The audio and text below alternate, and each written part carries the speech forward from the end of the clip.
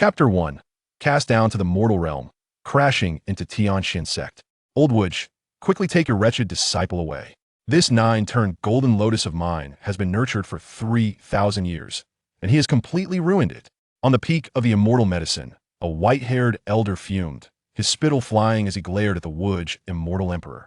The Wudge immortal emperor, with no choice, wiped his face, cursing his incompetent disciple in his heart. Old Wudge, you must give me an explanation today. A graceful and charming woman floated down from the sky, her brows furrowed and flames of fury blazing in her eyes. Lady Lu, why such great anger? The Wudge immortal emperor, feeling utterly helpless, knew without a doubt that it was once again his unruly disciple who had caused the trouble, and he cursed him internally once more. Of all people to provoke, why must it be the Pear Blossom Immortal Palace? The Pear Blossom Immortal Palace is composed entirely of female cultivators who cannot be fought against. Reason cannot be applied here. You must ask your precious disciple, who stealthily infiltrated my Pear Blossom Immortal Palace yesterday, and even sneaked into the bathing pool of my disciples. Lady Lu paused, her face slightly flushed, her silver teeth clenched, her cheeks slightly puffed, and her furious demeanor seemed to solidify the air around her. The Wudge immortal emperor again cursed Yi Chun harshly in his heart. Old Wudge, your disciple Yi Chun actually kidnapped our sect saintess, extorting 1 million high-grade spirit stones. Today, you must give me a satisfactory explanation. Another elegant, middle-aged woman soared onto the immortal medicine peak, pointing at the Wudge immortal emperor, her anger palpable. Lady Su, is this true? Could there be some misunderstanding? The Wudge immortal emperor feigned a smile, knowing full well what was at stake. There is no misunderstanding. Our saintess merely glanced at Yi Chun amidst the crowd, yet your disciple insisted that our saintess coveted his beauty, claiming his heart had been wounded, and proceeded to kidnap her for compensation. Lady Su was so furious that she stomped her feet. The Wudge immortal emperor was at a loss for words, his lips twitching involuntarily. His disciple's shamelessness knew no bounds. This was already the 864th complaint he had received this month, all stemming from the outrageous actions of his treasured disciple Yi Chun. Stealing immortal medicine, peeping at celestial maidens bathing, and kidnapping for extortion, there was nothing this rascal would not dare to do. Yet he was exceptionally gifted, having stepped into the void refinement realm at the tender age of 15. With the entire Wudge immortal palace backing him, the various sects of the immortal world could only seethe with anger, but dared not speak out, instead flocking to him to lodge their grievances. Everyone, please remain calm. I will retrieve that rebellious disciple and provide each of you with an explanation. The Wudge immortal emperor maintained a smiling facade while mentally calculating how to capture the wayward Yi Chun. Master, did you call for me? At that moment, an insufferable voice echoed from outside the grand hall. Yi Chun, clad in a white brocade robe and twirling a folding fan, strolled in with an air of nonchalance, looking every bit the dashing young gentleman. Rebellious disciple, how dare you return? The Wudge immortal emperor's beard bristled with rage as he pointed at Yi Chun, berating him. Do you have any idea what mischief you've caused? The entire immortal realm is in turmoil because of you. Yi Chun, unfazed, casually dug at his ear. Master, you must be mistaken. I've been doing good deeds all along. How could I possibly be causing turmoil? Wudge, if you do not provide us with an explanation today, we will take our grievances to the heavenly emperor.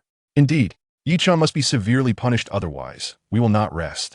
Your disciple devoured my mount. The rock, you must compensate me today. Hearing Yi Chun's unabashed remarks, the complainants were enraged, each voicing their accusations against him. Outside the grand hall, the voices of the sect leaders and elders rose and fell, creating a tremendous clamor that reverberated throughout the Wudge immortal palace. How can you misjudge a good person? I am merely doing good deeds, helping others. Yi Chun shook his head, feigning innocence and grievance. The complainants, taken aback by his pitiful demeanor, paused, waiting for him to continue. Old Qinglian, your nine-turned golden lotus has languished in the medicinal field for 3,000 years and is on the verge of rotting. I helped you collect it, yet instead of gratitude, you come to accuse me. Yi Chun pointed at the elder, feigning deep sorrow. And you, I saw that the Pear Blossom Immortal Palace was filled with female disciples lacking comfort, so I had the kind intention of cheering them up. Yi Chun turned to Lady Lu and added, who would have thought I wandered into the wrong path and mistakenly entered the bathing pool? I had no idea your disciples bathed without clothes. I only glanced, and they suffered no loss. It's not as if they lost a piece of flesh. And you, Lady Su, your saintess coveted my beauty, which I do not mind. I was merely concerned for her safety alone, and it would not be unreasonable to ask for a little travel fare in return. And you all, Yi Chun, with his silver tongue, managed to argue against all the accusations in one breath. In an instant, the complainants were rendered speechless by his shameless rebuttals. Master, see, all I have done are good deeds, helping others. They have nothing to say. Yi Chun shrugged, a triumphant smile plastered on his face. The Wood's immortal emperor was so furious that he could barely catch his breath, his finger trembling as he pointed at Yi Chun. Even though his resilience had thickened over the years due to Yi Chun's antics, he could no longer maintain his composure upon hearing his disciples' arguments. Taking a deep breath, the Wood's immortal emperor suppressed his anger and turned to Yi Chun, saying, "Rebellious disciple, today I shall expel you from my sect and cast you down to the mortal realm. Without my command, you shall never set foot in the immortal realm again." "Ah, master, is that really so? After all the good deeds I've done, you still wish to punish me? This is utterly unjust." Upon hearing he was to be cast down to the mortal realm, Yi Chun panicked and quickly protested. However, the Wood's immortal emperor was resolute with a wave of his hand. He sealed Yi Chun's cultivation and kicked him down from the clouds. "Ah, old man, are you serious?" Yi Chun let out a cry of despair, cursing as he transformed into a streak of light, vanishing into the horizon. The Qinglian realm, also known as Qinglian continent, Demonic Sect. At this moment, Demonic Sect was recruiting new disciples, the square at the mountain gate bustling, with people waiting in line to test their qualifications. Boom! With a resounding crash, the gate of Demonic Sect was smashed to pieces, leaving a large pit in the ground, with shavings flying and dust swirling. "Who dares to trespass upon my Demonic Sect?" The guarding disciples, witnessing this, were immediately filled with rage and drew their swords to confront the intruder. As they focused, they saw a handsome young man clad in a white brocade robe, sprawled in the pit with a bewildered expression. "Who are you? Why do you dare intrude upon my Demonic Sect?" A gloomy-looking young disciple in the Foundation establishment stage shouted sternly, his sword pointed at Yi Chun. His name was Jiao Hogang, the direct disciple of the Grand Elder of Demonic Sect, and in truth, the Elder's illegitimate son. He was also the top genius of Demonic Sect, having broken through to the Foundation establishment stage at the tender age of 18, a rarity across the entire Qinglian continent. This led him to be arrogant and domineering, acting with impunity and holding grudges against those he perceived as slighting him. Thank you to all the readers who have come across my work. I wish you all good health, great wealth, and happiness for your family. Creating is not easy, and I cannot please everyone with my writing. I hope those who may not enjoy my work can be more forgiving and refrain from leaving poor reviews. I express my gratitude here. Chapter 2. Su Taishu takes on disciples. Yi Chun bargains. Yi Chun rubbed his aching backside as he climbed out of the pit, dusting off his clothes. Impatiently, he said, "Why all this nonsense? Call your sect leader out. How dare you, to show such disrespect to our Demonic Sect?" Jiao Hogang was instantly enraged, drawing his sword. "A bunch of ants dare to act presumptuously in front of me." Yi Chun scoffed, ready to teach these ignorant fools a lesson, only to suddenly realize that he felt completely empty inside, unable to summon even a shred of his power. "What's going on? Where's my power? Damn it, my cultivation has been sealed. This is a disaster." Yi Chun's expression changed drastically, and he cursed, "You old man, sealing my power. Do you wish for no one to send you off in your old age? Senior brother, this guy seems like an ordinary person, let's just take him down." One disciple, noticing Yi Chun's panic, assumed he was just a mere mortal and bravely suggested, "Go." At Jiao Huging's command, several disciples exchanged glances and simultaneously attacked, brandishing their swords at Yi Chun. Seeing this, Yi Chun was not in a hurry. Although his cultivation was sealed, he had once reached the void refinement realm in the immortal world, and with just his physical strength, he could easily defeat Foundation establishment practitioners. Bang, bang, bang. With a punch for each, Yi Chun swiftly knocked several Qi refinement disciples to the ground, blood streaming from their noses. A group of useless fools. Seeing his fellow disciples fail to subdue even an ordinary person, Jiao Hogang cursed. "I originally did not wish to kill you, but now I have changed my mind." Jiao Hogang glared at Yi Chun with a chilling expression. Yi Chun crossed his arms over his chest, tilting his head slightly, whistling as if he had not heard anything, completely ignoring him. Jiao Huging's demeanor darkened further at Yi Chun's disregard. He swung his sword, aiming to cleave Yi Chun in twain, but why Yi Chun remained indifferent. And as Jiao Hogang approached, Yi Chun suddenly lifted his size 42 foot and forcefully stamped it onto Jiao Huging's face. Caught off guard by the unexpected kick, Jiao Hogang was sent flying, crashing heavily on the ground, his sword flying from his grasp. Struggling to rise, He realized the excruciating pain on his face, his head ringing painfully. Blood streamed from his mouth and nose, a clear imprint of a size 42-foot visible on his visage. "Damn it, I will kill you," Jiao Hogan roared, charging once more at Yi Chun. Yi Chun scoffed dismissively, sidestepping effortlessly to evade Jiao Hujing's assault, then delivered another kick to his abdomen. Jiao Hogan spat out a mouthful of blood, collapsing to the ground, unable to rise again. The onlooking disciples were utterly astonished. Frozen in disbelief, a person devoid of any spiritual power had actually knocked out a practitioner in the Foundation establishment stage. "How dare you injure our senior brother? You are doomed." Realizing the gravity of the situation, Jiao Hujing's sycophants quickly scolded, then drew their swords, rushing towards Yi Chun. "Stop!" At that moment, an angry shout echoed, and a figure darted like lightning to appear before Yi Chun, sending several disciples staggering back with a single palm strike. "Master! Sect leader!" As the crowd focused, they recognized the newcomer as the sect leader of Tianqian Sect, a master of the God transformation realm, Xuanji Zhenren. Xuanji Zhenren's expression was grim, his gaze like a bolt of lightning sweeping over the retreating disciples before finally resting on Yi Chun. With an authoritative tone that commanded respect, he inquired, "You have trespassed into my Tianqian Sect's mountain gate, vandalized our premises, and injured my disciples. What do you have to say for yourself?" Yi Chun, regaining his composure, understood that today's incident would not end amicably. He clasped his hands, striving to speak in a calm manner. "I am Yi Chun. I did not intend to offend. I merely stumbled upon this place inadvertently. You possess audacity indeed to destroy my mountain gate and expect that a mere inadvertent intrusion will suffice as an excuse?" Xuanji Zhenren's beard bristled with anger, his voice booming like thunder. "Indeed, youngster, do you comprehend the value of the Tianqian Sect's entrance?" One disciple pointed accusingly at Yi Chun. Yi Chun rolled his eyes. These country bumpkins knew nothing of true value. "Speak. How do you propose to compensate?" Yi Chun impatiently dug at his ear. Internally, he felt anxious. He possessed no spiritual stones for compensation. When he was cast down to the mortal realm, that old man had thoroughly stripped him of his treasures and spiritual stones. His cultivation was also sealed while he could contend with a few at the Foundation establishment stage. Against this master of the God transformation realm, he had no chance to escape, only the option to buy himself some time. "Master, I believe this lad is clearly here to cause trouble. Why not capture him, strip him of his cultivation, and make him serve as a menial laborer to repay his debt?" One disciple proposed. "I concur." The others chimed in eagerly. Silence. A soft reprimand rang out, and a white figure floated in, landing before Yi Chun. The newcomer was also an elder of the God transformation realm, exuding an otherworldly aura. With white hair and youthful features, he was none other than Su Tai Su, the Grand Elder of Tianqian Sect. Upon Su Tai Su's arrival, Yi Chun sensed a subtle fluctuation of law power emanating from him, accompanied by a faint celestial aura. "Remarkable. This is a hidden powerhouse, not as simple as he appears," Yi Chun mused quietly.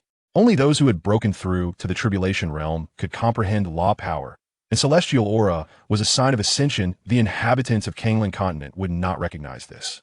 However, having just ascended from the celestial realm, where he spent his days among celestial emperors, Yi Chun was acutely aware of the celestial aura and laws surrounding Su Tai Su. Though well concealed, he could not escape the perception of Yi Chun, whose innate talent allowed him to grasp law power even in the void refinement realm, making him quite familiar with such concepts. "Grand Elder." The crowd quickly bowed in respect. Su Tai Su disregarded their reverence, instead scrutinizing Yi Chun from head to toe, a glimmer of interest flashing in his eyes. "Remarkable, a body of myriad laws. How intriguing, indeed."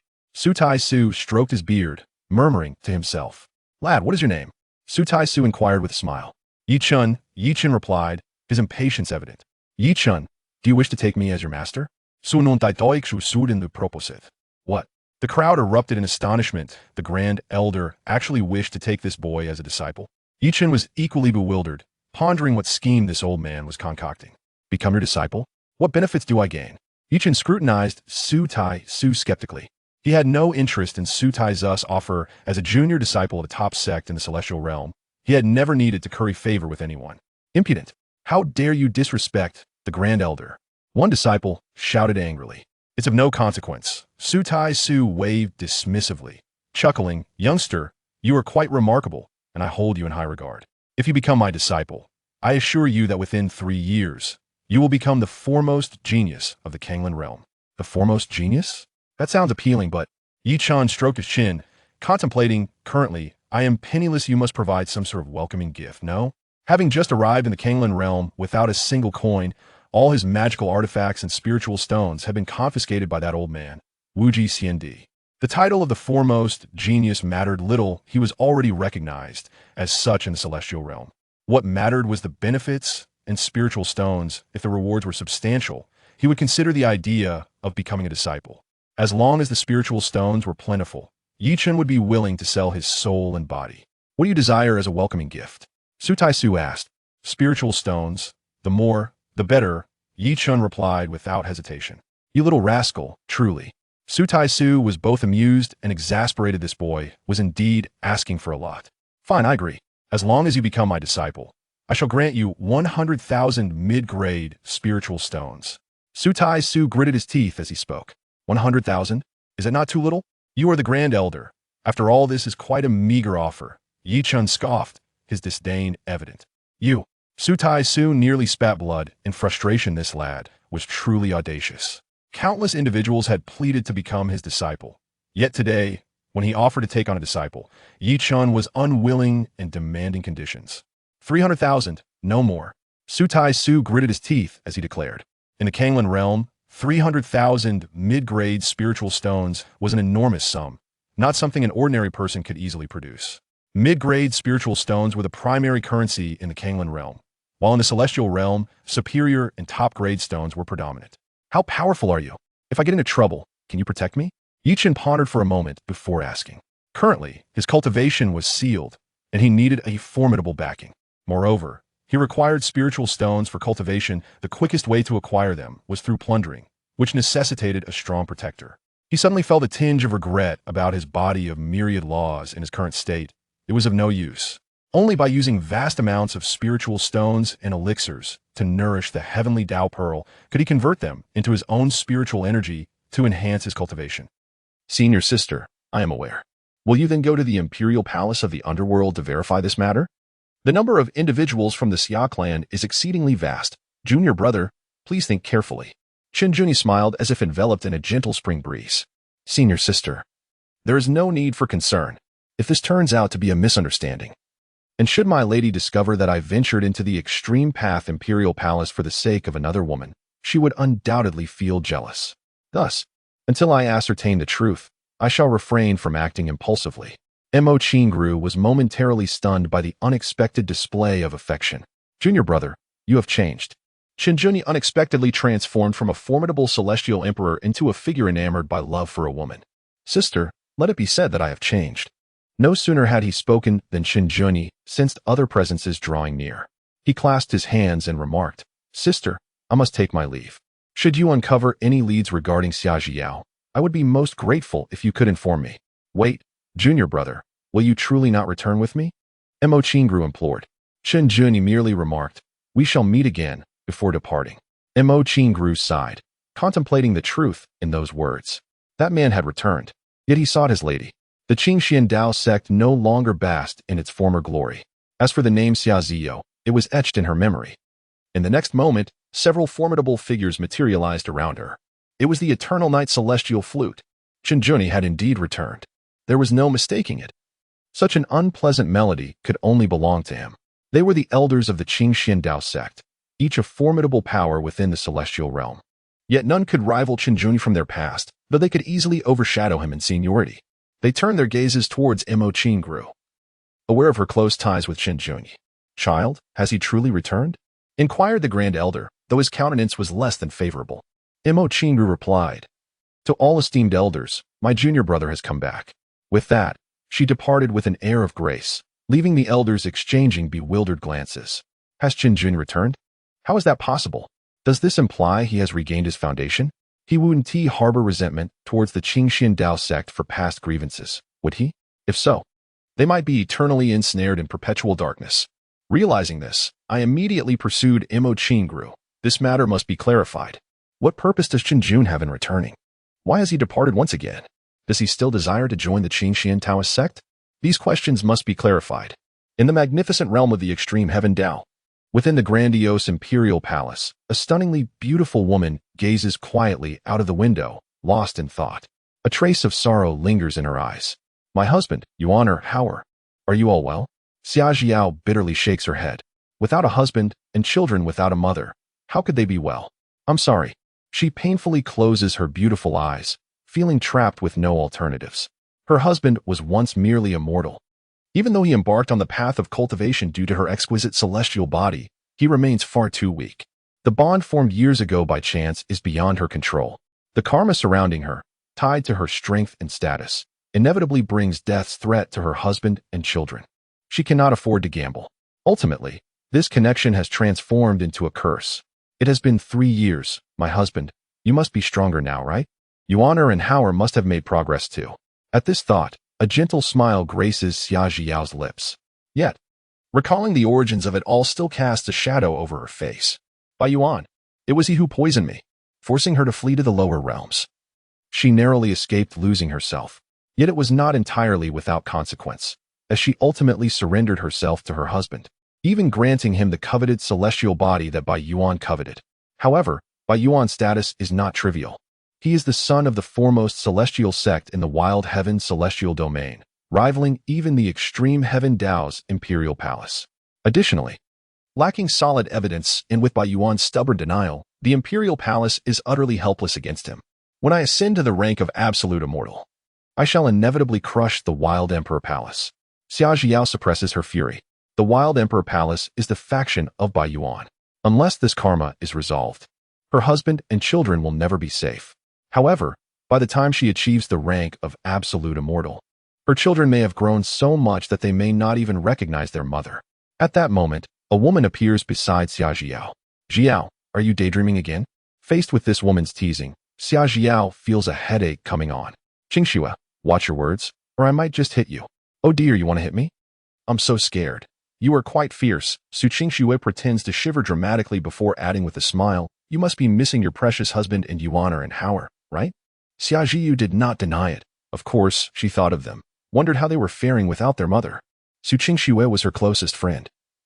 And despite the disparities between them, they could confide in each other. The fact that she had a mortal husband and a pair of dragon and phoenix twins was well known among the upper echelons of the extreme Dao Imperial Palace. Yet they were powerless against her. Externally, she concealed this truth. Su Qingxue, unsure of how to offer comfort, could only jest. Being a mother is a different experience altogether. Poor Yuaner and Howard, following their even more unfortunate father, surely they must suffer from inadequate nourishment and sleep, hindering their cultivation and leaving them far behind other children. Chapter 4. Concerning the eternal night, immortal Emperor Xia Jiao observed the animated Su Qingxue, momentarily at a loss for a retort. Let them suffer if they must. It was certainly better than having them embroiled in my own crises. I trust my husband will care for them adequately. Aside from his relatively modest abilities, he is dependable in all other respects, as I have ascertained. During their time together, she had sensed an air of profound mystery and an inexplicable sense of security emanating from her husband, an enchanting and ineffable quality. Su Qingxue waved away the unpleasant odor in the air with a look of disdain. Jiao, if you ask me, you might as well bring them here. We at the Extreme Dao Imperial Palace have some means to deal with the Wild Emperor's Hall. We cannot allow those 2 little ones to sacrifice their entire cultivation under your husband's care. The repercussions could be dire and irreparable. Xia Jiao shook her head slightly. You do not understand the sentiments of marriage. Aside from preventing them from entangling in my karmic repercussions, I must also consider my husband's dignity. If I were to bring them here, could he withstand the pressure from those immortals? This is not a slight against him, merely a matter of fact. Once he learns of my identity, he will undoubtedly feel inferior, and he may not express this to me, which could adversely affect our children, setting a negative example. They might even come to doubt their father, this guardian. Is this what you call protection? Su Qingxue's eyes widened in disbelief, conceding that this little husband of hers was excessively delicate. All right, you know best. She silently vowed to herself that she would never seek such a weak husband in the future, as it would only lead to trouble. Then, tugging at Xia Jiao's sleeve, she scrutinized her closely. Jiao, although you cannot meet them, your life must continue. Dressing so plainly, without even a hairpin, one might think the Extreme Dao Imperial Palace is unable to provide for you. You are, after all, an immortal emperor nurtured in secret by the palace. You ought to adorn yourself in a manner befitting your noble status. Xia Jiao blinked. What does it matter? They are not here. Who am I dressing for? Su Qingxue was utterly speechless. Suit yourself. Then a thought struck her, and she smiled knowingly. Xiao, I have heard that you once held quite an affection for the eternal knight, immortal emperor. She is aware of certain hidden truths. In her fervent desire to meet the eternal knight emperor, Xia Jiyu pushed her limits and ultimately ascended to become an immortal sovereign, thereby earning the permission of the higher echelons of the Extreme Path Imperial Palace to reveal herself. Alas, the eternal knight emperor has since vanished, rendering this tale profoundly melancholic. What man in this world would not inspire affection in a multitude of women? Xia Jiao retorted. Furthermore, the eternal knight emperor sought to suppress the demon emperor. I merely wish to witness the grandeur of such an immortal sovereign, not to claim any infatuation. Su Qingxue scoffed. Is that truly so? Indeed, it is. Xia Jiao replied without a flicker of hesitation. Moreover, I am now a woman with a husband and children. Unlike you, such jesting is no longer permissible. She declared that even if she were to leap from the Extreme Path Imperial Palace, she could never harbor feelings for the eternal knight emperor. Otherwise, her heart would shatter. Su Qingxue felt a twinge of guilt. All right, I understand. We are different now, and we cannot joke as we once did. Is it not permissible for me to cherish the eternal knight emperor? That is more like it, Xia Jiao conceded. However, the disappearance of the eternal knight emperor is indeed a pity. Su Qingxue sighed, reflecting on the misfortune befalling the youngest of the immortal sovereigns. Xia Jiao cast a calm glance. What does it matter to me? Everything is merely fate and consequence. In any case, the eternal knight emperor is no more. After bidding farewell to Mo Qingru, Chen Jun embarked on a journey across the realms. Upon his return, he was invariably enveloped in a peculiar sentiment. Suddenly, he let out a sneeze, instinctively touching the tip of his nose. It was quite absurd for the illustrious immortal emperor to sneeze inexplicably. Nonetheless, he dismissed it without further thought. Jiao, where could you be? The immortal realm is vast, making it quite challenging to locate someone. If my lady holds a prominent status, it would be somewhat easier to gather information. However, if she is of humble origin and remains concealed, it would be even more arduous to find her. Of course, I could take drastic measures, such as issuing a public search or employing my senses to scour the entire immortal realm. Yet, this might lead my lady to misunderstand that she is being sought after, attracting unwarranted attention and diminishing the element of surprise. Furthermore, if my lady possesses a unique identity, my actions might inadvertently alert her to danger, potentially causing her trouble. Still, considering my children, I cannot afford to delay for too long. With my senior sister present, the search should become somewhat easier, Chen Jun mused. His senior sister has connections within the immortal realm, suggesting an efficient intelligence network. There is hope yet. Jiao, I believe we shall meet again soon. Cultivation and the intertwining of fates. His union with Xia Jiao was destined to be bound by karma. Countless threads of fate would ultimately converge, for he had faith in the bonds of destiny. The extreme Dao Imperial Palace? Recalling his senior sister's mention of the Immortal Gate, Chen Jun shook his head. Although that female emperor also bore the surname Xia, it remained exceedingly difficult to ascertain. To prevent my lady from feeling envious, it would be unwise to seek confirmation directly, as a misunderstanding could lead to an awkward situation. He could never simply rush to the extreme Dao Imperial Palace, even if he were to meet his demise here. The ancient continent, Chun Ziyuan and Chun Ziheo were joyfully frolicking in the Pure World Valley, seemingly unfazed by the absence of their father, as if they were the ones leading him in their daily adventures. Sister, we have utilized the talismans given by father, and we have reached the integration realm. Chun Ziheo exclaimed with excitement, feeling his newfound strength. Unfortunately for him, his sister had grown even more formidable, rendering him unable to compete with her. That's right, Xiao Hao, we are now practitioners of the integration realm, which means we can capture even more exquisite magical beasts, Chen Ziyuan said with a serious expression. In anticipation of their sister's arrival, they diligently prepared by adorning the Pure World Valley with flowers and greenery, keeping themselves thoroughly occupied. Additionally, they aimed to capture some beautiful magical creatures to welcome their sister, necessitating their use of the talismans bestowed by their father.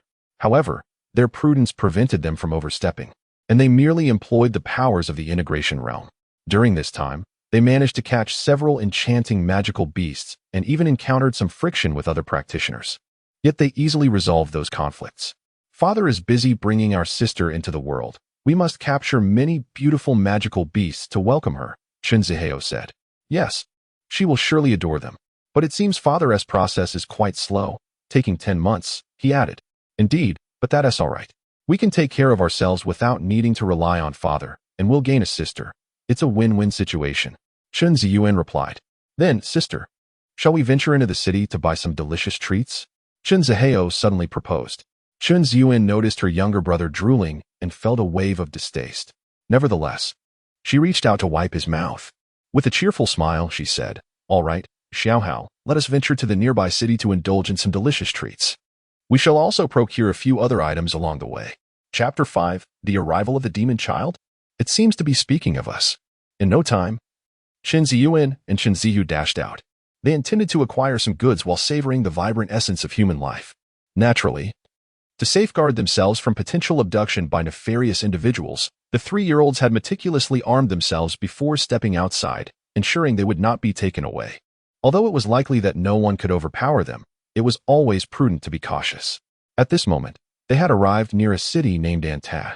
To maintain a low profile and ensure their safety, they refrained from flying on their swords and opted instead for a more discreet approach, choosing to run on foot to avoid drawing attention.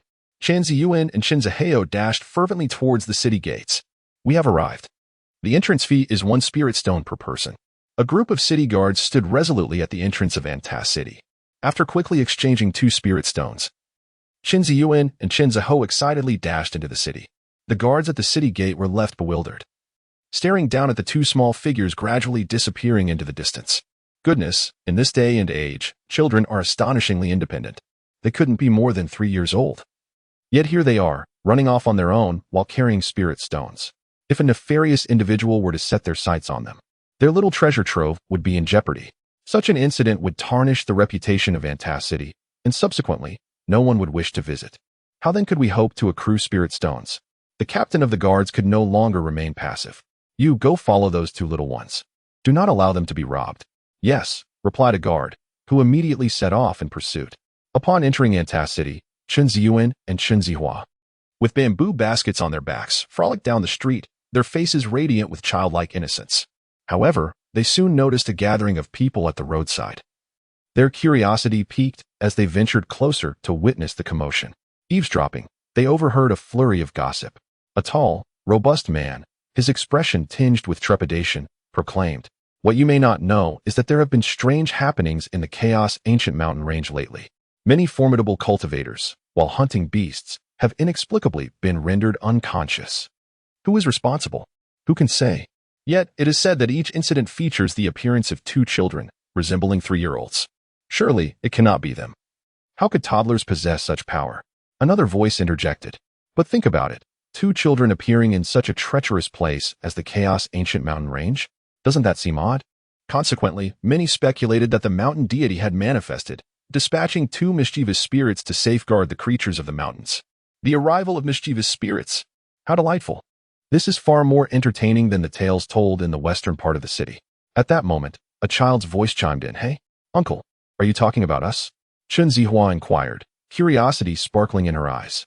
To their astonishment, the gossip had turned upon them.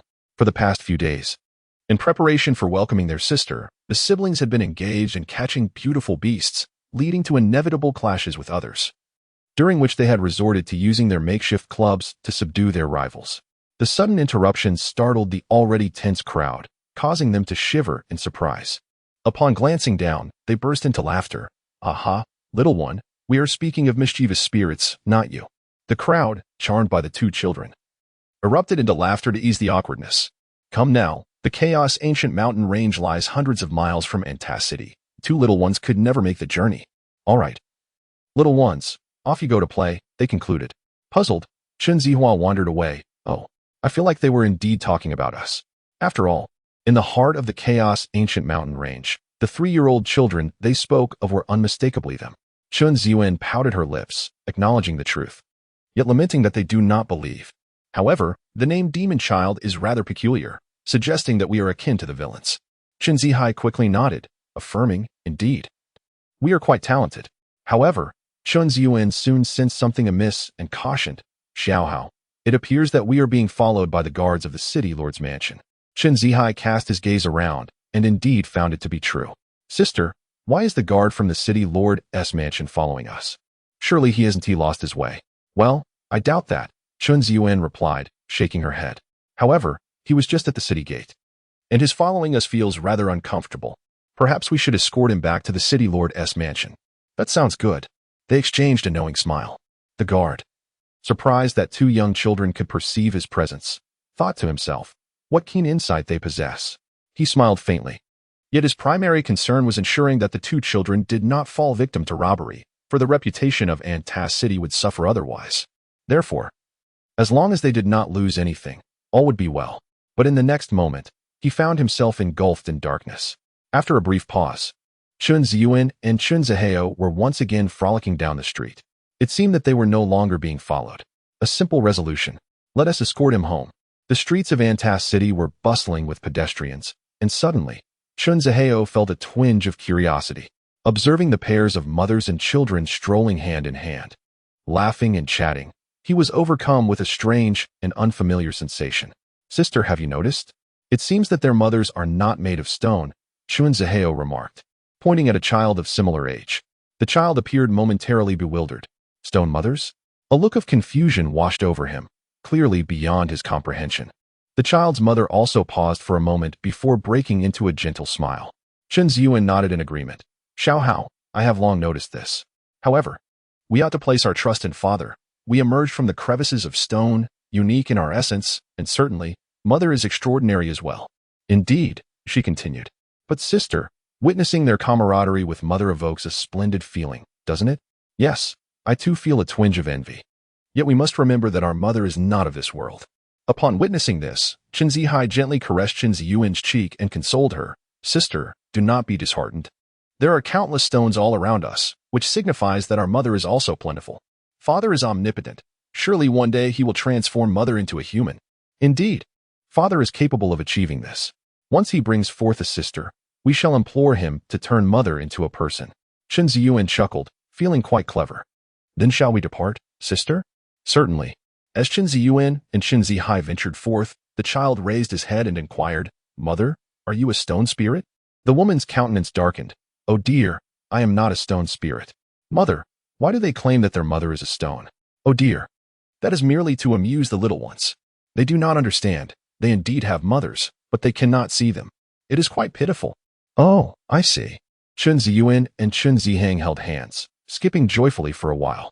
Their innate curiosity soon led them to be captivated by other wonders. Sister, look over there. There is an old man dressed in tattered rags, amusing the little birds by the roadside. Chapter 6. An Old Beggar. Chun Ziyuan's eyes sparkled with delight at the sight of the beautiful birds. Should I snatch one? But she quickly shook her head, chastising herself. No. That would be unkind to the old man, who was already quite pitiable. As she pondered, she instinctively moved closer for a better look. There sat a disheveled old man, his entire being cloaked in dirt on the roadside. His hair was unkempt. Yet his face radiated warmth and joy as he allowed the birds to alight upon his outstretched palm to partake in the scattered food.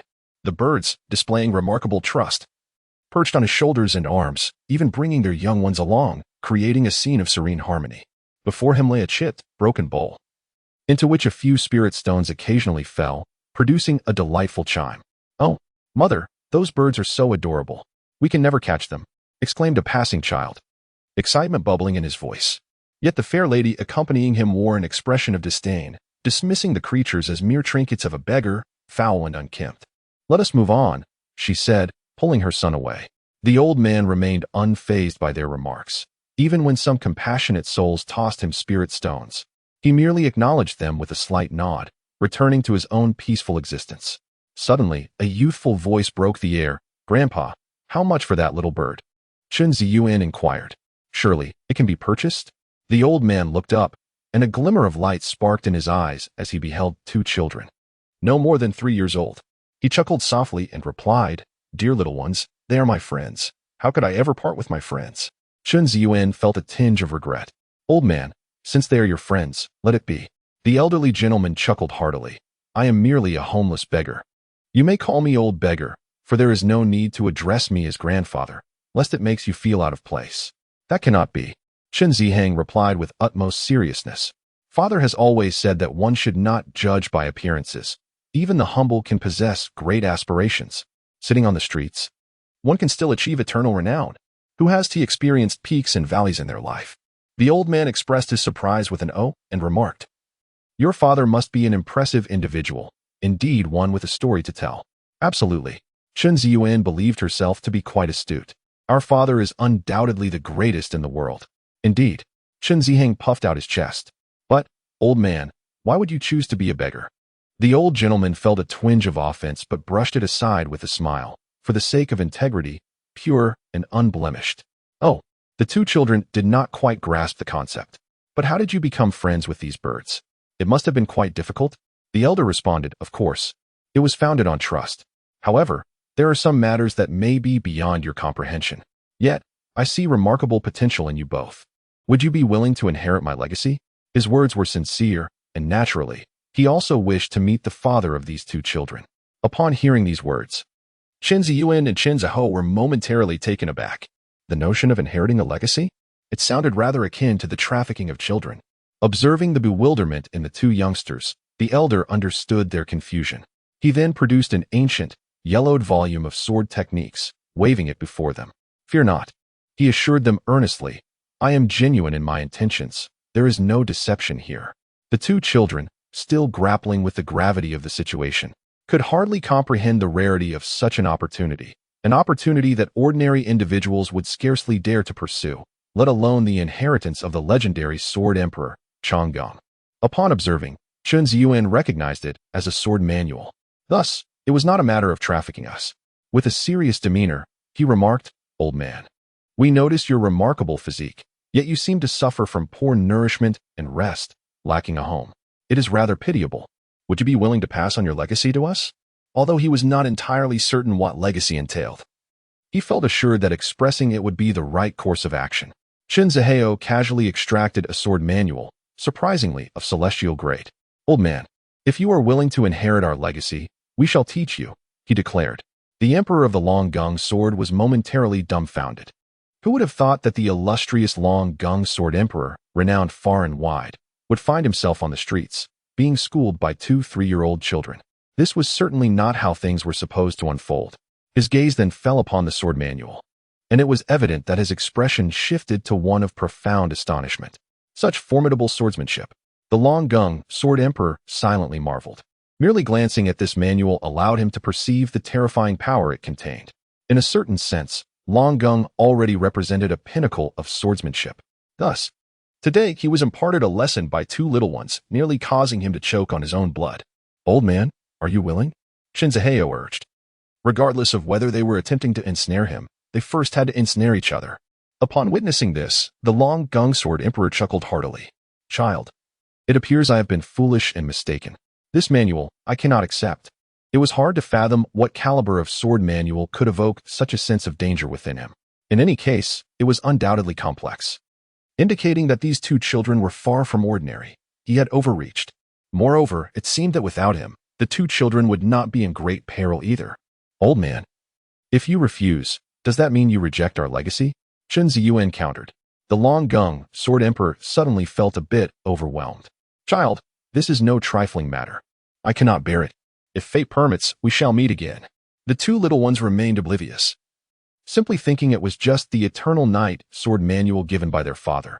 Why was it something the old man could not bear? Subsequently, they bid farewell with a semblance of formality. The Long Gung sword emperor watched the two children depart with a smile, never having anticipated that one day he would be enlightened by two youngsters. With such an unexpected encounter across generations, it seemed the children acted without intention. Yet the appearance of that sword manual was a jolt to him. Perhaps the pursuit of an even more formidable sword was his true path. The Long Gung sword emperor gazed at the sky. Perhaps that was celestial. After their departure, Chen Ziyuan smiled brightly. Xiaohao, let us hasten to purchase some items and return home early. All right, sister, replied Chen Zihua, his appetite slightly piqued. Their usual fare consisted of various herbs, fruits, and meats, lacking the delightful treats such as candied hawthorn and sugar figurines, which were quite tempting. This time in Antas City, they were determined to stockpile a considerable amount. The two then joyfully skipped towards a tailor's shop, intending to buy exquisite silk and satin to craft a set of couple's attire for their father and stepmother, and another matching set for themselves and their sister, thereby creating a complete family ensemble. As for whether they could sew, it was not a concern for the moment. Their minds were set. In a nearby corner, a group of ruffians had their eyes fixed on Chen Ziyuan and Chen Zihua. Upon seeing them enter the shop, a sly smile crept upon their faces. "Fortune favors us," remarked a brooding man. "Two solitary children around 3 years of age. If we can capture them, they will surely fetch a handsome price." One of the grim-faced women among them flickered with interest. Indeed, they seemed promising. They likely carry some spirit stones, which would be an unexpected windfall. Yet, one of the ruffians cautioned, "But if they run out, could it attract attention?" Though they were kidnappers, they were not fools. The children of the affluent were off-limits. They only targeted those from ordinary backgrounds. Just two naive little ones," one of them scoffed. "They were just chattering away with that street beggar, utterly innocent. Moreover, their plain attire suggests they possess no significant background." The children clearly bore an innocent and foolish demeanor. It was implausible for them to be offspring of the powerful or noble, unless they were merely pretending, which seemed highly unlikely. "Precisely," the woman concurred. "You all keep watch for any changes. The rest is for me to handle. Luring these children is best left to me, an experienced old woman. It will be much easier." She contemplated the anguish their parents would endure upon losing such a pair, but it mattered little. They were not the only ones suffering. The others nodded in agreement and dispersed to provide cover against any unforeseen events. Unbeknownst to them, far above in the vast sky, formidable Sword Chi had already taken shape amidst the clouds, poised as if ready to descend at any moment. The Sword Emperor of the street, Changgung, closed his eyes. Upon entering the tailor's shop, Chen Ziyuan addressed the shopkeeper. "Good sir, we wish to purchase fine silk." The shopkeeper, leisurely seated with a bowl in hand, responded only with his voice, perplexed. "Where is everyone? Did I mishear? I thought there was business to attend to." "Shopkeeper, please look down and see us." Chen Ziyuan harbored doubts about the innkeeper's discerning gaze. Upon hearing this, the innkeeper realized that 2 children were concealed behind the counter. "Innkeeper, what are you drinking? Is it delicious?" Chen Ziheo's attention, however, was fixated on the bowl in the innkeeper's hand, revealing a glimmer of anticipation. The innkeeper chuckled softly, amused by the charming little fellow. "Child, this is medicine to cure my cold. It is far from pleasant, rather bitter." "Oh," Chen Ziheo tilted his head. "Can it cure my cold as well?" The innkeeper fell silent. Chen Ziyuan rolled her eyes in exasperation at her younger brother. "Shopkeeper, do not heed my brother's words. We have come to purchase silk fabric." The shopkeeper smiled warmly. "Oh, is that so? And what of your parents? Or perhaps other relatives? Our father is no longer with us, and our mother is a stone. We wish to make garments for our father and our stone mother." The shopkeeper nearly choked on the medicine he had just swallowed, his eyes widening in disbelief. "Your mother is a stone?" His expression was nothing short of peculiar. Indeed. We sprang forth from the crevices of a stone," Chen Zihua affirmed, fixated on the bowl in the shopkeeper's hand, nodding vigorously. Chen Ziyuan was filled with confusion. "Is there a problem, shopkeeper?" The shopkeeper found himself at a loss for words. He then shook his head. "Of course there is a problem. You are normal children. How could your mother be made of stone? Let alone the fact that you sprang forth from a rock. Such a notion is utterly impossible. But that's what father told us." Chen Ziho retorted defiantly. The shopkeeper was merely trying to placate the children, not realizing that their innocence should not be underestimated. Chen Ziyuan undoubtedly supported her brother, echoing his sentiments that their father would never deceive them. The shopkeeper, momentarily taken aback, then chuckled heartily, finding the situation amusing. "Your father might be trying to placate you. Perhaps you have yet to meet your mother. If one day you do, you will understand." Upon hearing these words, both Chen Ziyuan and Chen Zihua began to harbor doubts. They had indeed never truly seen their mother. They pondered why they felt so different as they noticed that other children had their mothers by their sides. Was it possible their father had been misleading them? No, they resolved to confront their father about it later. Chen Ziyuan suppressed her thoughts and said, "Shopkeeper, we still need to make clothes for father." "Very well, what a filial child you are. What color do you wish to purchase?" The shopkeeper paid little heed. "Red." "Of course. Father will surely like that," Chen Ziyuan replied, then suspiciously added, "Shopkeeper, you wouldn't underestimate us just because we are young and act like a cunning merchant, would you?" Upon hearing this, the shopkeeper nearly lost his composure. These 2 children were doubting him again. He set down the bowl in his hand, retrieved a nearby sign emblazoned with the characters 2 sleeves of clear wind, and thrust it before the little ones' faces for them to see. With a serious demeanor, he declared, "Do you see what this is? A small shop with modest beginnings, where we uphold integrity towards both young and old. How could I possibly take advantage of your youth? That is utterly inconceivable. Chun Ziyuan let out a sound of surprise. 2 sleeves of clear wind? 2 sleeves of clear wind. The shopkeeper, upon realizing the mix-up, hurriedly retracted, exclaiming, "Wrong one, wrong one." Embarrassed, he produced another sign, saying, "Here it is, honesty for all. Do you see this character for child? It clearly refers to you all." The meaning could not be more evident. "Well then, we shall trust you." Chun Ziyuan chuckled softly. "That's more like it." The shopkeeper felt relieved, almost revealing my status as the city lord. He then inquired, "By the way, do you possess spirit stones? This establishment cannot afford to engage in unprofitable ventures." Chun Ziyuan pouted. "Why are you so flustered, shopkeeper? Even without spirit stones, I can still pawn my brother here. You won't suffer a loss either way." The shopkeeper and Chun Ziho exchanged bewildered glances, ultimately deciding against further confrontation, for the shopkeeper feared that Chun Ziho might seize his medicine. "Very well, spirit stones it is. I shall provide them to you." As he spoke, Chun Ziyuan had already produced a bag filled with spirit stones. The shopkeeper was taken aback at the sight of the bulging bag. "Goodness, what a wealthy family. Child, just 1 spirit stone will suffice." "What? How can it be so inexpensive? You are fortunate. Today we are offering a significant discount." "Yay, that is wonderful. Thank you, shopkeeper." Chun Ziyuan and Chun Zihu were filled with joy, and as they prepared to depart with the satin, Chun Zihu turned back at the last moment to inquire, "Is that medicine truly unpleasant to taste?" Chun Ziyuan swiftly pulled her mischievous younger brother away. The innkeeper, wearing a smile, watched the 2 little ones depart. "Indeed. With the lord of this town safeguarding Antas City, everything is meticulously managed, fostering a spirit of camaraderie and harmony. Even these 2 children exhibit such filial piety. It is truly heartwarming. The integrity of our town's lord is not in vain." However, one cannot help but feel a twinge of pity for these children. Misled by their father, unaware of their mother's existence, and being told they sprang from the cracks of stone, this is indeed laughable. Upon reflection, it seems only fair to offer them a discount. Yet, there appear to be a few dubious figures lurking outside. Chapter 8. We have captured the human traffickers. After Chun Ziyuan and Chun Ziheo departed, they hurriedly ventured forth to procure candied hawthorn. Before long, they had amassed a considerable quantity, which left them thoroughly satisfied. At this moment, their baskets were brimming with treats, and their mouths were stuffed full. "Sister is truly sweet," one remarked. "Indeed. We must save some to share the sweetness with father and our little sister." Chun Ziyuan upheld her unwavering resolve. As for whether their mother was akin to a stone, that concern had momentarily slipped their minds. However, a burgeoning belief had begun to take root within them, that they indeed had a normal mother. Just then, an elderly woman approached them with a warm smile, reminiscent of the affectionate neighborly matron. "Children, are there only the 2 of you? Have you become separated from your parents?" Chun Ziyuan turned her head in confusion, observing that everyone referred to their parents. Yet, they had only their father and no mother, which led her to doubt that their mother must indeed be a remarkable person. "Grandmother, we haven't been separated from our parents. They have always been with us." The old woman felt a pang of sorrow. "Is that so? How come they haven't been found?" Then, regaining her composure, she asked, "Where are they? How could they allow you to wander off alone? It is quite perilous.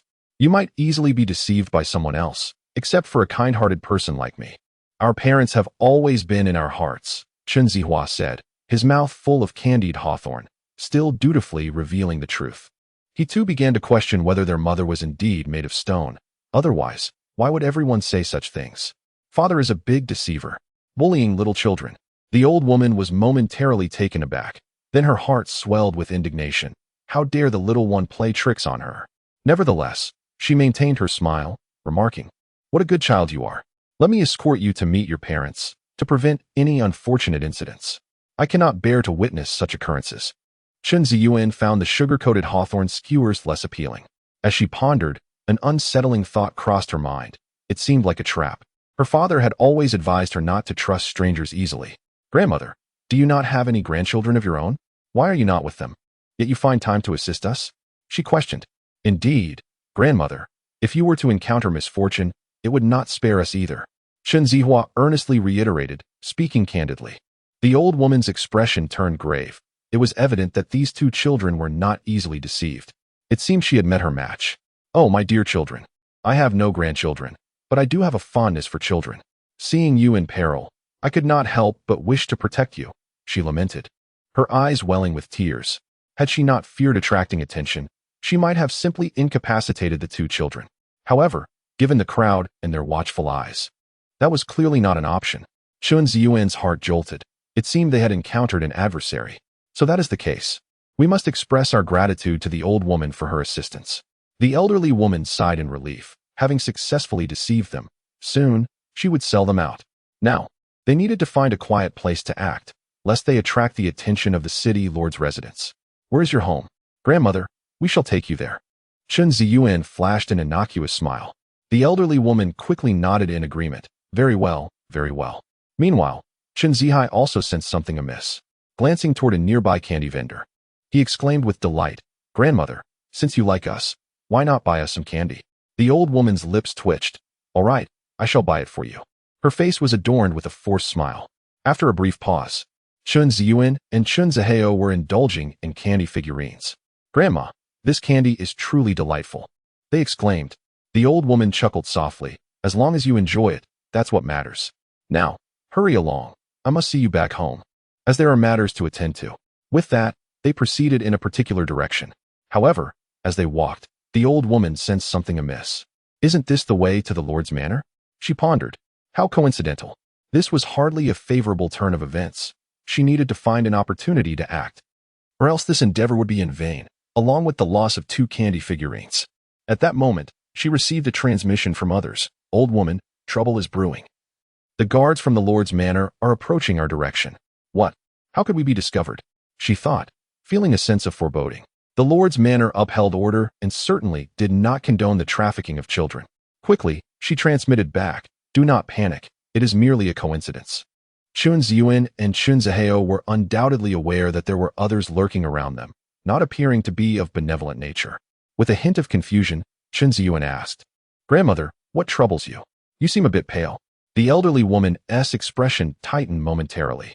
Is that so? I am simply old and feeling a bit unwell. Let us proceed. Suddenly, a contingent of the city lord's guards rushed in with great fervor, their intentions unmistakable. Old woman, release those 2 children. The guards were equally bewildered, having been ordered to act by the city lord himself. It was quite a coincidence that the old woman was heading this way with the 2 children, leading to their inevitable encounter. This is bad. We've been discovered. The old woman was not foolish. Upon assessing the situation, she realized their cover had been blown. There was no time for contemplation. She had to act decisively to shield Chun Ziyuan and Chun Zihao from impending danger, for they were no match for the guards from the city lord's estate. However, as she attempted to lift the children, she discovered, to her astonishment, that despite being a formidable cultivator of the foundation establishment stage, she could not budge the 2 children. The guards' expressions shifted dramatically at this sight. They're seeking death. Quickly, save those 2 kids. This was a directive from the city lord. They charged forward in haste. But before their very eyes, the little boy grasped the old woman's wrist with his small hand and executed a simple yet forceful shoulder throw. The elderly woman, a cultivator of the foundation establishment stage, was sent tumbling through the air, crashing heavily to the ground. Could you believe it? They seemed to have arrived too late, their expressions frozen in disbelief.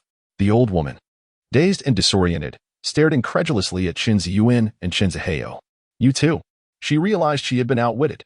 These children were somehow of a high. Chun Zihao stood with his hands on his hips, a candy figure perched between his lips, exuding an air of self-satisfaction. His father advised them to remain composed, yet when the moment called for action, they must not hesitate. After all, it was the adversary who sought to provoke them. Chun Ziyuan curled her lips. Old woman, are you a human trafficker? How dare you attempt to abduct us? Initially, she had hoped to lure the old woman to the lord's mansion, but to her surprise, the guards of the mansion had already arrived. Previously uncertain, the current situation clarified everything. Yet, she pondered how the lord's mansion had been alerted. It dawned on her that it must have been the benevolent act of returning that guard to the mansion that had triggered this response. Once the guards regained their composure, they immediately shouted, "There are accomplices nearby. Quick, pursue them." The old woman dared not linger and sought to flee. However, to stumble upon her intended prey was indeed a stroke of misfortune. Who would have thought that those 2 little ones possessed such formidable skills? She had missed the optimal moment to escape. At that moment, thunder roared in the sky, followed by a sudden downpour of sword energy, with a resounding crash. The old woman had no means of resistance and was reduced to mere ashes, her escape thwarted. Even the hidden traffickers were obliterated, unable to evade their fate. It was a precise strike, executed with remarkable control. The guards stood in shock, seemingly delayed yet again. Upon regaining their senses, they found no trace of Qin Ziyuan and Qin Ziho. Could they have been inadvertently slain? At the entrance of the tailor's shop, the shopkeeper trembled upon sensing the sword energy. He needed a moment to gather himself with a sip of medicine. What remarkable background did those children possess to warrant such powerful protection? He could certainly sense that the sneaky individuals had targeted the two children. They would not be permitted to disrupt the governance of this city by the Lord. Yet, this also made it seem as though the Lord's mansion was meddling in affairs that did not concern them. On the street, the Sword Emperor Changgung took little heed of the situation, murmuring to himself, "You are still young, ill-suited for bloodshed. Allow this old man to take care of it." In the celestial realm, somewhere, the wandering Qin Juni slapped his forehead in realization. Truly, the lady's pregnancy has rendered me foolish for 3 years. The eternal night immortal emperor was causing chaos. What concern was it of Qin Juni in seeking his lady? The lady was unaware that the eternal night immortal emperor was searching for her, so how could she possibly be stirred to action and bring trouble? Realizing his folly, Qin Juni silently berated himself and then extended his senses to envelop the celestial realm in search of his lady. Chapter 9. It must be the after-effects of 3 years of child-rearing. Upon realizing this point, Qin Juni felt a surge of elation. As long as he could, in the guise of the Evernight Celestial Emperor, discern the whereabouts of his beloved, he had already accomplished his objective. Subsequently, he could pursue her under the identity of the child's father. Even if his beloved were to perceive the celestial level awareness, she would remain oblivious to the fact that the Evernight Celestial Emperor was indeed him, thereby avoiding any potential slip-ups that could lead to complications. In this manner, the burden of blame could conveniently be placed upon the Evernight Celestial Emperor. How could I possibly take the blame myself? Qin Juni believed that this must be the after-effect of his 3 years of parenting and not a fault of his own. In the next moment, his perception, derived from the pinnacle of celestial emperors, enveloped the surroundings and rapidly expanded. In an instant, the entirety of the southern celestial domain lay before his eyes. Qin Juni was undoubtedly familiar with the aura of his wife, so much so that it was second nature to him. It was evident that she was not as formidable as he was now. Therefore, regardless of any secret techniques she might employ to conceal her presence, she could not escape his keen perception. Even the slightest hint would allow him to pinpoint Xia Ziyou's location. Without Qin Juni gracing the skies, it quickly became apparent that there was no trace of his wife in the southern celestial domain. He then intensified his senses, extending them towards other celestial realms. The might of his celestial aura was overwhelming, causing all living things to tremble. Simultaneously, the eminent figures of the southern celestial domain sensed the audacious release of power and were taken aback. Who dared to be so brazen? Such an exhibition of strength was tantamount to trespassing upon their territory, exposing their positions. If this was an adversary, their concealment would be futile. How should they respond? The situation was undeniably vexing, and they were eager to trace the source of this disturbance. However, they had overestimated their own strength. The protective formations of their respective factions began to emit a resonating hum, akin to the trembling of formation spirits. This was dire. The celestial formations could not withstand this overwhelming perception. Eyes widened in horror, for this signified that their protective arrays were mere facades. Their internal dynamics would be laid bare for all to see. Such tyranny was utterly outrageous. This immense power could only be attributed to an emperor of the Celestials. Could they truly not afford to provoke him? Suddenly, a gasp echoed. What was that? A dark, eternal night began to descend upon the horizon. Countless stars twinkled, coalescing into a shimmering galaxy. It was him. How could this be? The eternal night, celestial emperor, had returned. Could this possibility truly exist? Yet how could one adequately explain such a scene? The magnitude of this perception release had manifested into a tangible eternal night. What were his intentions? The great figures were in a frenzy. Among them, the Qinglian sect found itself in turmoil. The elders emerged instantly, declaring that none would dare to discern the secrets of the Qinglian sect. After all, they were the stalwarts of the southern celestial domain. Such actions were nothing short of provocation and insult. From the array, they commanded. If they could not withstand this onslaught, they would sacrifice their dignity. Yet, in the next breath, the grand formation was effortlessly breached. As the eternal night enveloped them, all were left in a state of bewilderment. It was him. It was indeed him, the eternal night, celestial emperor. How could this be possible? Had he not been reduced to nothing? Was he now restored to his former glory? This seemed excessively surreal. The elders gasped, their expressions grave, for the situation had spiraled beyond their control. Chen Junyi's return was known to them, yet they were entirely unprepared for the extent of his transformation. He seemed to possess an unprecedented power, far surpassing his former self. Mo Qingru had not mentioned it at all. To so brazenly disregard other celestial emperors and act in such a manner was nothing short of audacity. But what could his intentions possibly be? On a certain mountain peak, Mo Qingru was momentarily taken aback upon realizing her junior brother's return. Soon, a tremor of astonishment coursed through her. He appeared to be even more formidable than before, a notion that was utterly inconceivable. She had assumed he had merely regained his foundational strength, but it seemed he had become even more terrifying. She also understood that he might be desperately seeking his wife, Xia Zhiyao. What then was the purpose of her previous search for Xia Zhiyao? Had it merely been a futile endeavor? Now it became clear. Her junior brother must have concocted an excuse to visit his elder sister. Surely, he hadn't lost his wits after marrying, had he? After many years, the eternal night had once again descended. A faint smile graced Mo Qingru's lips, though a medley of emotions stirred within her. Alas, the pinnacle of power no longer belonged to the Qinglian Dao sect. Meanwhile, similar scenes unfolded across other celestial realms. Yet the eternal night continued to spread relentlessly, showing no signs of abating. What was initially a simple perception had morphed into something profoundly terrifying. In the Jitian Dao celestial domain, within the extreme Dao imperial palace, outrage echoed through the halls. How absurd! The despicable actions of the Huang Emperor's hall had emboldened them to propose a marriage alliance. The palace master, Lung Ju Shuang, felt her composure shift in response to their audacity. It appeared their treacherous intentions had not waned.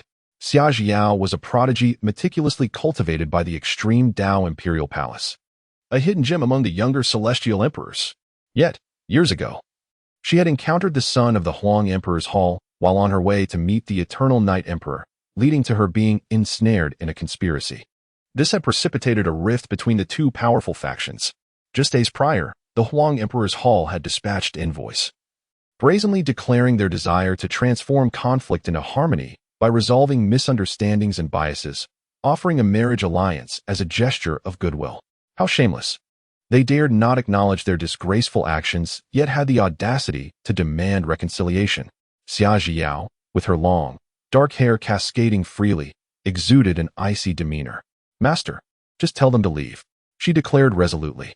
Though she stood at the first level of Celestial Emperor, she felt powerless to influence matters significantly. Even with the strength of the extreme Dao Imperial Palace, they had little recourse against the Huang Emperor's hall as shamelessness. I have already ordered them to leave. Lung Ju Shuang snapped in anger. While this might have been a viable method to resolve the enmity between the two factions, they would never sacrifice Xia Zhiyao, the culmination of their painstaking efforts.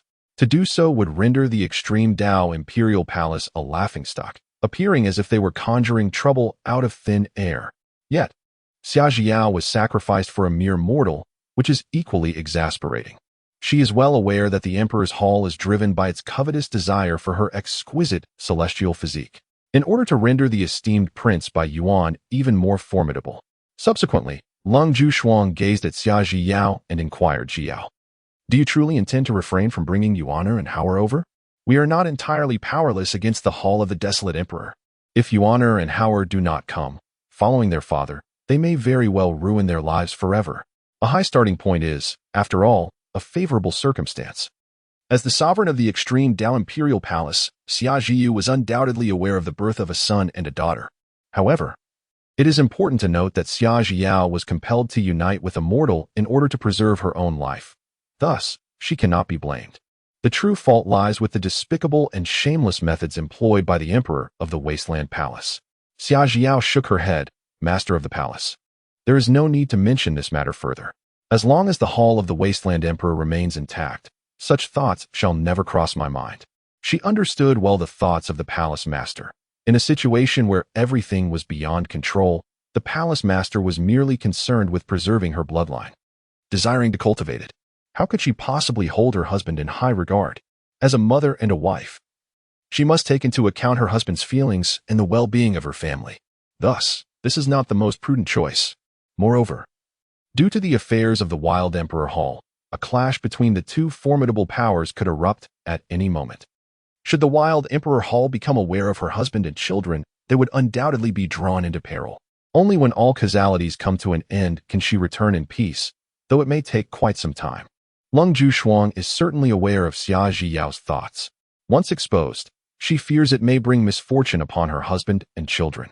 However, while it is regrettable that Xia Ziyao has lost her virtue, which could not be prevented, the fact that her children have yet to be sent to the extreme Dao Imperial Palace for training is a source of immense pain, such unbearable pain, to the extent that it intensified her displeasure towards Xia Jiang's husband. That lad truly possesses remarkable fortune. Is Xia Jiang's action not for his sake? Yet, all the tireless efforts and boundless dedication of the Yakuza Emperor Palace have been taken advantage of by him. Who can find peace in their heart over this? Very well. I shall respect your choice. Let Summer Jiao be. However, I still believe it prudent to send someone to persuade Summer Jiao, encouraging her to bring Yuaner and Hauer to the extreme Dao Imperial Palace.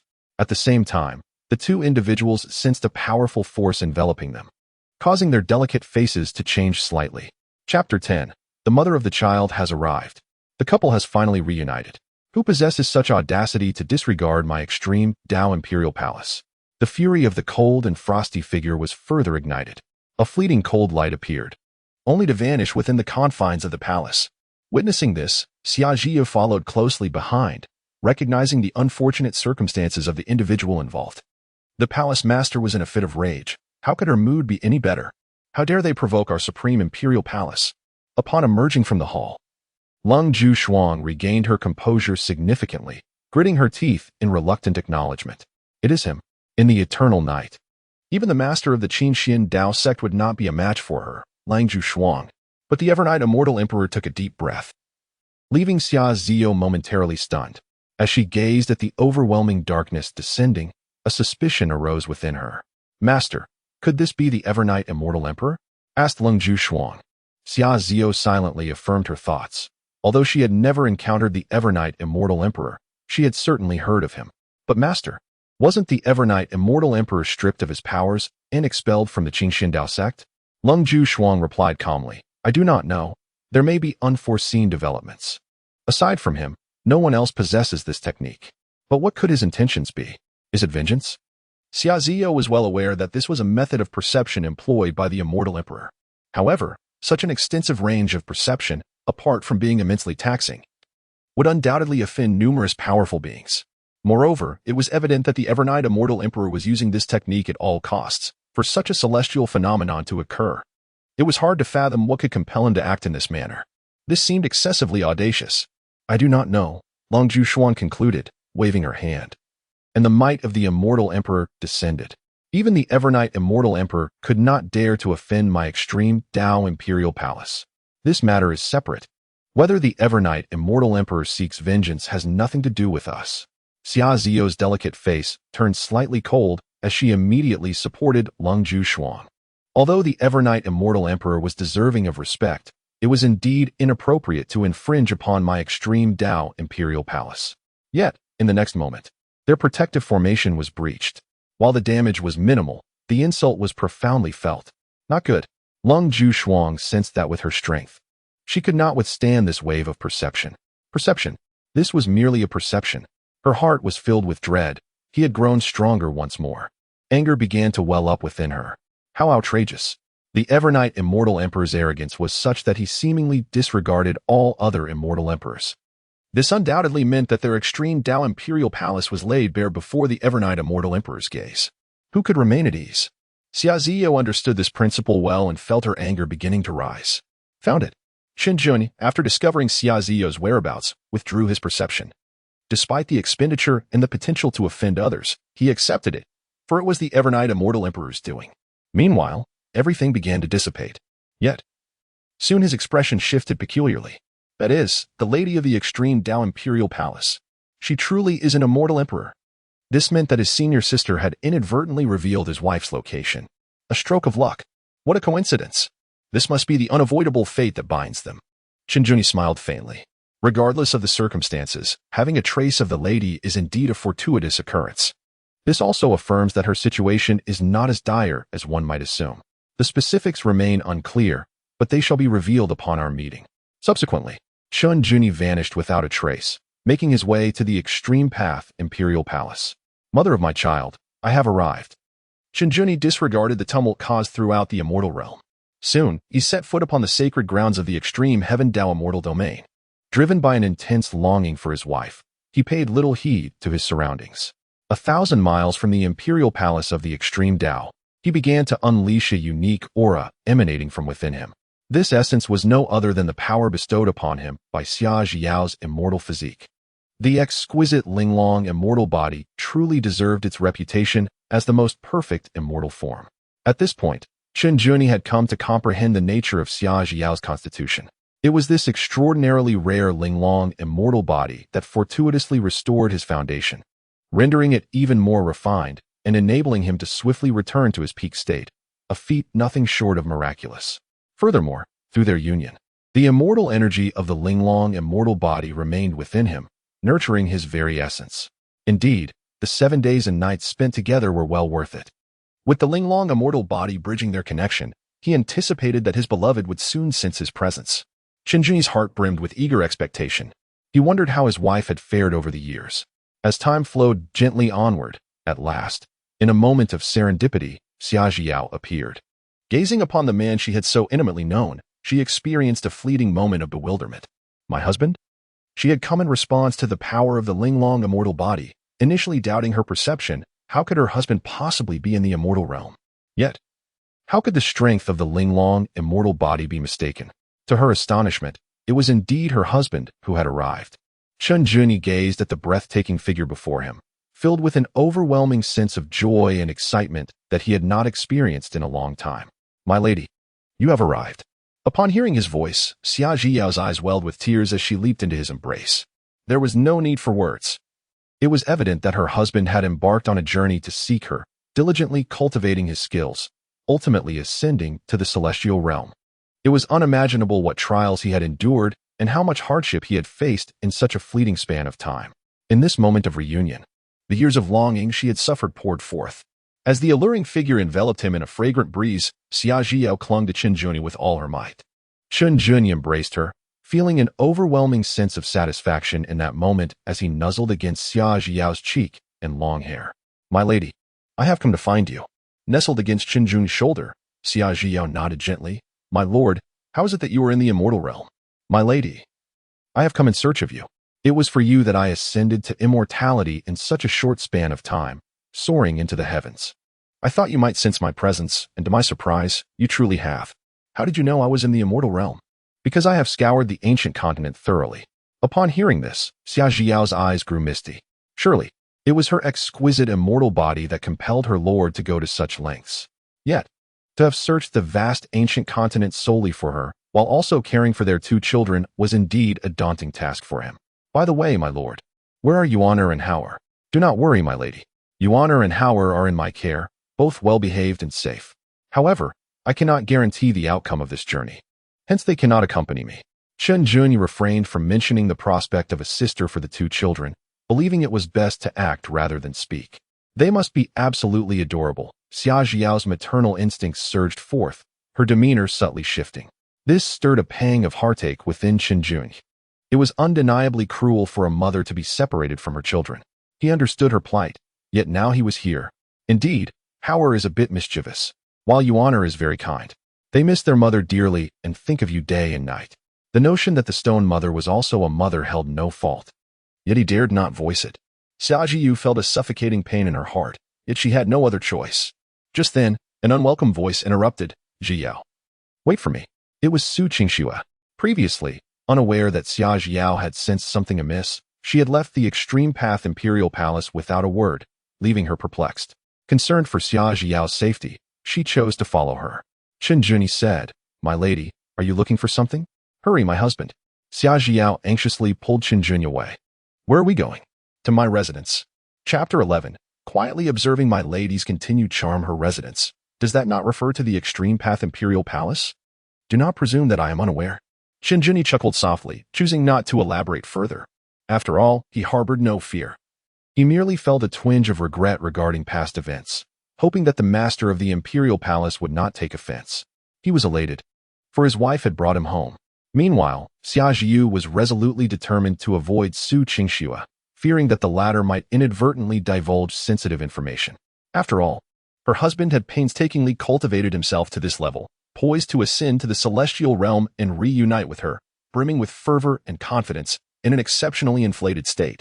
She had no desire to douse his enthusiasm with cold water due to her own circumstances. The extreme Tao Imperial Palace was, after all, a formidable force in the celestial realm, a terrifying entity that newly ascended cultivators would look up to in awe. As an emperor of the immortals herself, she held a prestigious position. She feared that if her husband were to learn of her identity and strength, he might struggle to accept the disparity and the blow to his dignity, leading to self-doubt and undue pressure that could interfere with his path of cultivation, which would indeed be her failing as a wife. Yes, that was precisely the situation. The couple, united in purpose, discreetly made their escape. Upon her arrival, Su Qingxue surveyed her surroundings with curiosity. Xia Zhiyu had been right here just moments ago. How could she vanish in the blink of an eye? Surely, she was not scheming something grand behind her back. Her eyes narrowed, and the more she pondered, the stronger her desire to know became. Xia Zhiyu's inexplicable departure from the extreme Tao Imperial Palace had already ignited her gossiping spirit, a flame she could not extinguish. She felt as though she were on the verge of combusting, desperately in need of something exhilarating to quench her curiosity. Moments later, "Madam, is this your residence?" Qin Juni gazed at the hidden paradise before him, somewhat bewildered. Internally, he mused, "I may be young, but do not try to deceive me. This is certainly not the extreme Tao Imperial Palace." However, during their journey, it was Xia Zhiyu who had been pulling him along, likely assuming he could not keep pace with her. His wife was rather endearing. Xia Zhiyu maintained a serious expression but blinked playfully. "Husband, this is indeed my abode. Do you have any questions?" She was puzzled as to why he would inquire so. After all, this was his first visit, and the authority in this matter should reside with her, the wife.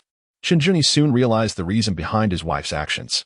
He smiled softly, pondering what else he could do but indulge her and play along.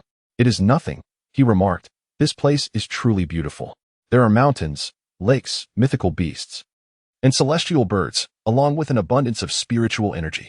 The most striking feature is that house, which is identical to the one we resided in at the Pure World Valley. Indeed, a perfect replica." However, ever since Xia Zhiyu departed, they had taken up residence in the palace of the Celestial King, a grand palace-like artifact. The original wedding chamber has now become a cherished memento of their memories. Xia Zhiyu, lost in thought, wrapped her arms around Qin Juni's waist, resting her cheek against his chest. Despite the passage of 3 years, their posture remained as it had been before. "My dear husband, this is the secret place where I once secluded myself. I lived here alone. That house was built because I missed you all so dearly. Every day, I longed to break through to the Celestial Emperor." She had spent her days here until that moment. Qin Juni gently tousled her long hair and said, "My lady, we have missed you dearly." They then embraced in serene silence, savoring the precious warmth and comfort they found in each other's arms. Qin Juni deliberately inquired, "But previously, why did you avoid that woman?" He could probably surmise the answer. Yet he was curious to see if his wife could maintain her charm. Xia Zhiyun replied, "Her name is Su Qingxue, and she is my closest friend. However, she has a bit of an affliction. I worry that she might influence you. To be candid, she suffers from a rather loquacious condition, which could be considered a malady." "A malady?" "Indeed, it requires proper treatment." Xia Zhiyun did not notice the sly smile that crept across Qinjuni's face as he chuckled above her head. "Next time I see Su Qingxue, I shall inquire with her directly. But, my dear wife, have you not aligned yourself with any factions? Without protection, cultivation can be quite arduous." "Ah, dear husband," Xia Zhiyun continued, "it is merely an ordinary faction, nothing worth mentioning. One must still rely on oneself for cultivation." "Ordinary?" Qinjuni mused that the extreme Tao Imperial Palace was indeed rather unremarkable, but he would defer to his wife's words. Water flows downward, while people strive upward. A powerful backing would certainly be more beneficial. "I understand, but dear husband, my cultivation level is quite similar to yours, and for the time being, I have no higher aspirations," Xia Zhiyun stated. "You have only just ascended, reaching the true immortal realm." Thus, she had previously suppressed her cultivation to the true immortal level, making their levels genuinely comparable. Comparable? Qin Juni reflected that since his wife was also an immortal emperor, it truly was close enough. This is well, he thought. as he promptly swept her into a princess carry. Their gazes locked. Xiaojun suddenly recalled something, her cheeks flushing slightly. Dear husband? Qinglian chuckled, my dear wife. Since our cultivation levels are now quite comparable, it is time for you to enlighten me on the meaning behind your words. Do not worry, my dear. Initially, I was engulfed in sorrow, yet now these very words have become a source of amusement for me. Indeed, it is time to interrogate my wife. Now that we stand on equal ground in our abilities. Xiaojiu was taken aback. Was it merely this matter? My husband, I fear I may bring trouble upon you. She had indeed suffered greatly in the past, yet finding herself under her husband's scrutiny now struck her as rather humorous. She had not anticipated being caught so swiftly. Do you find me lacking in strength, my dear wife? Not at all, Xiaojiu vehemently denied. I simply fear that I may burden you. Otherwise, I would endure a lifetime of sorrow. Qinglian softly spoke. My lady, I am aware of your burdens, and I understand. Therefore, I have not ceased my quest for strength, nor have I given up on seeking your presence all these years. Now that our cultivation levels have converged, it is time for you to confide in me about the troubles that beset you, is it not? To speak of nothing else. The incident where you fell victim to the lustful poison was a matter that must be resolved. Xiaojiao's heart began to churn with inner conflict, uncertain whether to leap into the pit she had dug for herself. Husband, indeed, there lies a formidable karmic entanglement upon me, a great threat. Yet, even united, we may find it insurmountable. Is it truly so formidable? Qinglian found it hard to fathom that such a powerful entity existed in the celestial realm. Of course, he feigned ignorance, teasing his lady, for it would be rather inappropriate to discuss disheartening matters upon their first reunion. Xiaojiao's delicate features grew serious as she nodded earnestly. Therefore, we must continue our cultivation. When the time is right, I shall undoubtedly seek your assistance. Very well, Qinglian decided not to dwell on the matter further. Aside from wanting to maintain the joyous atmosphere, he had already caused a stir. It would be rather excessive if he were to inadvertently drag his lady and the imperial palace of Extreme Dao into trouble due to his actions. However, uncovering his lady's little secrets should not prove too difficult for him. Seeing that her husband did not press further, Xiaojiao exhaled in relief, fearing he might delve too deeply. By the way, husband, now that you have arrived in the celestial realm, do you have any thoughts on joining a faction? Indeed, I have heard that the imperial palace of Extreme Dao is quite remarkable, Qinglian replied casually. Chapter 12. How I long to embrace the mother of my children. The treasure found by my husband Xiaojiao felt a momentary jolt of panic. My husband is going to the imperial palace of Extreme Dao? They were, after all, a married couple. Should he truly join that esteemed realm, she would become his senior, a venerable elder, while he would merely be a junior, of significantly lesser standing. I was merely jesting, Qinglian laughed heartily. My lady, such a place as the imperial palace of Extreme Dao is beyond the reach of ordinary folk. Besides, I cherish my freedom and despise confinement. Xiaojiao's expression darkened as she thought, you gave me quite a scare. Husband, how come I never noticed your penchant for teasing before? In the past, you were but a celestial being, icy and aloof, not yet a mother. I always knew you were extraordinary. Now, however, our powers are more aligned, and you remain a mother, so I feel emboldened to jest with you. Qinglian asserted with conviction. This left Xiaojiao speechless, attributing her husband's newfound audacity to his growing power. It was rather absurd for a celestial emperor to be toyed with by an ordinary true celestial. What else could she do but yield? By the way, my lady, your constitution is quite unique, is it not? How do you know this? My rapid progress in cultivation cannot solely be attributed to my own efforts. It must indeed be linked to you, otherwise, it would remain inexplicable. Xiaojiao did not deny it. My husband, I possess the exquisite immortal physique, which indeed aids your cultivation. She believed that her extraordinary physique was the reason her husband was not an ordinary mortal. However, an unforeseen incident from many years ago had seemingly transformed her into an extraordinary opportunity for him. Naturally, her husband was quite impressive as well.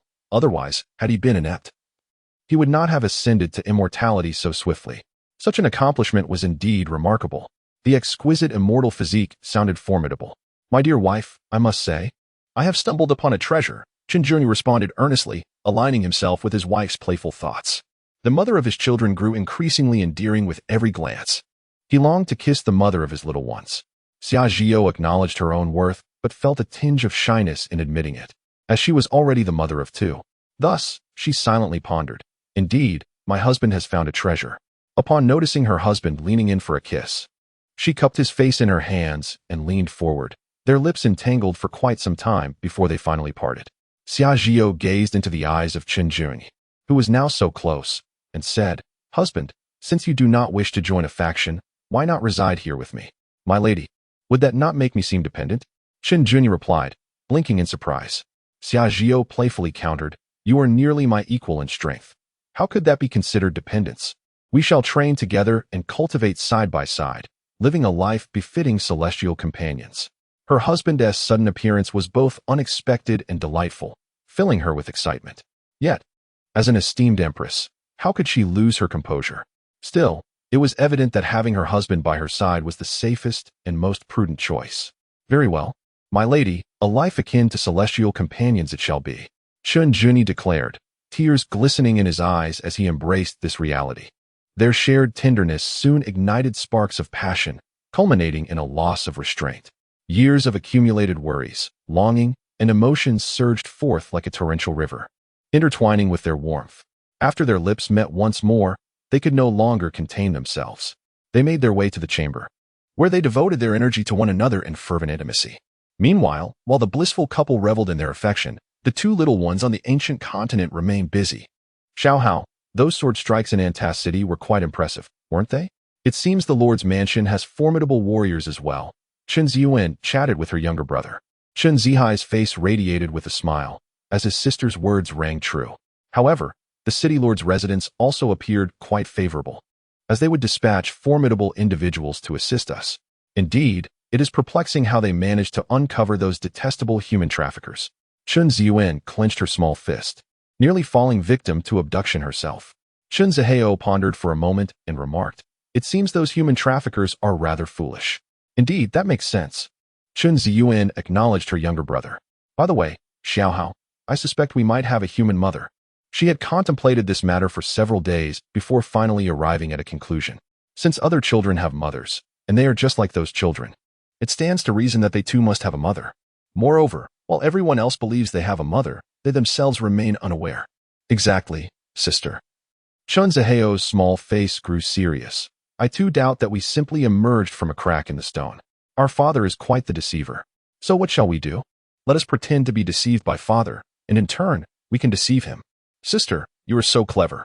With a playful smile, Shunzhen mused that this meant their mother would undoubtedly be beautiful, prompting them to craft garments for their father, mother, and younger sister. However, she soon found herself in a quandary regarding how to transform the purchased silks and brocades into clothing. After all, these exquisite fabrics had been offered at a bargain by the shopkeeper, and they could not afford to squander them. Chen Zihao's small face fell. "Sister, we haven't learned this before. It seems we need someone to teach us." "Indeed," she replied. "However, where can we find such a person?" Just as Chun Ziyuan finished speaking, she sensed someone approaching their secluded valley. "Oh," little Hao exclaimed, "someone is coming." Chen Zihong's eyes sparkled with excitement. It was the perfect opportunity to inquire whether they would impart their skills in garment making. "Yes, indeed," he exclaimed. Once the two youngsters reached a consensus, they dashed outside without delay. Within the serene confines of the Pure World Valley, a majestic Qinglian lazily lifted its head to glance at the commotion, before returning to its slumber, unconcerned for the safety of the two human cubs. Outside the valley, a band of disgruntled victims had gathered. Incensed that the two children had liberated the nine-tailed fox they had been pursuing, even rendering them unconscious in the process. Their anger festered as sleepless nights stretched into days. What utter nonsense about mountain deities and magical children. Such tales are merely ploys to deceive mortals and low-tier cultivators. We refuse to be swayed. Li Shiji's expression was one of profound displeasure. As a disciple of the Qinglian sect, he was no stranger to adversity, having been robbed previously. Recent rumors had reached his ears, and though he initially found himself at a loss, a suspicion began to form. While unsure if it was indeed related to the two children, their repeated appearances warranted speculation. Otherwise, such gossip would not have arisen. Thus, they had come to reclaim their honor for the Qinglian sect. The other disciples, also victims of this debacle, had encountered Chun Ziyuan and Chen Zihong. "Eldest brother, that pair of children has appeared multiple times in the Chaos Ancient Mountain Range. They are bound to show up again." "Indeed, eldest brother. We cannot allow the nine-tailed fox to be taken from us so easily. If those children are truly involved, their mischief must be addressed." We ought to meet their parents and have a serious discussion. The disciples shared in their vexation. It was intolerable to be inexplicably knocked unconscious and have their achievements usurped. If this matter were not resolved, they would remain discontented for half their lives. Li Shiji's thoughts grew heavy. Lacking strength rendered his words meaningless. He understood the peril of facing the children's formidable parents, which could lead to self-inflicted trouble. Yet, considering the might of the Qinglian sect, bolstered by powerful transformation cultivators, he felt somewhat reassured. With a determined gaze, he commanded, "Let us search the vicinity." It was at this juncture that a youthful voice chimed in. "Oh, it's you again. Can you make clothes?" Chun Ziyuan and Chun Zihong soared in on their swords, unperturbed on familiar ground. They had indeed crossed paths with the Qinglian sect disciples before. During their rescue of a beautiful nine-tailed fox from these very cultivators, they had witnessed the confrontation. Make clothes? The question left the Qinglian sect disciples bewildered. They had come seeking retribution, not to engage in garment making. Li Shiji's eyes lit up. "You two are indeed still here. You've delivered yourselves right into our hands." "How wonderfully navi." Qin Zihai impatiently inquired, "Can you craft garments?" Li Shiji, unfazed, found it entirely natural that their thoughts diverged from those of children. He pondered why they would be preoccupied with the notion of making clothes. Wasn't it rather absurd? After all, he was a distinguished cultivator of the divine court realm. He then asked, "Was that nine-tailed fox you captured previously taken from you?" Chapter 13. Victory against them brings no glory, while defeat results in a grievous loss. Qin Ziyuan, with an innocent demeanor, remarked, "That was not stealing. We saw you all faint and, unable to catch the nine-tailed fox, simply took it away. Why would we need to steal?" Indeed. "So can you make clothes?" Qin Zihua still lingered on this matter. Some disciples of the Qinglian sect felt their composure unravel. Could that brat refrain from constantly bringing it up? "Indeed, it is you." Li Shiji, feeling a surge of warmth in his eyes, thought that this would simplify matters. Fearing their denial, "To be frank, we are disciples of the Qinglian sect. Bring your parents out to meet us." He perceived that the parents of these children were likely reclusive rogue cultivators, which was not unusual. However, it was necessary to address the guardians. Otherwise, conversing with these two children felt like diminishing his own intellect. The Qinglian sect? The two little ones regarded it as nothing particularly impressive. "It's just the Qinglian sect. Are you afraid? Hurry and summon your parents." Li Shiji's tone turned grave. He believed that upon hearing the esteemed name of their sect, the children would grow fearful, realizing they were in trouble and had stirred up significant issues. Yet, they replied, "Our parents are not here. Can you make clothes?" At this, Li Shiji's demeanor crumbled entirely. With a cold snort, he exclaimed, "I am a dignified cultivator of the divine court realm. How could I possibly make such trivial garments?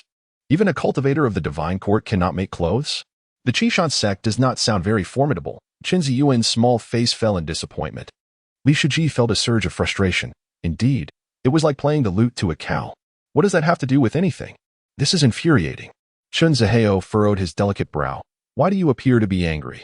It is no disgrace to be unskilled in garment making. We do not mind." Boom. Li Shiji's demeanor began to swell with indignation.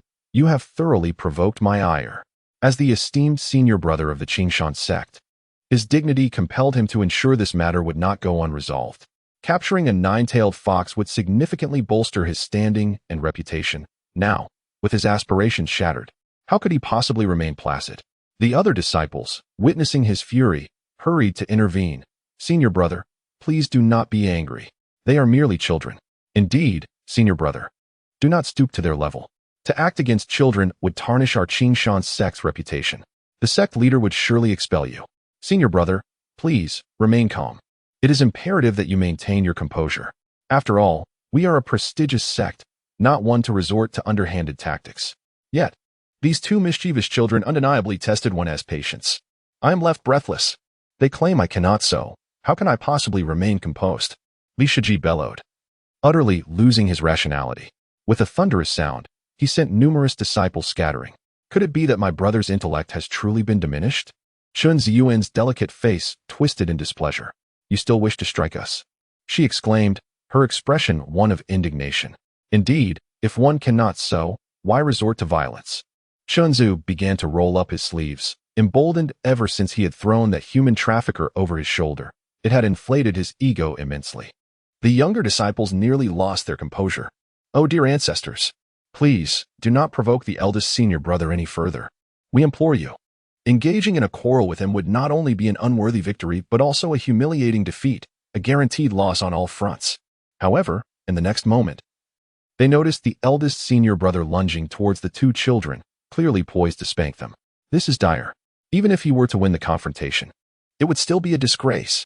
Li Shiji felt his composure shatter. Allow me to impart some lessons. The might of the divine realm erupted around him. With but a single finger, he could easily suspend these two rascals and deliver their just desserts. They would learn to behave. Qin Zihao curled his lips in disdain, questioning the credibility of those who cannot craft garments yet presume to instruct others. The Qinglian sect hardly seems formidable. Qin Ziyuan found her brother's words to be rather venomous. Yet, they shared the same lineage. We are under the guardianship of our dear parents, and you have no right to speak. She huffed. Without further ado, she delivered a swift slap. Upon sensing this formidable energy, Li Shiji's expression visibly stiffened. Engulfed by doubt. How could this be possible? Faced with such a diminutive adversary, he felt an overwhelming sense of helplessness. Can you believe it? Boom. Look. The senior brother is about to strike them. But wait, the senior brother has been struck. The disciples gaped in astonishment, drawing in sharp breaths. This was no mere child.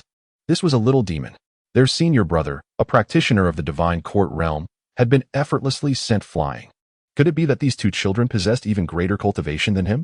Sister is truly remarkable, Qin Zihua thought, eager to join and yet remembering to applaud. Li Shiji, having been sent tumbling, was left dazed and confused. His eyes brimmed with disbelief. These two little rascals surpassed his cultivation. Could they possibly be extraordinary realm cultivators? This revelation severely wounded his pride as the senior brother of Qinglian sect. With a muffled groan, he spat out a mouthful of old blood. Qin Ziyuan wore an expression as if she had merely accomplished a trivial task. Are they still fighting? In Li Shiji's eyes, this was nothing short of a blatant provocation. I refuse to accept this. It must be an accident. He certainly did not exert his full strength. How could he possibly be bested by two little brats? Sister, allow me, Qin Zihua exclaimed with excitement. The disciples' expressions turned grave as they exchanged glances. Their reaction was astonishingly swift. Little ones, no, little ancestors, we concede. We shall not fight any longer. How could it be that a mere 3-year-old possessed such power? What sort of background could they possibly have? They were not to be trifled with. Should they find themselves knocked unconscious again and abandoned in a desolate wilderness, their fate would not necessarily be more fortunate than last time. They could very well end up devoured by demonic beasts, with nowhere to weep. As they spoke, they hastily restrained Li Shiji, who was losing his composure in a struggle for dignity. He must not be allowed to strike again. Let me go? Do not hold me back. Li Shiji bellowed in frustration, akin to a pig pinned to the ground. The disciples, being outsiders to the chaos, swiftly surrounded him without hesitation. Quickly, Master Brother has lost his senses. We must restrain him. The commotion erupted. Sister, what are they doing? Qin Zihua wondered at the scene unfolding before him. Why had they begun to fight amongst themselves? Chun Zin was left bewildered. Perhaps internal strife had ensued. Indeed, having a multitude often invites complications. His father had previously cautioned them about such scenarios, a principle of practical application. After a while, the disciples finally subdued Li Shiji, offering their apologies. Oh, revered little ancestors. Our senior brother has succumbed to madness. We apologize on his behalf. We are grateful for your intervention. Otherwise, we would have been unable to restrain him. To express their gratitude, they proclaimed, we shall make garments. Internally, they fervently hoped, please do not knock us unconscious. Please do not knock us unconscious. Making garments seemed preferable to being abandoned in desolate mountains for the beasts to feast upon. They could only wish that these two little ancestors would show them mercy. Upon hearing this, the two youngsters' eyes sparkled with delight. How wonderful! You can make clothes? We almost fell for your ruse. They promptly produced fine silks and brocades. Eager to commence, now, you shall teach us. The disciples exchanged incredulous glances. We, esteemed cultivators, are being asked to engage in such mundane tasks? This was certainly not what they envisioned as they stepped outside. It was utterly exasperating. The little ancestors' request was undeniable. A group of grown men, gritting their teeth, commenced the labor typically reserved for mortal seamstresses.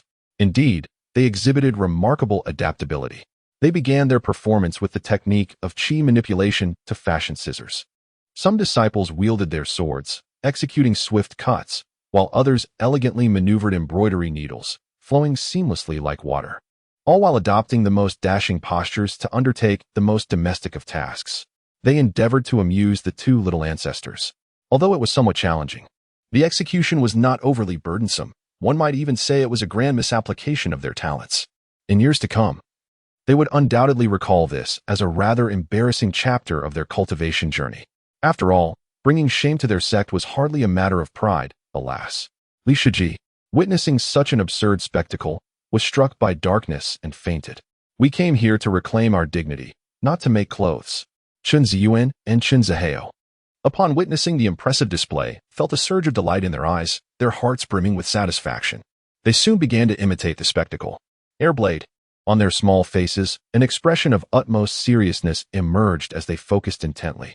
In the next moment, a fearsome phantom blade materialized, poised to strike at the silken fabric. The other disciples were taken aback, fearing that the little prodigies might destroy their work.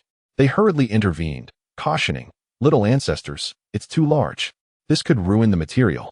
"Oh, let us make it smaller," the two obediently replied.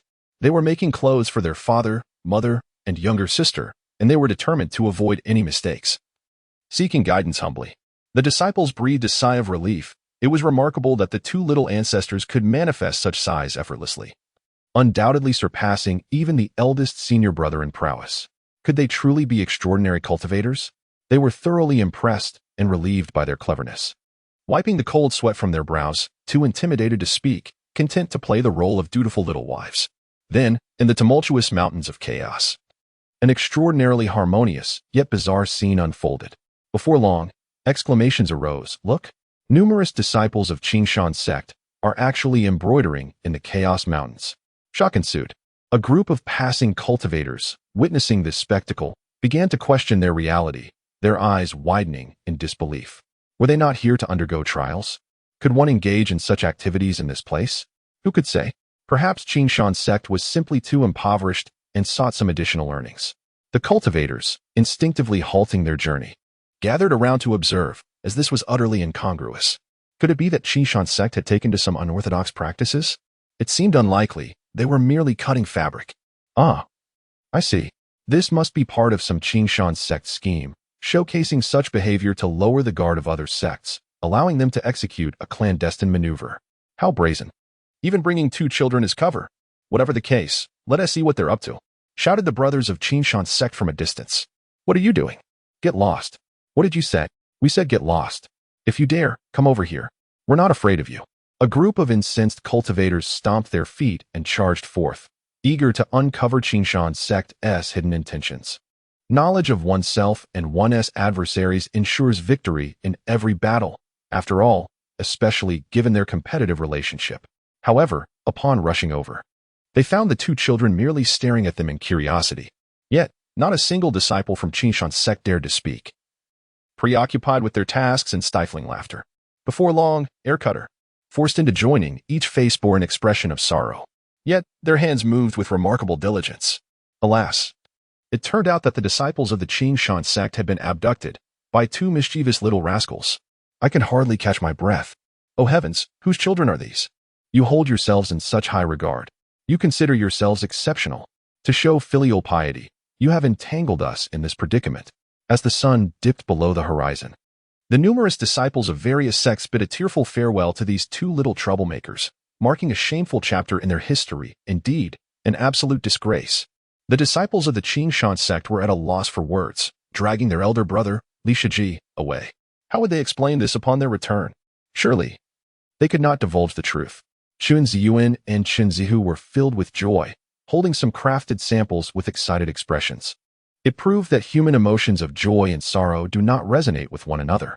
"Xiaohao, we have learned," exclaimed the sister. "Indeed, sister. Once we create suitable garments for father, mother, and little sister, they will surely adore them.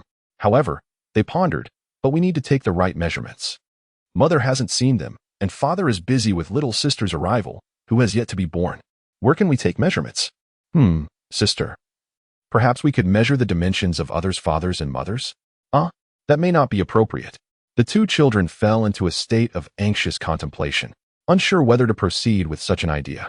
Subsequently, Chen Zihu took flight, gesturing to indicate a height. Father is approximately this tall. Qin Ziyuan pondered the feeling of being embraced by her father, gesturing to illustrate his likely width. Suddenly struck by inspiration, she declared, "Our father is quite handsome. Let us measure the dimensions of a handsome person." However, her sister replied, "But no one can compare to our father's handsomeness." Indeed, it was true, yet they reasoned that a slight deviation would suffice. Very well then, let us find someone particularly beautiful to measure our mother instead. She must be extraordinarily lovely. The two children were in perfect accord, feeling immensely proud of their own merits. Yet, the challenge lay in finding such individuals. "Xiaohao, let us return home first," suggested one. "All right, sister." In a remote area of the chaos ancient mountains, an elderly figure, reeking of blood, emerged. His gaunt visage was marked by a sinister gaze. He inhaled deeply, revealing a hint of ecstasy. "Has the demon child descended? It appears that there are charming children within these mountains," he cackled, having come specifically for this purpose. Licking his lips, he mused, "It has been a long time since my clan has received offerings of young boys and girls. I wonder what has transpired. Without children, his lifespan would soon wane. He was the blood demon ancestor, practicing a nefarious art that, while powerful, consumed his vitality. Only by incessantly siphoning the life force of the young could he prolong his existence." The blood demon ancestor scoffed. "If it were not for the fear of that individual in Antas City and the meddling of other sects, I would not need to go through such trouble. I could simply seize the children myself. How could ordinary towns or villages possibly withstand me? Why rely on other cultivators to deliver them or engage in transactions for their acquisition?" Now, with recent silence from those individuals, he was left in discomfort. Since he could not easily manifest in the outer world, surely no one would pay heed within the chaos ancient mountains. "These little ones will have to suffice," he thought. "Once my wicked arts reach fruition, none shall be able to impede me." With a sinister laugh, the blood demon ancestor concealed himself and began his search for prey. In contrast to the two troublesome children, their parents in the celestial realm were once again entwined. Within their humble abode, they awoke from slumber, still wrapped in each other's embrace. "Madam, you are awake," he remarked. With a smile gracing his features, Qinglian exuded an air of contentment. Clearly relishing the comforts of life, his gaze lovingly rested upon the mother of the child nestled in his arms, overwhelmed by affection. His wife, possessing such exquisite beauty and an enviable figure, with skin as smooth as silk, radiated an alluring fragrance that far surpassed the thrill of conflict and strife. Xiaojiu mirrored Qinglian's expression, for their prolonged separation had inevitably ignited a yearning within them both. In the wake of such longing and emotion, who could concern themselves with trivialities? The present moment was indeed delightful and fulfilling. Leaning against Qinglian's chest, she offered a gentle smile. "My dear husband, allow me to prepare a meal for you." Chapter 15. In the fleeting moments of forgetfulness, one should embrace the passage of time with grace. Qinglian jestingly remarked, "My lady, are you perhaps wishing to restore my vitality?" Upon realizing the jest, Xiaojiao shyly pouted, replying, "Husband, you do enjoy teasing me." Internally, she mused, "Humph. Once I reveal my true identity, you shall surely be taken aback. For now, I shall let you bask in a moment of inflated confidence. Otherwise, I fear you may become too timid to even jest with me." Nonetheless, she genuinely desired to nurture her husband's well-being, for in his current state, he had no need for sustenance. Observing his wife's bashful demeanor, Qinglian felt a sense of contentment. "Then, my lady, will you still prepare meals? Are you able to eat?" "Of course I can," Xiaojiao retorted, her beautiful eyes widening in indignation. "In the past, I was indeed rather inept. However, for you, and for Yuan and Hao, I have diligently applied myself to learning, so that you may enjoy the dishes prepared by your devoted wife, and that Yuan and Hao may savor the meals crafted by their mother. Nowadays, cooking has become a mere trifle for me. Is that truly the case?" "Indeed it is. My husband, do you not believe me?" Facing this dilemma, Qinglian exhibited no hesitation, declaring, "My lady, I trust you." He then tightened his embrace around her delicate form, adding, "I apologize for the distress I have caused you." Xiaojiao felt a smile tugging at her lips, yet how could she not feel aggrieved? Here she was, the esteemed empress, and her husband continuously teased her. "My lord, I am not aggrieved. For your sake, everything is worth it." Qinglian was well aware that his wife had not comprehended his words, yet he chose not to shatter this delicate illusion. "My dear wife, allow me to accompany you in this endeavor." "Very well, but do ensure that you do not hinder my efforts." "Oh, Have you begun to find fault with your husband? Not at all. It is you who has proclaimed this. And so, amidst laughter and joy, they assisted each other in changing their attire, smoothing out the hems of their garments. Once they were suitably prepared, they ventured forth to partake in the vibrant experiences of life, relishing the essence of the world around them. As for their child, they temporarily set aside parental concerns. Soon enough, the couple found themselves engrossed in a flurry of activity. Qinglian was undoubtedly delighted to accompany his wife in such simplicity. As the illustrious immortal emperor, her willingness to do so was indeed a considerable sacrifice, particularly in terms of her image. My dear, you look so beautiful even in an apron. Naturally, I must learn to do it gracefully, so that Yuan and Hauer can see their mother's diligence and experience the warmth of our family life. After saying this, Xia Jiao suddenly realized, Husband, do you miss me that much? Your praises have been unceasing these days. Though she spoke these words, her heart swelled with joy at his compliments. She relished being praised. Of course, I miss you dearly, Qinglian replied, shifting the conversation. Are you not the same? You have been calling me husband incessantly these days. Xia Jiao pondered this, and her cheeks flushed a vibrant red. You scoundrel! You tease me every time. It's too vexatious. Yet, we are indeed an old married couple. A brief separation can reignite the passion, which is perfectly normal. With Yuan and Hauer away, we should indulge a little more. Husband, feel free to leap around as you wish. She teased. Well, if I am a scoundrel, let it be. I shall take it as your admiration for me. Qinglian replied, moving closer naturally. The couple prepared porridge, grilled meat, and engaged in light-hearted conversation. Before long, everything was ready. The exquisite immortal porridge wafted an enticing aroma, enhanced by the fine ingredients Xia Jiao had added. The grilled meat, sourced from celestial beasts, was sliced by Qinglian and artfully arranged on a plate. Xia Jiao instinctively said, Husband, let me wipe your sweat. However, upon lifting the towel, she noticed there was no sweat on him. Of course, he was no mere mortal. Just as this thought crossed her mind, she noticed a bead of sweat trickling down his forehead, an exaggerated performance. Darling, you wiping my sweat makes me so happy. Qinglian chuckled. Xia Jiao shot him a teasing glance at his theatrics. The atmosphere had reached a point where it would be inappropriate not to act. With a playful demeanor, she raised her hand to wipe his sweat, yet she could not suppress her laughter. Husband, you truly go to great lengths just to have me wipe your sweat. Qinglian remarked. Of course, my lady. Would you care to join us?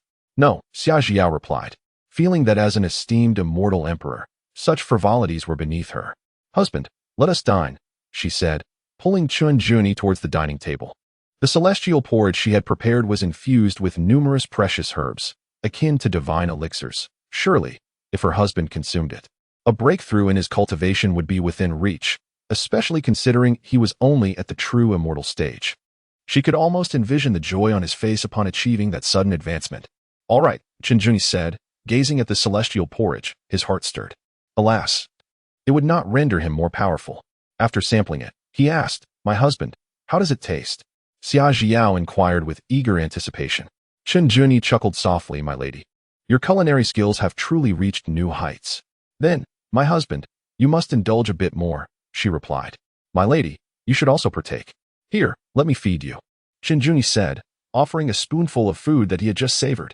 Xia Jiao felt akin to an immortal sovereign and believed she ought to maintain a sense of decorum. Thus, being fed by her husband brought her a hint of embarrassment. Nevertheless, she decisively accepted the morsel, savoring it before using her own spoon to feed Qinglian in a spirit of fairness. My husband, do indulge yourself further. Qinglian naturally did not hesitate to indulge. However, the porridge prepared by his lady seemed to possess a more delectable aroma. Xia Jiao blinked her eyes and playfully suggested, Then let me feed you continuously. Come on. She found her own behavior rather juvenile and amusing, yet at this moment, she was not the celestial emperor of the extreme path imperial palace, but merely a lady, a mother of 2 children. Furthermore, the roasted meat paired with the celestial porridge was equally delightful. Whether she herself ate or not was of little consequence. Her priority was to ensure her husband was well fed, coaxing him while doing so. After quite some time, Xia Jiao grew perplexed. Her husband had consumed a substantial amount, and she had been feeding him diligently. Yet, why was there no sign of a breakthrough in his cultivation? My dear husband, how do you feel? Qinglian chuckled. My dear, I have finished my meal. Although the desire for a full stomach is not of paramount importance to us at present, It indeed allows us to savor the joys of life. Immediately after speaking, a jolt of realization struck him. Alas, in his greed for the delightful meals served by his wife, his cultivation had not advanced. He was well aware that the celestial porridge contained numerous precious herbs. For an ordinary true immortal, consuming such a bounty could lead to a breakthrough in their realm. Perhaps I should assist a little? Xiaoziyo felt a twinge of doubt, yet she dismissed it, believing her husband might simply need more time to accumulate strength. She smiled. Indeed, my dear, once we are free from worries and our family is reunited, we shall prepare delightful meals for Yuan and Hauer every day. That is certainly the case. He replied, shall we wash the dishes together? At this moment, his expression shifted brilliantly. My dear, it seems I am on the verge of a breakthrough. He wished to laugh, yet he held it back, for his wife was so endearing, often resembling a charmingly befuddled creature.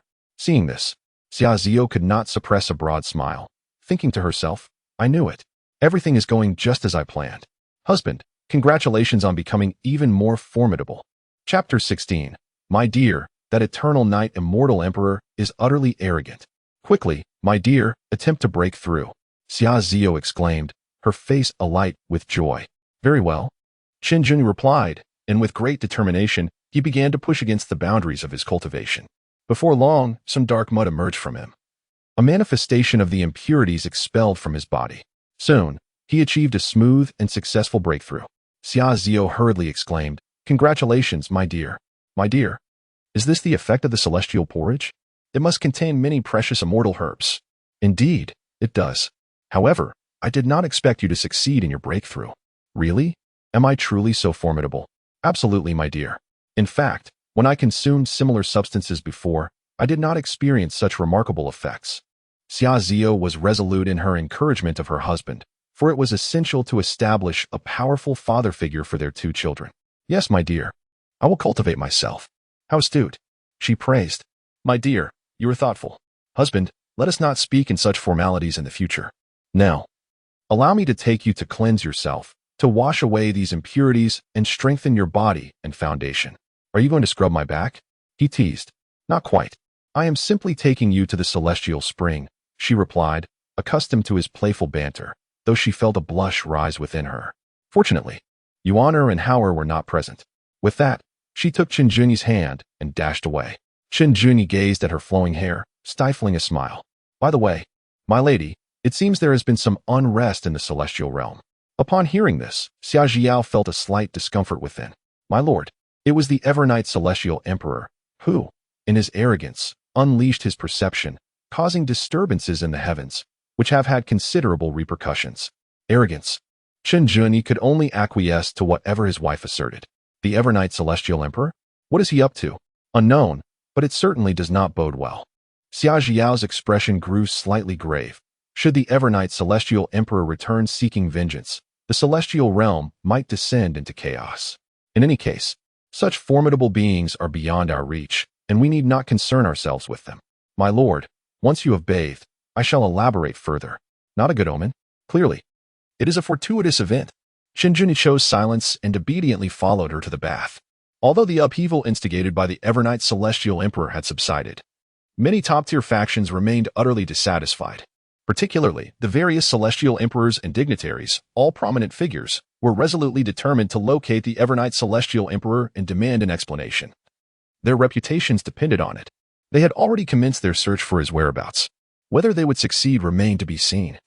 For if a celestial emperor wished to conceal himself, it would indeed be a formidable task to detect his trail. In the Wild Heaven's celestial domain, at the foremost celestial gate, the Hall of the Wild Emperor, the Evernight Celestial Emperor had surprisingly reappeared within the palace, eliciting a look of astonishment from the young emperor by Yuan. Simultaneously, he felt a twinge of resentment. As a contemporary prodigy, the Evernight Celestial Emperor of the Qinglian sect had garnered immense fame, overshadowing all his peers and even eclipsing established celestial emperors, displaying an undeniable arrogance that was quite irksome. The hall master of the Wild Emperor's hall was a middle-aged man. He spoke in a deep voice. The Evernight Celestial Emperor once suppressed that demon emperor, expending his cultivation and being expelled from the Qinglian sect. Who could have anticipated that within such a brief span, he would return, even more formidable, with no regard for the other celestial emperors? Such audacity is beyond measure. Bai Yuan's expression shifted as he replied, Hall Master. While we may not know the opportunities that have befallen the Evernight Celestial Emperor, his actions are indeed a provocation to the various celestial sects. It is truly audacious.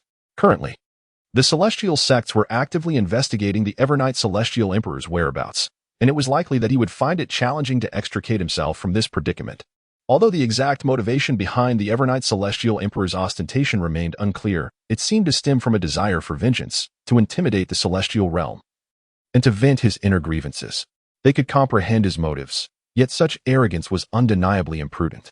As the young emperor of the Wild Emperor's Hall, he was naturally pleased to witness this spectacle. The Hall Master was well aware of this truth. Setting aside the Evernight Celestial Emperor, the Extreme Path Imperial Palace was truly ungrateful. Our benevolent proposal for an alliance was met with the utter dismissal of our envoy by Lung Ju Xuan. Such an affront. It was utterly devoid of any semblance of respect.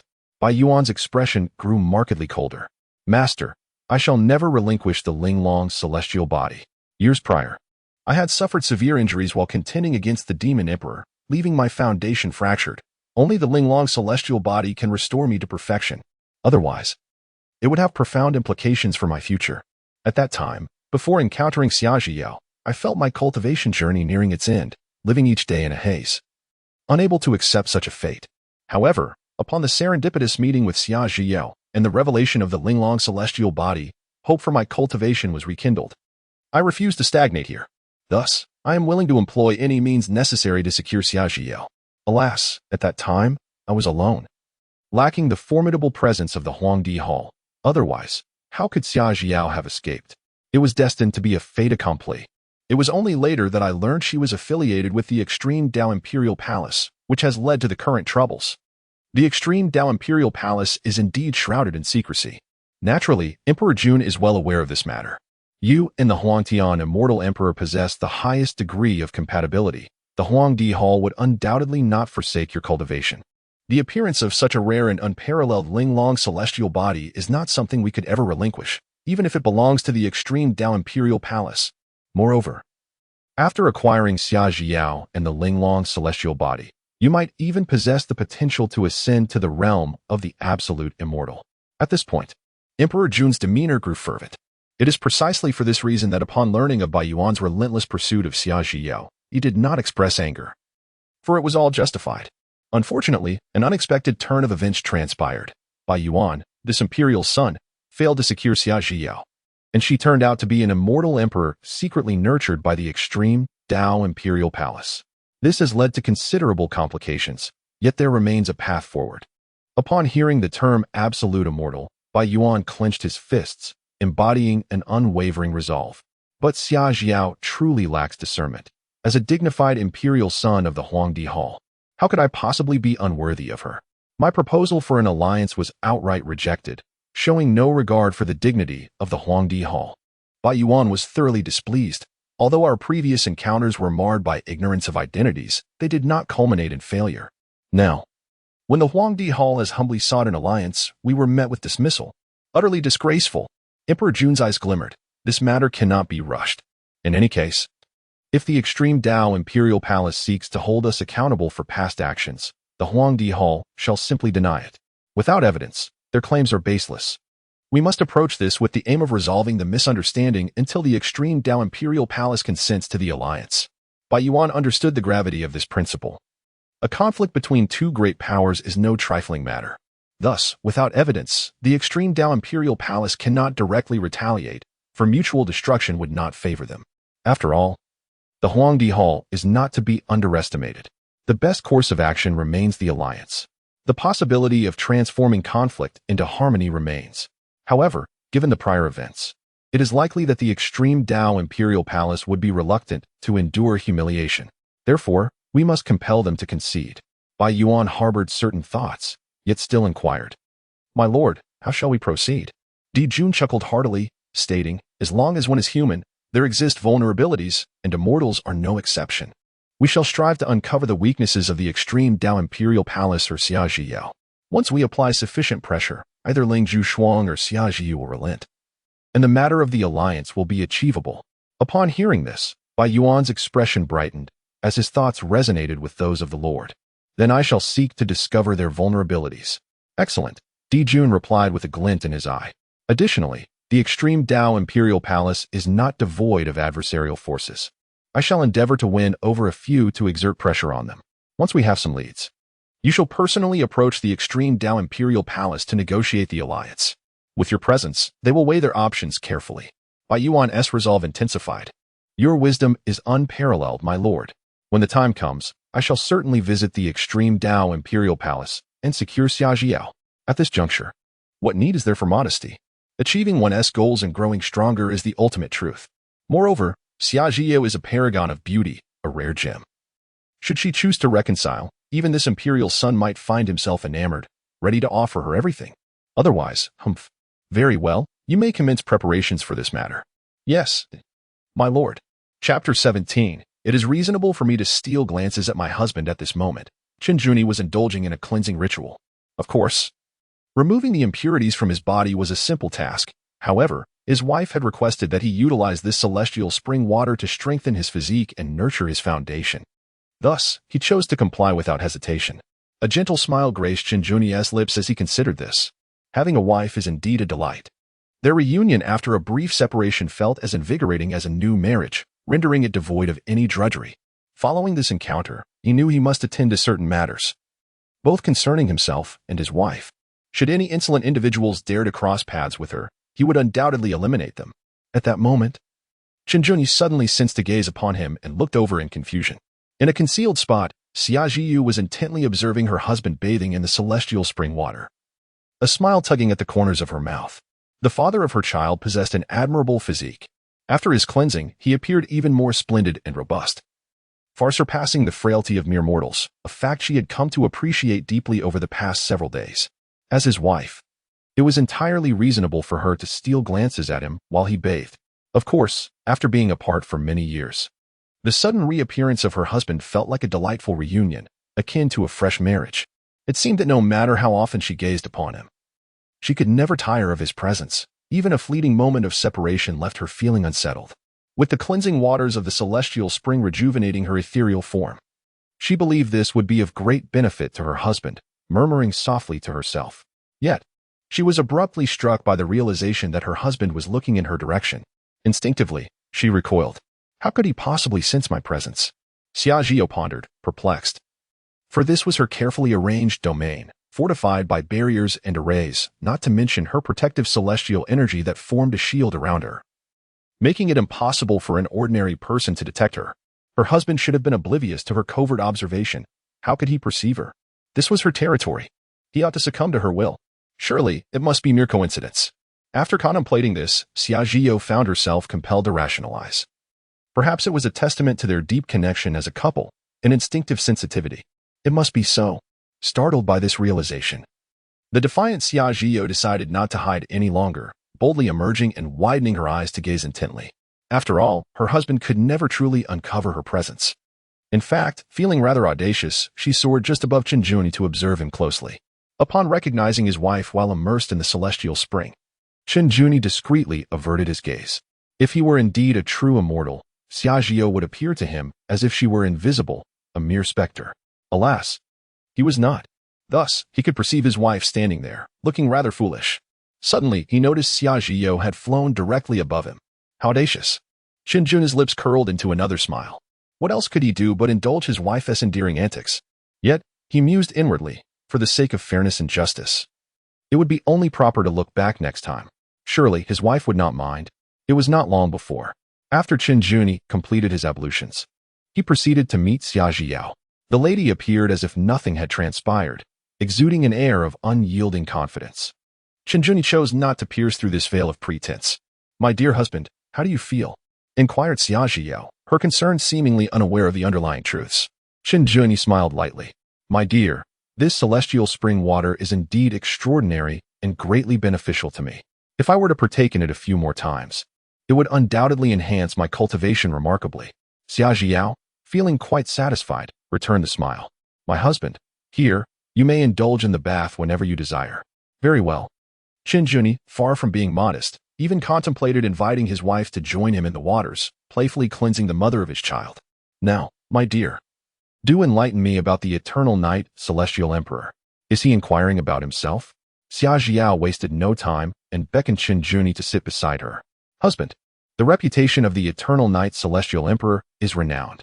Many years ago, he valiantly opposed the invading demon emperor in the celestial realm, displaying unparalleled prowess. Ultimately, he subdued that demon emperor in the depths of Emperor's Fall Mountain. Regrettably, he sustained injuries that led to the dissipation of his cultivation, resulting in his expulsion from the sect. Such a tragic fate. Qinglian expressed his deep sympathy. Xia Jiao nodded in agreement. Indeed, it is quite tragic.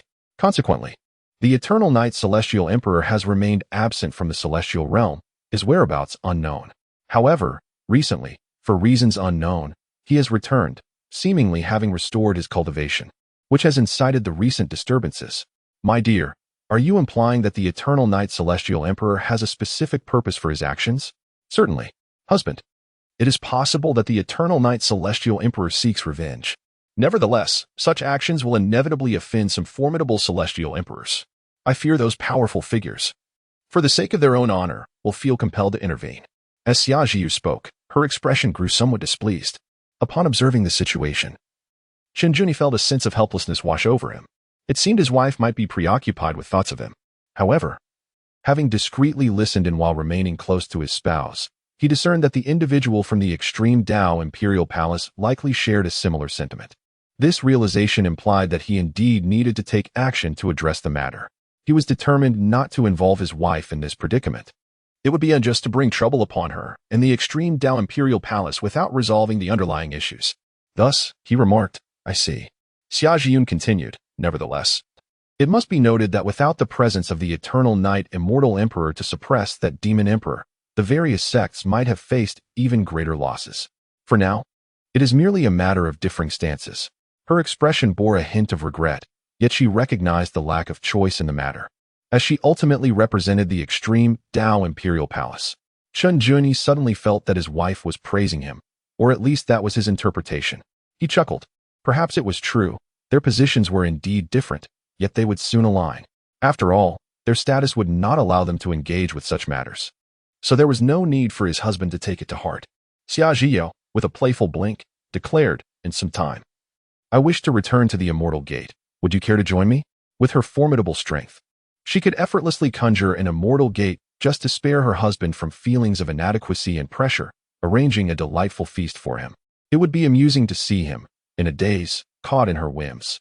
Qinglian was unaware of the schemes his wife was playing, which only piqued his interest further. My lady, of course I wish to go. This is the sentiment that should exist between spouses, to remain endearingly foolish for one another. Very well, I shall take you back then. With that, Xia Jiao nestled in Qinglian's embrace, relishing the undisturbed moments free from the antics of their two children. Although she missed Yuan'er and Howard dearly, upon reflection, it struck her that since the birth of their children, they had not enjoyed such intimate time alone together. The lurking crisis demanded that they cherish the present. In the realm of immortals, a place where various celestial clans coexist, both humans and demons inhabit this world. From the foundation of humanity and demonkind, diverse conditions give rise to an array of celestial clans. Among them, the demon clan is considered a type of celestial lineage. Yet some individuals, due to unique experiences, may stray into darkness, resulting in demonic manifestations. These entities might transform into grotesque or fearsome beings, subsequently propagating and establishing their own legacy.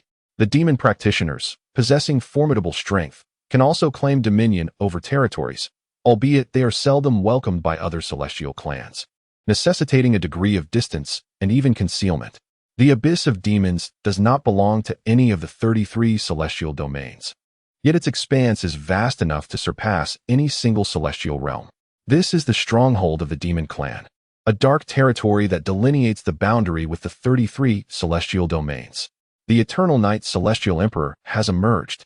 Upon learning of this news, the demon clan seethed with rage. One by one, their expressions twisted into fierce visages, brimming with malice. The eternal night celestial emperor has returned. If he can suppress our demon emperor, then he ought to be the next ruler of our abyss. As this thoughtless proclamation echoed, numerous demons found themselves momentarily stunned. To allow an enemy to reign over their abyss? Which demon general possessed such audacity? Preposterous. The demon emperor was subdued by the eternal night celestial emperor, leading to our clan's decline, forced into hiding. This enmity is irreconcilable. How can we permit the eternal night celestial emperor to become our ruler? Roared a powerful demon, known as Anjin, a loyal subordinate of the former demon emperor. Though he possessed celestial emperor-level cultivation, he was far from being a match for the demon emperor. Only the supreme ruler of the demon clan can bear such a title. The other demons, upon hearing this, reacted with righteous indignation, roaring for vengeance against the eternal night celestial emperor. In contrast, the demon who initially voiced the suggestion, a figure named Qiu, one of the celestial emperor-level experts of the demon clan and a devoted subordinate, seemed largely unfazed. Qiu, remaining calm, stated, "The dark forbidden. The position of the demon emperor of our demon clan should rightfully belong to the strongest. If the eternal night immortal emperor can defeat our demon emperor and suppress him, it indicates he possesses such strength. Tell me, should we not support him as the next demon emperor of our clan?" "Qiu, you speak nonsense." Dark Forbidden vehemently disagreed. "The eternal night immortal emperor is of the human race, and we share a deep-seated enmity. How can we allow an enemy to command our realm of demons? It is utterly laughable." Qiu remained unperturbed, shaking his head with a sigh. "Foolish, foolish. Though the eternal night immortal emperor has suppressed our demon emperor, he has already exhausted his cultivation and been expelled from his sect. This aligns perfectly with the adage, 'The enemy of my enemy is my friend.' Moreover, the eternal night immortal emperor has since regained his strength and returned. This is a splendid opportunity to turn an enemy into an ally. If we can have him guard our realm, we shall not fear the 33 immortal domains." Upon hearing this, the demons were taken aback. Qiu's reasoning seemed quite sound. However, was it truly wise to seek support from a formidable adversary? Dark Forbidden replied with irritation. "Even if that were the case, it remains inappropriate. Should the demon emperor become aware, he would surely be furious." "Bah! What fury? The demon emperor is sealed by the eternal night immortal emperor at Imperial Fall Mountain, and his fate remains uncertain," Qiu retorted, swiftly changing his tone. "But should the demon emperor remain suppressed, he may find it forever impossible to rise again. The realm of demons cannot be without a leader for even a day. I am certain the demon emperor understands our plight. However, there is no however. If the demon emperor is absent, who holds the authority? Is it not us? This decision is ours to make." After speaking, Qiu surveyed the formidable demons around him. Dark Forbidden wore a face of anger, momentarily at a loss for how to argue appropriately. He then heard, "The eternal night immortal emperor is now even more formidable. We should seize this opportunity to extend our support, deceive him into descending into the path of darkness. If we succeed, it will surely mark the day of our clan's resurgence. Otherwise, Dark Forbidden, do you truly believe that with your strength, you can lead the demon clan to greater heights? Shall we support you?" Dark Forbidden smirked, for he indeed desired such a fate, to become the next ruler of the demon clan. Yet, he lacked the absolute strength to govern. Unless he could break through to a higher realm, such aspirations would be difficult to realize. However, according to the demon clan's rule that defeating the demon emperor grants one the title of ruler, Qiu's assertion possessed some merit. Reluctantly, he asked, "Then how shall we respond?" "That is simple." Qiu's eyes sparkled with cunning. "We shall harness the power of the various demon caverns to test him. If the eternal night immortal emperor is willing to confront the forces of the demon caverns, our plan will surely falter. Conversely, if he resists, our chances will increase. As long as there is an opportunity, we may yet lead him into the darkness, perhaps even empower him to become the ruler of our clan and safeguard our realm." The dark abyss of the demonic realm inherently comprehends this principle. It hinges upon whether the eternal night celestial emperor is willing to engage in battle for the sake of the various celestial domains. Subsequently, their resolve solidified. Very well. Let us proceed with this plan. Otherwise, without the dominion of a master from the demonic clan, it would be exceedingly challenging for them to seize a chance to turn the tide, transforming foes into allies. That notion seems somewhat acceptable as well. The other members of the demonic clan became increasingly exhilarated, clamoring to secure the eternal night celestial emperor as their sovereign and supreme ruler. The visage of the vengeful specter, akin to a ghostly apparition, revealed a glimmer of satisfaction. Time was still required. They could commence preparations for this endeavor.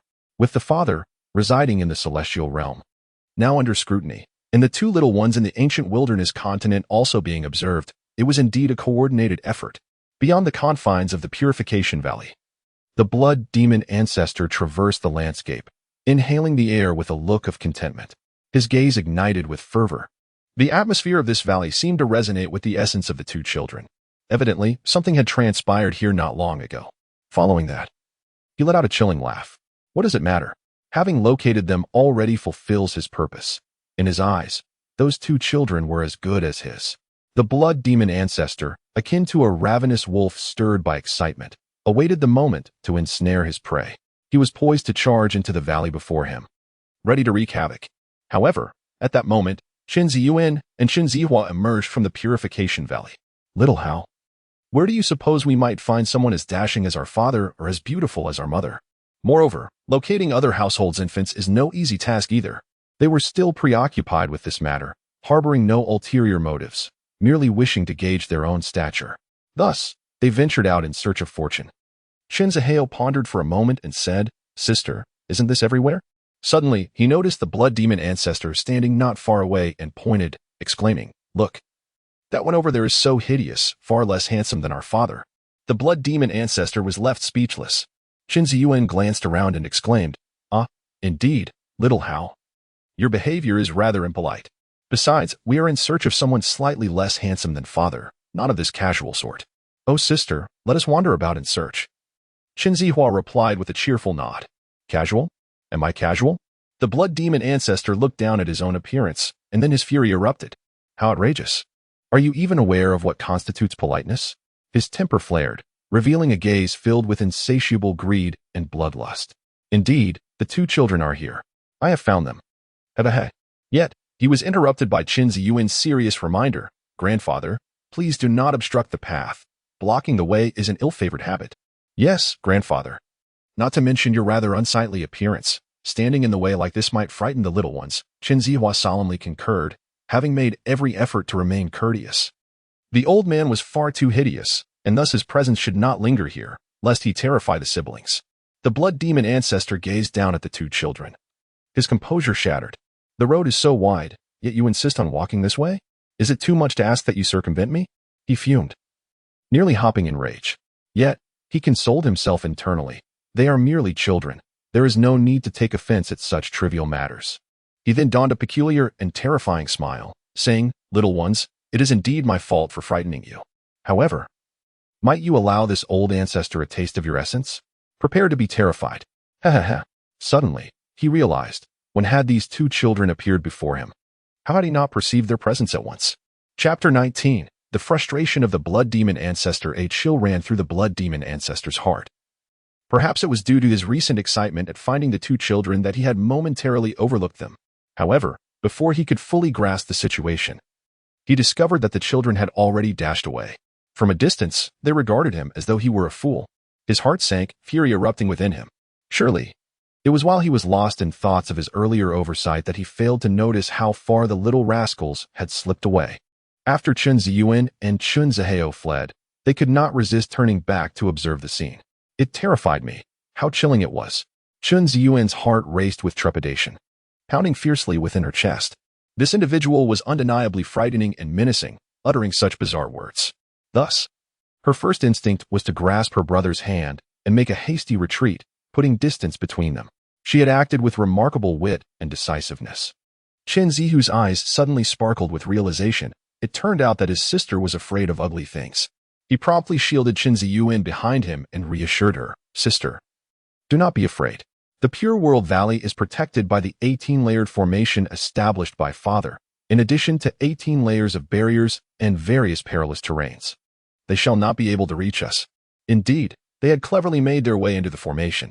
Upon realizing the situation, Qin Ziyuan pouted and declared, "Xiao Hao, sister is not afraid." She then widened her eyes and fixed her gaze upon the blood demon ancestor. "You villain, you wish to taste us? You must be a man-eater." They had sensed something amiss with the aura surrounding the blood demon ancestor, but assumed it was merely a consequence of excessive fish slaughtering. To their astonishment, it turned out he was indeed a fiend. This revelation even startled them. "You wicked creature, you shall not feast upon us," Qin Zihua declared, hands firmly on his hips. His father had instilled in him an abundance of courage. The blood demon ancestor, witnessing their defiance, felt his anger surge. "Seeking death, are we?" He abandoned pretense and lunged directly at the two children. No child marked by the blood demon ancestor had ever managed to escape, let alone be toyed with by two youngsters. If he could endure such humiliation, he would not be known as the blood demon ancestor, regardless of any tricks he possessed. They were merely two 3-year-old toddlers. Simultaneously, a terrifying aura erupted from the realm of Tianyuan, enveloping the area in a vast circle of crimson mist, exuding a menacing presence. Little children, you have thoroughly enraged this ancestor. He. Tell me, are you afraid? The children, in their foolishness, did not flee. Instead, they stopped at a distance to observe him. One could not help but admire their audacity. He could almost envision the delightful sensation of lifting one of the little ones in his grasp. However, Qin Ziyuan and Qin Zihua remained unperturbed, hands on their hips, gazing at the blood demon ancestor with expressions akin to that of a fool. In the next moment, with a resounding crash, the blood demon ancestor collided with the protective formation. His expression changed drastically as he realized, this place has a protective array? He had not sensed it at all. Immediately, he was rebounded, sent flying and disoriented, while the formation remained undisturbed, not even rippling in response. Chun Ziheo's little face lit up with excitement. You bad thing. You can't have any of ours. His brother chimed in. You're right, you wicked one. You're not the fish killer. Qin Ziyuan, recalling the fright she had experienced earlier, grew increasingly displeased. Fish killer? What does that even matter? The blood demon ancestor spat blood in anger. Whose mischievous child is this? He soon realized that these two little ones had likely sensed the bloody aura emanating from him, which explained their claim that he was blocking their path. Yet, how could these mere 3-year-olds perceive such things? It was utterly astonishing. Little ones, are your parents not here? The formidable spell that had gone unnoticed by him indicated the strength of the one who had cast it. Fortunately, it was merely a defensive formation. Had it been a lethal array, he might have already been obliterated. However, he remained unperturbed. The absence of the children's parents suggested they might not be around. He needed these two children to extend his lifespan. Otherwise, he would face a backlash, and time was of the essence. There was no alternative. He had to take risks for wealth and fortune. Yes, our parents are indeed not here, Qin Ziheo confessed innocently. Yet in his heart, he pondered. Even the wicked one acknowledged they had a mother, so she must exist. Thankfully, they were clever enough to turn the tables and outsmart their father. Qin Ziyuan shared a similar sentiment, curling her lip in disdain. Villain, despite your frightful appearance, you possess a certain cleverness. Upon hearing this, the blood demon ancestor finally exhaled in relief. Their parents were absent, which was splendid news. They must complete this task and depart swiftly, far from this place. For it was unwise to linger. With a beaming smile, he addressed the little ones. Children, I was merely jesting with you earlier. Don't be frightened, come out, and I shall take you to indulge in some delectable treats and delightful games. However, the two toddlers, merely 3 years old and not particularly astute, remained skeptical. They had previously encountered human traffickers who had tried to deceive them, and those nefarious individuals had since been eradicated by the Lord of Antas City. Qin Ziyuan, having learned from past encounters, was resolute in her disbelief. Indeed, wicked being, we shall not accompany you to procure any treats or partake in any games, declared Qin Zihua with unwavering determination. The mention of the Antas City Lord's residence caused the blood demon ancestor's expression to freeze, darkening ominously. It became apparent that these two mischievous children were the culprits. What utter foolishness to expose such vulnerabilities, ultimately leading to their downfall at the hands of the Antas City Lord's forces. It was enough to make one want to spew blood in frustration. This only intensified his resolve to capture these two children as compensation for his misfortunes. Maintaining his facade of cheerfulness, he continued, Dear children, I assure you, I am no human trafficker. My intentions are genuine. If you come out, I promise to grant you anything you desire. How about I teach you the art of cultivation, sword flight, or even how to vanquish beasts? I can provide you with all sorts of treasures. What do you say? Qin Ziyuan let out a disdainful hum, declaring that villains and human traffickers would never admit to their nefarious deeds and that they would never leave. Her sister was right. Besides, they had no interest in his treasures. If he had the audacity, he should dare to enter. Qin Ziyu, realizing his words, suddenly grew angry, fuming. You wretched creature. Not only do you attempt to deceive us, but you also seek to take advantage of our grandfather. He will surely not let you off the hook once he learns of this. The blood demon ancestor could no longer maintain his mirth, his composure shattered. How could these two little brats not desire his treasures? And what did it mean to take advantage of their grandfather? The absurdity of it all nearly sent him into a frenzy. Taking a deep breath to regain his calm, he forced a smile, saying, "Little ones, I shall refer to myself as your ancestor. If I do not exploit your grandfather's generosity, will you come out? Come on, little devils, if you possess any courage. Show yourselves." After saying this, perhaps feeling his sincerity lacking, he produced 2 precious Dao fruits he had cherished for years. He continued, "These Dao fruits are incredibly rare, the finest of the finest, and quite sweet. Would you like to taste them? If you come out, I will share them with you, ensuring your foundational strength is solidified, allowing you to grow even more formidable, putting you ahead of other children at the starting line." Internally, he chanted, come out, while your parents are away. Let me lure you out." However, upon finishing his entreaty, he noticed Qin Ziyuan and Qin Zihu embracing a massive, radiant red fruit glistening with golden hues, happily nibbling away. Chapter 20. The Enlightenment Fruit. Beautiful sister, shall we measure your size? The Enlightenment Fruit. The blood demon ancestor was utterly bereft of laughter, his eyes wide with disbelief and horror. It was indeed the Enlightenment Fruit. Were they truly devouring it just like that? His mind crumbled once more. Looking down at the Dao fruit in his hand, he felt an overwhelming sense of disappointment. "You villain, we have no interest in your Dao fruit. Do not attempt to deceive us," Qin Ziuan remarked politely while munching on the Enlightenment Fruit. "What is this Dao fruit, anyway? Can it truly be eaten? It's so small. It can't be a real fruit, can it?"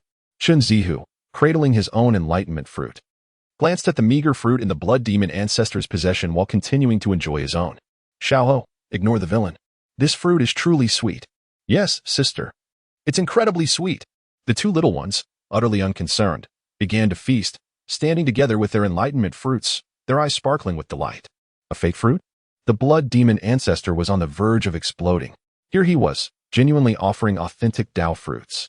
Looking at the meager fruit in his grasp, he felt as though it was as pitiful as that of a beggar. He could scarcely utter a word in protest. This was utterly outrageous. Truly outrageous. Never had he encountered such a situation. As for the Enlightenment Fruit, he had never tasted it, having only been fortunate enough to glimpse it from afar once. This is something even the sages would find difficult to resist. Yet, 2 little children are merely clutching and nibbling at it, one for each of them, no less. Is there no sense of justice in this world? He contemplated seizing the Enlightenment fruits from the 2 youngsters, and he would not even mind if they had already taken a bite. It would be even better to take the 2 little rascals along with it. However, a child capable of producing such a precious fruit is certainly not an ordinary one. The blood demon ancestor felt a weight in his heart. The parents of these children might be far more formidable than he had anticipated. This realization meant that, no matter how unwilling he was, he had no means to overpower the 2 little ones or deceive them. Just as he prepared to leave, he heard, "Hey, bad guy, why are you silent?" Qin Ziheo was still unaccustomed to the blood demon ancestor's sudden lack of banter. "Yes, you strange villain. One moment you're crying, and the next you're laughing. It's quite peculiar," Qin Ziyuan remarked, puzzled by the rapid changes in the blood demon ancestor's expression.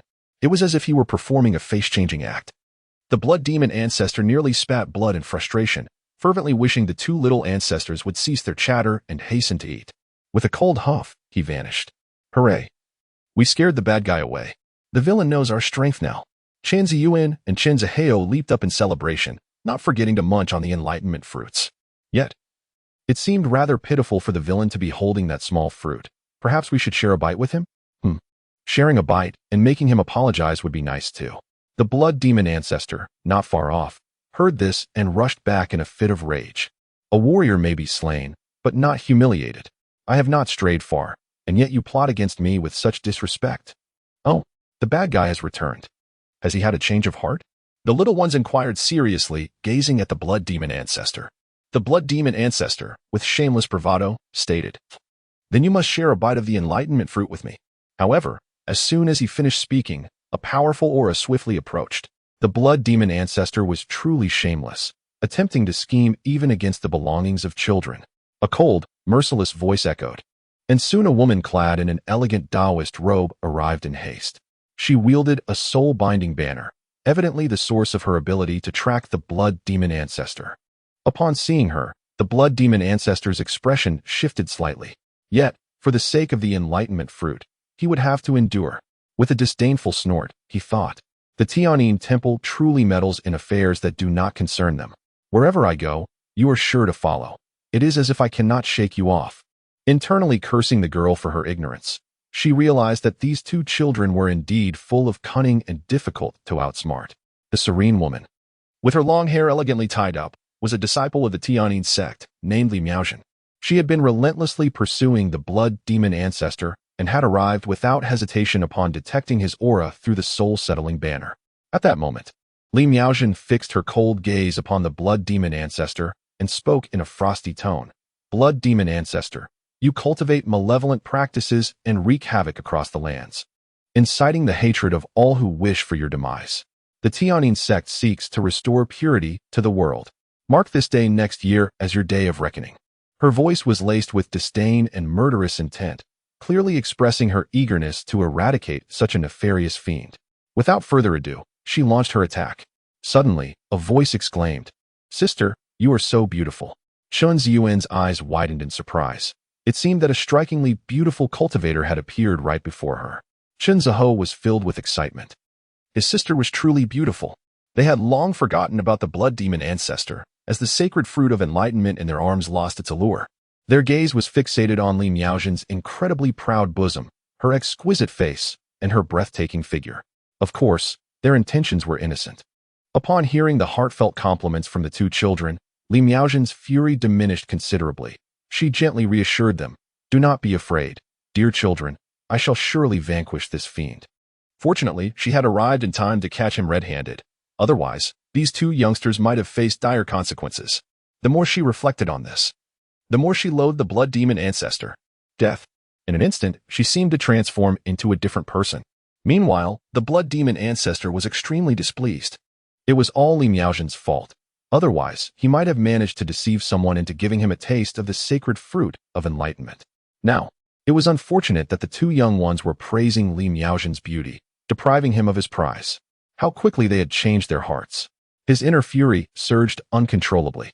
"Humph, do you think you alone can kill this old ancestor?" Simultaneously, the aura of the celestial realm erupted. This old ancestor's sinister powers had reached fruition, and he was eager to test them against her. Li Miaozhen was merely at the celestial realm as well, so who feared whom? However, the two children were lost in their own thoughts, utterly unconcerned about their impending battle. To them, it merely seemed like a trivial scuffle. "Sister, we are not afraid. Sister, you are so beautiful. Surely you can defeat this wicked creature." After all, they had a request, so they were lavish in their praise. Li Miaozhen felt her heart swell with joy. The two children were truly adorable, igniting her innate maternal instincts as a woman, further solidifying her resolve to protect these little ones. Yet then she heard, "So, beautiful sister, can you measure your dimensions for us?" The two little ones asked eagerly. Measure dimensions? Li Miaozhen was momentarily taken aback. What did that mean? Upon realizing it, her lovely face flushed uncontrollably.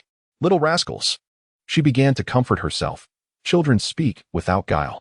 There was no need to hold it against them. "All right, first, I must slay the demon and see blood. If you're frightened, just close your eyes." They were so endearing, she could only agree.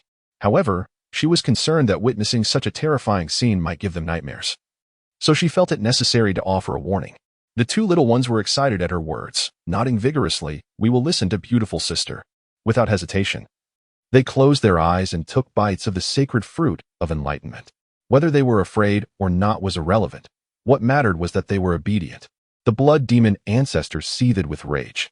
It was one thing for them to suddenly change their minds and deny him the sacred fruit, and another to praise Li Miaozhen's beauty, but now the little imps wanted to measure her dimensions? Did they not recognize him, the blood demon ancestor? He could hardly fathom such a beautiful image. Children would always be children. The mind is extraordinarily disordered. Who will slay whom remains uncertain? The blood demon ancestor roared, dismissing the two little brats. Simultaneously, he engaged in combat with Li Miaozhen. Boom, boom, boom. After several exchanges, the formidable presence of a celestial realm expert rendered the surroundings barren, nearly leveling everything to the ground. Coupled with the blood demon ancestor's aura, the vast space was saturated with a ghastly crimson energy, appearing utterly terrifying. After a while, the struggle continued, yet neither side could gain the upper hand. Li Miaozhen's expression tightened. It seemed the demon had made a breakthrough, rendering her momentarily incapable of vanquishing him. The blood demon ancestor shared this sentiment. Unable to defeat Li Miaozhen, He deemed further engagement a waste of time. A sudden desire to retreat arose within him, unwilling to linger. With a cold snort, he declared, "At Tianyin Temple, this ancestor has noted your presence. The Tao enlightenment fruit cannot be obtained so easily. I shall take my leave. Otherwise, if the parents of those two little brats returned, it would be even more disadvantageous for him."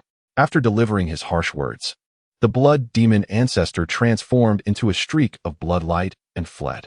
This is bad. Li Miaojin realized the urgency. Meanwhile, the two little ones, upon sensing the stillness, opened their eyes. Oh, the bad guy actually ran away. Pretty sister, let's hurry and chase after the bad thing. To measure the pretty sister's dimensions, they felt compelled to assist her in capturing the villain. Li Miaojin. Chapter 21. Competing with other people's children. Li Miaojin thought she must have misheard. The two children intended to pursue the blood demon ancestor? Was it reasonable? Was it appropriate? However, before she could utter a word to dissuade them, she felt two small hands gripping her palm. In the next instant, they took off from the ground, their speed astonishing. Selfish, ugly, and self-serving, Chen Ziyuan and Chen Ziho, undeterred by thoughts of consequence, were resolutely determined to help the pretty sister capture the villain, their faces puffed in indignation. Suddenly, they exchanged a glance while still clutching the Tao enlightenment fruit, deciding to put it down for the moment and eat it later. Releasing the Tao enlightenment fruit, the two little ones immediately pulled Li Miaojin along in pursuit, showing no signs of hesitation. Li Miaojin was at a loss for words. They had even given the blood demon ancestor a 40-meter head start. Her mind became a whirlwind. Simultaneously, she was struck with astonishment. These children seemed to possess a cultivation level beyond her own. She could not fathom their capabilities. How else could one explain their speed? Yet, the more she contemplated, the more she was astounded.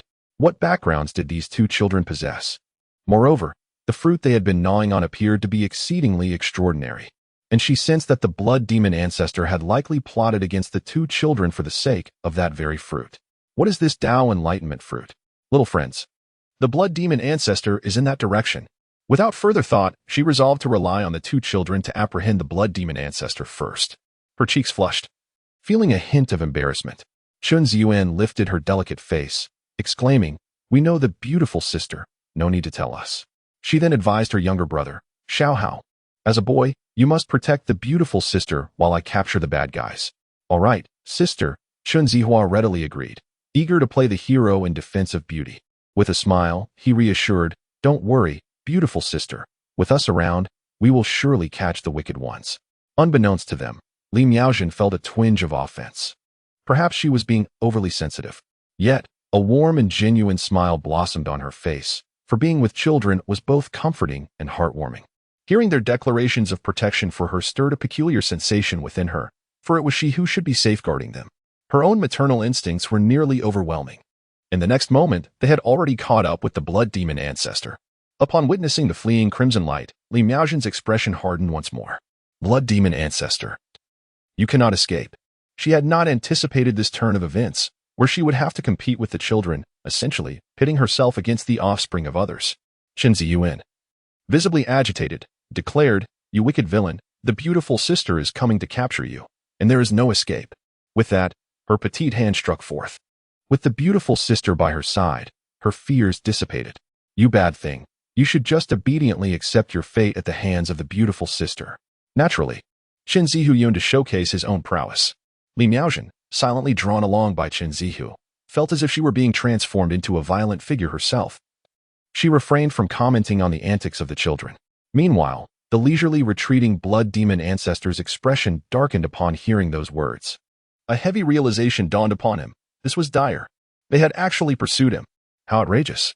Then, noticing that the little girl, Chen Ziyuan, dared to strike at him, his dignity as a demon lord was incensed. With a furious roar, he thought, "You seek death." This was indeed a predicament of their own making. Without further ado, he turned to retaliate. If he were to be threatened by a mere 3-year-old child, then his fearsome reputation as the blood demon ancestor would be rendered meaningless. However, upon launching his attack, he found himself faced with that seemingly unremarkable little hand, which instilled within him an overwhelming sense of helplessness. Terror gripped his heart as his countenance shifted dramatically. Unfortunately, it was all too late. His speed remained insufficient. Boom. In the next instant, the blood demon ancestor collided with that tiny palm. Yet, Strangely, that small hand shattered his power without any room for resistance. The blood demon ancestor was sent reeling, nearly falling apart. As he coughed up blood, his eyes filled with dread. This little girl was far stronger than he had ever imagined. Could it be that her mindset had reached a transcendental state of chaos? Li Miaojin found herself at a loss against him. Yet he had been defeated by a mere 3-year-old child. Meanwhile, Li Miaojin seized the opportunity to suppress the blood demon ancestor. Struggling to calm her racing heart, she pondered. Was it truly that simple?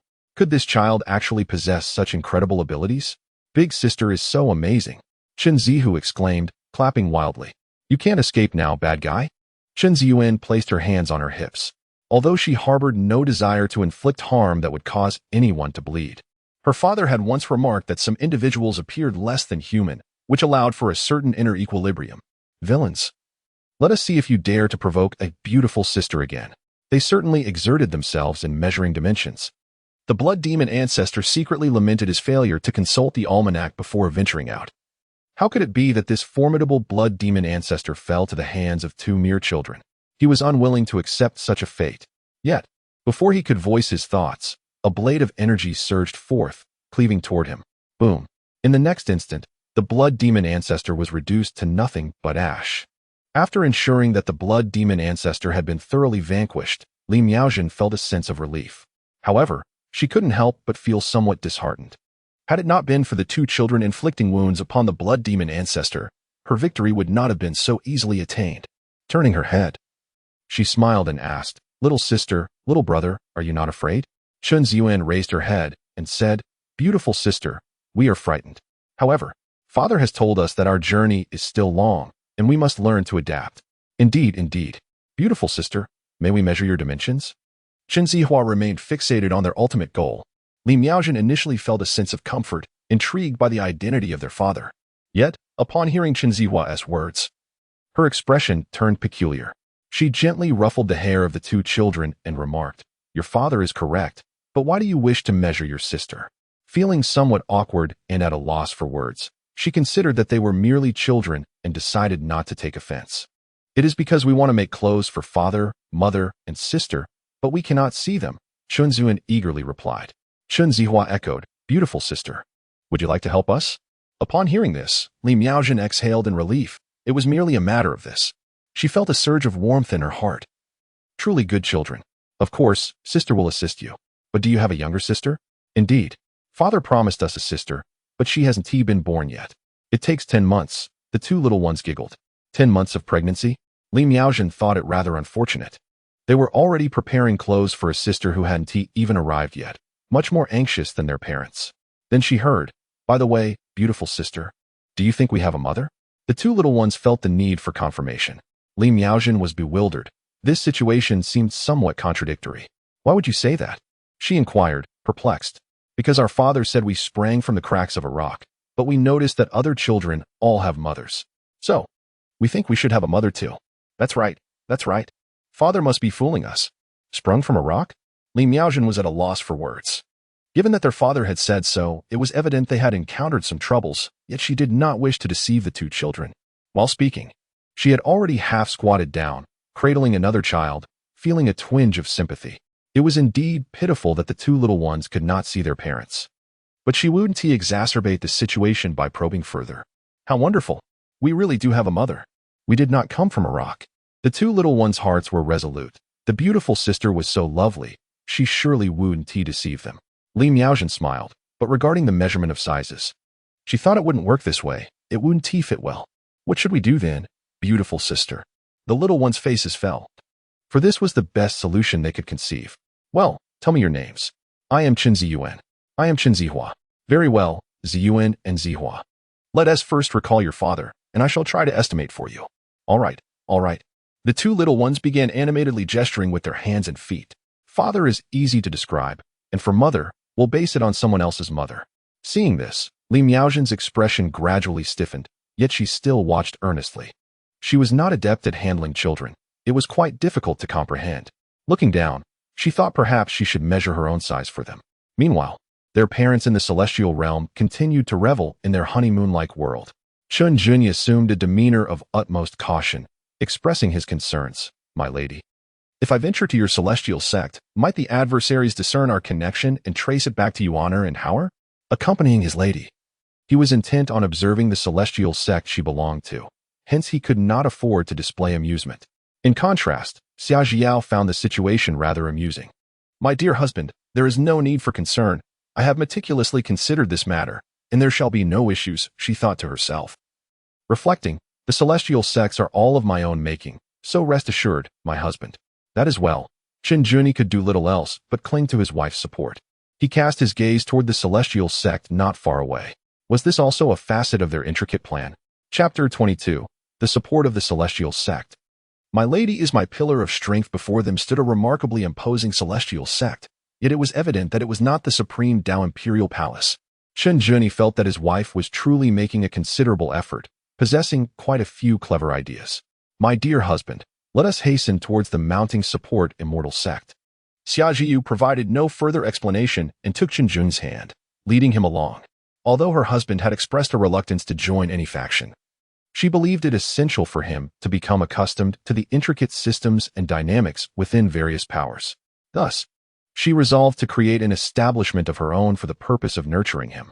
It would be no trouble at all for him to assume the role of sect leader.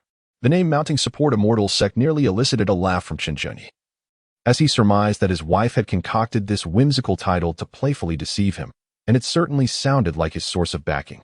Indeed, it was amusing, truly amusing. With that, he obediently followed her.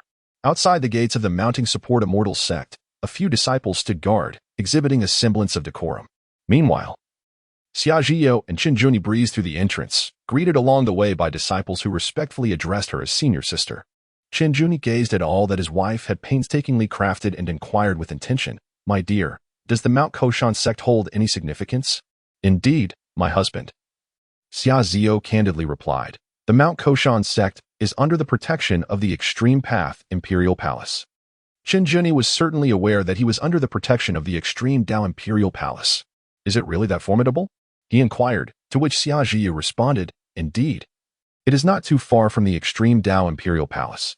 However, common individuals seldom encounter the formidable beings from there. She then assured him, In any case, my dear husband, you need not worry. Now I understand. Qinglian nodded in agreement. Yet, my lady, with your exceptional talent, you must surely be a core disciple within the immortal sect of the Reliant Mountain?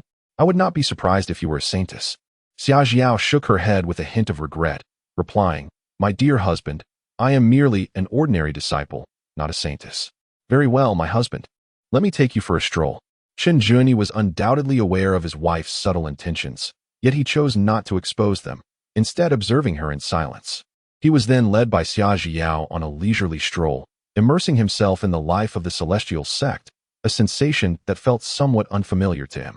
After a considerable time, they arrived at the summit of a mountain, gazing down upon the grandeur of the Kaoshan Xianzong. My lady, this Kaoshan Xianzong is indeed impressive, Qinglian remarked, not forgetting to commend his wife's craftsmanship. Along their journey, he mentally catalogued several characters, designating them as Actor 1, Actor 2, and various bystanders.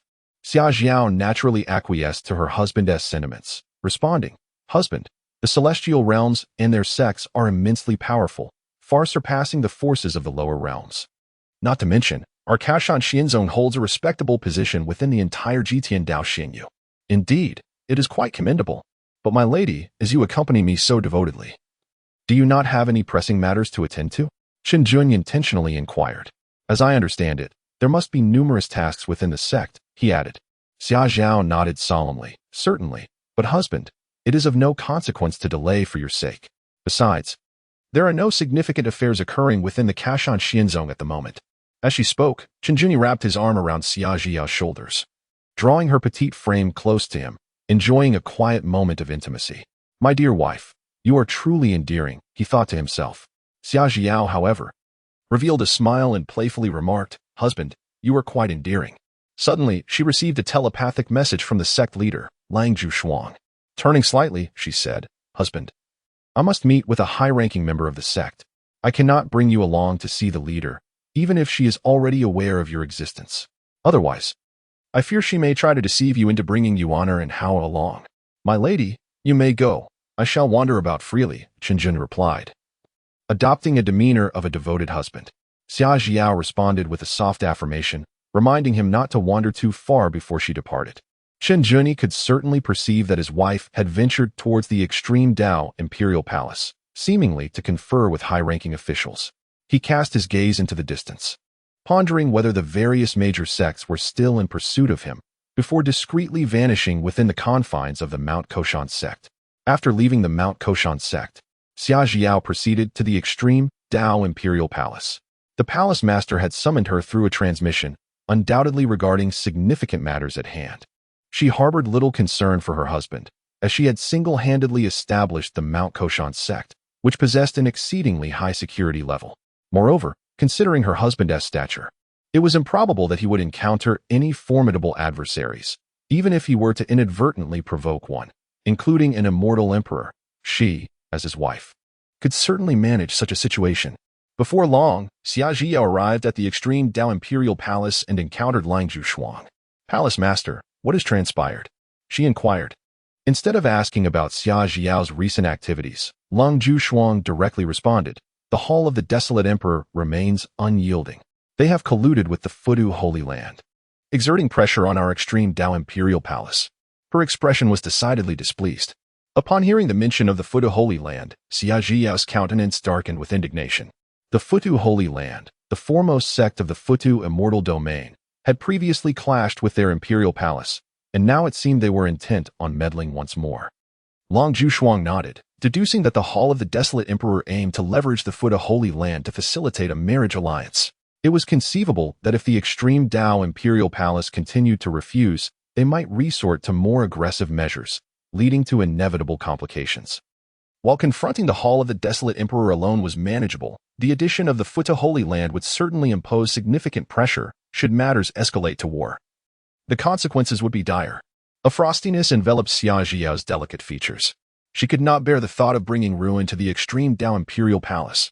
"There exists but one solution, Palace Master. I shall eliminate that by Yuan." Understanding Xia Jiao's sentiments, Lang Zhuxuang remarked, "This course of action is indeed feasible. But slaying that imperial scion is no trivial task. You would also find yourself in peril." Xia Jiao fell into silence. With her husband now present, there was no telling when the Hall of the Desolate Emperor might become aware of his whereabouts. Such a possibility could lead him into danger, potentially even endangering Yuaner and Hauer. She simply could not abide by that. As if making a monumental decision, she declared, "Palace Master, I shall destroy my Linglong immortal body. Without it, the Hall of the Desolate Emperor will naturally abandon their pursuits." Given that any other course of action seemed improper, she resolved to safeguard her own well-being. All she desired was to be with her husband and children. Everything else could be relinquished. The notion of self-destructing her Linglong immortal body clearly astonished Lang Zhuxuang. This was tantamount to annihilating her future and forsaking everything. Was it worth it? Indeed it was. Xia Jiao spoke with unwavering conviction, "Palace Master, if everything is destined to be erroneous, and if possessing the exquisite immortal body is also a folly, then I shall willingly relinquish all to embrace a life of simplicity." Lang Zhuxuang inhaled deeply, understanding the gravity of the situation. "I comprehend, Palace Master. Although self-destruction of the exquisite immortal body could resolve everything, it would have profound repercussions. Unless absolutely necessary, this is not the optimal choice. The best strategy is always to take the initiative."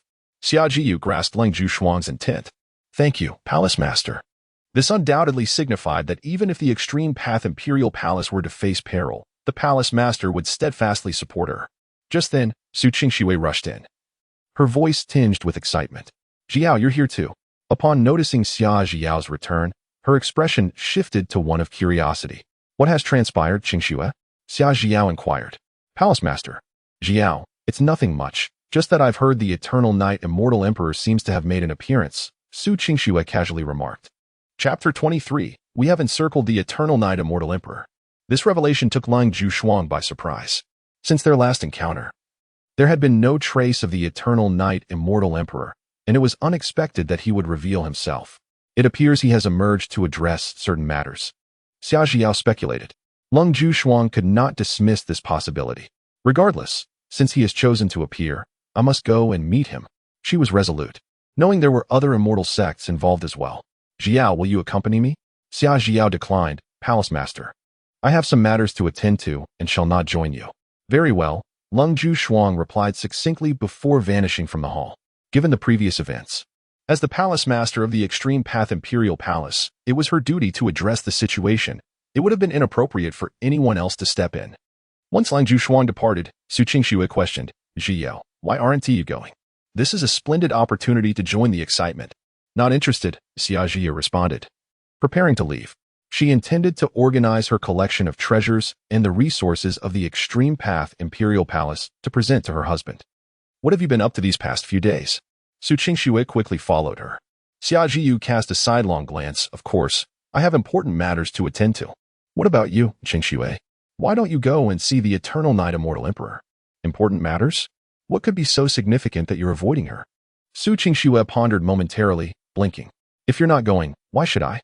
You are far more important. I must keep an eye on Xia Jiao. There must be gossip. Xia Jiao smiled. Then come along and help me manage a few things. Manage? Manage what?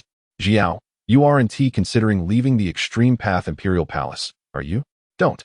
The Extreme Path Imperial Palace has not reached such a dire state, and the Ruin Emperor's Hall lacks the capability for that. I still wish to embrace your precious Yuaner and Howard one day. You are overthinking it. In the desolate realm of the Celestial Domain, within the Hall of the Desolate Emperor, the Hall Master, Emperor Jun, was in good spirits. With the pressure exerted by the Futu Sacred Land on the Extreme Dao Imperial Palace, he was confident they could not remain indifferent forever. Given the historical conflicts between the Futu Sacred Land and the Extreme Dao Imperial Palace, a mere word from him, the Master of the Desolate Emperor Hall, would still earn him a modicum of respect from the Sacred Lord of Futu. This mutual relationship facilitated the reaching of consensus with ease. Bai Yuan's expression was somewhat fervent. If the Futu Sacred Land was willing to confront the Extreme Dao Imperial Palace, then even if our Desolate Emperor Hall were to engage in conflict with the Extreme Dao Imperial Palace, the Futu Sacred Land would undoubtedly lend their assistance. Therefore, the Extreme Dao Imperial Palace had to weigh their options carefully. Over time, even if they opposed an alliance, they would have to acquiesce. Indeed, Emperor Jun nodded. How is your investigation progressing? Have you uncovered any weaknesses of Xia Jiao? Bai Yuan felt a tinge of displeasure upon recalling the matter. Master, Xia Jiao is well hidden by the Extreme Dao Imperial Palace, making it quite challenging to pinpoint her vulnerabilities. However, since she possesses the Linglong celestial body and is exceptionally gifted, it stands to reason that we could target the celestial clan behind her. Alternatively, if we could ascertain how the Extreme Dao Imperial Palace retrieved and nurtured Xia Jiao, we might trace the matter back to its source. Any lead, no matter how faint, could be of great use. As Bai Yuan spoke, a greedy expression crept upon his face. The celestial clan behind her is indeed a viable avenue. Pursue this matter relentlessly, Emperor Jun instructed, casting a glance at Bai Yuan. He then cautioned, your composure appears unsettled. Remember not to rush your endeavors. Bai Yuan suddenly realized that his inner turmoil had manifested on his face. The gravity of the situation left him no choice but to feel anxious. The lack of leads was increasingly vexing. Your words are wise, Master, he replied, inhaling deeply to regain his composure. Meanwhile, Emperor Jun received a transmission, his expression shifting slightly. The Eternal Knight Celestial Emperor has appeared. The mention of this individual irked him. Previously, the Eternal Knight Celestial Emperor had recklessly unleashed his perception, displaying utter disregard for others. Bai Yuan clenched his fist in frustration. His appearance now likely aimed to confront the various celestial sects. Back then, as a disciple of the Desolate Emperor Hall, he had nearly fallen to the Demon Emperor.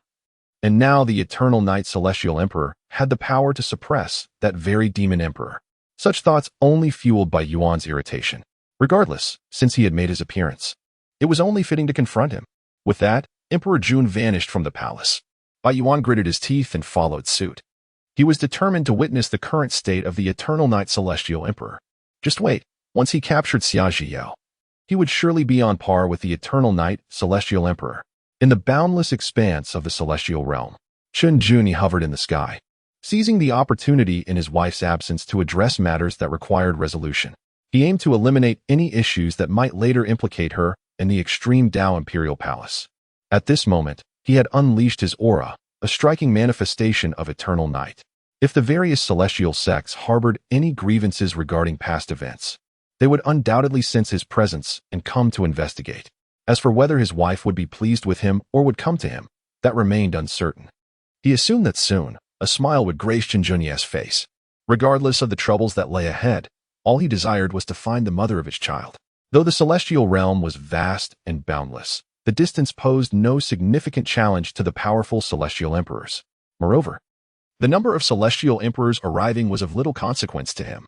After all, among the 33 celestial domains, only 8 represented the pinnacle, each guarded by formidable celestial emperors, symbolizing the 8 supreme sections. The total number of celestial emperors did not exceed a handful, each possessing varying levels of cultivation. It was uncertain whether any hidden ancient beings remained. Before long, several formidable auras approached with great haste. It was indeed the eminent celestial emperors, a gathering not meant for mere mortals. It truly is you, the eternal night celestial emperor. The assembled titans gazed upon the man standing with his hands clasped behind his back, secretly thinking, "At last, we have surrounded the eternal night celestial emperor." Yet, they were also taken aback, for it was only upon closer inspection that they confirmed the return of this man. What had transpired with him? Why had he acted as he did before? Simultaneously, additional auras drew near, among them Di Jun and Longju Shuang. However, upon exchanging a glance filled with mutual disdain, they refrained from further conversation, as their purpose for being there was not to settle their personal grievances but rather to seek an explanation and regain a modicum of face. Longju Shuang, upon noticing Bai Yuan's presence, felt an overwhelming desire to strike him down, for he was the root cause of all her troubles. Bai Yuan, seemingly indifferent to the unfolding events, recognized that among the younger generation, those capable of becoming celestial emperors were few, thus justifying his arrogance. Yet, he felt a tinge of regret at not seeing Xia Zhiyao appear. Qinglian could discern that although the leader of the Qinglian Dao sect was absent, the master of the extreme Dao imperial palace had indeed arrived. The lady was also missing, which made matters more manageable. Eternal Night, Celestial Emperor, do you not owe us an explanation regarding the previous incident? Emperor Jun expressed his dissatisfaction. Is such behavior an indication that you hold us, the celestial emperors, in contempt? Regardless of your intentions, to offend our celestial sect is undoubtedly unwise. Though you have earned merit by suppressing the demon emperor in the past, it does not grant you the liberty to trample upon us. The assembly of celestial emperors, seasoned as they were, expressed their displeasure and rallied against him. Suddenly, a voice rang out, commanding, "Get lost." Chapter 24. After being berated twice with the words "get lost," he simply dusted himself off and departed. Qinglian, the Night Emperor, radiates an imposing aura, rendering further explanation unnecessary. Although he is aware that his actions may incite trouble, such inconveniences pale in comparison to his quest for his beloved. He would typically prefer to ignore the situation, but since it has already unfolded, he shall not shy away from it. The multitude of celestial emperors is staggered by the sheer force he has unleashed, their expressions a tapestry of shock and disbelief. Indeed, the Eternal Night Emperor has grown stronger. In his earlier days, he was merely a 6th-tier celestial emperor, yet he could subdue an 8th-tier demon emperor. The cost he paid was equally terrifying. Now, he can repel numerous celestial emperors single-handedly, an unfathomable feat. It is noteworthy that among them are also 8th-tier celestial emperors. Yet, how audacious it is for him to command them to leave. Was it not his own aura that drew them here? Such arrogance. Eternal Night Emperor, I concede your extraordinary talents, but do you truly wish to stand against us? Fear not. We are many. Unless the Eternal Night Emperor desires to confront the entirety of the top celestial sects alone, such a course of action would be decidedly unwise. Amidst the crowd, Bai Yuan pales, the suffocating pressure and overwhelming aura he felt moments ago undeniable, leaving him unable to muster any defiance. Confronted by a formidable presence that stands head and shoulders above the younger generation, he is unwilling to accept this feeling of subjugation. This only strengthens his resolve to capture Xia Zhiyao. It is imperative. To be enemies? Qinglian stands with his hands clasped behind his back, asserting that he has no interest in meddling with the affairs of the celestial realm. If you wish to oppose him, he would gladly oblige. His words, undoubtedly sincere, resonate with the celestial emperors, who perceive the clear message. The Eternal Night Emperor is unwilling to offer them an explanation, leaving them perplexed about his true intentions. Yet, he claims to have no interest in anything? Could it be that he has undergone a transformation? Their expressions grow grave. We certainly do not wish to oppose you. But some matters cannot be clarified with mere words. If the Eternal Night Emperor does not provide us with an explanation, we shall not depart easily. The previous incident is For them, a looming threat.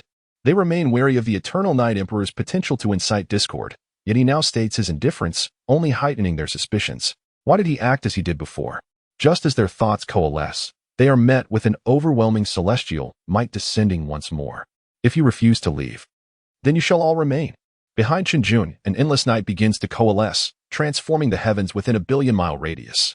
He has no intention of explaining that his actions are merely for the sake of his beloved. Such matters are personal and unworthy of external discourse. Witnessing this spectacle, the celestial emperors are thrown into a state of panic, hastily retreating. Is this the power of a ninth-tier celestial emperor, or the might of a peak celestial emperor? Expressions of terror etched upon their faces, their hearts trembled, for they realized that even an 8th-level Empyrean was hard-pressed to resist. What trials had the Eternal Night Empyrean endured over the years? In that moment, they could not afford to dwell on such thoughts. A desire to retreat took root. Though they were loath to concede, with a defiant snort, they displayed their final stubbornness before hastily departing. They had initially believed that confronting the Eternal Night Empyrean would yield some clarity, yet upon arrival, they were met with scorn and sent away. Utterly perplexed, a situation devoid of reason. As individuals of notable stature, how could they find solace in their hearts? Such indignity. Truly, what an outrageous affront. Yet, they understood well that engaging in conflict was an absolute impossibility. Just then, a voice resonated from behind, belonging to Qinglian. Remember, some among you have offended me. This enmity shall not be forgotten. Upon hearing these words, a wave of confusion swept through the assembly of Empyrean titans. Who had incurred his wrath? Could it be an adversary from years past? It seemed to be the only plausible explanation. Although the Eternal Night Empyrean's tone was remarkably calm, the underlying intent to kill was unmistakable. They silently reassured themselves, it cannot possibly be us. To be targeted by such a formidable force was surely a harbinger of ill fortune. Thus, they swiftly retreated. Qinglian watched them depart, a hint of coldness on his face. He truly did not wish to make enemies of many celestial sects, for Yuaner and Hauer would eventually come to the celestial realm.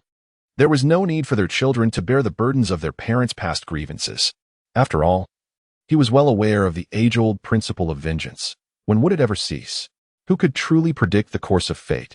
He also understood that the formidable presence capable of troubling both his wife and the extreme Tao Imperial Palace must undoubtedly belong to a top-tier celestial sect. Otherwise, his wife would not have vanished without a trace for 3 years, leaving matters unresolved even until now. Thus, it followed that the true culprits to be eliminated were among these individuals. However, he remained unaware of the hidden intricacies and could not ascertain them. At present, he could not directly unearth the truth, for in such a sensitive time, doing so might render the extreme Tao Imperial Palace a target, uniting other celestial sects against them, something his wife would surely dislike. With a sigh, Qinglian faded from view. The departing celestial emperors were quite disheartened. Yet their resolve was strengthened. They absolutely must not provoke the Eternal Night Celestial Emperor. Dijun shared the same sentiment. In merely a few years, the Eternal Night Celestial Emperor had grown immensely powerful, far beyond the reach of the Wild Emperor Palace. Henceforth, they must avoid any conflicts with him.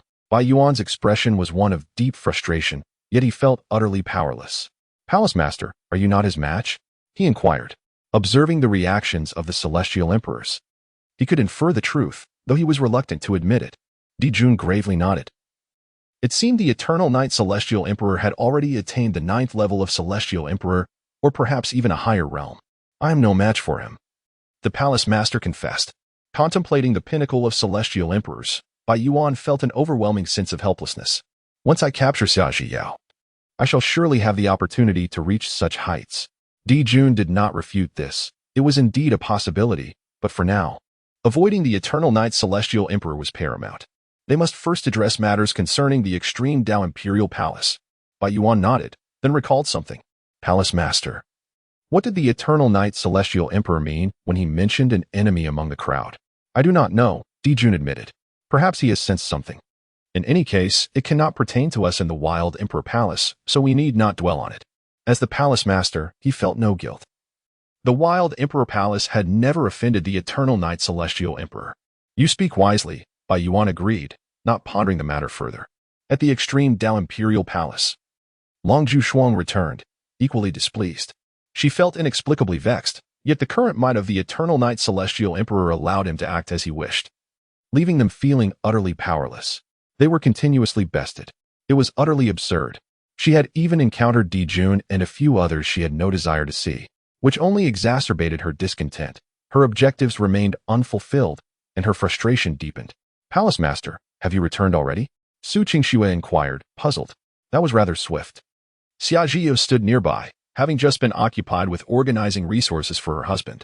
She was taken aback by the sudden return of the Palace Master and could only observe the situation with a hint of confusion on her face. Long Zhishuang's expression was far from pleasant. It appeared that the Eternal Knight Immortal Emperor had likely reached the pinnacle of the Immortal Emperor realm. And even the united efforts of the various immortal sects seemed utterly futile against him. Chapter 25, with me here. No disciple shall dare to infiltrate the mount of the Immortal Sect. Upon hearing this, Su Qingxue nearly exclaimed in astonishment. The might of such a declaration was truly formidable. Xia Zhiyu felt a wave of surprise wash over her, yet she wore a look of reluctant agreement. If the Eternal Knight Immortal Emperor indeed belonged to the peak of the Immortal Emperor realm, then currently, within the entire Immortal realm, it was unlikely anyone could rival him. One could hardly fathom what transformations he had undergone to achieve such a remarkable change. It was known that the Palace Master herself was merely at the 8th level of the Immortal Emperor realm, while the Eternal Knight Immortal Emperor was said to have started at the 6th level. Yet, in a mere span of time, he had ascended to the summit. Such a feat was truly astonishing, leaving her feeling somewhat inferior. Indeed, it was not surprising that the matter concluded so swiftly. Su Qingxue, once she finished speaking, suddenly realized the implications of her position and promptly changed her tone, though it was not an excuse for her apparent disregard. Xia Zhiyu shot Su Qingxue a sidelong glance, genuinely concerned that one day, Su Qingxue might stray too far from her loyalties. Su Qingxue's heartfelt admiration was not lost on her keen eyes. However, one could not deny that, irrespective of their affiliations, the Eternal Knight Immortal Emperor was indeed worthy of such reverence from Su Qingxue. Long Zhishuang shook her head in resignation. She truly did not know what had transpired with him, yet his power was indisputable. Consequently, the various immortal sects were left with no choice but to withdraw, unable to pursue the matter further. To make matters worse, the Eternal Knight Immortal Emperor had audaciously instructed numerous immortal emperors to leave. The mere thought of it was infuriating, especially since among those immortal emperors was her own. Leave? Both Xia Zhiyu and Su Qingxue were momentarily stunned. Even a dignified peak immortal emperor resorted to such coarse language? Was the situation truly that dire? This was a blatant affront to the collective. It was no wonder the Palace Master appeared so displeased. She likely bore the brunt of the insults. What could have led the Palace Master to support the Eternal Knight Immortal Emperor previously? Unanswered questions lingered. Lung Zhishuang stated solemnly. The Eternal Knight Immortal Emperor did not wish to clarify, hence we remain in the dark. Xia Zhiyu and Su Qingxue understood that powerful beings often acted without the need for justification. Thus, the Palace Master had not only made a fruitless trip but had also endured a scolding. They had gleaned nothing, let alone restored the dignity of the extreme Dao Imperial Palace. Su Qingxue's delicate features furrowed in irritation as she exclaimed, "This is utterly absurd and truly excessive." It seemed that there was more to the story, compounded by the Eternal Knight Immortal Emperor's transcendent strength, which allowed him to act with impunity, Xia Zhiyu speculated. Lung Zhishuang could not refute this notion. Regardless, the matter had passed, and the extreme Dao Imperial Palace could not afford to offend the Eternal Knight Immortal Emperor. They must tread lightly and avoid provocation. Moreover, let us not forget the other troubles we face. However, it seems that the Evernight Immortal Emperor has undergone some changes. Master, what transformations has he experienced? Su Qingxue inquired with curiosity. He claims to have lost all interest in the immortal realm. Furthermore, he mentioned that there are enemies among the various immortal sects, foes he cannot coexist with. Long Zhishuang was equally perplexed, utterly bewildered. What could possibly be occupying the mind of such a high-level figure as the Evernight Immortal Emperor? Lost interest? Perhaps, upon reaching such heights and enduring past experiences, he has seen through everything, Su Qingxue speculated. As for the enemies he cannot coexist with, Xia Zhiyu pondered seriously, trying to recall any top-tier immortal sect that had clashed with the Evernight Immortal Emperor. There may be hidden circumstances we are unaware of. Moreover, the way the Evernight Immortal Emperor expressed this implies that he himself is uncertain about the identity of his enemies. Otherwise, being as formidable as he is, he would not merely issue a warning without taking direct action. Or perhaps, he harbors some kind of reservations. Is it truly possible to be unaware of one's enemies? Su Qingshue's beautiful eyes widened. Could there really exist something that makes him hesitant? Xia Jiyu shook her head slightly, unable to fathom such a notion. In contrast, Long Zhishuang suddenly felt an awakening as if enlightened. Jiyu is right. Both possibilities hold merit. However, his enemies could never be our extreme Dao Imperial Palace. And we must not be implicated in this matter. For now, we need not concern ourselves with him, but focus on dealing with the Emperor of Ruins and the Holy Land of Fengtian. Xia Jiyu nodded solemnly. Yet, Su Qingxue could not restrain her tongue. In that case, I secretly hope that the Evernight Immortal Emperor's enemies are the Emperor of Ruins or the Holy Land of Fengtian. Don't look at me. It's merely a hopeful wish within my heart. Thereafter, they began to deliberate on how to proactively strike and resolve the shameless trouble posed by the Emperor of Ruins. After Qinjuni had attended to his affairs, he swiftly returned. The various sects acted with commendable promptness, otherwise they would have inevitably squandered his time. This matter has been resolved, at least for now, as his presence has compelled the sects to reassess their own strengths. He need not dwell on it excessively at this moment. Chen Juni patiently awaited the return of his wife in close proximity to the Kaoshan Xianzong, embodying the essence of a devoted husband. Before long, several passing cultivators approached, their expressions a mixture of confusion and curiosity as they gazed at the imposing signboard. Kaoshan Xianzong? How peculiar. I have never heard of such a sect, one remarked.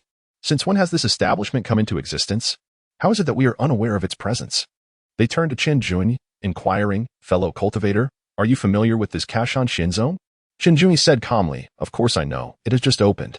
He pondered within himself, surely this is the lady's thoughtful effort to cheer me up. Just opened? Is it truly so casual to establish a school and a sect? Chen Juni smiled faintly, choosing silence, as he felt quite at ease. My friend, are you a disciple of the Kaoshan Xianzong? I suppose so, Chen Juni replied, uncertain of how to articulate his connection, for technically, he was the partner of a disciple from the Kaoshan Xianzong. That's splendid. Since you are a disciple of the Kaoshan Xianzong, might I inquire if you are still accepting new disciples? We are rather troubled, lacking a place to settle. Not at all, Chen Juni promptly declined. This was a matter intertwined with his wife, and having the two of them as the only sensible individuals was sufficient. What a pity. You have lost several talents by not accepting us. A few cultivators left, their expressions tinged with disappointment. They pondered in confusion. Why would a newly established sect refuse to take in disciples? What then was the purpose of founding a sect? How peculiar. Shinjuni continued to patiently await his wife's return, longing for her warmth to share the bed. With his presence, no disciple would dare to intrude. As night fell, Xia Jiyu finally made her appearance. Husband, my lady, she called out, and upon catching sight of her graceful silhouette, Shinjun's lips curled into a subtle smile. As Xia Jiao approached and perceived that her husband was unscathed and had not engaged in any mischief, she felt a wave of relief wash over her. Husband, how is it that you are here? She inquired. Just taking a stroll, of course. It was also to await your arrival, replied Shinjuni. Xia Jiao smiled. I apologize for keeping you waiting. Let us return swiftly. We shall spend the night at the sect. With that, she took Shinjuni by the hand. My lady, is this truly appropriate? He feigned politeness. Of course it is. Our mountain of immortal unity permits disciples' partners to stay over, so you need not worry. Xia Jiao thought to herself, after all, who is in charge here? Shinjuni certainly did not dare to voice his wife's heartfelt intentions. Your sect, the Mountain Immortal Sect, is quite humane. Indeed, she replied. The couple walked side by side under the moonlight, their arms entwined as they made their way to a hilltop. Before long, they settled upon a large stone at the summit, nestled together, basking in the moonlight, feeling the gentle breeze, and savoring a tranquil moment that belonged solely to them. In this moment, Chun Juni's state of mind was remarkably tranquil and profoundly content, as if all that had transpired in the past was utterly insignificant. It is somewhat amusing to note that while all cultivators relentlessly pursue the path of becoming ever more formidable, often resorting to unscrupulous means and sacrificing everything, he now finds the scenery along the journey far more enchanting and worthy of reminiscence. Within the unexpectedly supportive confines of the Kaoshan Immortal Sect, the couple found themselves in a haven of safety, reveling in their romance. In the expansive realm of immortals, none could intrude upon their blissful moment. My dear, what brings you to smile? Xia Jiao inquired, tilting her head and blinking her large eyes. Her long, snow-white hand rested atop Shinjuni's. Their fingers entwined in a delicate embrace. Shinjuni slightly lowered his head, locking eyes with Xia Jiang. My dear, I find it amusing that we should be in love. Shun Tiwi? Chapter 26. It was impossible not to be moved by the prospect of bearing a pair of dragon and phoenix twins. In love? Xia Jiyang's delicate face contorted in confusion. She could not fathom how her husband had become so carefree, especially when their child was already growing up. How could he still find humor in such matters? The concept of love was utterly foreign to her, as she had essentially bypassed that stage and had already embraced motherhood. Qinjun solemnly stated, "Of course, this is a means to compensate for our past, which I hold in the highest regard. Alas, Guyan and Hao Yuan were truly accidents. We cannot blame our parents. Their situation can be seen as a spontaneous act of love, leading to the arrival of children." Xia Jiao seemed to recall those 7 days and nights of torment, her face involuntarily flushing with embarrassment, wishing to dig a hole and bury herself within it. Yet, it was not her fault. It was merely an uncontrollable surge of emotion. She whispered, "Husband, I cherish this immensely as well." She understood her husband's intentions, for their initial encounter had indeed been a surprise, and the births of Guyan and Hao Yuan were likewise unforeseen. As time passed, affection blossomed between them, and it became evident that they, as parents, needed to make amends. Observing his wife's bashfulness, Qin Juni felt a wave of satisfaction wash over him. He gently caressed Xia Jiao's long hair, allowing her to nestle her head against his chest. "My dear, do you wish for me to make amends?" Although their union was born from an unexpected circumstance, he could not help but be captivated by the girl who gifted him a pair of dragon and phoenix twins. It was during his most destitute moments, at the lowest ebb of his life, that fate conspired to bring them together, presenting him with a girl who would ultimately alter his destiny. Such is the marvel of life. "Husband, I am willing," Xia Jia blurted out. "A drop of kindness merits a fountain of gratitude, and your grace has been nothing short of life-saving." Despite her previous doubts regarding their compatibility due to differences in status and unexpected situations, she ultimately found assurance in their bond. The aura her husband exuded was mysterious, laden with stories untold. "My lady, those are truly the most enchanting words in the world," Qin Juni remarked candidly. "However, I still wish to tease you a little." Xia Jiao, unperturbed, replied, "Husband, then do indulge in your teasing." Qin Juni, of course, was unreserved. "My lady, you seem to be devoid of modesty, for you are indeed a fairy." Xia Jiao blinked playfully, saying, "Husband, the girl who belongs to you, even if she is a fairy, no longer holds any reserve towards you, especially considering that this girl is already the mother of 2 children. Qin Juni smiled, a warmth radiating from his expression. "Indeed, she was the mother of 2 children. Xia Jiu playfully teased, "My dear husband, are you longing to kiss me? Otherwise, why do you persistently gaze at my lips? How mischievous of you, my lady, to have learned the art of teasing your husband." Qin Juni feigned a slight sulk before he leaned in and kissed her passionately. Xia Jiao, of course, responded eagerly, tilting her head slightly as their lips met. They became entangled in a fervent embrace for a while before finally parting. Qin Juni then remarked, "My dear, are you not also?" "Of course, this is my husband's way of compensating for me," Xia Jiyue boldly declared, her gaze fixed upon her husband's lips, naturally yearning for a kiss. After all, during the 7 days and nights they spent creating their offspring, they had never shared such intimacy, as they were still strangers to one another, let alone engaging in a kiss. "Very well, from now on, I shall compensate you every day." Qinjun tenderly stroked Xia Jiyue's long hair. What could Xia Jiyue do but acquiesce to her husband's romantic advances? With a sweet smile, she replied, "My dear, I shall also compensate you." "Excellent." And thus, they embraced under the moonlight, continuing to forget their worries. Qinjuni pondered for a moment and deliberately said, "My dear wife, you seem somewhat fatigued. Has something transpired?" "Really, my husband, you can discern that?" Xia Jiyu replied, a touch surprised. She had been engaged in discussions with the palace lord and others at the extreme Dao Imperial Palace regarding strategies against the desolate Emperor's Hall. But they had yet to devise a viable plan, and the risks were considerable. She had not intended to trouble her husband with her concerns. Yet he had already sensed her unease. "Of course, our hearts are intertwined as husband and wife. When you returned, I noticed your weary countenance." "Oh, dear husband, it is nothing significant, merely some troublesome matters within the immortal sect," Xia Jiyu replied, unsure of how to convey the situation regarding the desolate Emperor's Hall to Qinjuni. It was a topic fraught with perilous implications. "My dear wife, our strengths are quite comparable. Do you require my assistance?" "Not at all. There's quite a disparity." Xia Jiao shook her head. "For now, let us simply enjoy our life together without delving into the unpleasant." Very well, my wife as wishes shall guide us. Chen Juni truly sought a tranquil existence. He dreaded attracting unnecessary trouble, and he feared that if his identity were revealed, a sudden estrangement might mar their relationship, leaving him in a place of sorrow with no refuge. Moreover, having just endured the events of the day, the various immortal sects were undoubtedly displeased with him.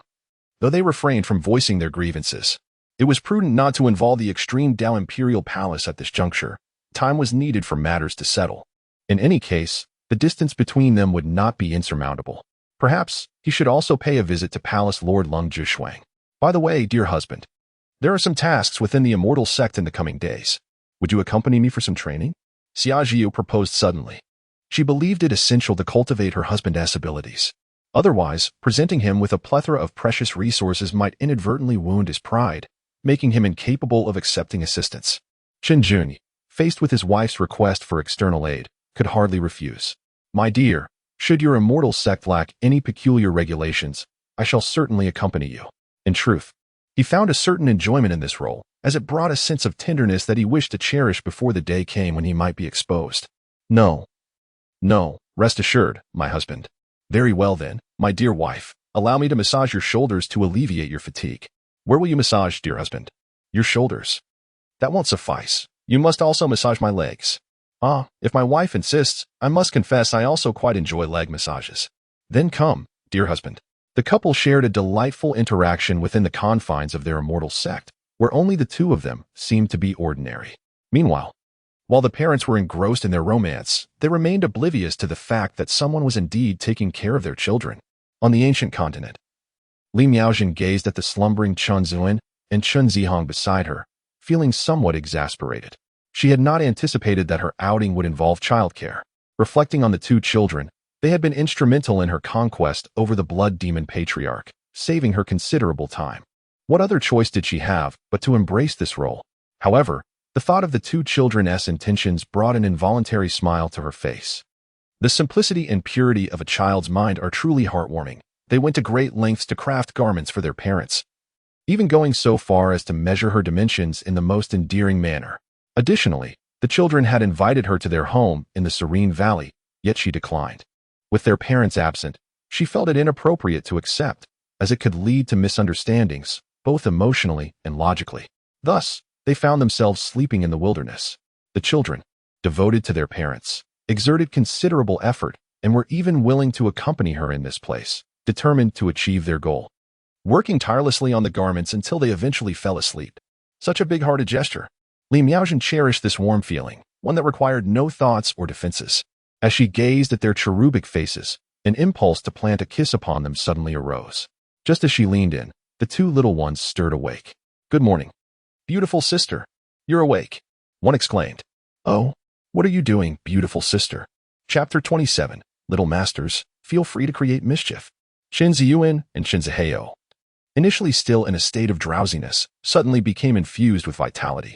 Their gaze fixated on Li Miaojin's lips, revealing a moment of bewilderment. Caught off guard by the two little ones, Li Miaojin, with her large eyes fixed upon her, found herself momentarily embarrassed. The silence in the air was palpable, a situation she dreaded. Nevertheless, as she was affectionately referred to as the beautiful sister, she couldn't afford to falter. With a composed demeanor, she declared, My dear Ziyuan and Ziheo, your sister merely wishes to give you a gentle kiss. I wonder if you would consent? Although such an act might invoke a sense of shyness, the innocence and charm of the two children rendered the situation harmless. After all, no one else would witness her maternal affection. Kiss? Upon hearing these words, the two little ones instantly comprehended her intentions. Qin Ziyuan hurriedly shook her head, a look of profound regret on her face. Beautiful sister, we should not refuse your kiss, but since our father has kissed us, you cannot kiss us. Indeed. Otherwise our mother will be upset, Qin Zihua stated solemnly, already sensing the gravity of the situation. Li Miaojin was momentarily taken aback.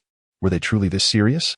She then burst into laughter, realizing that the two little ones were concerned about her indirectly kissing their father, and were also afraid of incurring their mother's wrath. Very well. Sister will refrain from kissing you, she replied. Given their meticulousness, this beautiful sister dared not overstep while their parents were absent, especially since she could hardly contend with the two youngsters. Qin Ziyuan chuckled softly, but dear sister, you still have a chance. Once mother has kissed us, You may kiss us too. Indeed, indeed, Qinzihe immediately nodded in agreement. If it weren't for mother, I wouldn't want to refuse the beautiful sister. Li Miaojin found herself momentarily at a loss for words. This sensation felt akin to an indirect kiss with their mother. Was there truly a need for such formality? Very well then. By the way, Ziyuan and Ziho, do you require any further assistance from your sister? After all, the measurements had already been taken. They had tailored their mother's dimensions to her physique, and their father's had been estimated without much deviation. As for their yet-to-be-born little sister, a simple adjustment of proportions would suffice. Beautiful sister, it is sufficient that the measurements are done. We can manage the rest ourselves. Are you leaving, beautiful sister? Chun Ziyuan and Chun Ziho expressed a hint of reluctance, for the lovely sister had been of tremendous help to them. Li Miaojin smiled gently, ruffling their hair. Of course. Sister must return to Tianyin Temple. That is where my allegiance lies. Tianyin Temple? We shall remember, beautiful sister. When we have the chance, we will come to visit you.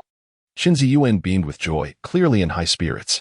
Chen Ziheo, unwilling to be outdone, remarked, beautiful sister, we shall certainly visit the Tianyin Temple when time permits.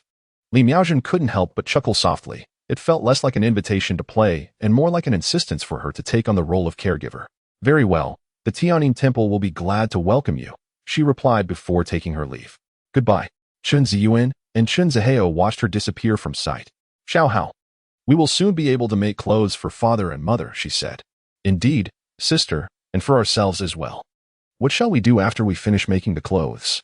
I don't know, sister.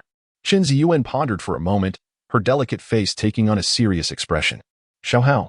Even beautiful sisters have their own affiliations. Shouldn't we establish one for ourselves as well? Sister, does that mean we should join a sect? Qin Zihua expressed some doubt. Perhaps due to their tender age, believing that no sect would accept them. Of course, we must join a sect that belongs to us. In that case, we would receive the protection of the sect, and perhaps we could even embark on a journey to find our mother together. They suspected that their mother might be hiding and needed their assistance to find her. That sounds wonderful. But what if the sect doesn't want us? Well, then we shall simply create our own sect. Surely, no one would hinder us from joining a sect of our own making. Sister, you are so clever. Qin Ziyuan wore a cheerful smile. Xiao Hao, this is what we do after finishing our garments. Let us return now. All right, sister, but we must also prepare in advance. Of course, we should study formations, alchemy, and talisman crafting so that we can easily join the sect. As they spoke, the two little ones dashed into the Jingshi Valley, bustling about energetically. Qinglian, silent and cautious, dared not inquire into the little master's activities. It was content merely to observe the playful antics. Nearby, other mythical beasts stood quietly, their eyes wide with curiosity. Captured by the two human children, they refrained from uttering a word. Among them was a nine-tailed fox endowed with remarkable gifts, named Xiaojiu. There was also a stunning Tian Yao bird. Its long and beautiful tail feathers named Xiao Quebec. Additionally, a colorful shimmering carp, known as Shaoli, had been forcibly pulled from the water. Fortunately, it could survive out of its aquatic home, or it would have been cooked by the little masters. Furthermore, a large glass butterfly, called Xiao Dai, fluttered about until it was caught. They were not particularly powerful, yet they shared a common trait, beauty. Their task was to greet the little master's sister and mother with small red flowers. Silently applauding, they thought it delightful to be at the little master's beck and call. Indeed, they preferred being captured by the little master rather than by other humans, for the energy here was extraordinarily dense, akin to a sanctuary for cultivation. In this way, they could grow stronger and perhaps even evolve their bloodlines. Moreover, the valley was rich in precious and rare resources, herbs, ores, and divine spring water, countless in number and utterly magnificent. Not to mention, they could bask in the presence of the Qinglian divine beast, coupled with multiple protective formations and barriers that ensured their safety beyond measure. It was hard to fathom who might be responsible for all of this. Perhaps the little master's parents were formidable figures among the human race. The thought was too overwhelming to pursue further. In any case, they had no desire to leave.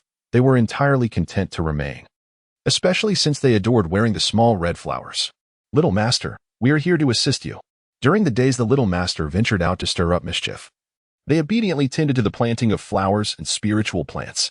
They even found themselves tempted to consume some of the herbs, but ultimately reason prevailed, and they took pride in their diligent gardening. Very well, Chun Ziyuan and Chun Ziheo, of course, would not decline, for this was a friend they had acquired through their own prowess.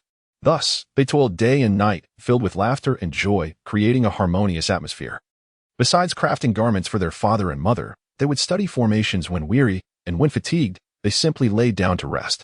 This could be described as a perfect balance of work and leisure, as they found the pursuit of cultivation to be relatively uncomplicated, far less arduous than garment making. On this particular day, they finally completed this monumental task. Hooray, Xiaohao! We have made clothes for father, mother, and sister, and for ourselves too.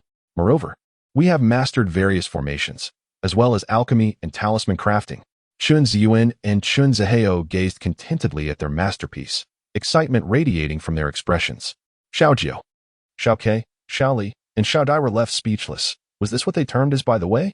Indeed, it was quite incidental. In Chapter 28, a formation was arranged, merely awaiting the arrival of the unfortunate soul. Xiaohao, let us quickly hang the clothes in Father's little house. All right, sister. After exchanging a glance, Qin Ziyuan and Qin Zihao dashed into a small cottage. They hung their masterpiece on the wall, wearing expressions of utmost satisfaction. Above them were their parents' grand garments, while below hung their own little outfits, with their sister's infant attire nestled in between. Surely, their parents and sister would adore this ensemble for the entire family. The simplicity of the children's thoughts belied the effort they had expended, and their faces radiated anticipation and eagerness. Dear sister, what other gifts should we prepare for our little sister? Qin Zihao inquired. I can't think of anything else. But remember, it's the thought that counts. Indeed, the clothing is light, so the sentiment must be profound. Therefore, we need not prepare anything else for her. Exactly, little Hao. Now, let us test the results of our recent training. All right, sister. As they spoke, the two children sprinted outside. A few magical beasts lounged nearby, quietly observing as their young masters dashed past. Suddenly, they perked up. Young masters, let me play with you. Little Gio exclaimed, wagging its tail and panting eagerly. Clearly pleased to have been summoned. You all can join too. Tian Yaoke transformed into a ground chicken, clucking excitedly as it followed suit. The seven-colored flowing carp displayed an expression of immense wisdom, its large eyes wide as it hurried to catch up. However, it quickly realized that it was too slow on land and called out for help. Little Gio, let me ride on you. Get lost, you pesky fish. With no other option, the little carp blew a bubble around itself and rolled along the ground. The glazed phoenix butterfly also scampered on the earth, its legs a flurry of activity, soon becoming quite the spectacle. Very well, you may follow us, Qin Ziyuan and Qin Zihao declared, leading their troop of magical beast companions out of the Pure World Valley. The Pure World Valley was almost entirely encircled by mountains, appearing as a profound abyss from the outside. The area was vast, making it difficult to spot the surrounding cliffs. However, there were several passages leading out of the valley that seemed remarkably flat and expansive. Before long, they discovered an ideal location. Little Hao, this place is so spacious. Let us set up our formation here. Sister, why here? Are you foolish? Father said that practice is the sole criterion for testing truth. We must arrange the formation and find someone to test its power. Otherwise, we won't have the opportunity within the valley. Oh, will those people be too unfortunate? Well, they shouldn't be. We are only 3 years old, and the formations we set up surely won't be very powerful. Then, sister, shall we begin? Absolutely. Little Gio, little sparrow, little carp, little butterfly, come and lend a hand. Young masters, we are on our way. Several mythical beasts became increasingly exhilarated. If they could not conquer, they would join forces, indifferent to the misfortunes of others or fellow beasts, ensnaring one after another as long as their little master was pleased. They scurried about with a few spirit stones, establishing the foundations of the formation and determining its extent. As for the formation eye, which was crucial and required precious and rare ethereal materials, it was of little consequence to the little master, who found such items trivial. Before long, they completed the arrangement. Little master, it is your turn to shine. All right. Qin Ziyuan's little face was serious, affirming she was not jesting. I'll go first. She swiftly produced a killing crystal, deeming it suitable as the core of the killing formation, the value of which was beyond her consideration, for it would certainly not lead to her father's extravagance. Okay, sister. Qin Zihai, noticing her actions, quickly retreated with the other mythical beasts, clearing a space for Qin Ziyuan. They concealed themselves in the nearby grass, peeking out with 5 distinctly different heads, eagerly watching, primarily concerned that Qin Ziyuan's inaugural formation might inadvertently harm them. With a casual wave, Qin Ziyuan unleashed her power, In a sweet voice, she declared, "Killing formation, arise." The momentum surged. Indeed, she aimed to test the killing formation she had just learned. Subsequently, using the killing crystal as the core formation eye and the myriad spirit stones to provide energy, a formation began to take shape, rising from the ground. It worked. How simple. Qin Ziyuan's eyes sparkled. Yet, she pondered the might of the Qinglian killing formation left by her father. The mythical beasts were speechless. But upon sensing the killing aura of the formation, they involuntarily shivered. What level of formation was this? They felt that if ensnared within, they would undoubtedly be plucked, skinned, and boiled. A chill ran down their spines. "Sister is amazing," Qin Zihai cheered. As usual, the grade of the Qinglian killing formation was of no concern to them. They only cared whether they could learn it.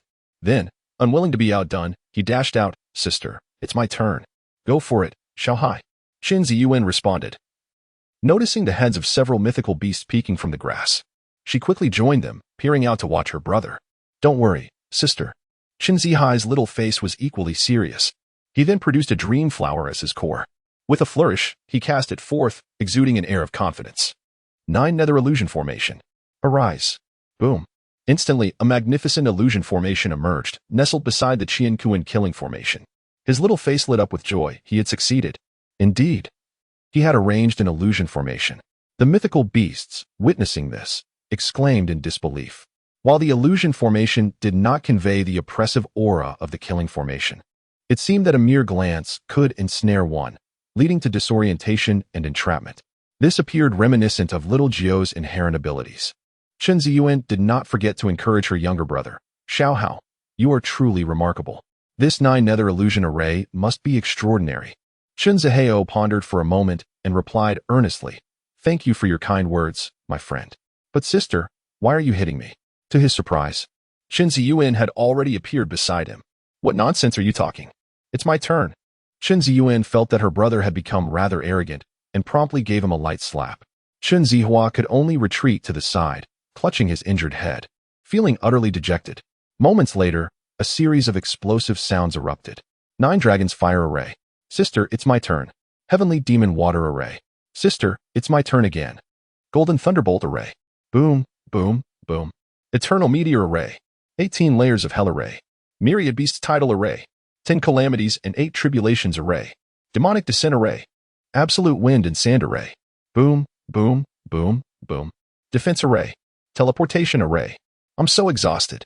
A few demon beasts watched in astonishment, bewildered by the escalation from mere experimentation to outright competition. Well, let's see which unfortunate soul will bear the brunt of this. They silently dared not speak. Meanwhile, Qin Ziyuan and Qin Zihua could no longer endure the fatigue, their eyelids heavy with weariness. "Sister, I'm so tired, little Hao. Let us take a short nap." With that, the two little ones succumbed to their exhaustion and collapsed on the spot, falling into a deep slumber. "Little master." The demon beasts were startled and immediately rushed over. Upon discovering that the little master was merely asleep from fatigue, they were rendered speechless. They then encircled Qin Ziyuan and Qin Zihua, lying down beside them to join in their slumber, waiting patiently for the unfortunate soul to arrive. Chapter 29. The Regretful Experts of Qinglian Dao Sect. Hand in hand to slay demons in the celestial realm, Qin Zhuni made another appearance, and the numerous formidable figures of the Qinglian Dao Sect were thrown into disarray. He had remarkably reached such a level. The sect leader, Yi Qingxian, let out a long sigh. Previously, Qin Zhuni had deliberately exposed his aura to attract many powerful beings from various immortal sects, and he was fully aware of this. However, since Qin Zhuni had once been a disciple of their Qinglian Dao Sect, he refrained from intervening, knowing that any offense would not be pursued by the sect. Yet, he never anticipated that Qin Zhuni had become so formidable, single-handedly repelling numerous immortal emperors and possibly reaching the pinnacle of the immortal emperor realm. He was merely a step away from absolute transcendence and could very likely break through to that realm in the future. He felt fortunate that he had not gone. Otherwise, if Qin Zhuni had shown him no mercy, it would have been utterly humiliating. The Grand Elder spoke solemnly. "Sect leader, this cannot be false. It is said that the immortal emperors from various sects personally intervened, yet they were utterly powerless. Not to mention those immortal lords and kings." He too found it hard to believe that so many immortal emperors had faced such defeat. He wondered what Qin Zhuni's motives could be. Yi Qingxian sighed again, then fell into silence, remaining taciturn. It seemed that Qinglian still harbored grievances against them. The Grand Elder's expression darkened. After all, if Qinglian were to return in a fit of anger to unleash his wrath upon them, they would not withstand it. Yet, there was no other choice. The events of the past had placed him in the spotlight, too conspicuous for comfort. Furthermore, with his powers diminished, the Qinglian Dao sect could not bear the repercussions of his past actions. One could only imagine the implications if such a formidable immortal emperor, should he regain his strength, were to bear any burdens. It would inevitably implicate the Qinglian Dao sect. For instance, should the demon race invade the 33 immortal domains once more, they would undoubtedly target the Qinglian Dao sect first. In the interest of the sect, they had no choice but to expel Qinglian to mitigate any potential fallout. Such was the larger scheme. Yi Qingshuan's emotions were conflicted. As an immortal emperor, the immense pressure was indeed burdensome. It was all my fault for heeding slanderous words. Had I persevered, the eternal knight immortal emperor would have ultimately remained an immortal emperor of the Qinglian Dao sect. The Qinglian Dao sect would have undoubtedly ranked at the forefront of all immortal sects. He might have even aspired to achieve absolute transcendence. Alas, a single misstep led to a cascade of errors, and now it was too late. Slander? The Grand Elder was taken aback. Sect leader, is it not said that we fear the demon race seeking retribution against our Qinglian Dao sect? Could there be other hidden truths? Yi Qingshuan nodded. This is my miscalculation. The Grand Elder grew somewhat furious. Sect leader, who exactly is responsible? This is a scheme to sow discord. Suddenly, he felt no guilt. They had merely been duped by others. The past was behind them, and there was no need for further explanations. Yet, why did Qinglian have to act in such a manner? Seeing that the sect leader remained silent, the Grand Elder felt helpless. He did not know. However, he seems to have undergone a significant change in temperament, declaring a complete disinterest in all matters pertaining to the celestial realm. Leaving one to ponder the meaning behind such a statement, does he not aspire to pursue a more formidable realm? Yi Qingshuan once again fell silent. Perhaps this was merely the state of mind following disappointment. In contrast, the enemies he harbors within the various celestial sects are more intriguing to speculate upon. This aspect has left not only the numerous celestial sects bewildered, but also the onlookers, who remain in the dark about which sect might have offended him.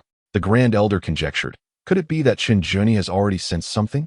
Yi Qingshuan shook his head, perhaps. However, it is evident that he seems entangled in another web of causality. Upon hearing this, the Grand Elder felt a flicker of understanding. Being astute, he could discern a few things. The mention of another web of causality implies that those who initially sowed discord among them do not reside within the ranks of the top celestial sections. Therefore, even if Qinglian has become aware, his adversaries are not the ones from his past, but rather foes stemming from this new causality. What could this other web of causality entail? Yi Qingshuan remained silent, for he truly did not know. Observing his demeanor, the Grand Elder spoke again. Master, if there are hidden matters at play, I shall meet with Qinglian. If we clarify the situation, he may yet return to the Qinglian Dao sect. Moreover, that girl Mo Qingru has always been close to Qinglian. Perhaps she could also convey something.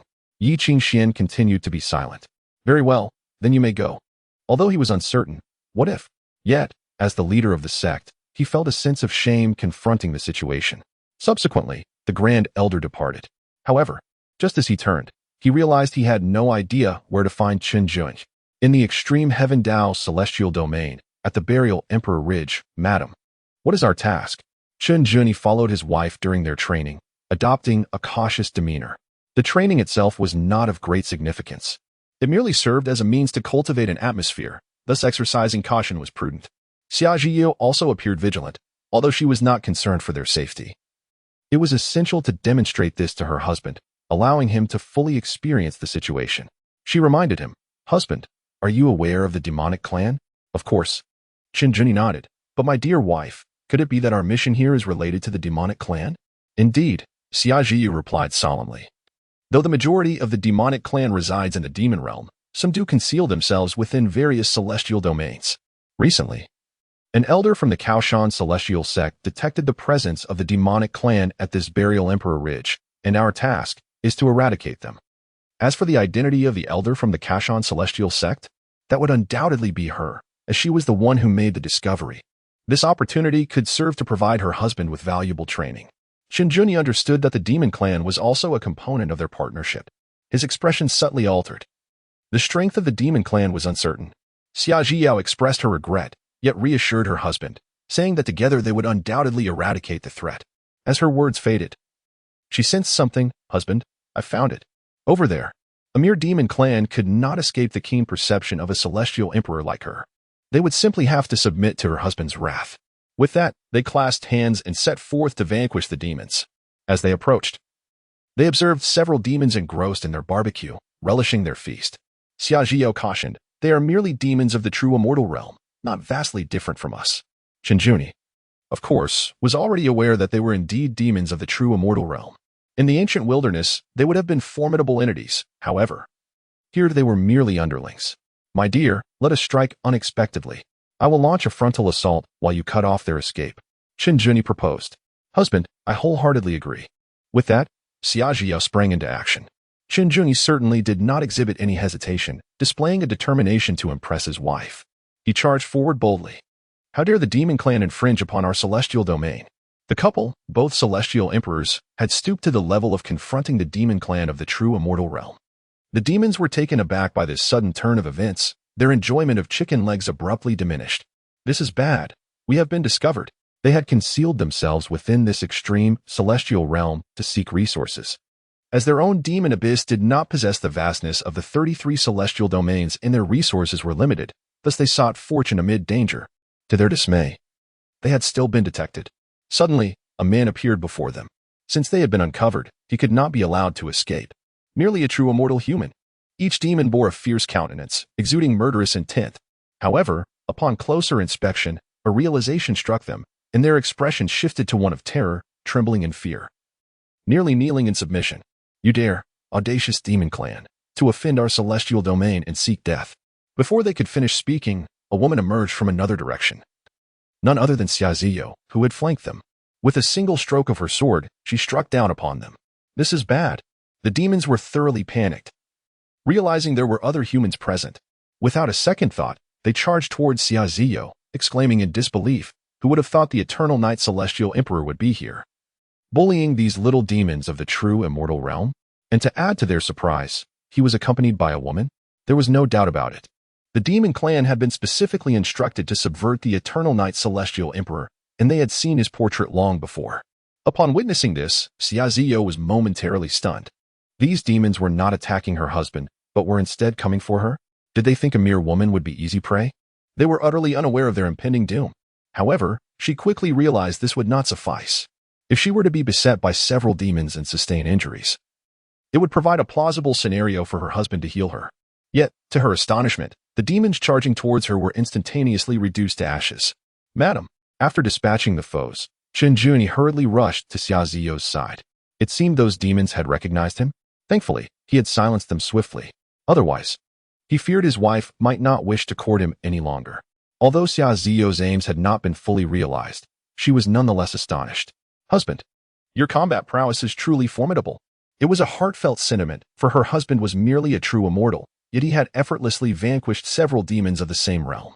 Qinglian expressed his concern, saying, My dear, I shall refrain from teasing you at this moment. However, have you sustained any injuries? Upon speaking, he promptly lifted his beloved wife into his arms, adopting the demeanor of one intent on examining her well-being.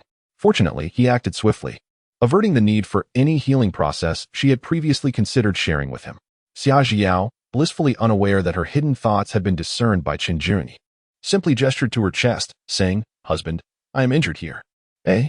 My dear, then I shall conduct an examination. He responded, No, I was startled. My heart is still racing, Xia Zhiyao shyly clarified. It was rather inappropriate for her husband to inspect her at such a moment. Observing his wife's fright, Qinglian displayed a hint of confusion, realizing he must instead offer her comfort. My dear, it seems those demon tribes believe you to be an easy target, which is why they sought to surround and attack you. But with me by your side, there is no need for fear. Xia Zhiyao smiled sweetly, grateful for her husband's timely intervention. Yet, she pondered over something they had just mentioned. What was it they said about you being eternal? The phrase lingered in her mind, leaving her somewhat perplexed. Qinglian shook his head, uncertain. Perhaps they wished to convey that I would never forget them. Fortunately, the lady arrived just in time. Otherwise, I would have been the one surrounded. Xia Zhiyao did not ponder much on it, merely scoffing lightly. Villains. What does it mean to say fortunate to arrive just in time to be surrounded? Qinglian smiled brazenly, asserting that as a villain, he would never allow his lady to be harmed. Although Xia Zhiyao understood the improbability of this, given the vast disparity in their cultivation levels. A warm feeling enveloped her heart. It was indeed a pity that her husband could not heal her wounds. Yet, it was clear that he would not want her to suffer, otherwise he would be pained. Unless, of course, she were to inflict harm upon herself. Husband, I understand, she said, cradling Qinglian's face and planting a gentle kiss on his lips. Lady, this was a reward for her husband. After all, he desired her to make amends. This is my recompense, she continued. Husband, I relish this reward and appreciate this compensation. However, once this task is completed, I shall acquire a valuable resource to share with you. Is the lady truly so generous? Of course, I have little need for it myself. Then, my lady, where shall we go next? Well, husband, there is still a sect mission. We must pursue a celestial beast that the mountain guardian sect has been tracking. This beast guards some celestial herbs, which should now be ripe for harvest. Xia Zhiyu felt it necessary to elevate the challenge for her husband. Otherwise, the outcomes would not be significantly impactful. Very well, let us procure it. Qinglian decided to allow his lady to take the lead. However, regarding the possibility that the demon clan might be aware of his identity, he resolved to remain vigilant. For he bore a deep enmity with them and would not want to implicate his lady. Thus, the couple ventured forth to assert their dominance over the week. Days passed. In the hall of the ruined emperor, after their previous encounter with the Eternal Night Celestial Emperor ended in disappointment, Dijun had lost interest in the affairs of the Eternal Night Celestial Emperor. After all, the losses were not borne solely by them, which provided him with a sense of inner balance. Consequently, he directed all his attention toward addressing the matters concerning the Extreme Path Imperial Palace in Xia Zhiyao. During this period, they employed tremendous resources and even celestial methods to gain insights, leveraging various connections to secretly uncover Xia Zhiyao's vulnerabilities, lest prolonged delays lead to complications. It was at this juncture that Bai Yuan returned. Master of the Hall. His countenance remained grim. Have you obtained any results? Dijun inquired. Bai Yuan, gritting his teeth in frustration, replied, Master, I have exhausted all possible means, yet I still cannot locate the celestial clan behind Xia Zhiyao. The trail has gone cold. As if she appeared in the Extreme Path Imperial Palace out of nowhere. Without leverage or threats, how could they compel Xia Zhiyao to concede? A woman of such noble descent would undoubtedly possess an arrogant spirit. Lacking sufficient bargaining chips to make her bow would prove quite challenging. Dijun spoke solemnly. It appears that this method will not suffice. If necessary, this hall master shall personally meet with Xia Zhiyao. Bai Yuan, whose cultivation was somewhat lacking, could not effectively track Xia Zhiyao to uncover her weaknesses, as he would easily be detected. If the Extreme Path Imperial Palace were to obtain their leverage, it would be a grave miscalculation. As the hall master, Dijun held absolute confidence in his ability to approach Xia Zhiyao undetected by Lung Ju and Xia Zhiyao, thus facilitating the capture of her vulnerabilities with greater ease. Only when absolutely necessary would the esteemed lord of the Arid Emperor Palace take such actions, as it would tarnish his dignity. Upon hearing this, Bai Yuan's eyes ignited with fervor. Thank you, my lord. The lord's intervention would allow him to approach Xia Zhiyao, thereby facilitating the discovery of her vulnerabilities. However, he swiftly redirected the conversation. Yet, my lord, this journey has not been without its rewards. Allow me to elaborate. Xia Zhiyao has a remarkably close relationship with her junior sister, Su Qingxue. Although her origins remain elusive, Su Qingxue hails from the prominent Su clan, a significant celestial lineage. Chapter 31. Unable to locate Qinglian. The Su clan's might is of little concern, for it pales in comparison to the Arid Emperor Palace's power. Nevertheless, he comprehended Bai Yuan's intent. Using the Su clan to coerce Xia Zhiyao seemed somewhat trivial and beneath their station. Bai Yuan nodded, the ancient sky celestial domain. The Su clan is indeed a notable celestial family.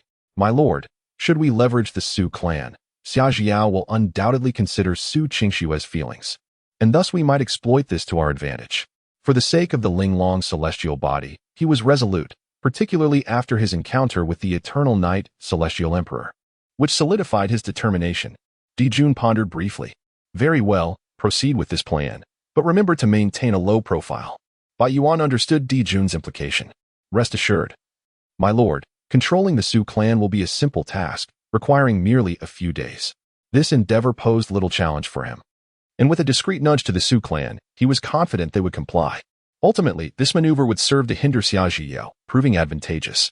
With the Lord's consent, Bai Yuan set forth to deal with the Su clan. Meanwhile, Dijun, in a rare display of personal involvement for the sake of nurturing Bai Yuan and securing the future of the arid Emperor Palace, separated a fragment of his will to act independently. In the Vuxian celestial domain, at the Vuxian sacred ground, the sovereign inquired, if friction arises between the arid Emperor Palace and the extreme Dao Imperial Palace, must we intervene? An elder's expression grew solemn. Such conflicts were no trifling matter. The clashes of top-tier celestial sects could lay waste to the world. While the Vuxian sacred ground had previously encountered disputes with the extreme Dao Imperial Palace, their current strength was inferior to both the extreme Dao Imperial Palace and the arid Emperor Palace. Sovereign Zhang Qingtian replied, naturally, we must act. Furthermore, the emergence of a young celestial emperor like Xia Zhiyao from the extreme Dao Imperial Palace poses a threat to our Vuxian sacred ground. However, the manner of intervention would depend on strategy. He was no fool, unwilling to risk his life unnecessarily. They were also wary of the extreme Dao Imperial Palace, especially with Xia Zhiyao's presence. The sudden involvement of the arid Emperor Palace was a development they were keen to observe. Thus, they resolved to await further developments. The elder pondered for a moment, uncertain as to why the extreme Dao Imperial Palace sought to create difficulties for the Emperor's Hall. Zhang Qitian had heard whispers that the conflict stemmed from some discord between the Imperial Scion Bai Yuan and Xia Zhiyao of the extreme Dao Imperial Palace.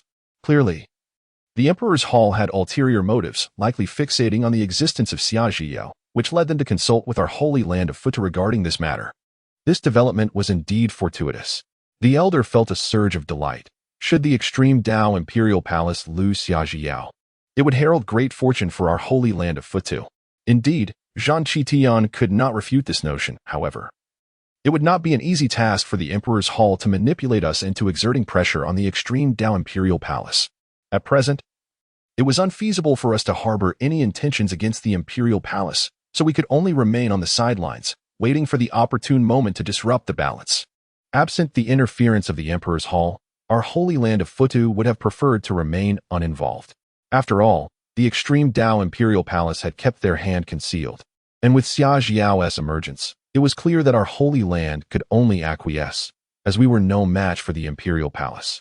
Yet now, with the Emperor's Hall making its presence known, it effectively served to aid us in countering the extreme Dao Imperial Palace, creating a mutually beneficial scenario.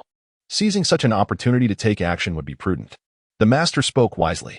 Meanwhile, the Qinglian Dao sect was tirelessly scouring the celestial realm in search of Qingjuni. After an exhaustive period employing various means, they found themselves in a state of disarray, with no trace of Qingjun to be found. Even elders of the sect, formidable beings at the level of celestial sovereigns, could detect nothing. It was as if he had vanished into thin air. What could Qingjuni possibly be preoccupied with? Was he truly disinterested in everything and choosing to live in seclusion? Since his last appearance, he had not re-emerged. If he did not take the initiative to reveal himself, it seemed we would remain oblivious to his whereabouts. Many powerful figures wore expressions of bitterness. Finding someone had proven to be such an arduous task. Regardless, it was imperative to locate Qingjuni and clarify matters. Off they went. I shall consult with that girl Mo Qingru. She may possess some insights.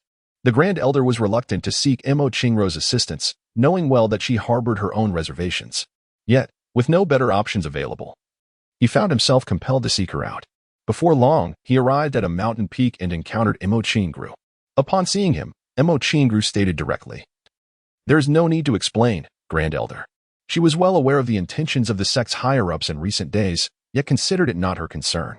The Grand Elder was momentarily taken aback, then solemnly replied, "Qingru, this matter is of great significance. It is essential for the sect to clarify the events of the past with Qingjuni. When he first entered the Qinglian Dao sect, it was you, his senior sister, who guided him through his trials. Surely, you must have some means to contact him." "There is no need for further discourse, Grand Elder," Mo Qingru replied casually. "What was in the past is past. The present is a different matter. In the present day, the junior disciple has ascended to the pinnacle of strength, and as a mere junior sister, how could I possibly encounter him? I implore the esteemed elder not to impose difficulties upon me." With such an attitude, what can the elder do to her? The elder furrowed his brow. "Patience, gentle one. Do you not wish for Qingjun to be apprised of everything?" There is no need for the elder to evoke emotional appeals. If the junior disciple desires knowledge, he will naturally make his presence known. Mo Qingruo's heart was as tranquil as still water. Surely, the junior disciple has found his wife by now. Thus, it would be even more inappropriate to disturb their union. Seeing that his approach bore no fruit, the elder remarked, "Then why did Qinglian act so previously? I believe you must be aware that understanding his intentions may lead us to unravel the mystery surrounding him." Unbeknownst to me, Mo Qingru remained unhurried. The junior disciple merely came to see his junior sister and did not engage in lengthy discourse. Mo Qingru. The elder's irritation began to surface. Initially, it was for the greater good that decisions were made, and the sect master had his own struggles. What does it matter to me? What does it concern the junior disciple? Mo Qingru retorted. Once a choice is made, one must bear the consequences. This principle is certainly not lost on the elder. If that is the case, why disturb the junior disciple? The elder exhaled deeply. Mo Qingru, you seem to have inflated your own significance. Remember, you are also a disciple of Qinglian sect. Humph, was not the junior disciple once? And what of now? Mo Qingru scoffed. The elder had no retort, only silently cursing as he departed, utterly powerless against Mo Qingru. In the heart of an ancient celestial forest, the couple was once again engaged in their antics. "Husband, it smells delightful," exclaimed Xia Zhiyao as she indulged in barbecued delicacies. There was no other choice. The celestial beast seemed to be absent, and in order to provoke her husband into a confrontation, they could only wait for the beast's return to seize the celestial herbs. Thus, they had been lying in wait for several days, and to pass the time, they decided to have a picnic, capturing some other celestial beasts to liven up their gathering. Chen Juni chuckled. "My lady, indulge in more of the fragrance." He then cast a puzzled glance at the extraordinary celestial herb growing in the distance. It lay within reach, yet the lady refrained from approaching it. Chapter 32. My lady, please be adorable. Chen Juni harbored a modicum of skepticism regarding his wife's intentions of pitting him against that celestial beast. My dear husband, do partake in this as well. While Chen Juni remained doubtful, Xia Zhiyao extended a piece of roasted meat towards him. "Open your mouth. Allow me to feed you." Upon witnessing the scene, Chen Juni decisively took a bite and remarked with a smile, "My dear, you have changed quite remarkably. You have slowly grown fond of this delicacy." "Indeed," Xia Zhiyao replied, blinking her eyes. "For the sake of Yuan and Hauer, I must learn to enjoy it. Furthermore, we must also serve as a model of loving affection for them. If we are to exemplify such affection, allow me to feed you as well," Chen Juni declared, promptly designating the grilled celestial beast they had prepared as part of their shared experience. After all, his wife had not always been this way. Now, she radiated an irresistible maternal charm. Xia Zhiyao, wholeheartedly complying, took a bite and revealed a satisfied smile, declaring, "Nothing tastes as delightful as what my husband feeds me. Indeed, the grilled meat I prepare is seasoned with the essence of our love," Chen Juni boasted playfully. "Essence of love?" Xia Zhiyao nearly faltered in her response. But then she affirmed, "Ah, I certainly taste it, my dear." Chen Juni chuckled as he embraced Xia Zhiyao, suddenly struck by a whimsical thought. "My dear, why not indulge me with a bit of playful affection?" Playful affection? Xia Zhiyao's expression shifted, perplexed by her husband's peculiar inclination. Indeed, Chen Juni reminisced in the early days. "Our rapport was far from the harmonious bond we share now. Back then, even approaching you felt like an insurmountable challenge. Is it too much to ask for you to indulge me just a little? Too much? It certainly feels excessive. After all, I am the esteemed empress." Xia Zhiyao mused within herself. Yet, it was true that in the past, they could not interact in such a manner, let alone feed one another. The mere thought was rather explosive. It was only after the arrival of Yuan and Hauer that their relationship began to mend. "My dear, do indulge me," Chen Juni urged once more. However, Xia Zhiyao appeared somewhat bashful. "Husband, how can one simply declare such affection on command? It feels rather embarrassing. Moreover, I am a mother of two. It hardly seems fitting. Your peculiar penchant is quite excessive." Chen Juni would certainly not give up. "It is precisely because you are the mother of two children that you should indulge in a bit of whimsy with me. Otherwise, when you meet Yuan and Hauer in the future, you will have even fewer opportunities to be playful with me." No. Xia Zhiyao shook her head repeatedly. Although the reasoning was sound, it remained somewhat challenging for her. This celestial empress, as her heart could not reconcile with it. "Madam, how about I demonstrate it for you?" Chen Juni suddenly suggested. Upon hearing this, Xia Zhiyao could scarcely imagine such a beautiful scene and hastily interjected, My lord, please don't. Qinglian immediately displayed a look of deep satisfaction. Then, my lady, what do you desire? Only then did Xia Zhiyu realize she had fallen into his trap. Fixating on the roasted meat in Qinglian's hand, she declared, I want that, and then fiercely took a bite, providing herself with an escape. In the depths of Qinglian's heart, a sense of delight blossomed, prompting him to address the matter at hand. My lady, do you wish to witness a battle between me and that celestial beast? Otherwise, acquiring the ancient thunderous root, which has awaited for 100 millennia, would be quite effortless. Once her intentions were unveiled, Xia Zhiyu ceased her pretense. Indeed, I do wish to see my husband engage in combat with that thunder celestial beast. Pray tell, do you wish for me to observe? Qinglian felt utterly unperturbed, which led me to infer that my lady was once again indulging in her playful whims. Xia Zhiyu's cheeks flushed with a rosy hue. In her pursuit of cultivating her husband, if it meant indulging in a bit of playful coaxing, so be it. Even if her husband deemed her antics unreasonable, it mattered little, for her mere presence assured tranquility. Indeed, one could say the same of her husband. Just as her words faded, she sensed an approaching tempestuous aura. My husband, the Thunder Dragon, has emerged. It was a remarkable feat. They had finally awaited its arrival. Qinglian nodded slightly. Madam, you need only to observe. He then charged forth to confront the Thunder Dragon. Although Xia Zhiyu was nurturing her husband, she did not wish for him to be careless. She cautioned, Husband, be wary. The Thunder Dragon has reached the 9th realm of true immortality. Moreover, this Thunder Ancient stock is its means to break through to the Earth Immortal stage, which will surely provoke its ire. Rest assured, my dear, with you by my side. I feel quite at ease, Qinglian replied before energetically launching himself into battle, performing for his wife. Xia Zhiyu considered this and agreed, with her presence. How could her husband encounter any peril? She stealthily prepared to assist, ensuring her husband remained unaware of her involvement. Husband, I shall support you. Primarily, she wished to witness her husband's true combat prowess, especially since he had previously dispatched several fiends with ease. It seemed her exquisite immortal physique had indeed bestowed remarkable benefits upon him. Soon, a massive thunder dragon surged forth, its colossal form weaving through the clouds, exhaling tempestuous breaths that darkened the skies with ominous clouds and crackling lightning. Upon detecting Qinglian and Xia Zhiyu, it erupted in fury. Humans, do not dare to lay claim to the Thunder Ancient stock. This celestial herb was under its vigilant protection, cultivated painstakingly for the purpose of breaking through to the Earth Immortal realm. It had waited eons for this moment. To its shock, aside from the previous intruders, other humans had set their sights on its precious herb. After having driven away those initial nuisances, it could not bear the thought of its home nearly being pilfered. Without further ado, it roared and charged onward. Qinglian faced the Thunder Dragon from a distance. The treasures of heaven and earth belong to those who possess the ability. You cannot obstruct me. With that said, he struck with a simple yet forceful palm. Considering he was performing for his lady, he ought to temper his actions somewhat. Boom. Qinglian was violently thrust backward by the thunderous dragon of thunder, hastily shielding his body to withstand the overwhelming force of the tempestuous lightning. Observing this, the dragon of thunder let out a series of scornful laughs, deeming this mere ant a true immortal of the second realm. Audacious for harboring thoughts against the ancient thunderous tree, truly oblivious to the peril that awaited. Its colossal tail swung menacingly towards Qinglian, crackling with boundless lightning.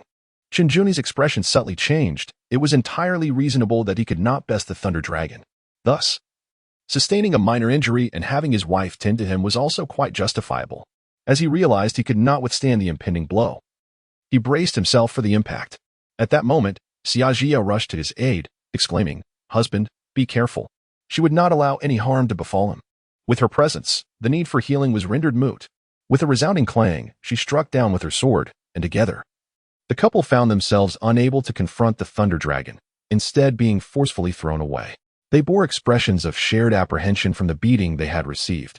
My lady, I am no match for it. Fortunately, you arrived just in time, or I fear the outcome would have been dire, Qinglian admitted with a tinge of guilt. It seemed he could no longer rely on his wife for healing. However, she remained spirited, enduring the blow alongside him, sufficient to keep the Thunder Dragon at bay for eons.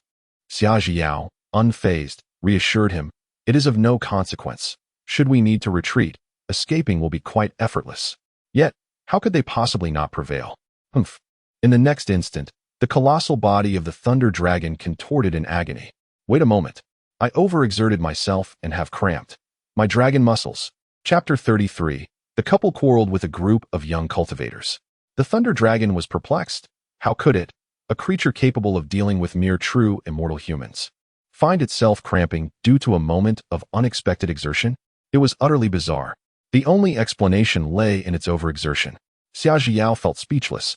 She had yet to secretly assist her husband in combating the thunder dragon, yet here it was, cramping unexpectedly. Meanwhile, Chen Juni seized the opportunity, declaring, "My lady, what a fortuitous moment." He intended to launch a surprise attack on the thunder dragon, igniting their spirits as a couple. Without delay, he charged forward. Observing this, Xia Jiyu did not hesitate. Perhaps it truly was the thunder dragon's unexpected cramp. After all, as long as her husband was pleased, that was paramount. Look at him now, eager to display his prowess before her. Such an endearing father to their child, he truly needed this chance. The thunder dragon, incensed by Chen Juni's assault during its moment of distress, roared in fury. "Even so, human, you shall not be my equal." Its body crackled with surging lightning energy. Alas, the tempest was merely a fade. In its agony, it could not unleash its full might, resulting in a significant reduction in speed. With a sound of impact, the battle continued to unfold. Taking advantage of the moment, Chen Juni delivered a resounding slap to the crown of the thunder dragon. Immediately thereafter, the thunder dragon crashed to the ground, causing the earth to tremble violently. Naturally, the thunder dragon was indignant and roared, "You are all in cahoots with them. This is undoubtedly a human scheme to manipulate the dragons." Chen Juni casually clapped his hands. "Them? You are mistaken. We have no connection with the them you speak of." He then delivered another swift blow, rendering the thunder dragon unconscious. Their couple's playful banter did not warrant unnecessary bloodshed. Otherwise, it would become a notorious tale of how the esteemed celestial emperor conspired against a true immortal beast. The thunder dragon lay on the ground, tongue lolling, still convulsing as if seized by cramps. Even after suffering an ambush and a brutal beating, it remained oblivious to the identity of its assailants. "My dear, we have succeeded. Our mission is complete," Xia Jiao remarked, casting a glance at the crumpled form of the thunder dragon before losing interest. Chen Juni glanced over and saw that his wife was already holding the thunderous ancient root. With a gentle smile, he remarked, "My dear, it was a close call. Yet we have emerged unscathed. Husband, I always knew you would succeed." Xia Jiao fervently encouraged her beloved. Being with her, he needed to cultivate confidence, especially for the days to come. Chen Juni was momentarily speechless. "My dear, it seems we are fortunate. Otherwise, we would have no choice but to retreat." Xia Jiao was not entirely convinced, for even in the face of misfortune, with her presence, retreat was never an option. "Husband, it appears there are others who have set their sights on this thunderous ancient herb." "You speak true," Chen Juni replied, just as he sensed several auras approaching. They seemed to be drawing near. To avert unnecessary troubles, he contemplated whisking his wife away to safety, yet reflecting on his status as merely a true immortal. He realized such an action was unfeasible. Xia Jiyu soon spotted several figures. To prevent any friction, she desired to escort her husband away, but regrettably, she could not allow him to feel inferior. Alas, it was too late. "It is the thunderous ancient herb," exclaimed a young man upon arriving and seeing the herb in Xia Jiao's grasp. Upon closer inspection, he noted that the thunder serpent, which had been pursuing them, was now convulsing on the ground. Another cultivator, filled with resentment, lamented, "We have been battling the thunder serpent for ages, only to have it snatched from us." They had aimed to deliver a counterstrike, but now the coveted thunderous ancient herb was claimed by others, leaving them in a sour mood. This herb, a 100,000-year-old celestial plant, was worth its weight in gold, offering peak true immortals a chance to ascend to the celestial realm. The cultivators were filled with despair, having endured days of futile efforts. Subsequently, one of them addressed Chen Juni and Xia Jiao. "You two are indeed fortunate, reaping the benefits of our labor. You have taken our thunderous ancient herb." His tone dripped with bitterness and arrogance, clearly a sign of youthful impetuosity. "Yours?" Chen Juni began to reason. "So, you are dissatisfied and wish to claim our thunderous ancient herb for yourselves?"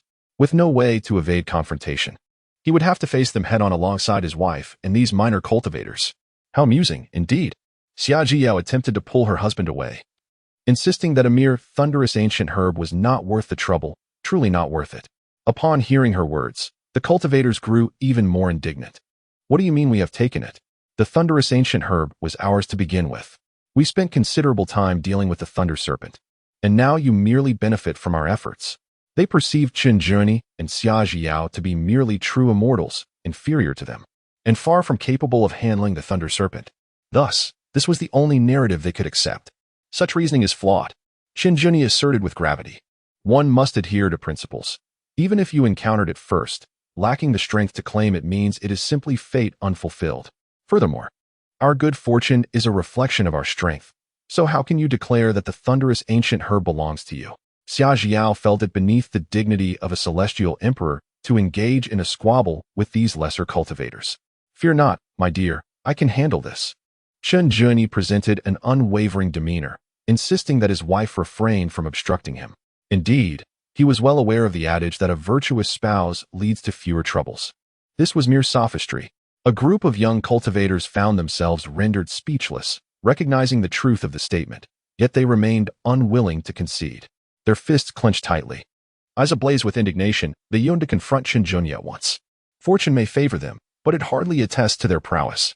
Given that the triumph over the Thunder Dragon and the ancient Thunder Root was a collective effort, did they possess the audacity to challenge them? The principle of the capable claiming their due was not lost on Qinglian, who provocatively queried. Indeed, did they dare? The cultivators exhibited an eager disposition.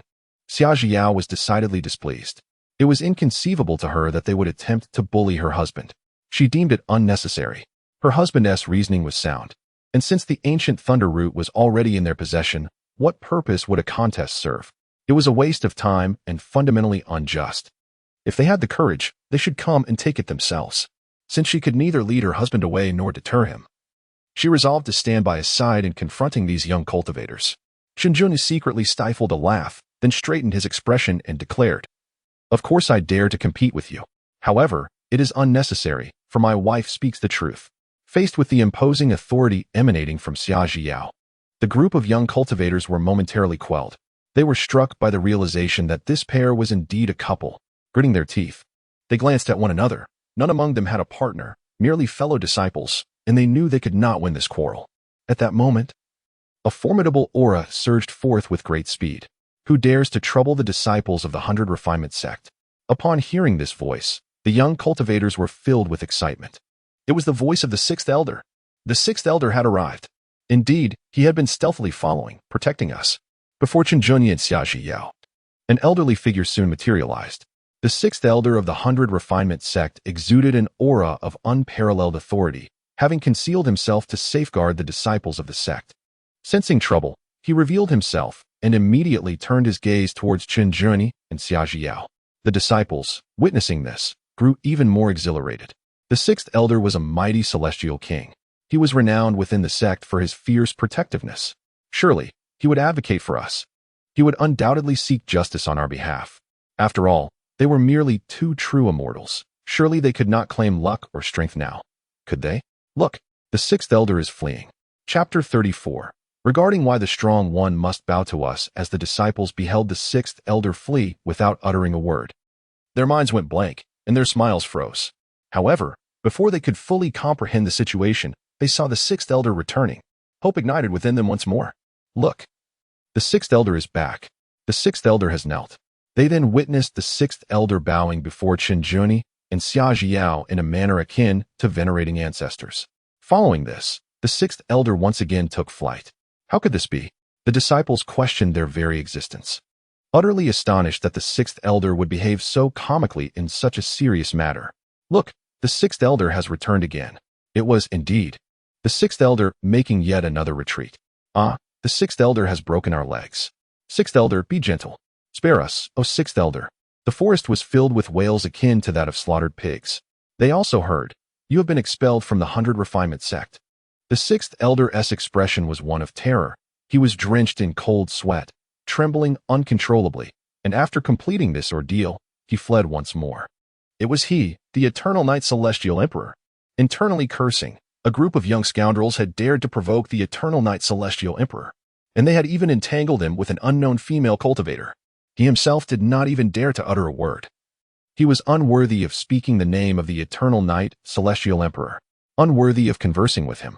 The overwhelming fear rendered him speechless, compelling him to demonstrate his resolve through action and depart swiftly. As for why he bowed to the woman beside the Eternal Night Emperor, it stemmed from his belief that their relationship was notably amicable.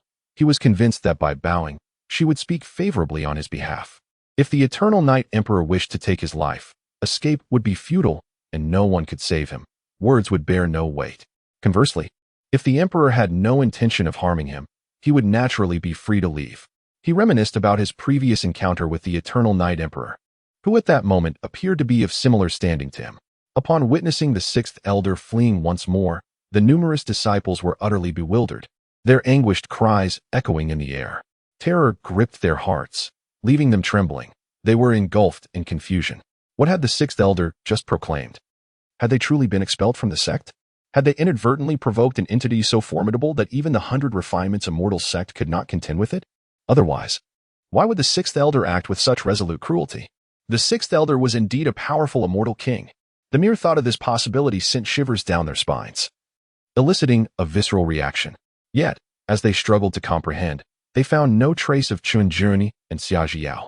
Was there no one to provide them with an explanation? Was there no sense of justice remaining? My dear husband, why did that powerful figure from the 100 Refinements Immortal Sect bow to us? Xia Jiao inquired deliberately after their departure. She had her suspicions, but could not ascertain them fully. It's likely because our disciples from the 100 Refinements Immortal Sect have caused trouble, showcasing it before us, Qinglian replied, then posed a question. My lady, are you unaware? It seems it was due to you. He playfully shifted the blame onto his wife. Upon hearing this, Xia Jiao could only reluctantly concede. Perhaps it could be that they understand our sect is backed by the extreme Dao Imperial Palace. They must be wary of offending us. She pondered inwardly. Surely that immortal king recognized her as the empress of the extreme Dao Palace, hence his deference. Fortunately, that immortal king had refrained from speaking further. As for the affiliation of their sect with the extreme Dao Imperial Palace, it seemed that only the two of them were privy to this information. So that's how it is, Qinglian remarked, appearing enlightened. I reasoned that such a powerful being would not bow without cause. It appears that a formidable shield indeed commands respect. However, my lady, to what realm can the elders of the 100 Refinements Immortal Sect ascend? He feigned ignorance, yet mused inwardly. Thankfully, that immortal king had not divulged too much, lest it interrupt their honeymoon. He recalled having some prior interactions with the 100 Refinements Immortal Sect. The immortal king must have recognized him. Xia Jiao responded, the 100 Refinements Immortal Sect is indeed a commendable sect within the extreme heavenly Dao immortal domain. The elders should possess the realm of immortal kings. Immortal kings. That is truly impressive, Qinglian exclaimed, astonished. Xia Jiao smiled, my dear husband. There will come a day when you too shall rise to the rank of an immortal king. Encouraged by his wife's words, Qinglian felt elated, affirming, you are absolutely right, my lady. However, this time, she basked in the glory of being accompanied by her esteemed husband, even receiving a visit from the celestial king. Fearing the exposure of her own feelings, Xia Jiao swiftly diverted the conversation. My dear, let us return swiftly. With our task accomplished, we can acquire additional cultivation resources. She had a clear understanding that her husband's true combat prowess was likely around the 5th level of true immortal.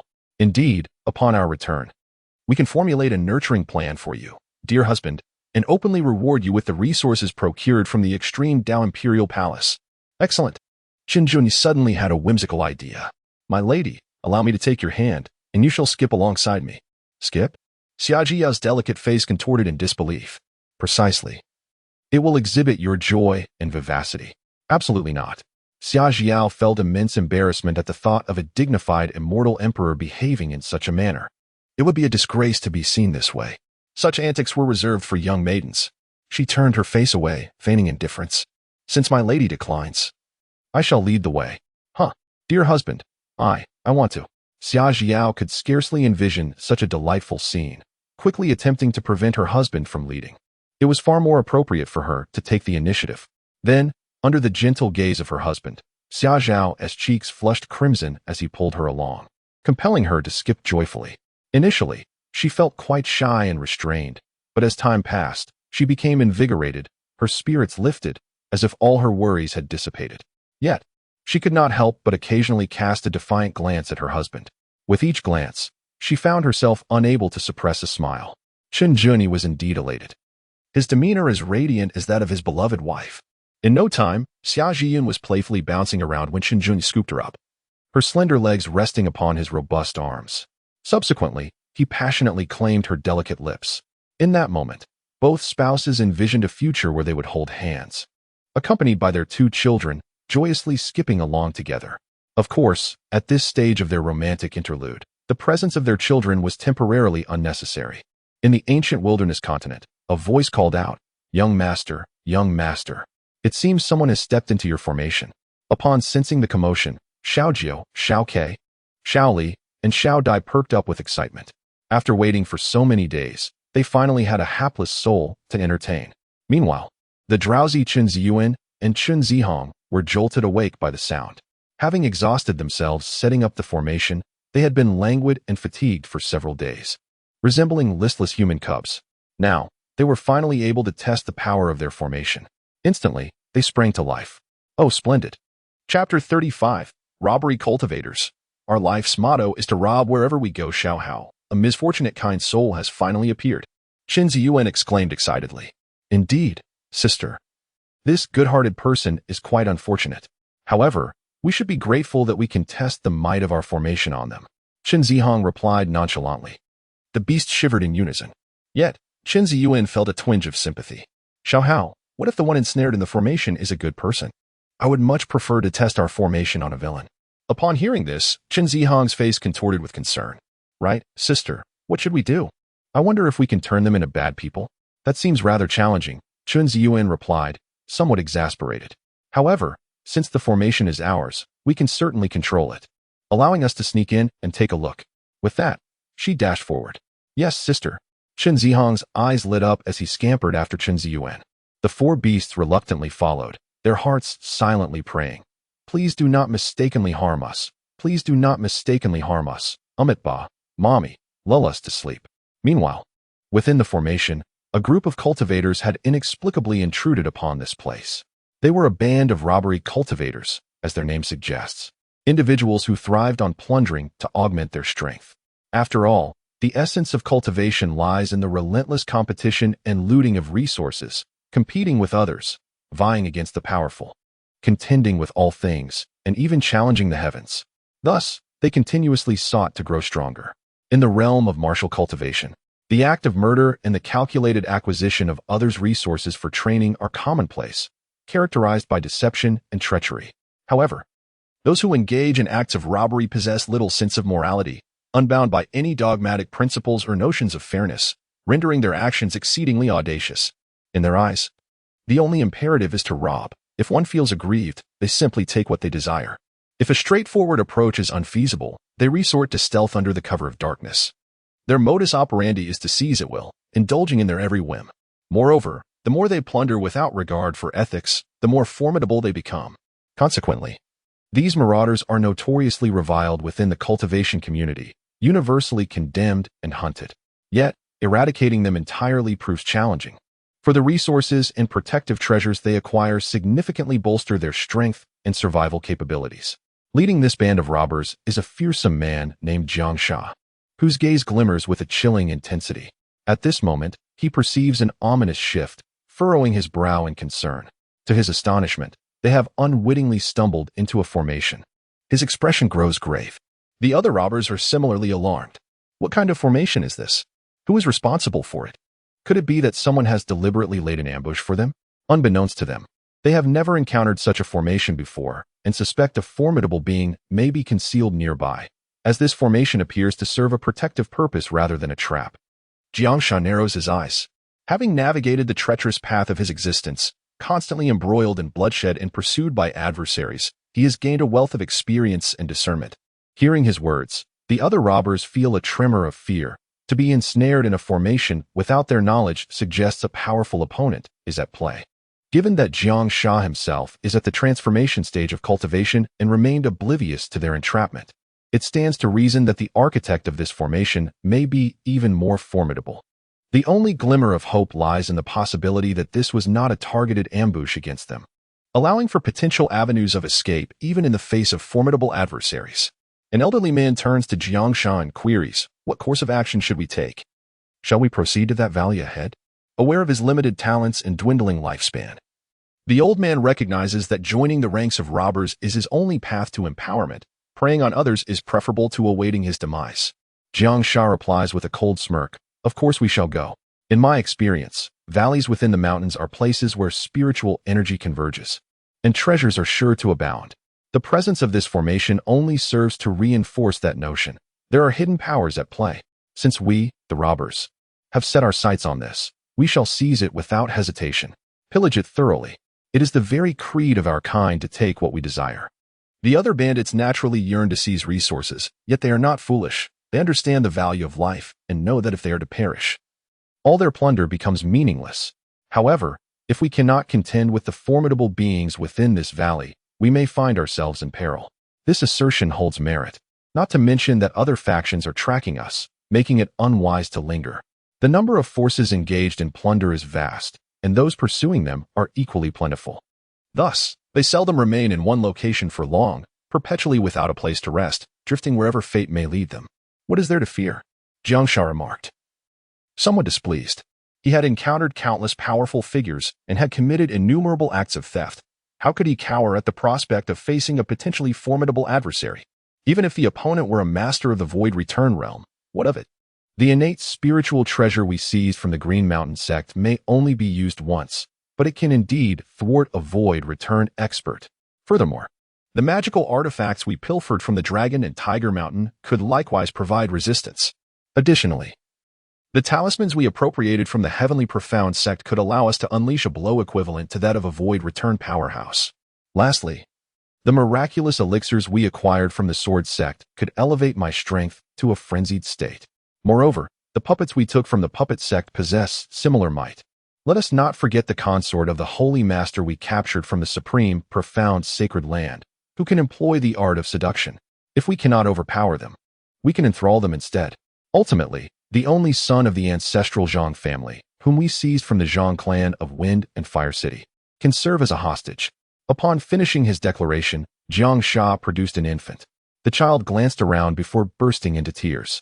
What is there left to fear? The bandits fell into a contemplative silence. This reasoning was sound.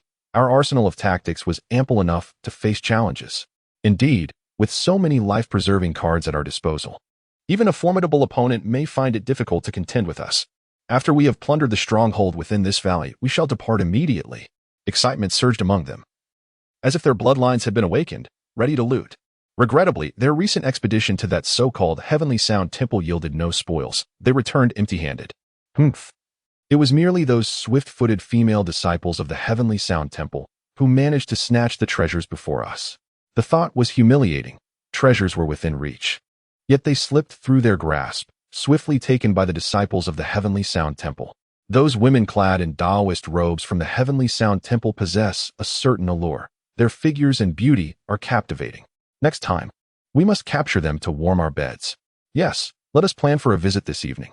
The bandits, recalling their frustrations, began to curse.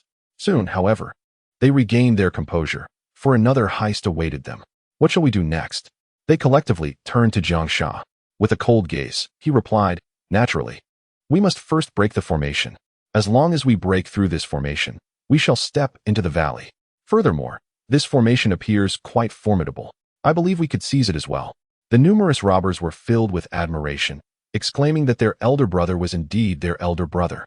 It was at this moment that a child's innocent voice suddenly echoed. Oh, you are so adept at seizing, and if you have taken so much, you must be the villains, right? Chapter 36. Ha ha ha. It turns out to be two little brats. Upon hearing these words, the multitude of robbers were momentarily taken aback. Isn't it obvious? If we have taken so much, we cannot possibly be the good guys. Who is it that speaks? Once they regained their composure, their expressions simultaneously shifted. This was undoubtedly not one of their own. It sounded like a child. Instantly, they became vigilant, scanning their surroundings but were utterly unable to discern the source of the voice. The hidden Qinglian and Qinzaheo were filled with excitement. Little Hao. They admit they are not good people. Yes, sister, they acknowledge they are the villains. Then we need not turn them into villains. Indeed, we also need not go to great lengths to control the formation. We can test the power of our formation, and after that, they need not thank us. Yay, fantastic. For beastly creatures cowered behind Chun's Yuan and Chunzaheo, fearful that a misstep could trigger the formation and implicate them. The unabashed voices of the two children reached the ears of the robbers, leaving them in a state of astonishment. Were these really two children? It sounded as if they were excited upon realizing the robbers were villains. What was this about the formation being controlled by them, and testing the power of their formation without needing gratitude?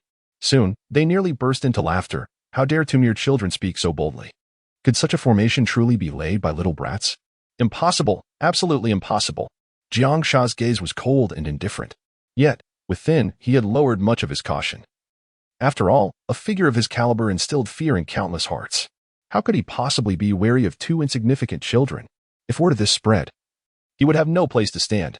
He declared, "You two little rascals, if this is your prank, toying with us, then release us at once, or we shall rob you entirely."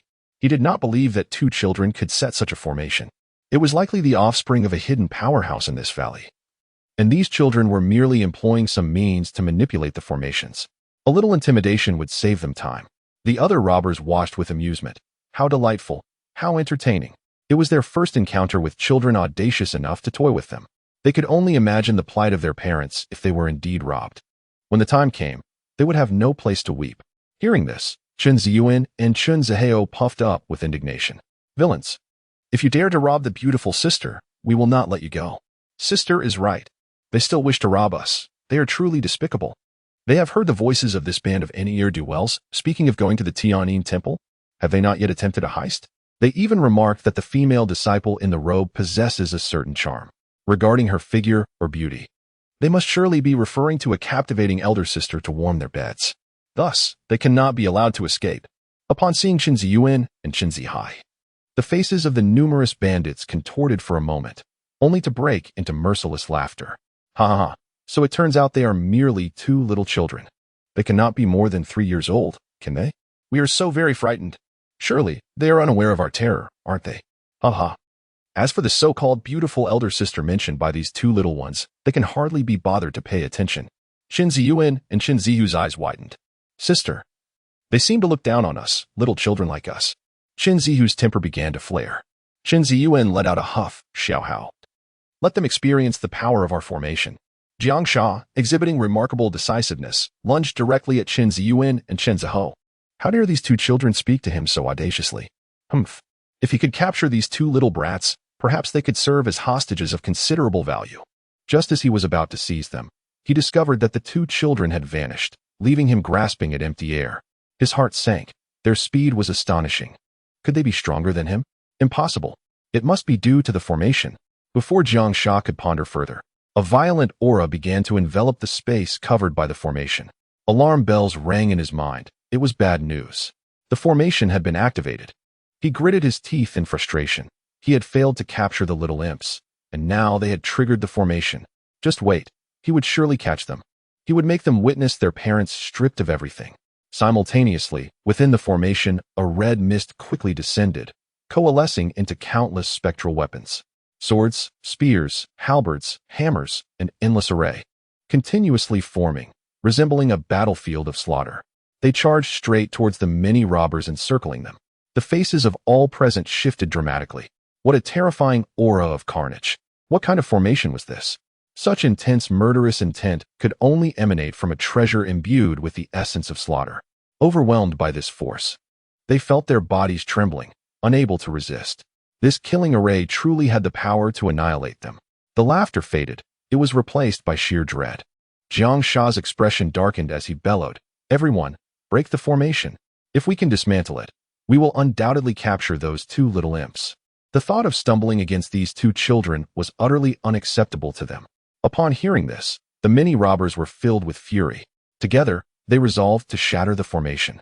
The presence of the two children had only complicated matters. Otherwise, they would not be in such dire straits, nearly choking on their own blood. At this moment, their determination solidified. Their primary objective was to rob the two little ones. Boom, boom, boom. Jiang Sha led the charge, but soon found himself at a disadvantage against the onslaught of the killing array. Even his formidable cultivation in the transformation stage felt utterly strained. A heavy weight settled in his heart. This formation was indeed formidable. There were many methods to break a formation. The simplest was to crush it with sheer brute force. Yet it appeared that even their combined strength could not achieve this. Alternatively, They could locate the formation's core and destroy it to achieve their goal. Unfortunately, this killing array was too powerful. Even if they found the core, their strength would struggle to breach it amidst the surrounding slaughter. Another option was to exhaust its energy. Since it was a formation, it must have a source of energy. If they could deplete that energy, the formation could be dismantled. Regrettably, they were uncertain whether they could endure until that moment. The other cultivators, unable to withstand the onslaught, were significantly weaker than Jiang Sha, leading to their defenses being shattered like fragile paper. They could only flee in a disheveled manner, howling in desperation within the Qinglian killing array, lacking any semblance of mirth. Tears were nearly shed. Observing the numerous cultivators in dire straits, wounded and in distress, Jiang Sha gritted his teeth and made a resolute decision. The innate spiritual treasure. The ancient broken pearl. This precious artifact had been seized from the Qinglian sect, a treasure born of heaven and earth, incomparable to the man-made acquired spiritual treasures. Though this item was exceedingly valuable and could only be used once, there was no time for hesitation. They could not afford to suffer significant casualties. Otherwise, the forces pursuing them would certainly pose a formidable challenge. Innate and acquired spiritual treasures, along with various magical tools, were akin to spiritual artifacts, enhancing the combat abilities or other faculties of cultivators, albeit with differing effects. Jiang Sha activated the ancient broken pearl, and soon a terrifying force erupted from its core. "Break!" he roared. The other cultivators, witnessing this, breathed a collective sigh of relief. It was indeed the ancient broken pearl they had seized. They hastily sought to dismantle the array, no longer concerned about the pain of loss. With a thunderous boom, the ancient broken pearl struck the Qinglian killing array, unleashing a formidable surge of innate spiritual energy that forcibly created a small breach. Yet, it was merely a minor opening. The cultivators gasped in awe at the overwhelming power of the killing array. If the ancient broken pearl could only breach such a minuscule section, what treasure supported the core of this formation? There was no time for contemplation. Escape was paramount. Otherwise, the effort would have been in vain. "Quickly, let us go." Jiang Sha charged towards the opening. Even though the breach was small, they had to endure the pain and squeeze through. Without hesitation, the others followed closely behind.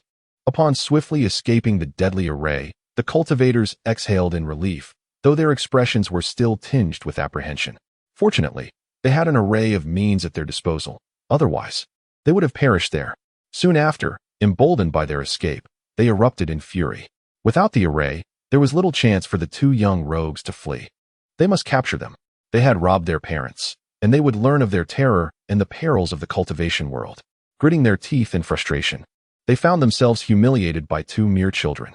Never had they felt such indignity. Jiang Sha's gaze was icy, evidently sharing the same sentiment. It was a waste of an innate spiritual treasure. Without the array's protection, how could the two children evade them? "Let's go. We will not engage in a losing endeavor. We must reclaim what was taken." At this moment, a chilling aura permeated the entire space. Chapter 37. The array. It is indeed an array, and yet another array. Upon sensing this, Jiang Sha felt an ominous premonition. What a disaster. There are other arrays. His complexion shifted dramatically. He never anticipated that they had just escaped one deadly formation, only to unwittingly plunge into another. The numerous robbers, who were fervently prepared to exact revenge upon the two little brats, were momentarily taken aback. What? There are other formations? Simultaneously, before them, the formidable phantom of a nine-headed fire dragon materialized. It writhed above, unleashing terrifying flames, causing the temperature of the entire space to soar unbearably. As if they were standing shoulder to shoulder with the sun, each person's expression turned to one of horror. This is bad. It is a fire-based array. Such dreadful flames surely indicate that the core of the array is a powerful fire attribute treasure. Spitting blood. Just as they had escaped the deadly array, they found themselves inexplicably ensnared in a fire array. Recalling their previous experiences within the deadly formation, the robbers instinctively swallowed hard, their bodies trembling with fear. As the gaze of the nine-headed fire dragon locked onto them, another wave of shivers coursed through them. Quickly, who among us possesses water attributes? Fool. If we cannot withstand this place will turn into a steaming pot. Do you wish for us to become dumplings? In an instant, chaos erupted once more. Jiang Sha's face darkened, and with a clenched jaw, he bellowed, "What are we panicking for? If we could break through the deadly array, we can certainly shatter this fire array." Upon hearing his words, the other robbers calmed down. This reasoning holds merit. If we act together, We can surely break through this fire array. Once we dismantle this formation, we shan't believe there are any other arrays remaining. We shall not relent until we capture those two mischievous children." As they spoke, the nine-headed fire dragon roared forward. The robbers could only brace themselves and charge ahead. Boom, boom, boom. Soon, flames engulfed the area, turning it into a fiery sea. It's scorching, it's scorching. They could only flit about. Yet they could not escape the searing heat. Some even found themselves ignited by the dragon's power, igniting into flames. We're done for, we're done for. The terrifying aura of Jiangsha in the god transformation stage erupted. Such a realm makes him a formidable force. When had he ever been in such a dire predicament? His teeth clenched in frustration. However, he was also a decisive individual. After blocking the impact of several fire dragons, without a moment's hesitation, he produced a magical artifact. This artifact was also acquired through plunder, and using it did not weigh heavily on his conscience. If necessary, he could always seize another. The Dragon Tiger Jaws. This was a magical artifact forged by the mightiest of Mount Longhu, obtained by them. Grasping the Dragon Tiger Jaws, Jiangsha summoned his spiritual energy and shouted, "Break." He charged directly toward the edge of the fire array. As long as the formation remains intact and the energy at its core is not entirely depleted, those fire dragons will continue to emerge incessantly, rendering any attempt at complete eradication futile. Thus, the only recourse is to find a way to breach this fiery array. With a resounding crash, the atmosphere within the formation grew increasingly tumultuous, revealing a vulnerable point. Jiangsha's gaze ignited with fervor. It can be breached. Look. There lies the Dragon Tiger joint. The beleaguered cultivators, upon witnessing this, finally felt a modicum of relief. Otherwise, they would have been scorched to charred remnants. The presence of a formidable magical artifact was undoubtedly advantageous. Jiangsha contemplated the opening created by the Dragon Tiger joint, lost in thought. It was yet another narrow passage. However, there was no time for idle chatter. Hurry. The other cultivators, filled with joy, promptly followed suit. Once they escaped the nine-dragon fire array, they gasped for breath. Thankfully, we possess ample trump cards. As realization set in, they felt a renewed sense of capability, their indignation rising. Two mere children. This is outrageous. Whether or not they were responsible, they were undoubtedly involved. Having learned from past experiences, Jiangsha remained vigilant, scanning his surroundings with acute awareness. Who knows if there are additional formations? Just as he uttered these words, a dreadful aura descended once more. The cultivators, clearly anticipating this, nearly succumbed to despair as their faces paled. Another formation. Their anger intensified, but more than that, they felt a suffocating frustration and a desire to vomit blood. Simultaneously, countless meteors began to coalesce above them, dense and unending. This is dire. It's the meteor array. In an instant, those meteors began to plummet. The cultivators scrambled to evade them. Having endured the previous two formations, their energy was severely depleted, and being struck would be catastrophic. Some, however, charged forward to intercept the falling meteors. Boom, boom, boom. They shattered large swathes of meteors with ease. Yet, another wave of meteors cascaded down relentlessly. Jiangsha felt his patience wearing thin. With a fist clenched in fury, he declared, "Dragon Tiger joint." Fortunately, this artifact could be utilized multiple times. Although the meteor array was not particularly formidable, it was an energy-draining formation, capable of exhausting their spiritual power with its ceaseless meteors. He could not fathom whether there were more formations. They could not afford further depletion. However, this time he remained cautious, choosing to breach the meteor array from a different direction to avoid being ensnared by other formations. Boom, boom, boom. After creating yet another opening, the cultivators rushed forth like a swarm. Yet, scarcely had they caught their breath when they sensed a terrifying gravitational force descend upon them. More challenges awaited. With a thunderous boom, the formidable gravitational force immobilized the group of cultivators, forcing their faces to press against the earth, rendering them incapable of flight. It was the gravity formation. Their mental state shattered. Jiangsha trembled, rage surging within him. He refused to believe that they could be trapped here today. Then came the cry, "Break the formation. We are free." Alas, there exists a water formation. Numerous water spirits emerged, overwhelming them with a suffocating sensation of drowning. Dragon Tiger Jaws. We have escaped once more. But wait, there is still the thunder formation. The air crackled with endless lightning, as if celestial beings were undergoing tribulation. Dragon Tiger Jaws. We are in peril. This is an illusion formation. The dragon tiger jaws have failed. With a surge of fury, Jiangsha unleashed the violent pill, shattering the formation. This is a demonic formation. Enormous figures emanating dark demonic energy appeared, causing the other cultivators to gasp in shock.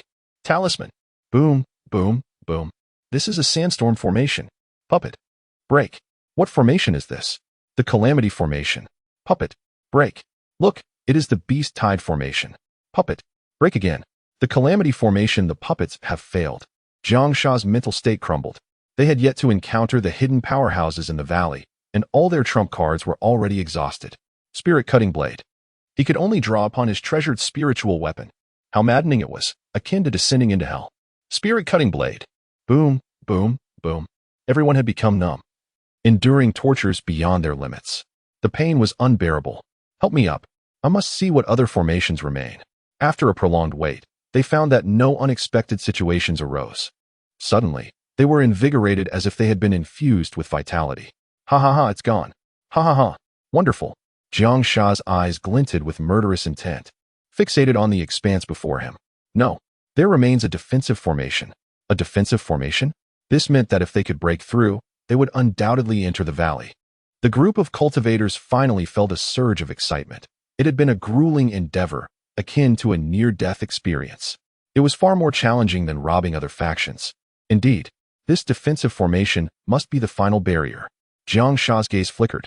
He vowed to capture those two little brats, robbing them of everything in front of their parents. The other cultivators shared his sentiments, their anger rekindling. The tempers that had just been extinguished began to flare anew. As Jiangsha prepared to strike, the spirit-cutting blade in hand, he exclaimed, "Why are you digging holes all over our formation?" At that moment, Chun Ziyuan and Chun Zihou dashed out, having been quietly observing the entire time. It has been proven that their formation possesses considerable power. However, it is rather peculiar that these villains are incessantly tunneling. They murmur, "Sister, our formation is truly formidable. Look, these evildoers are almost unrecognizable." Indeed, indeed. With this, our initiation into the sect will undoubtedly be seamless. The four demonic beasts gazed in sheer terror at the multitude of marauding cultivators, lamenting the dire situation that was too unbearable to witness. Tunneling? The horde of marauders was incensed, their fury palpable. Can that even be called tunneling? They suspected they were being mocked. Humph, those two little brats. Once we breach this defensive array, we shall surely plunder you. We vow it. Gritting their teeth, their bodies trembled, revealing the depths of their resentment. Do you dare to show yourselves? Jiangsha sneered. These two little children do not yet comprehend the gravity of the situation. He then decisively unleashed an assault on the defensive formation. Spirit-severing blade. Boom, boom, boom. The spirit-severing blade was damaged. With my essence, I offer sacrifice. Jiangsha roared, recklessly employing a self-destructive ability that harmed himself as much as it did his adversaries. It was, in fact, a sacrificial technique of the cultivators. In that moment, his aura surged dramatically. He was resolute in capturing those two little children. The other marauders dared not breathe a word. Witnessing Jiangsha resorting to such extreme measures to dismantle the defensive array. Truly, a leader is a leader. It was evident that Jiangsha shared their immense rage. Sister, he is willing to shed his own blood just to rob us, Chun Zihou exclaimed in disbelief. Chun Ziyuan's large eyes flickered momentarily, as if in realization. You wicked villain. You breached the formation, yet you still contemplate self-destruction? The surrounding bandits could hardly contain their laughter. These two children were a pure embodiment of Na'vi foolishness. In the next instant, Jiangsha tore a gap in the defensive formation, prompting everyone to rush forth. With a hearty laugh, Jiangsha exclaimed, "Your time is up." He lunged towards the two young ones without hesitation, employing sacrificial means solely to capture them. Nothing could stand in his way. Just as he was about to seize them, they seemed to step into a mysterious realm, where the very fabric of reality began to shift. It was a teleportation array. Chapter 38. Just as the atmosphere reached its peak, they were whisked away. Good heavens, whose mischievous child is this? The bandits, realizing they were being teleported, experienced a complete breakdown of composure. Is there truly a teleportation array here? Who in their right mind would set one up in this place? They clutched their chests in indignation, nearly gasping for breath. After overcoming numerous formations and expending countless treasures, they had risked their lives. Just as they were about to capture those two little imps, they were suddenly transported away, gone. Their laughter was more wretched than tears, particularly Jiangsha, who was utterly infuriated. He had resorted to sacrificial techniques, burning his own essence to gain strength and break the formation, all to catch those two little rascals. Just as victory was within reach, they vanished into thin air. After inflicting self-damage, he now found himself distanced from the enemy. At this moment, he was filled with a pent-up energy that could not be unleashed. The dizziness from burning his essence surged within him. Damn it, he growled in frustration, gasping for air. Once the effects of the sacrificial technique wore off, it might even cause his cultivation to regress. The thought of such consequences made him spit out a mouthful of blood. This vendetta would not be forgotten. His murderous intent was palpable. Yet, the other bandits could scarcely afford to heed him. After their initial fury, they nearly succumbed to despair. Where on earth are we being teleported to? It can't be a random destination, can it? The mere possibility sent shivers down their spines. Teleportation arrays could swiftly transport cultivators to their destination, saving time, but there was a stark difference between random and pinpoint teleportation. The latter might offer some semblance of safety, while the former was akin to gambling with their lives. With another wave of despair, they found themselves on the brink of begging for mercy. During the formation breach, they had not thought to kneel and implore the little ancestors for clemency, yet now they were suddenly humbled. Good heavens! Whose mischievous child is this? Please spare us. We no longer wish to rob. We seek redemption. Amitabha, may the Buddha bestow his blessings. They remain oblivious to the fate that awaits them, hardly able to contemplate seeking revenge on two mischievous children. To be alive is to dare to dream. Upon witnessing the scene, Jiang Sha felt a profound darkness envelop him, unable to bear the weight of the moment any longer. They had not anticipated such an outcome when they set out. Their intent was to commit robbery, noble bandits, not to face tribulations.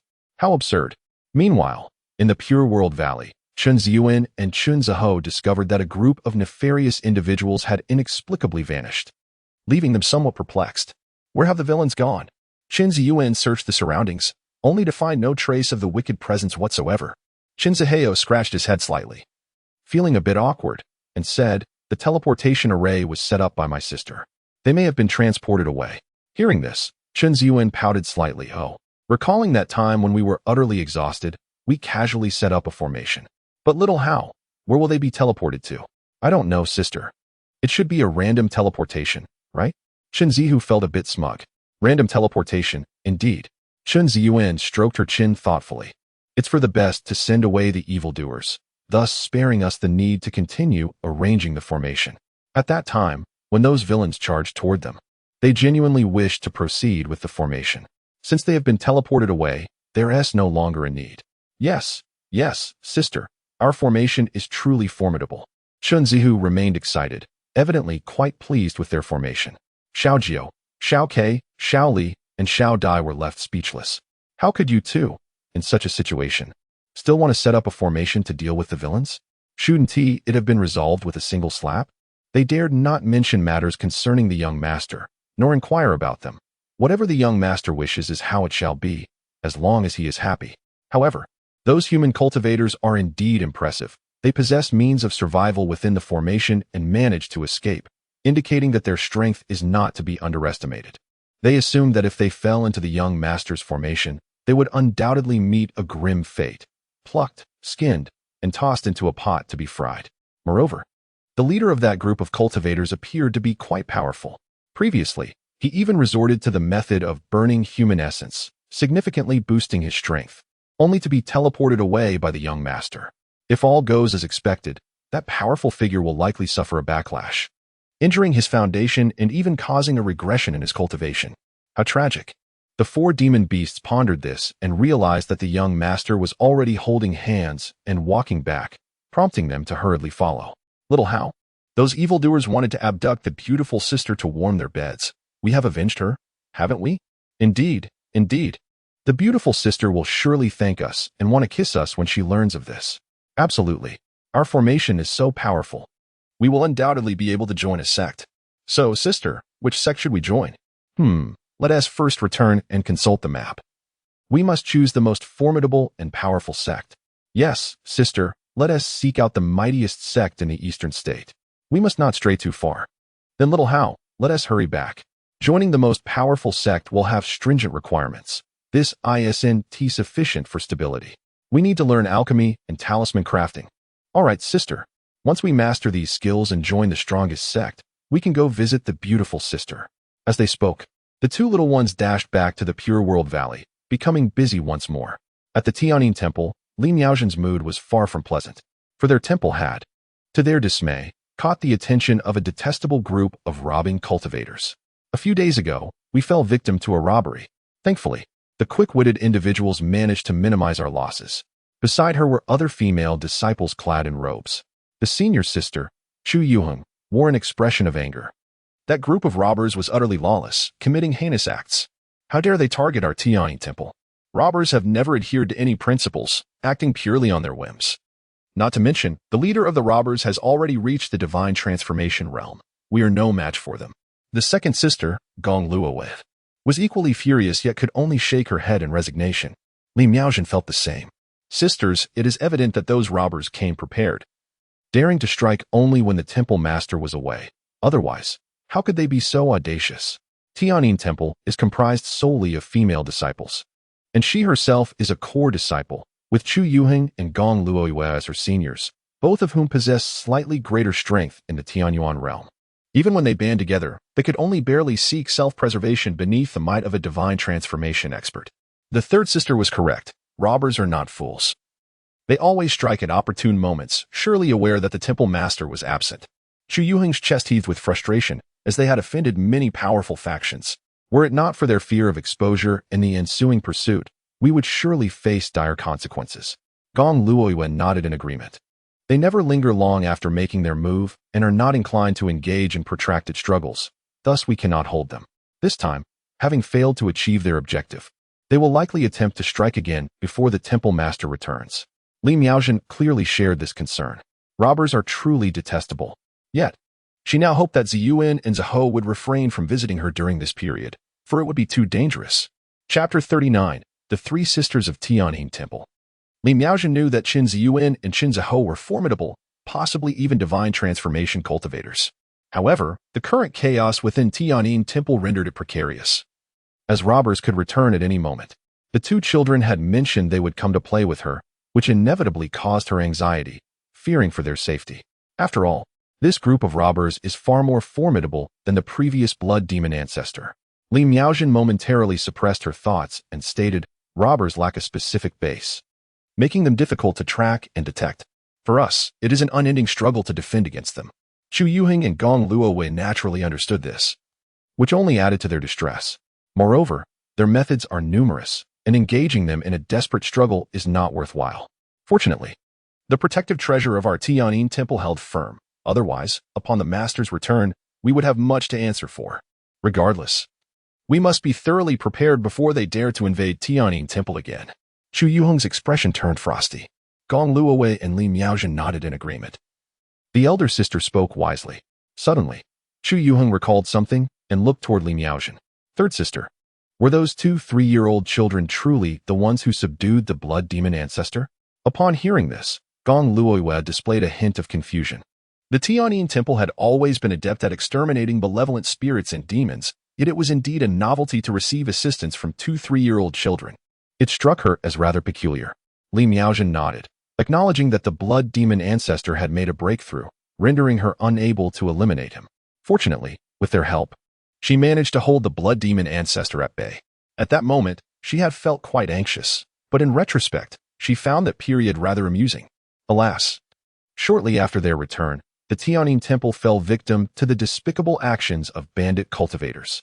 Upon hearing this, Chu Yuheng and Gong Luowei were greatly intrigued. So, are these two little ones even more formidable than you? Li Miaozhen's expression turned peculiar, and with a hint of embarrassment, she nodded, conceding that she was indeed outmatched by toddlers. The blood demon ancestor had engaged her in battle, although he had sustained some depletion. He was still not easily vanquished by them. Hence it was evident that the two children were of the transformation realm. The transformation realm. Although not entirely surprising to Chu Yuheng and Gong Luowei, the confirmation from Li Miaozhen still left them utterly astounded.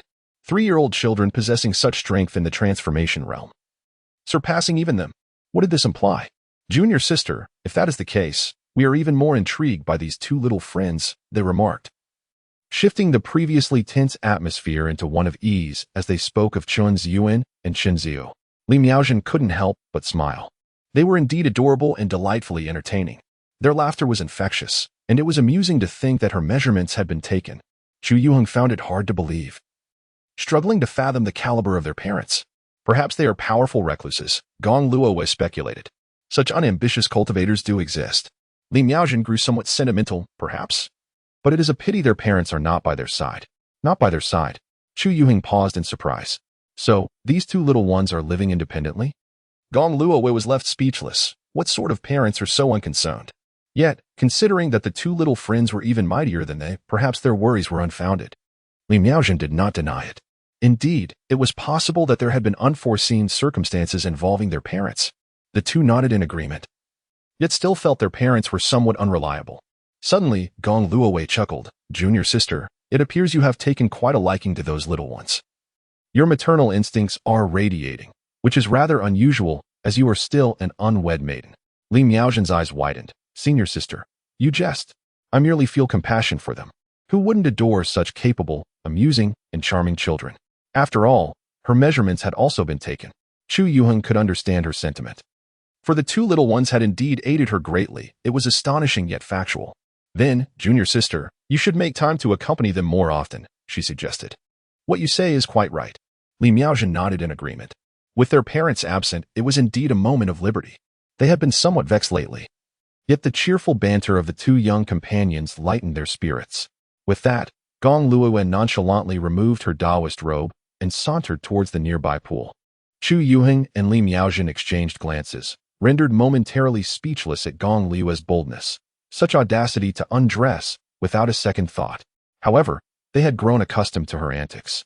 Soon, they too unfastened their robes, letting them cascade gently to the ground as they approached the water. The recent annoyances warranted a relaxing soak to wash away their troubles. Gong Luowei's eyes gleamed with mischief. Junior sister, yours is quite ample. Upon hearing this, Li Miaojin was instantly reminded of the incident when her measurements had been taken. She quickly shielded herself with her long, dark hair. Elder sister, how indecorous of you. However, Gong Luowei paid no heed to her remonstration, glancing down at her own figure and remarking, mine is no less significant.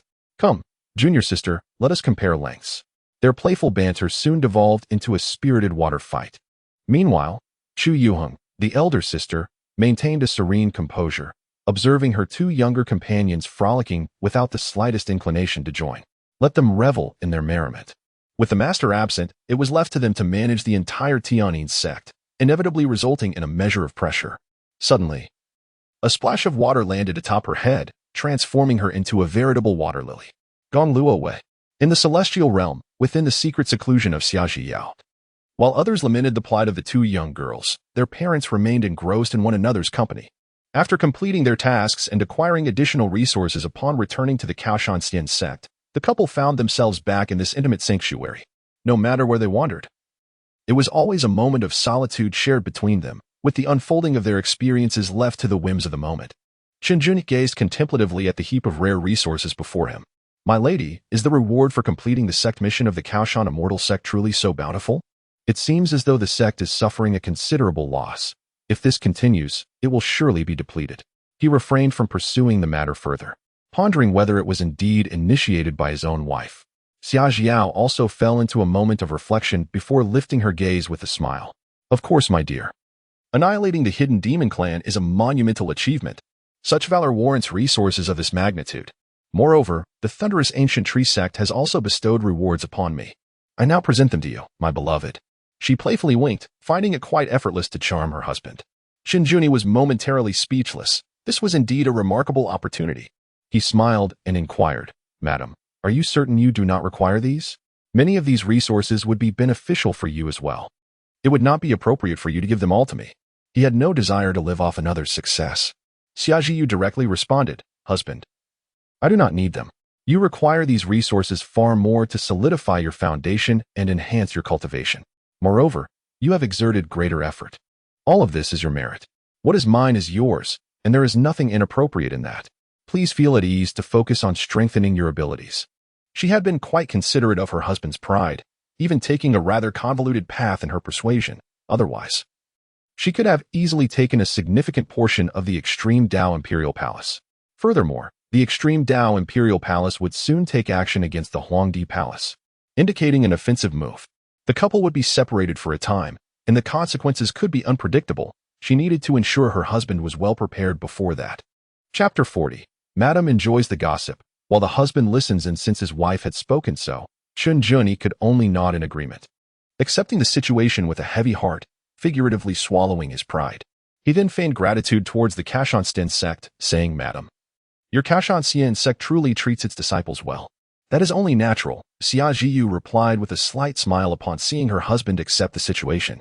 "By the way, husband, the Qinglian sect has also gifted us some provisions." As she spoke, she produced some items. Since her husband had already expressed appreciation for the Qinglian sect, it would only make sense to further embellish that sentiment. She urged him not to feel shy about it. Qinglian expressed his delight in a compliant manner. "My lady, what is this?" "My lord, these are various celestial fruits that can whet our appetites." With that, Xia Jiao presented the celestial fruits before Qinglian. "Here, my lord, would you care to taste?" She continued to coax her husband into indulging in her whims, confident that he would not recognize the assortment of fruit-like items and would refrain from inquiring further, especially since he was new to the celestial realm and undoubtedly unfamiliar with its wonders. With a smile, Qinglian said, "My lady, I shall prepare a fruit platter." He then gathered an array of celestial fruits, marveling internally at the wealth of his lady. Though these celestial fruits bore an appearance akin to ordinary ones, they were undoubtedly not items that mere true immortals could savor. For instance, the ancient peach, ginseng fruit, jade crystal bodhi, and 9-colored lotus fruit could be said to possess a value far exceeding the resources bestowed upon him by his lady. "My lord, I await your return." Xia Jiao rested her chin on her hand, gazing at Qinglian with a languid, expectant demeanor, thinking to herself that her lord had indeed been thoroughly charmed by her. Qinglian swiftly attended to the celestial fruits and soon returned, bearing an enormous platter. "My lady, I apologize for the wait." Xia Jiyu was taken aback upon seeing the grand fruit platter. "My lord, with such a large platter, one might think you were lifting the table." "Is that so?" Qinglian feigned ignorance, finding his lady's playful remarks utterly endearing. Regardless, this grand platter of celestial fruits was intended to delight her. He then said with a grin, "My lady, do indulge in the taste of these celestial fruits." With a flourish, he placed the large platter before them. Xia Jiao gazed at the platter, a hint of confusion crossing her features. "My lord, the varieties of celestial fruits have increased." She had clearly provided him with over 10 exceptionally rare celestial fruits, yet he had managed to prepare them all at once. Although this was not her primary concern, her lord's happiness was what mattered. She noted that the varieties had evidently expanded to dozens, with some she had never encountered before. Qinglian nodded slightly. "My lady, I have previously gathered a selection of celestial fruits to stimulate the appetite. It is fortuitous that we can partake in them together. Here, my lady, indulge in this melon." He brought a slice of honeydew melon to Xia Jiao's lips. Xia Jiao glanced at it, her expression tinged with skepticism. She had never encountered such a melon before. However, she conjectured that perhaps her husband had plucked it from some obscure location. Given her own status, it was quite plausible that she had not seen the more commonplace celestial fruits, a circumstance that was rather normal, as her capabilities did not permit otherwise. "My husband, please enjoy the melon," she said, offering a slice of honeydew melon to Qinglian's lips, encouraging him to partake first. Qinglian felt a warmth in his heart. His wife was indeed constantly affirming his role as a father. He decisively took a bite and offered, "My dear, you should try some as well." Xia Jian took a bite and was immediately taken aback. "Husband, this melon is incredibly sweet." She had not anticipated that such an ordinary celestial fruit could be so delightful. Moreover, it was accompanied by a pure stream of spiritual energy that brought immense comfort. "Since you enjoy it, do indulge further," Qinglian smiled. Was it not sweet? This melon, which he had cherished for many years, was known as the starry honey fruit. Despite its unremarkable name, it was a rare treasure that grew amidst the stars. "Husband, I adore it." Perhaps due to the fruit, Xia Jian seemed to radiate even more sweetness. She took another bite from where her husband had just nibbled. "It pleases me that you enjoy it," Qinglian remarked, and the couple continued to savor the melon together, relishing the leisurely moments. "Husband, I find myself somewhat dazzled by all this," Xia Jian confessed, unsure of what she was tasting. "My dear, this is undoubtedly your Beijing Bodhi," Qinglian playfully teased. For in truth, this celestial fruit merely resembled the Beijing Bodhi and was actually known as the Deluo Bodhi. Given the multitude of varieties, she likely would not discern what she was consuming. Oh, I see. And what is this, my husband? This is a celestial fruit I have collected, called the golden shaking lotus fruit. Oh, I see. Amidst their playful exchanges of yours and mine, Xia Zhiyun became slightly bewildered. With so many types, and some resembling each other, she grew disinclined to inquire further. Occasionally, she cast a glance at Qingjun, her heart contemplating. Consuming such rare celestial fruits must surely aid her husband in breaking through to new realms. Qingjun occasionally glanced at Xia Zhiyao, contemplating within himself. Madam has consumed so many treasures, it must greatly assist her in advancing to the second level of the immortal emperor. Suddenly, he exclaimed in a most agreeable manner, Madam, it seems my realm has loosened once again. Upon hearing this, Xia Zhiyao's face blossomed into a radiant smile. My dear husband, congratulations once more. It must surely be the merit of your divine fruits. After all, these celestial fruits were exceedingly rare, and her husband had previously underestimated their worth, consuming them in abundance at once. My dear, could it be the efficacy of these divine fruits? Qingjun marveled. Xia Zhiyao promptly shook her head.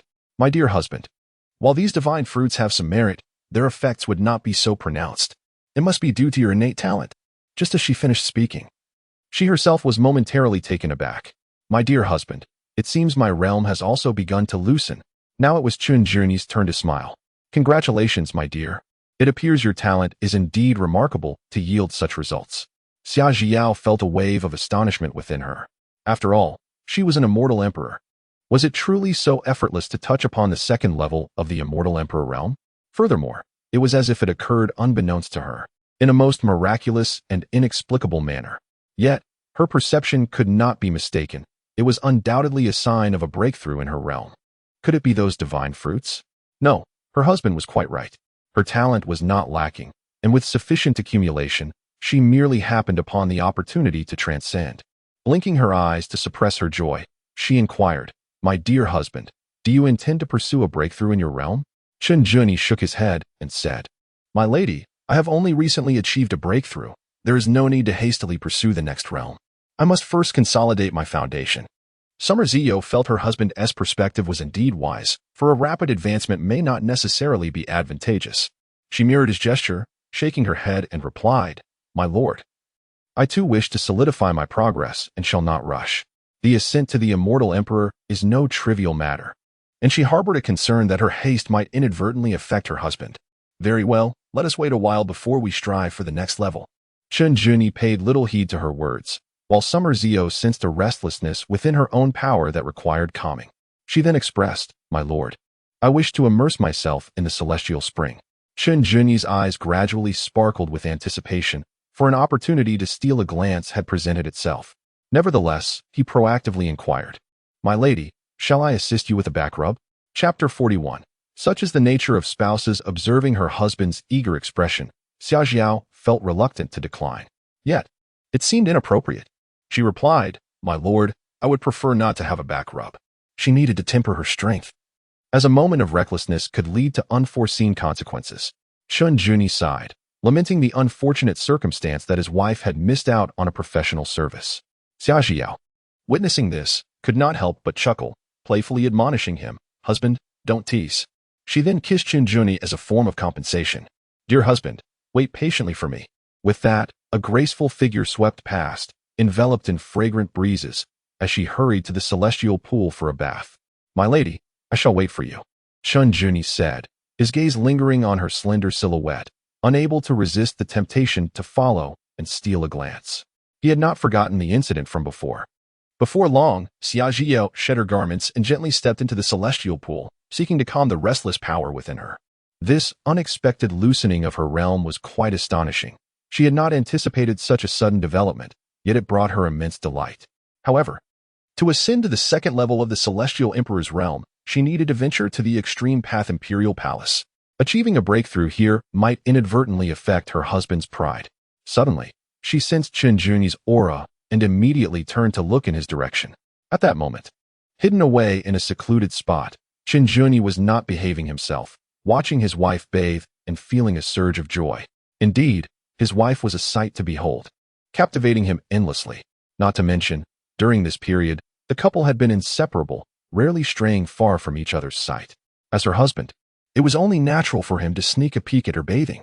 As for the likelihood of her discovering his presence, he was not surprised, after all. He had intentionally allowed her to see him. Otherwise, she would have had no reason to suspect he was there at all. Qinglian could not suppress the upward curve of his lips. With the aid of those celestial fruits, it should be a simple matter for his wife to break through to the second level of the celestial emperor. However, as he observed, he felt that this was not sufficiently exhilarating. He casually brought over a large platter of fruits, indulging in the celestial delicacies while watching his beloved wife bathe. Xiaojiao, immersed in the celestial pool, pouted in a haughty manner. Her husband, it seemed, was not as discreet as he ought to be, trailing after her in such a manner. Did he truly believe that his little ruse of hiding to steal glances would escape her notice? She had spotted him instantly. This scene felt strangely familiar. A smile crept across her face as she dismissed the intrusion. After all, her husband could gaze to his heart's content. It was only fair, considering she had once peered at him as well. In this light, their actions mirrored the bond of a married couple, their hearts intertwined. Had she chosen to erect a barrier, he would have been left to sulk outside. To spare him such misery, she resolved to feign ignorance of his presence. Suddenly, she noticed that not only was he watching her, but he was also indulging in the celestial fruits. How infuriating! A blush crept across her cheeks. The sensation akin to being admired, leaving her feeling quite bashful. What could she do but pretend not to have noticed him? Before long, Xiaojiao finished her bath. The tumultuous energy within her temporarily quelled. Upon rejoining Qinglian, she continued her charade of nonchalance, her heart as tranquil as still water. Yet, witnessing her husband's equally oblivious demeanor brought a mix of amusement and exasperation. How shameless he was, showing no signs of guilt whatsoever. "Madam, are you comfortable?" Qinglian inquired, maintaining the pretense of ignorance regarding his earlier peeping. "Indeed, quite comfortable," Xiaojiao replied, her slender figure softening as she leaned into Qinglian's embrace. With a glimmer of anticipation in her large eyes, she added, "My dear husband, shall we retire early for the night?" Qinglian held the soft figure in his arms. Momentarily taken aback, regaining his composure, he leaned closer to Xiaojiao's ear and teased, "My dear wife, what prompts your unusual enthusiasm today?" He discerned the underlying meaning in her words. His gaze upon Xiaojiao softened with increasing tenderness and affection. Xiaojiao, feeling shy and at a loss for words, buried her face against Qinglian's shoulder and retorted defiantly, "Husband, it cannot always be you taking the initiative. In a marriage, such dynamics should indeed be reciprocal." She was fervently seeking justification for herself. Soon, she would need to attend to significant matters, necessitating their temporary separation. If successful, they could joyfully reunite with Yuan and Hauer without burdening the children. However, failure would lead to endless complications, potentially igniting a fierce conflict between the extreme path Imperial Palace and the Wild Emperor's Hall, delaying any future meetings with Yuan and Hauer indefinitely. Thus, it seemed only reasonable to make amends with her husband for the sake of their children. Yet, how vexatious he was, understanding her intent, but insisting on teasing her openly. "Humph. What a wife should teach," Qinglian replied, suppressing a smile, his tone serious. Observing the bashful mother of his child, who was thoroughly flustered by his playful teasing, he felt a surge of affection. This was indeed a first. In the past, it was always he who took the lead in their playful exchanges. Hence, he couldn't resist the urge to tease her. "It is good that you acknowledge your mistakes," Xiaojiao asserted with conviction, swiftly planting a kiss on Qinglian's lips. Then, with a bashful demeanor, avoiding eye contact yet exuding a sense of initiative, she took his hand and hurried towards their little abode. At this moment, Qinglian was astonished to perceive two distinct visages upon his own wife. What could he possibly do? He could only smile and obediently acquiesce to her, just as he had done on their first encounter. However, given her modest demeanor, he refrained from further teasing her. With a firm thud, he secured the door. In the extreme Dao Imperial Palace, Lung Jushuang was oblivious to what Xiaojiao had been preoccupied with lately, as she frequently departed from the palace and rarely returned. At such a critical juncture, her absence naturally led to a plethora of thoughts. Yet, as a celestial emperor, Long Jushuang was not overly concerned for Xiaojiao's safety. Perhaps she was simply in seclusion, diligently honing her skills. With her gaze fixated on a particular direction, the hall of the desolate emperor, they had already conspired to take action. They could not sit idly by nor allow themselves to be scrutinized indefinitely, for that would be exceedingly uncomfortable. The most prudent course of action would be to eliminate the onlookers at the Futon Sacred Land and focus solely on addressing the Hall of the Desolate Emperor. However, should any misstep occur while contending with the Futon Sacred Land, it would only serve to weaken their own extreme Dao Imperial Palace, rendering them powerless against the Hall of the Desolate Emperor. Thus, they ultimately resolved to confront the source of the issue directly, the Hall of the Desolate Emperor. If they could strike at the heart of the Hall before the Futon Sacred Land had a chance to react, they believed that the Hall would weigh their options carefully. Ideally, they would inflict a sudden and devastating blow against Dijun. To vanquish Dijun was nearly an impossibility. Soon, Lung Zhishuang murmured, in due time. Xia Zhiyao will return. Meanwhile, in a certain locale of the extreme heavenly Dao celestial domain, Dijun's will manifested in a corporeal form. Arriving at the extreme Dao Imperial Palace, recognizing the formidable nature of Lung Zhishuang, he deemed it unnecessary to provoke her directly. His current aim was to uncover Xia Zhiyao's vulnerabilities. With his gaze directed towards the extreme Dao Imperial Palace, he anticipated that Xia Zhiyu would indeed be within its confines. Standing with his hands clasped behind him, his eyes flickered with intent. For the sake of the Imperial Sun and the prosperity of the Hall of the Desolate Emperor, this endeavor must yield fruitful results. As long as he remained undetected by Lung Zhishuang, the relatively inconsequential Xia Zhiyao would undoubtedly be no match for him. Of course, he was not inclined to forcibly capture Xia Zhiyao. He would only resort to such measures if absolutely necessary, as it could lead to irrevocable conflict between the extreme Dao Imperial Palace and the Hall of the Desolate Emperor, a scenario fraught with peril. Instead, he intended to shadow Xia Zhiyao, certain that he would uncover her true weaknesses. He could not believe that she lacked a critical vulnerability.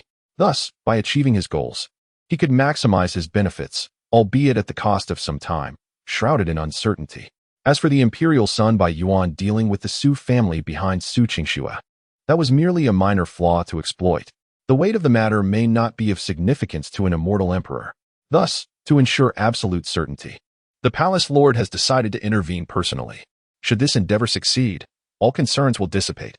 With this thought in mind, Dijun chose to conceal himself, as he wished not to squander excessive time and energy on the matter of marriage alliances. Were it another celestial maiden from a different power, the union would have likely been established long ago, devoid of such complications and headaches.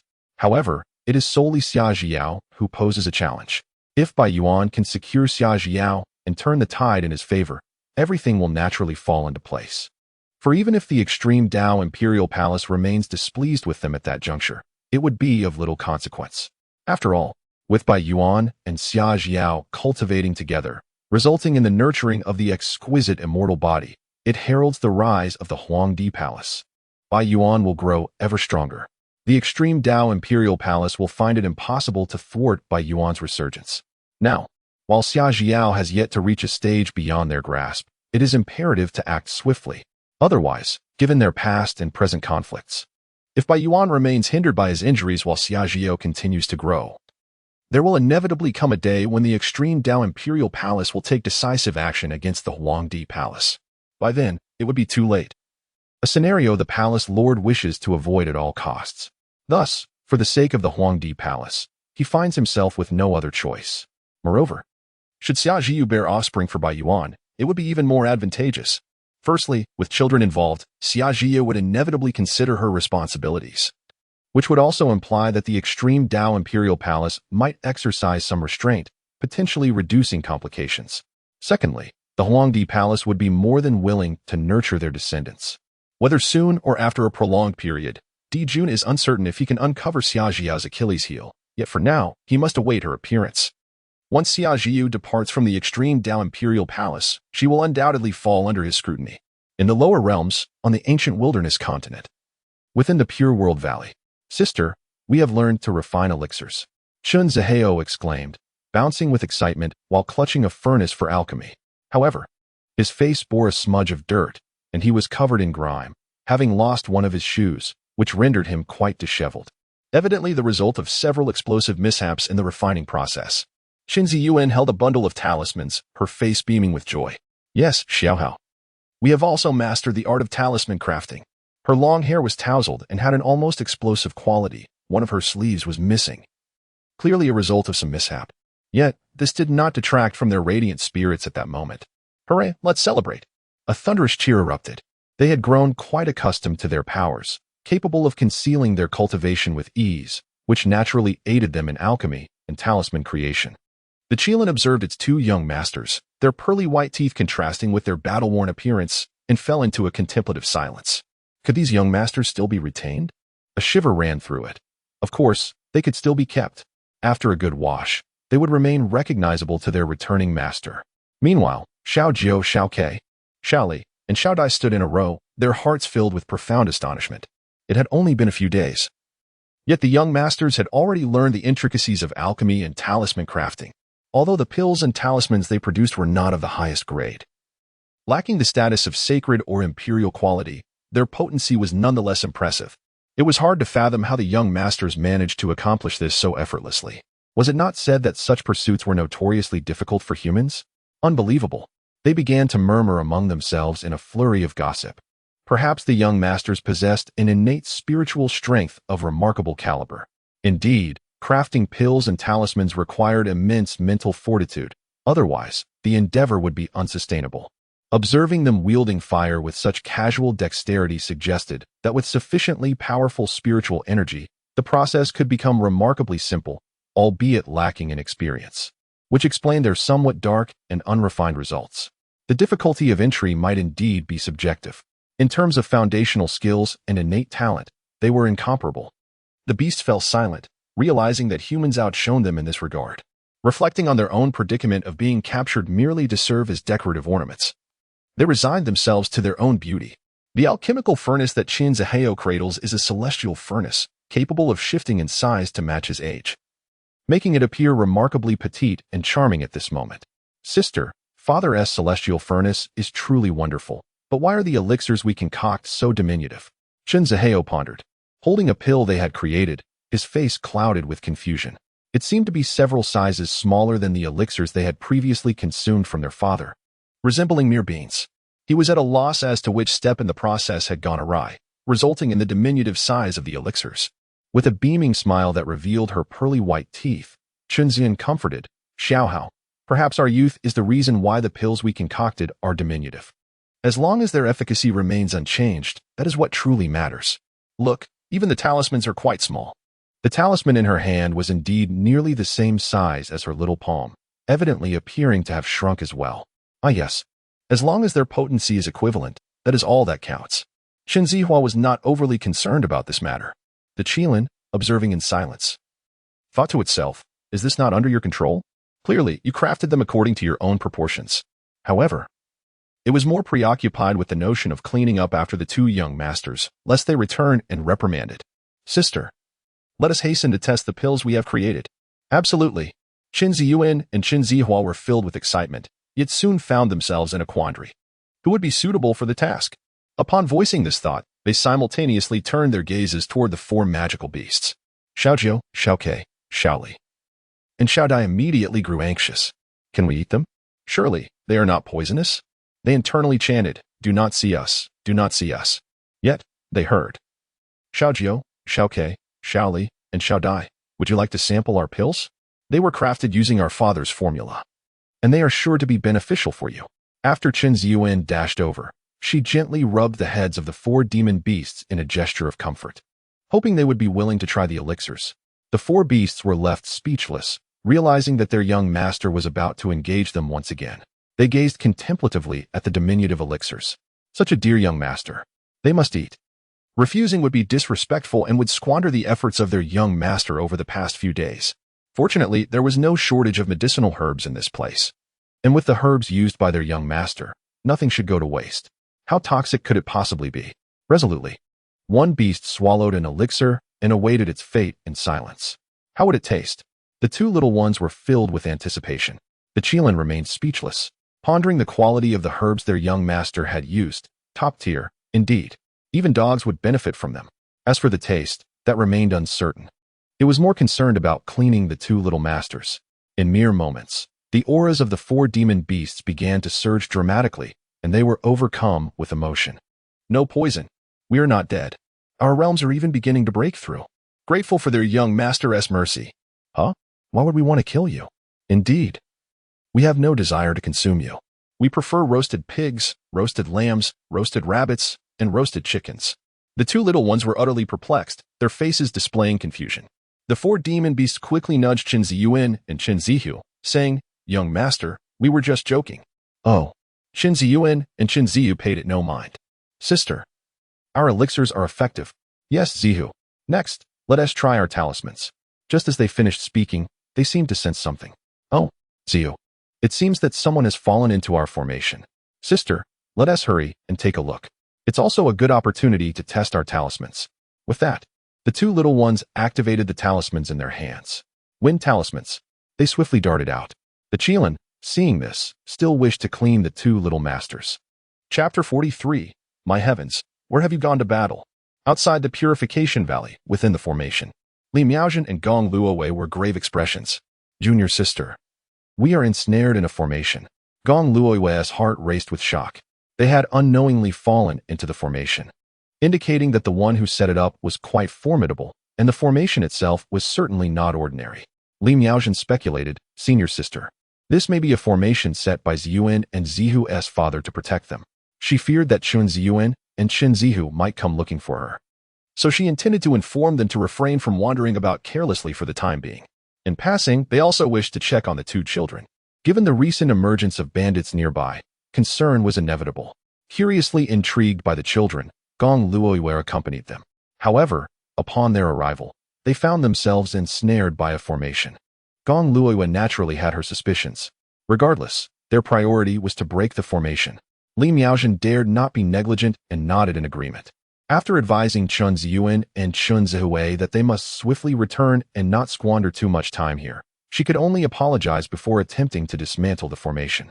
Simultaneously, numerous ethereal weapons materialized before them, exuding a palpable aura of lethality, which sent a shiver down their spines. Gong Luowei felt this murderous energy and trembled slightly, her heart quaking. This was a celestial-level formation. It seemed that Ziyuan and Zihui's father possessed remarkable skills in formation mastery. Li Miaozhen exclaimed in awe. Formations are classified into yellow, profound, earth, celestial, sacred, and imperial levels, with celestial-level formation masters being exceedingly rare. Just as her words fell, an onslaught of endless weapons surged towards them from above. Observing this, Gong Luowei and Li Miaozhen immediately grasped their swords to defend themselves. Whether they could break the formation remained uncertain, but being trapped here was undoubtedly unjust. The clash reverberated with thunderous booms, causing their faces to pale and their vitality to surge tumultuously as they staggered backward. This was dire. At this rate, they could not withstand the formation's ferocity. "Pretty sister? Is that you?" Suddenly, an innocent exclamation echoed in their ears, followed by the gradual dissipation of the endless weapons. Upon witnessing this, both Gong Luowei and Li Miaozhen stood in stunned silence. The formation's power had been retracted. Ziyuan and Zihui breathed a sigh of relief simultaneously. Could it be that the formation was controlled by the two children? Perhaps their father had left them some means to manipulate it. Without delving deeper into thoughts, the next moment, Qin Ziyuan and Qin Zihui appeared before them, beaming with joy. "Pretty sister, what brings you here?" "Oh, there's an extra fairy sister."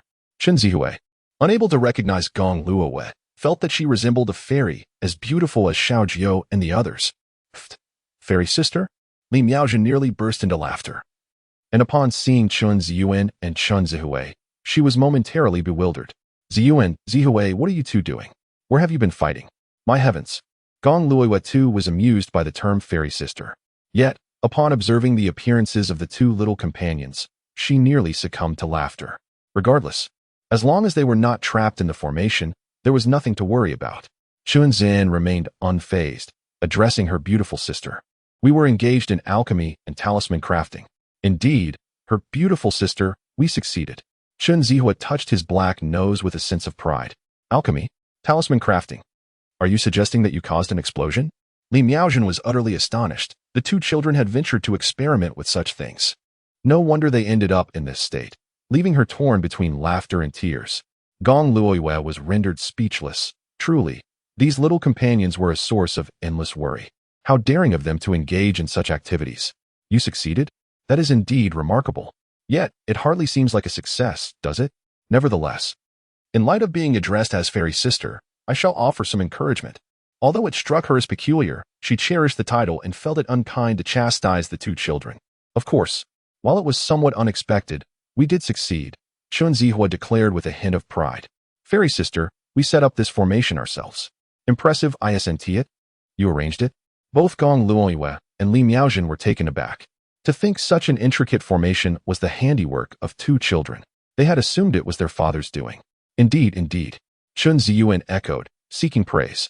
Moreover, there are many more formations. Gong Luoyue and Li Miaojin exchanged a glance. Feeling somewhat disheartened, could it be that their endeavors in alchemy and talisman crafting had truly borne fruit?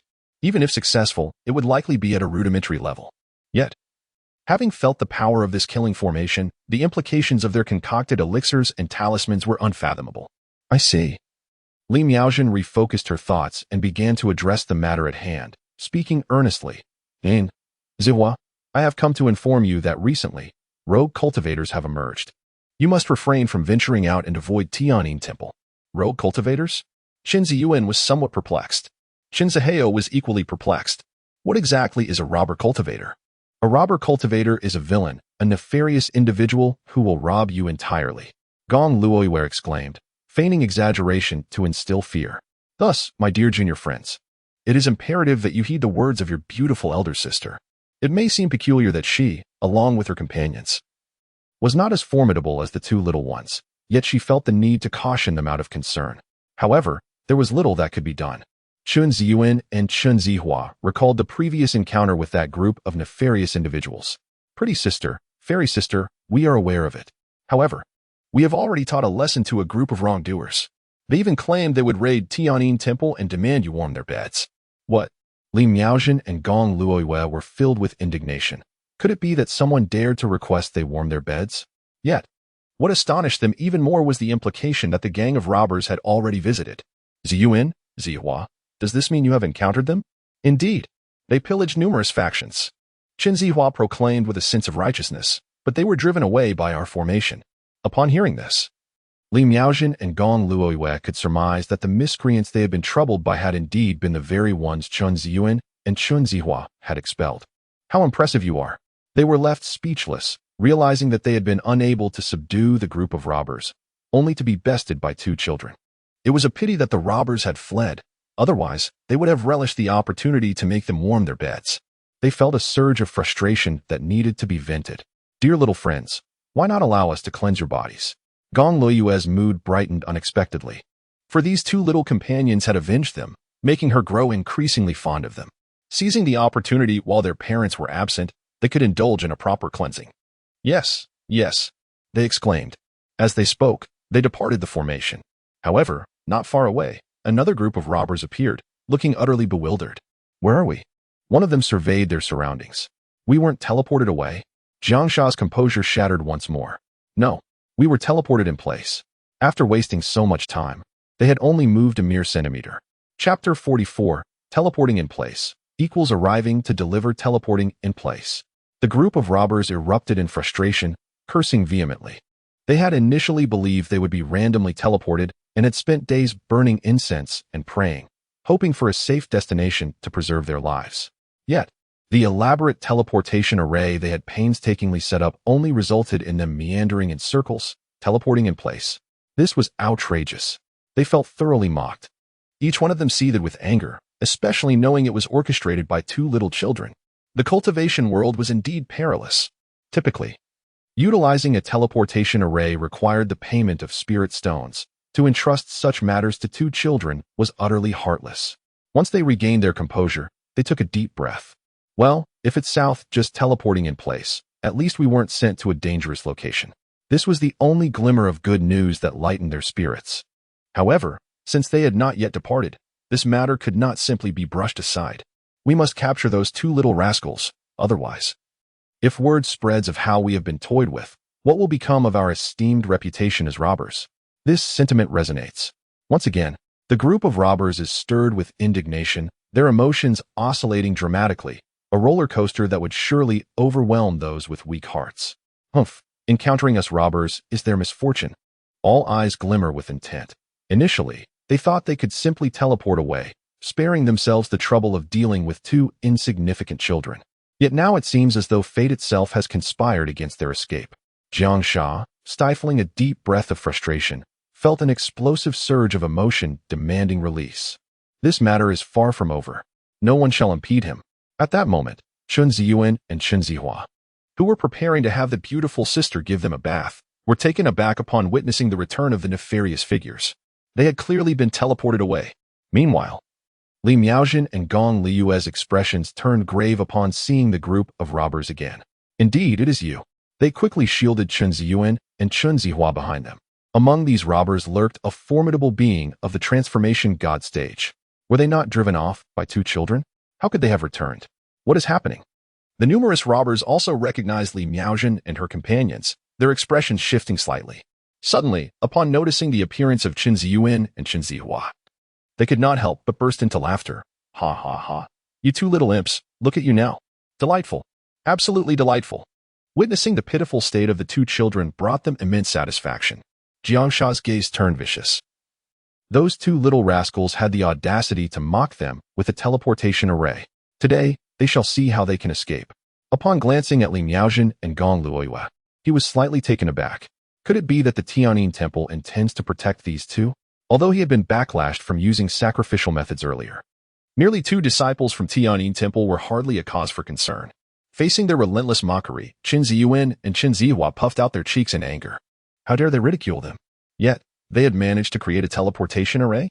Embarrassed, they scratched their heads, feeling quite vexed. Teleportation? The expressions of Li Miaojin and Gong Luoyue grew peculiar. What could this group of robbers have experienced? They had no time for further contemplation, coldly declaring, "You dare offend the Tianyin Temple? This grudge remains unavenged, and yet you dare to threaten us, such is the height of folly. Shamelessly tormenting 2 children." Gong Luoyue was particularly incensed. Yet, when they set out, they had not anticipated encountering this detestable group of robbers again under such circumstances. Upon hearing this, Jiang Sha could not be bothered to engage in further dialogue. If that is the case, then I shall deal with you all at once. He charged directly towards Gong Luoyue and Li Miaojin, reasoning that once he subdued the disciples of Tianyin Temple, what havoc could 2 little rascals possibly wreak? The other robbers, enraged, rallied around the notion of tormenting 2 children. Open your eyes wide and observe who is truly making things difficult for whom. They are the victims. In an instant, they charged towards Li Miaojin and Gong Luoyue. Humph, since the Tianyin Temple insists on meddling, let us not be merciful. With such a physique, how delightful it would be to seize you and return to a warm bed. They had endured for so long, desperately needing an outlet for their pent-up emotions. Otherwise, they would forever be haunted by shadows that would rob them of sleep. Li Miaojin and Gong Luoyue dared not take this lightly. Sensing that Jiang Sha seemed to bear some injury, perhaps due to the 2 children's formation, now was the time to engage in battle. Seeking death. How dare they tease them? When enemies meet, their eyes blaze with enmity. They immediately brandished their treasured swords and charged forth. Boom, boom, boom. It was impossible for Li Miaojin and Gong Luoyue to feel no pressure, for the enemy was numerous, and mere fists were no match for many hands. Continuing like this was certainly not a viable strategy. Naturally, Chun Ziyuan and Chun Zihua were indignant. No one should dare bully the beautiful sister and the enchanting sister. Xiao Hao. Let us put our talismans to the test, they exclaimed, pulling out a collection of talismans that surrounded them. Without further ado, they harnessed their spiritual energy. Go. Tear apart talisman. Thunder talisman. Fire talisman. Calamity talisman. Fury talisman. Explosive talisman. With great fervor, they unleashed them all at once, as if they cost nothing, displaying no remorse. Having created these talismans themselves, they did not consider it wasteful. Upon witnessing the formidable power of the talismans, Li Miaojin and Gong Luoyue were taken aback. Hastily retreating a few steps, their faces painted with shock. Could it be that all of this was the work of the 2 children? This was bad. The expressions of the many robbery cultivators shifted dramatically. Such powerful talismans, at least of Earth-level standard. They were left spitting blood. These 2 little rascals were truly intolerable. Previously, they had been humiliated by formations, and now they were being bombarded with these numerous talismans. It was evident they had some backing. This only solidified their resolve to rob the parents of these 2 little brats. Boom, boom, boom. Wherever the talismans landed, thunder rumbled, flames blazed, creating a battlefield reminiscent of cultivators undergoing tribulation, filled with an air of volatility. The robbery cultivators were forced to retreat repeatedly. What an opportunity! Li Miaojin seized the moment to strike. Gong Luoyue followed closely behind. If they did not act now, when would they? Boom, boom, boom. With several strokes of their swords, they swiftly dispatched several robbery cultivators. To spare the children from fear, they could only unleash their full power, aiming to annihilate these foes without shedding blood, turning them to dust. Upon witnessing the chaos, the other cultivators were thrown into a state of panic. While attempting to evade and counter the array talismans, they also had to remain vigilant against Li Miaojin and Gong Luoyue. The situation was utterly dire, and they found themselves lamenting their predicament, internally cursing their misfortunes. They recognized that their previous encounters with various formations had depleted their reserves, leaving them vulnerable in this critical moment. The mere thought of their helplessness was enough to infuriate them to the point of bloodshed. Although they could still manage a few talismans, the overwhelming quantity they faced was simply insurmountable. In a moment of unpreparedness, Jiangsha was also struck by the talisman's force, and upon observing the scene before him, his expression darkened to an almost sanguine hue. It became imperative to eliminate the disciples of Tianyin Temple. Such recklessness could not be tolerated. Under the overwhelming force of the drink, power surged forth. Even a frail camel surpasses a horse in stature. Despite his injuries, he remains incomparable to a mere practitioner of the celestial origin realm. Li Miaojin and Gong Luoyue both sensed the chilling intent to kill, sending a shiver down their spines. Yet at this moment, they activated the teleportation talisman. Chapter 45. You clearly possess the power to annihilate us, yet choose to bombard us with talismans. With the strength of the two little ones, Jiangsha's movements were, of course, not concealed from their keen perception. However, in their moment of panic, they hastily cast a talisman. In the next instant, Jiangsha executed a grand shift, effortlessly crushing a calamity cultivator with a single hand. Enraged further, he exclaimed, "You little demons, you have thoroughly provoked my wrath." With a fierce roar, the target shifted. These two little rascals must be dealt with. Otherwise, they could drive one to the brink of madness.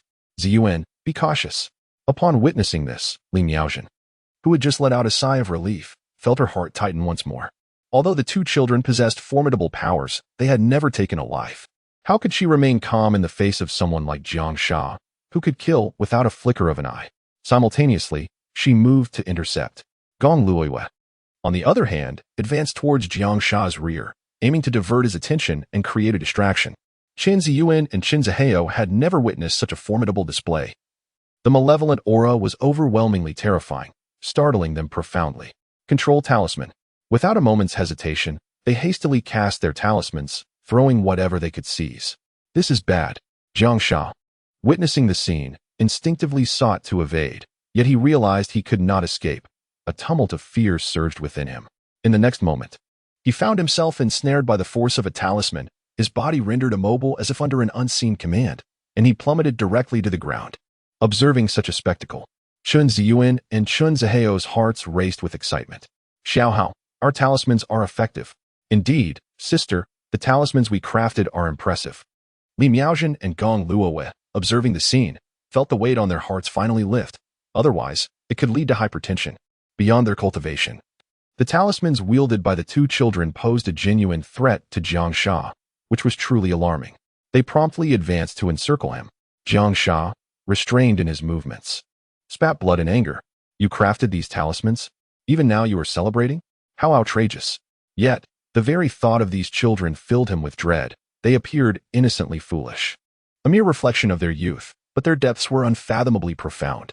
As Li Miaojin and Gong Luoyue charged towards him, a sense of foreboding engulfed him. Wait. I have a hostage. If you wish to spare him, I advise you to reconsider. He bellowed. The beauty of the Holy Lord's concubine was evidently of no use in this dire situation. Thus, he resorted to using the sole heir of the Zhang family as a bargaining chip. What? A hostage?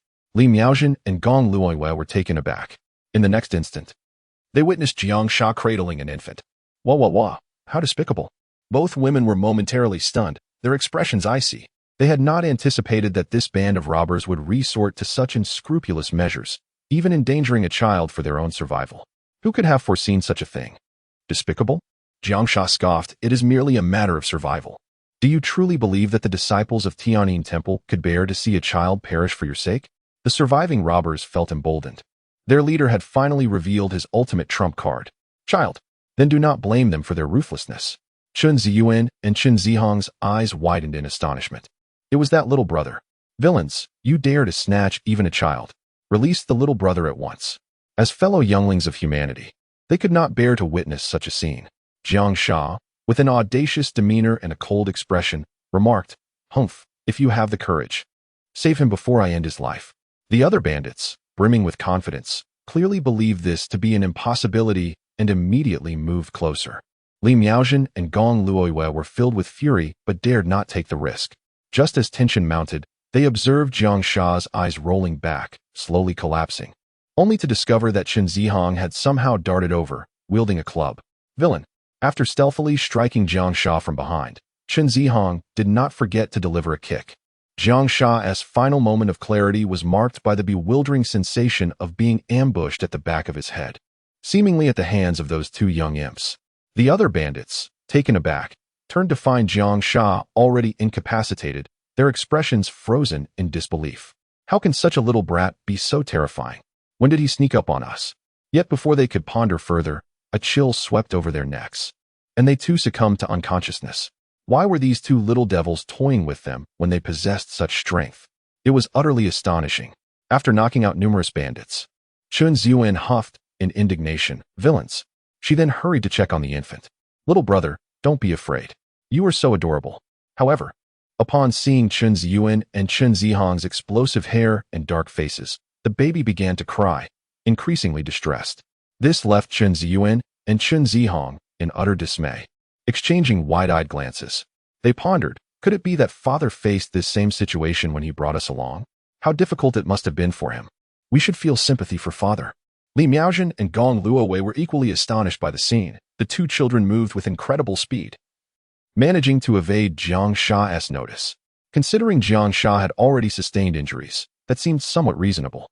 Meanwhile, Jiang Sha, having achieved his goal, wore an exceedingly cold expression and proceeded to tidy the battlefield, delivering finishing blows. Boom, boom, boom. After effortlessly dispatching a group of bandits, they finally breathed a sigh of relief. They instructed the so-called Holy Lord's concubine to escort the Zhang family's sole heir home. These bandits were truly despicable.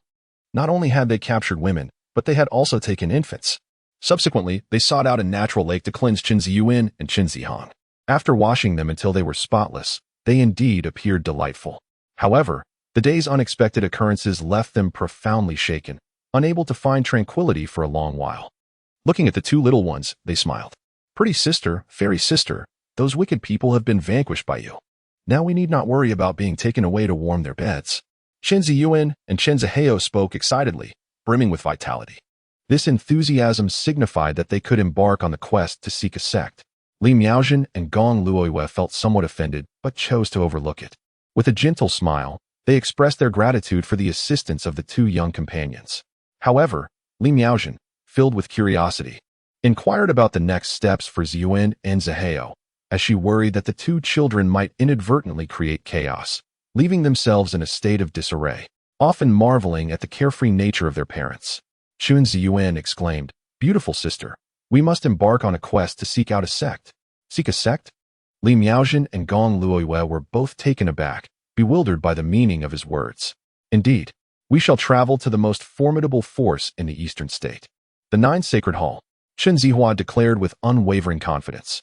They had already grown significantly powerful, having conducted personal experiments and studied maps, confirming that the Nine Sacred Hall was indeed the mightiest in the eastern state. Li Miaojin and Gong Luowei found themselves at a loss for words. The Nine Sacred Hall, a terrifying entity guarded by numerous revered masters, was beyond their reach, an unfathomable aspiration. Yet, they hesitated to voice their concerns. "Very well, I shall accompany you," the elder sister offered. "Consider it my way of expressing gratitude. I must admit, I feel rather uneasy. With the threat of the calamity now eradicated, they could confidently leave the Tianyin Temple. Yes, yes, beautiful sister, enchanting sister, let us journey together to the Nine Sacred Hall." Thus, a delightful consensus was reached. After taking some time to rest, they set forth on their journey to the Nine Sacred Hall. Onward, we are coming, Nine Sacred Hall, in the realm of immortals. Recently, the couple Qin Zhirni and his wife have been enjoying a rather pleasant life together. This tranquil and undisturbed world for two is indeed quite comfortable. Naturally, It is only fitting that the lady, on rare occasions, takes the initiative. A longer duration and a bit of fatigue are to be expected. One day, Xia Zhiyun remarked, "My dear husband, I must be away for a while." Chapter 46. It is quite reasonable for me to follow my wife. Chen Jun remained the devoted husband he always was, yet he demonstrated a profound understanding of his wife's needs. With a gentle smile, he remarked, "My dear wife, should you have matters to attend to, please do not hesitate. I shall remain here in seclusion to cultivate my skills." Touched by her husband's thoughtfulness, Xia Zhiao reluctantly replied, "Then please continue your practice here, my love, and refrain from wandering about. I shall return shortly." Chen Jun responded with a soft murmur. His smile as warm as a spring breeze. "My dear, of course, if you were to stray far away, I would traverse to the ends of the earth to bring you back." Xia Zhiao couldn't shake the feeling that her husband had become rather clingy lately. She pondered what might be amiss. Perhaps he was merely concerned for her well-being. "Husband, please wait for me." The couple indulged in sweet, affectionate exchanges for a while longer before parting ways. As Xia Zhiao departed, Chen Jun traced his lips, still tinged with her lingering fragrance. He mused that her overt affection surely hinted at some underlying thoughts. She may be grappling with a troubling matter, reluctant to burden him, or perhaps fearful of implicating him in her troubles. It was possible she herself was uncertain of the outcome, which could explain her attempts to make amends with him during these days. Since their intimate moments had been interrupted by their separation, it seemed fitting for him, as her husband, to engage in some idle pursuits. He contemplated paying a visit to the master of the extreme Dao Imperial Palace. With this thought in mind, Chen Jun rose from his seat and stepped outside, eager to discern Lung Juefeng's attitude towards him. After all, the ties they shared were reciprocal. If his wife might bring him some trouble, he was equally capable of presenting her with challenges. His visit, undoubtedly, would serve as a declaration of his claim. His wife belonged to him. Should Long Juefeng, the palace master, be unwilling to bear the consequences tied to him, he would not hesitate to reclaim his wife. Meanwhile, Xia Zhiao emerged from her secluded sanctuary, pausing for a moment to glance back. As long as her husband remained steadfast in this place, his safety would not pose a significant concern. She trusted that with her admonitions, he would refrain from reckless escapades and would diligently cultivate his strength. While her own safety remained somewhat uncertain, preserving her life was not insurmountable. "Husband, wait for me. Yuan and Howard await their mother."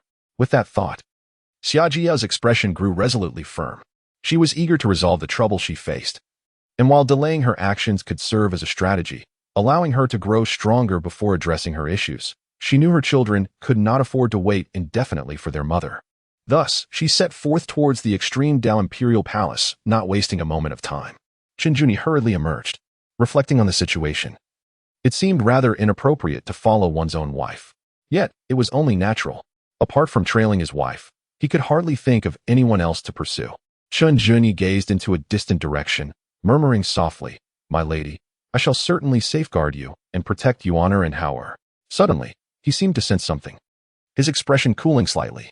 Perhaps some entity from the extreme celestial realm had intruded, the intentions of which remained unknown to him. Yet, he could not be bothered to heed it. Nonetheless, the aura of such a presence warranted his attention. Chen Jun contemplated for a moment, deciding that it would be prudent to wait before tailing the lady. Meanwhile, in another location, Xia Zhiao encountered the concealed Dijun, who, upon sensing her presence, finally revealed a semblance of a smile. At last, he had traced Xia Zhiao's whereabouts. By keeping a watchful eye on her, he was confident that her vulnerabilities would soon be unveiled. Dijun's gaze shifted towards a particular direction. It appeared that Xia Zhiao had not emerged from the extreme path Imperial Palace, but rather was returning to it. What could she possibly be doing? A flicker of realization washed over Dijun. He felt that he was on the verge of uncovering Xia Zhiao's weakness, one potent enough to compel her to compromise. His instincts told him that this location must be significant to her. A smile graced Dijun's lips as he vanished from his spot, eager to investigate further. Before long, Xia Zhiyu returned to the extreme path Imperial Palace. "Your Highness." Long Zhishuang observed Xia Zhiao carefully, sensing that something was amiss with her lately. Though she appeared whole, there was a subtle, indescribable shift in her aura. "Zhiao, you have returned," she remarked, realizing that it was time for them to take action. Xia Zhiao nodded. "Your Highness, I am fully prepared to address the matters concerning the Emperor of Ruins. However, I have recently experienced an unexpected epiphany. I may be on the verge of breaking through to the second realm of a mortal emperor." A breakthrough in her cultivation. Lung Zhuxuang was evidently taken aback by this unexpected revelation, which confirmed that Xia Jiao had indeed been in seclusion. Xia Jiao affirmed, "Indeed, Your Highness. If time permits, I may achieve this breakthrough before confronting the Emperor of Ruins. This would undoubtedly bolster my confidence." Her target, of course, was Bai Yuan, who was formidable in his own right, perhaps even surpassing her. Yet, should she successfully advance her cultivation, the balance of power might shift. Long Zhuxuang understood this well. The Emperor of Ruins was undoubtedly devising strategies to achieve his goals. Although the timeline remained uncertain, it was reasonable to assume that it would not be long. "Do you have confidence in your ability to break through to the second realm of a mortal emperor?" she inquired. Xia Jiao's swift potential for surpassing her limitations was unexpected for the palace master, yet it was undoubtedly a positive development, suggesting that Xia Jiao's talents exceeded her expectations. However, breakthroughs were never guaranteed, and instances of failure were not uncommon. If Xia Jiao lacked certainty, haste would be ill-advised. "I am confident," Xia Jiao declared resolutely. Hearing this, Lung Zhuxuang made a firm decision within herself. "Very well. In that case, we shall act once you achieve your breakthrough to the second realm of a mortal emperor. I shall personally safeguard you." This was a precautionary measure to ensure that no unforeseen mishaps occurred during Xia Jiao's advancement, and her presence would provide a significant layer of security. "Thank you, Your Highness." Subsequently, Xia Jiao began to prepare for her breakthrough in cultivation. The ascension of an immortal emperor is no trivial matter and is far from simple. However, controlling the flow of time and space poses little challenge for her, undoubtedly saving considerable time for unforeseen circumstances. Before proceeding, Xia Jiao first sought out Su Qingxue. "Jiao, you finally returned," Su Qingxue remarked. Still unaccustomed to Xia Jiao's frequent absences from the extreme Dao Imperial Palace, Xia Jiao smiled and responded, "Indeed, I have gained some insights during my recent seclusion, and I am now ready to challenge my realm." Upon hearing this, Su Qingxue's inquisitive eyes brightened with clarity. She had initially suspected there was more to Xia Jiao's absence, yet it turned out to be merely a breakthrough in her cultivation. A breakthrough in cultivation? "So Jiao, you are poised to challenge the second level of the Immortal Emperor realm?" After processing this information, her face lit up with delight. Xia Jiao nodded affirmatively, "Precisely. Which is why I wanted to discuss a few matters with you before my retreat." "Discuss matters? How unfortunate. During your seclusion, I too have been preoccupied and unable to accompany you on your path to strength," Su Qingxue lamented. "What is it that occupies your time, Qingxue?" "News has arrived from my family, urging me to return to the Su clan. I am uncertain of the specifics, but it seems there are troubles that require my attention." Xia Jiao was well aware of Su Qingxue's origins from the ancient Xiaoxiao, immortal domain Su clan, and did not ponder too deeply. "I see. Then you should return to the Su clan. Upon your return, you will undoubtedly find me positioned within the second level of the Immortal Emperor realm." "Is that so? You exude confidence." Su Qingxue blinked in astonishment. "Indeed. Jiao, I extend my early congratulations. But how is it that you are suddenly able to break through?" Su Qingxue questioned, her skepticism evident. Xia Jiao, accustomed to the inquiry, explained, "The insights I have gained have made this progression a natural occurrence. What difficulty is there in that?" In this context, there was no need to consider her husband's dignity, so she candidly shared her thoughts. "You truly are remarkable," Su Qingxue expressed, envy evident in her tone. It seemed that Jiao's talent was indeed extraordinary, allowing her to challenge the second level of the Immortal Emperor realm so swiftly. "This is certainly a fortuitous development. After your breakthrough, I presume you will take action against the Wild Emperor Palace?" At this thought, a hint of gravity crossed her features. Should there be failure, it would undoubtedly ignite the conflict between the extreme Dao Imperial Palace and the Wild Emperor Palace prematurely. Xia Jiao nodded solemnly. "To prolong the situation is unwise. I cannot continue to have my dignity trampled upon." Su Qingxue understood this implicitly but feigned lightheartedness, jesting, "I see. It is to hasten your reunion with your beloved husband in honor and power, is it?" Having been seen through, Xia Jiao chose not to deny it. "That is indeed the case. It certainly is not for your sake." In truth, delaying time could also serve as a beneficial strategy, waiting until she was sufficiently powerful. However, the Wild Emperor Palace would not afford them such time, as their deliberate entanglement with the Futu sacred land evidenced. Hence, inaction was not the optimal choice. "Oh, how deeply saddened I am." Su Qingxue wore a look of grievance, not forgetting to roll her eyes at Xia Jiao. Xia Zhiyao found herself at a loss with Su Qingshue's antics and could only reciprocate with an eye roll of her own. After a brief commotion, Su Qingxue spoke earnestly. Xiao, I will strive to return before your breakthrough to the second realm of the immortal emperor to assist you. She was unaware of the happenings within the Su family, but she believed that a visit would clarify matters without consuming too much time. Xia Zhiyao comprehended Su Qingshue's intentions, yet retorted, There is no need, your help would only hinder me. Without being an immortal emperor, you cannot intervene. Otherwise, you would merely become a target. The pinnacle of combat prowess was the decisive factor in determining success or failure. Although she was aware of this, it still pained her deeply. Su Qingxue clutched her chest, displaying a look of self-reproach. However, she understood that Xia Zhiyao's actions were motivated by a desire to protect her. Alas, my lack of strength is to blame. Come on. Zhiyao, let me touch your conscience and see if it pains you, she said, reaching out her hand. Upon noticing this, Xia Zhiyao immediately recoiled. This was not something Su Qingxue could touch. Denied, Su Qingxue replied, her face etched with disappointment, ultimately feeling that her efforts had been in vain. By the way, Zhiyao, do you need to discuss something with me? Hearing this, Xia Zhiyao reined in her playful demeanor and spoke with gravity. If anything unforeseen occurs during the mission, you must visit my secluded retreat. Yes, at that time, please entrust my husband to Su Qingshue's care, for she has mentioned him before. Once Su Qingxue sees him, she will know what to do, and he will trust her. Understood. Su Qingxue scoffed lightly. What are you talking about? Failure is not an option. And why would I go there? I sense that there is something amiss. You will find out when you arrive, Xia Zhiyao stated solemnly, clearly not jesting. Su Qingxue, seeing her seriousness, could only nod in agreement. All right. Though she spoke thus, deep down, she hoped she would not have the opportunity to go there. Xia Zhiyao felt reassured. Subsequently, Xia Zhiyao retreated to pursue her cultivation, while Su Qingxue returned to the Su family. Days passed. Di Jun had followed some of Xia Zhiyao's traces and uncovered a hidden location. Along the way, his instinct regarding Xia Zhiyao's fatal weakness intensified. In his quest for this vulnerability, he meticulously probed, fearing that he might overlook a single flaw, which resulted in a considerable expenditure of time. Nevertheless, as long as the outcome satisfied him, a little wasted time was inconsequential. Ultimately, he traced the leads to this very place. At this moment, Di Jun gazed upon the hidden realm before him, excitement gleaming in his eyes. The presence of a formidable barrier suggested that only someone of cold absolute frost's caliber could orchestrate such a setup, which undoubtedly indicated Xia Zhiyao's involvement. This further confirmed that this location could very well be Xia Zhiyao's retreat for cultivation. Due to the absence of Lung Ju Shuang in this place, it is likely that Xia Zhiyao has departed from here, indicating that he is now within arm's reach of discovering her weaknesses. Di Jun smiled.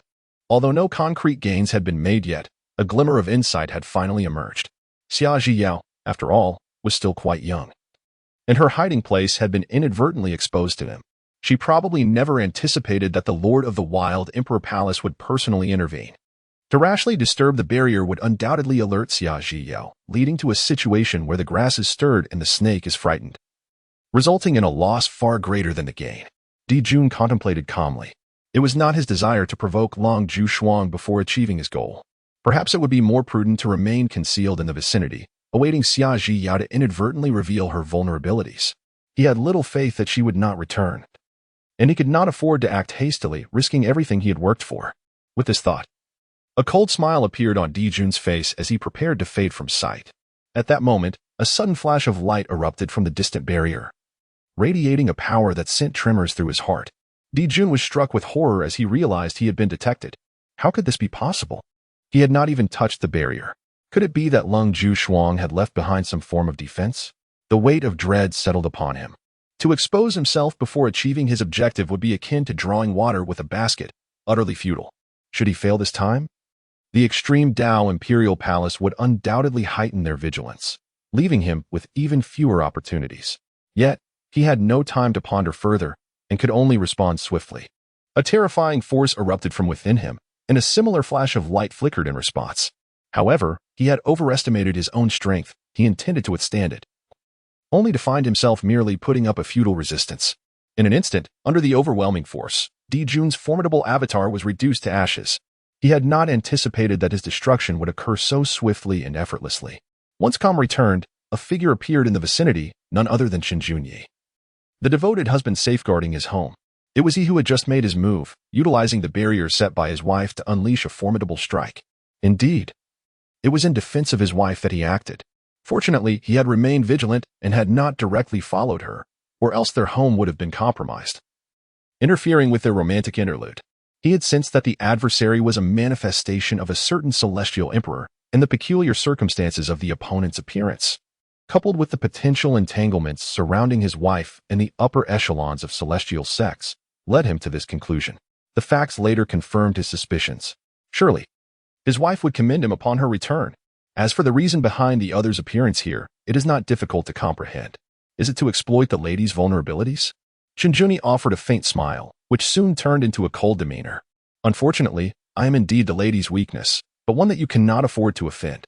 Having dealt with this unforeseen circumstance, Qinglian proceeded to the extreme path Imperial Palace, continuing his pursuit of his wife. Chapter 48. The Frost of Indifference. Xia Jiao launched a surprise attack within the hall of the abandoned emperor. Dijun opened his eyes, unleashing a tempestuous force that shimmered with golden light. Following this was a muffled groan, when his avatar, imbued with a portion of his mental essence, was destroyed.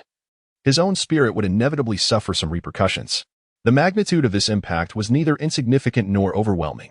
Who could it be? Dijun growled in frustration. Just when he had finally grasped a thread of opportunity to seize Xia Jiao's weakness, everything he had meticulously planned was obliterated in an instant. All those days wasted without even beginning to execute his plans. The sheer force behind this was far beyond what Xia Jiao could muster. Could it be that it was Lung Ju Shuang responsible for this?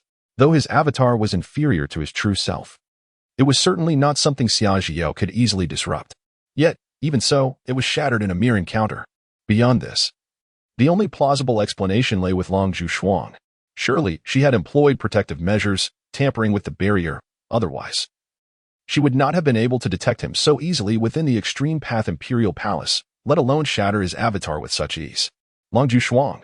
Dijun's fury surged within him.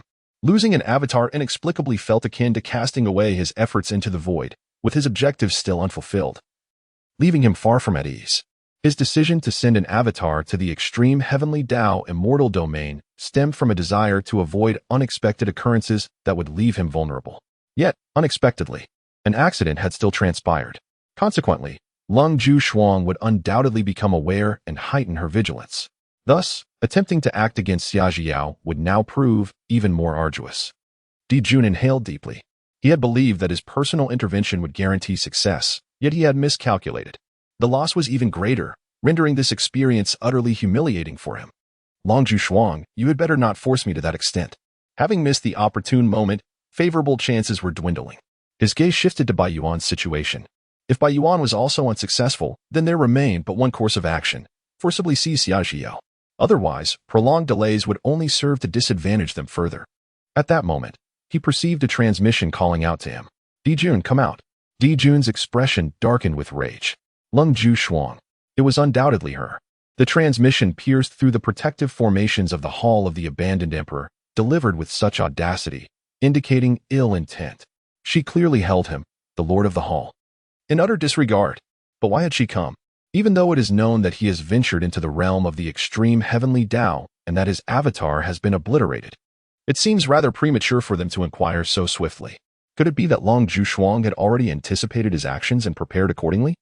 Or did she seize the opportunity to trouble him while his spirit was in turmoil? Dijun's expression darkened as he pondered this. Regardless, there was no escaping the encounter.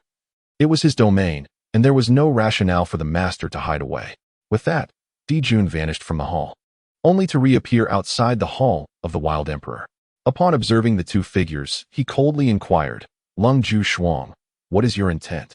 Noticing Xia Jiao's presence, Dijun narrowed his eyes. Surely, they did not intend to confront him outright? With an icy demeanor, Lung Ju Shuang wasted no time and made her move. What is my intent? Naturally, it is vengeance. At this juncture, there was no room for idle chatter. They had come to launch a surprise attack. Taking advantage of the unexpected, they had deliberately awaited Xia Jiao's successful breakthrough in order to strike when the moment was ripe. Now, if they could swiftly achieve their objective, they would withdraw immediately. Otherwise, they would miss this golden opportunity, and the Hall of the Wild Emperor would undoubtedly turn against them. Consequently, the extreme Dao Imperial Palace would face even greater pressure. Such an opportunity would not present itself again. The might of the celestial emperor surged forth, an icy blue light piercing the heavens, its power palpable in the atmosphere. Xia Zhiyao observed with cold eyes. Without Bai Yuan's involvement, she could not easily intervene, as her strength did not permit it. Her primary mission was to restrain Bai Yuan. If she could covertly eliminate him, that would be even better. During these days, she had successfully advanced to the second level of the Celestial Emperor amidst a 100-fold temporal flow, and she was now ready to execute her plan. Seeing this, Di Jun's countenance also turned frigid. They truly had come to confront him. Their audacity was beyond measure. Long Jushuang, does the extreme Dao Imperial Palace seek to wage war against my Hall of the Wild Emperor? Previously, the obliteration of his avatar had affected him. Although he was on his own territory, dealing with Lang Jushuang would undoubtedly prove more troublesome. He had initially thought she was there to inquire about the matter. But to his astonishment, she offered no explanations and directly launched an attack. How outrageous. It was the Hall of the Wild Emperor that sought war with the extreme Dao Imperial Palace. With a furious shout, Lang Jushuang showed no mercy. The moment Bai Yuan assaulted Xia Zhiyao, it signified the commencement of hostilities between the Hall of the Wild Emperor and the extreme Dao Imperial Palace. Neither side had wished to reach this point, but the emergence of the Fuda sacred land had forced the Hall of the Wild Emperor's hand, leaving them with no choice but to engage in battle. Otherwise, they would be resigned to inaction. Thus, there was no need for her to hold back any longer. With a flicker of his gaze, Emperor Jun's temper flared in response to the blatant provocation. It became evident that the extreme Dao Imperial Palace, recognizing his impending actions, had grown desperate and resolved to thwart his plans regarding Xia Zhiao's union with Bai Yuan. Having arrived at his doorstep, a confrontation was now inevitable. He promptly advanced, a beam of golden light carving through the void. However, the recent trauma inflicted upon his mental faculties due to the demise of his avatar left him momentarily disoriented. A sudden realization struck him. Lang Jushuang must have been aware of his avatar's destruction and the subsequent impact on his essence, seizing the opportunity to complicate his situation. The timing of their assault was far too coincidental. They were clearly taking advantage of his vulnerability. The clash between the celestial emperors reverberated through the heavens and the earth. Yet Emperor Jun found himself at a disadvantage. Lang Jushuang, astutely sensing the shift, launched another attack without hesitation. Emperor Jun, your spirit is wounded. She taunted with a smile. Unexpectedly, they had arrived at the perfect moment. Little did she know that Emperor Jun was unaware of the reason behind his affliction, which she interpreted as divine providence aiding her cause. If previously she had a 50% chance of achieving her objective, that likelihood now surged to 70%. A decisive blow to Emperor Jun, the Lord of the Hall of the Desolate Emperor, would undoubtedly destabilize the entire faction, rendering them less of a threat to the extreme Dao Imperial Palace and affording Xia Zhiyao ample time to mature. As Emperor Jun processed this, an unsettling sensation washed over him. It seemed that Lang Jushuang was oblivious to the demise of his avatar. Was it truly mere coincidence, or was she feigning ignorance? Lang Jushuang, why do you feign ignorance? He pondered, now fully aware of her intentions. She aimed to strike first, hoping to inflict wounds before the sacred land intervened. Should she succeed in injuring him, even if the two great sects turned against each other, the Hall of the Desolate Emperor would ultimately falter, complicating any future dealings with the extreme Dao Imperial Palace and naturally nullifying any marriage arrangements. Yet, this was a perilous gamble. After all, he and Lang Jushuang were evenly matched, and he too could potentially wound her, rendering her strategy counterproductive. However, the destruction of his avatar had undeniably disrupted the delicate balance, placing him at a disadvantage. Feigning ignorance? This left Lang Jushuang perplexed. What could he possibly mean? Yet, she dismissed the notion that Emperor Jun was merely stalling for time, focusing solely on swiftly subduing him. Emperor Jun's mental distress? Xia Zhiyu perceived the Lord's words as a reminder. Without further ado, she seized her treasured sword and charged forward. This was a prime opportunity. Whether Bai Yuan appeared or not was inconsequential. As long as they could injure Emperor Jun, their objectives would be fulfilled, allowing them to retreat unscathed.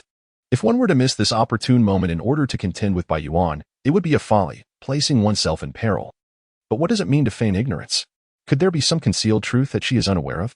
Di Jun, noticing that Lang Jushuang refrained from answering, found himself in a state of uncertainty. Furthermore, Xia Zhiyao's darkened expression indicated her displeasure towards him. Lang Jushuang, regarding the matter of the alliance. My Huang Di Hall is sincere. Why must we resort to conflict? Chapter 49. The wounded Di Jun. After the fight, Slips away. Di Jun began to stall for time. For DZ Bai Yuan was not present in the Huangdi Hall. He had gone to deal with the Su family. While Xia Yao did not pose an overwhelming threat, she was certainly a complication. Alone, Xia Yao was capable of obstructing numerous celestial sovereigns from the Huangdi Hall. If Long Zhuxuang were to become entangled with him, he would be stretched thin. The root of all this turmoil stemmed from the affairs involving Bai Yuan and Xia Yao. Thus he had no choice but to delay. Boom, boom, boom. Meanwhile, Di Jun could only defend himself. Any lapse could allow Lung Zhuxuang and her allies to seize the advantage. What sincerity? Lung Zhuxuang scoffed. Our Dao Imperial Palace cannot bear such an affront. Today, I come to deliver a definitive response to your Huangdi Hall. We categorically reject the alliance, even if it leads to warfare. Not to mention, given the grievances stemming from Bai Yuan, Xia Yao could never agree. Furthermore, Xia Yao herself has already been courted by mere mortals. How could she possibly marry again? Thus, from the very beginning, they had no alternatives. Only this path to tread, and as the palace master, she is powerless to change that. Hence, everything has culminated in the present situation. Upon hearing this, Xia Yao's face flushed with anger. Coldly, she declared, as for Bai Yuan, I shall seek my own vengeance. And the notion of an alliance? Utterly preposterous. I have come today to assert my will. With that, she spat disdainfully. Di Jun's expression shifted dramatically. How dare Xia Yao speak to him in such a manner? He retorted coldly. There must be some misunderstanding. Why must you be so aggressive? Moreover, how does the DZ of Huangdi Hall not measure up to you? It was evident that Xia Yao still harbored a grudge against Bai Yuan's past actions. Otherwise, on the surface, they seemed perfectly suited for one another. If Xia Yao were willing to relent, why would Lung Zhuxuang be so obstinately opposed? Or even if Lung Zhuxuang firmly agreed to the union, what could Xia Yao do to oppose it? What a splendid misunderstanding.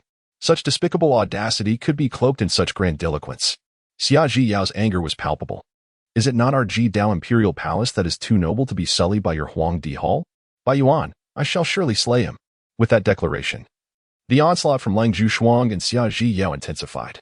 This was no time for a fair one-on-one duel. Di Jun, having been subjected to Xia Yao's scorn, found his countenance growing increasingly grim. How could Xia Yao have the audacity to speak to him thus? Her temper was quite formidable. If not for the protection of Long Zhuxuang, Xia Yao would have found herself devoid of choices, forced into an arranged marriage. Let alone engaging in conversation with him. Since you persistently refuse to relent, I too shall show no mercy. To decipher the current predicament, seizing Xia Yao is imperative.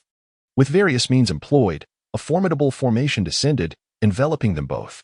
Suddenly, Di Jun sensed the aura of Xia Yao and was momentarily taken aback. The second stage of the Immortal Emperor, Xia Yao had actually broken through her realm. Such rapid growth only fortified his resolve to capture her. If he refrained from battle now, the future would certainly bring conflict, and Bai Yuan might even be obliterated by her. Naturally, Long Zhuxuang had already perceived Di Jun's intentions and was well prepared.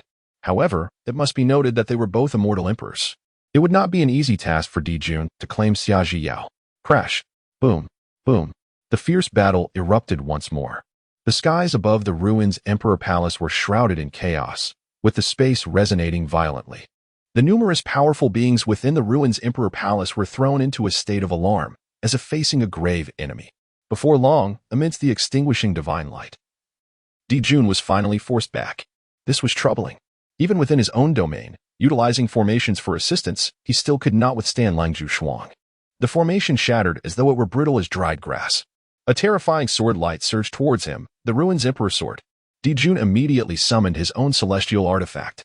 In an instant, a terrifying power filled the heavens and the earth. Seeing the palace master engage Di Jun, Xia Yao understood that even if Di Jun was wounded, the palace master could not inflict a crushing blow in such a short time. Their time was limited. Thus, she must take it upon herself to disrupt the balance. Moreover, at this juncture, if Bai Yuan had yet to appear, it implied that he might not be within the ruins Emperor Palace. This fortunate turn of events indicated that their unexpected strike had indeed been remarkably fortuitous. Subsequently, she unleashed a sword strike aimed at Di Jun's back. Upon sensing Xia Yao's movement, Di Jun was consumed with rage. Xia Yao dared to launch a sneak attack on him. Naturally, Lung Zhuxuang would not allow Di Jun to be distracted by Xia Yao. She asserted, "Your foe is me." Whether he was struck by her or by Xia Yao, Di Jun had only one choice. Boom. Ultimately, Xia Zhiyao's sword struck true. Even with protective power, he was forced to cough up blood and retreat. Observing this, Lung Shuang seized the opportunity to strike. Boom. Di Jun had no choice but to defend himself, only to be sent reeling, his vitality surging chaotically, his form crashing down violently. Lung Shuang decisively urged, "Zhiyao, we must leave. Once we finish this, we must escape." Furthermore, Di Jun had yet to unleash his full fury.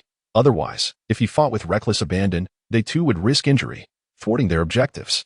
There was no need to push matters to the brink of desperation. Xia Zhiyao nodded.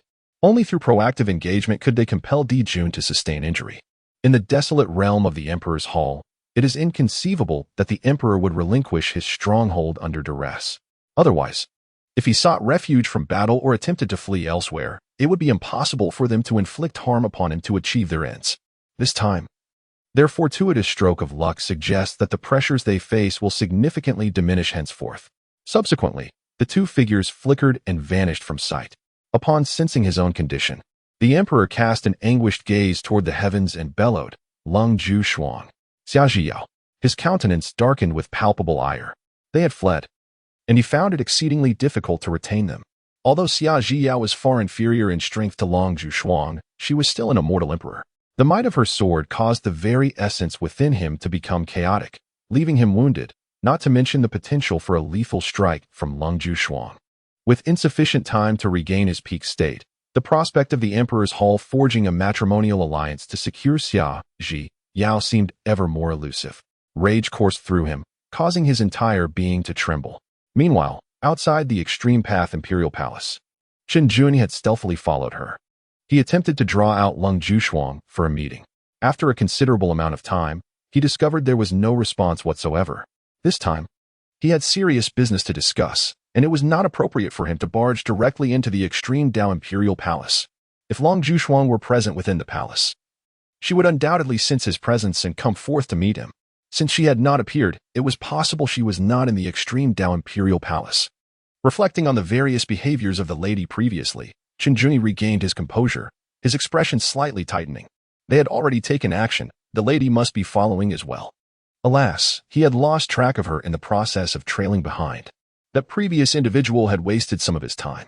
Qinglian was unaware of their plans. Yet he surmised they would be exceedingly perilous.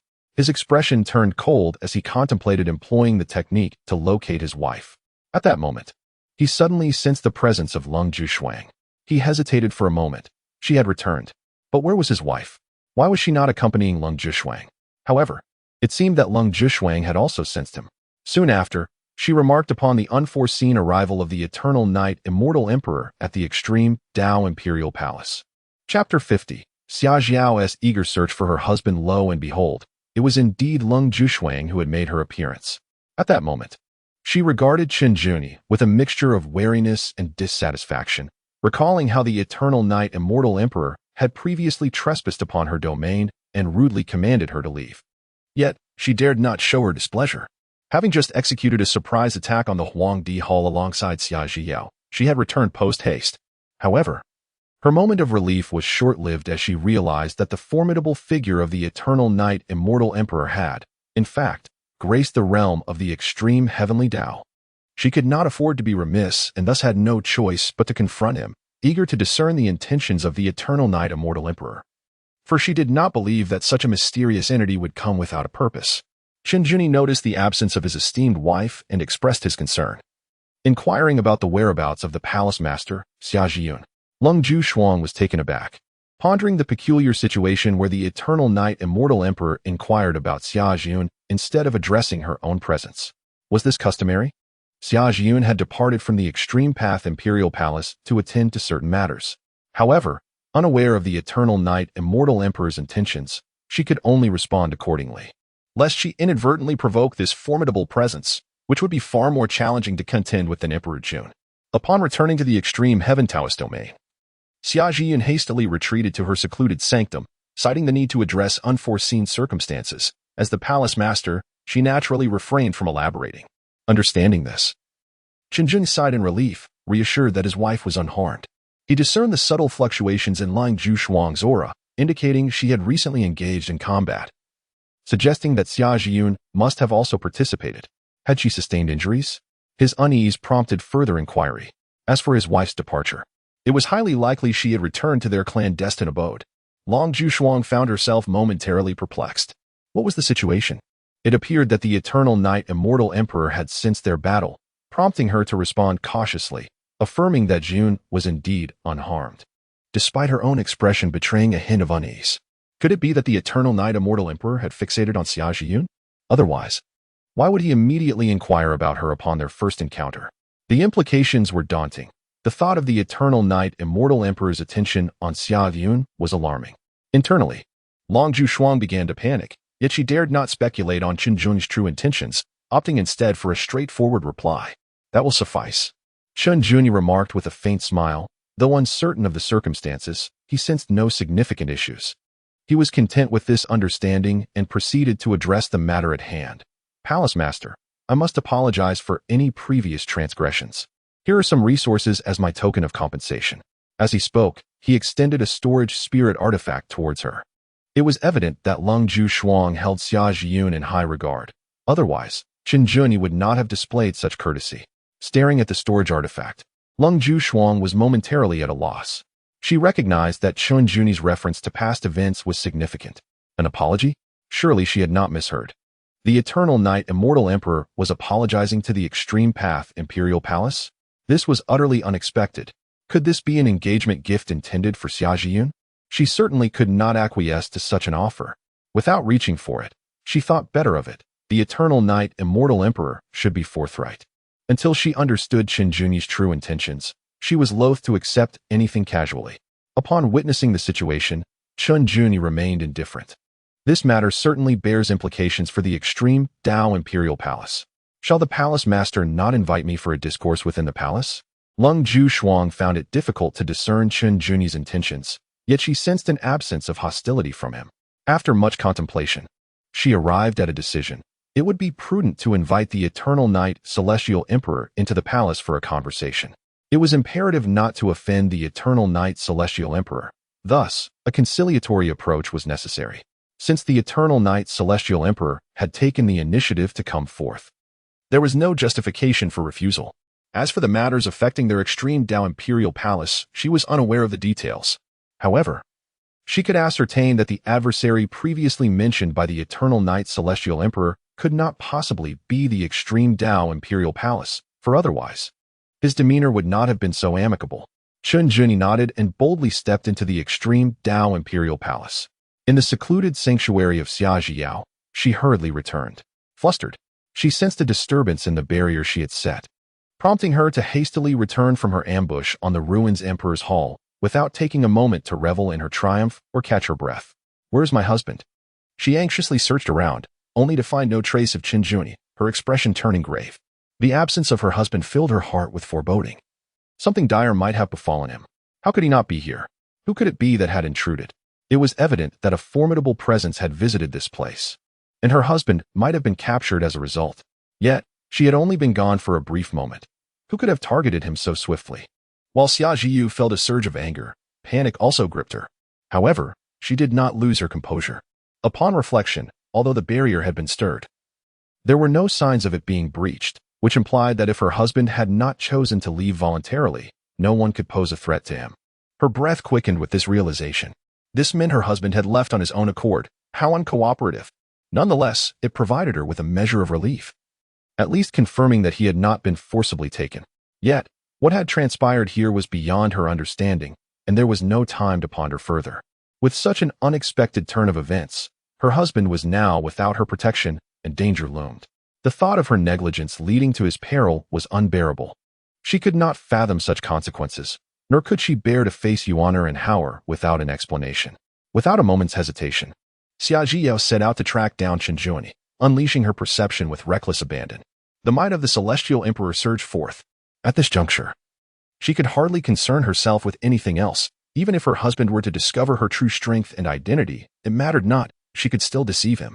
At present, her singular conviction was to see Chen Juni safe and sound. In her heart, she fervently whispered, "My beloved must be unharmed. He must be unharmed." Within the ruins Emperor's Hall, Emperor Jun was wounded, and it was impossible for him to remain unperturbed. However, now, He was caught off guard by Lang Zhishuang and her companions. This signified a complete rupture between the two great sects, leaving no room for negotiation. The farcical union was nothing but empty words. Thus, he could resort to any means necessary for revenge. Emperor Jun gasped in fury, feeling a tumult of emotions he had not experienced in a long time. This time, not only had he lost a clone, but he had also sustained injuries, all inflicted by those who had come to his doorstep. Consequently, the ruins Emperor's Hall had lost all dignity. Lang Zhishuang, Xia Jiyu. This enmity must be avenged. How dare Emir Xia Jiao injure him? This affront was one he could never swallow. Bai Yuan hurried back and, upon hearing of the incident, rushed to meet him. Upon learning that Lang Zhishuang and Xia Jiao had audaciously ambushed the ruins Emperor's Hall, his anger flared even further. Even the Lord has been wounded, igniting a fierce fury within. Lord, the Su family has been subdued by me. Su Qingxue cannot escape her fate. Cold Zhu and Xia Jiao, unyielding in their methods, dare to strike against my archaic emperor palace. They shall undoubtedly pay a grievous price. I shall venture to the extreme Dao Imperial Palace. I cannot believe they would disregard Su Qingxue's well-being. Chapter 51.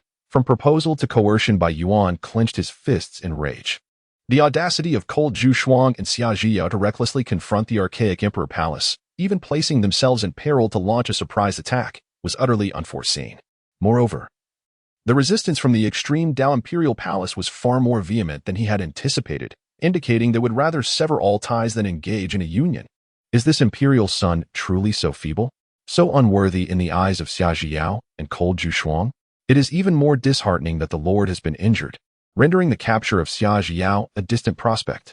This also implies that Xia Jiao has ample time to grow, which will undoubtedly prove detrimental to the archaic emperor palace in the future. Seeing this, Di Jun bellowed, "Let us meet force with force. Since the situation has unfolded, we must seek a strategy rather than lose our composure. What the Lord has said is true." Bai Yuan gritted his teeth in resentment. "But Lord, can we simply let this matter slide? The dignity of the archaic emperor palace cannot be trampled upon. Of course, it cannot be overlooked." Di Jun endeavored to maintain his composure and rationality. The extreme Dao Imperial Palace shall indeed bear the consequences. Yet, in my current state of injury, I find myself powerless against them. Bai Yuan took a deep breath. With your strength, how could Cold Zhu have easily wounded you? What can Emir Xia Jiao accomplish? When this matter arose, Di Jun felt exceedingly displeased. Under normal circumstances, it would be quite challenging for Cold Zhu and Xia Jiao to inflict harm upon him. However, prior to this, his avatar had been shattered in the extreme celestial Dao realm, impairing his strength and granting them an opportunity. Bai Yuan's expression changed. He was well aware of the Lord's intentions to uncover Xia Jiao's weaknesses. Could it be that Cold Zhu acted upon a suspicion and seized the opportunity to attack the archaic emperor palace? Di Jun shook his head, uncertain.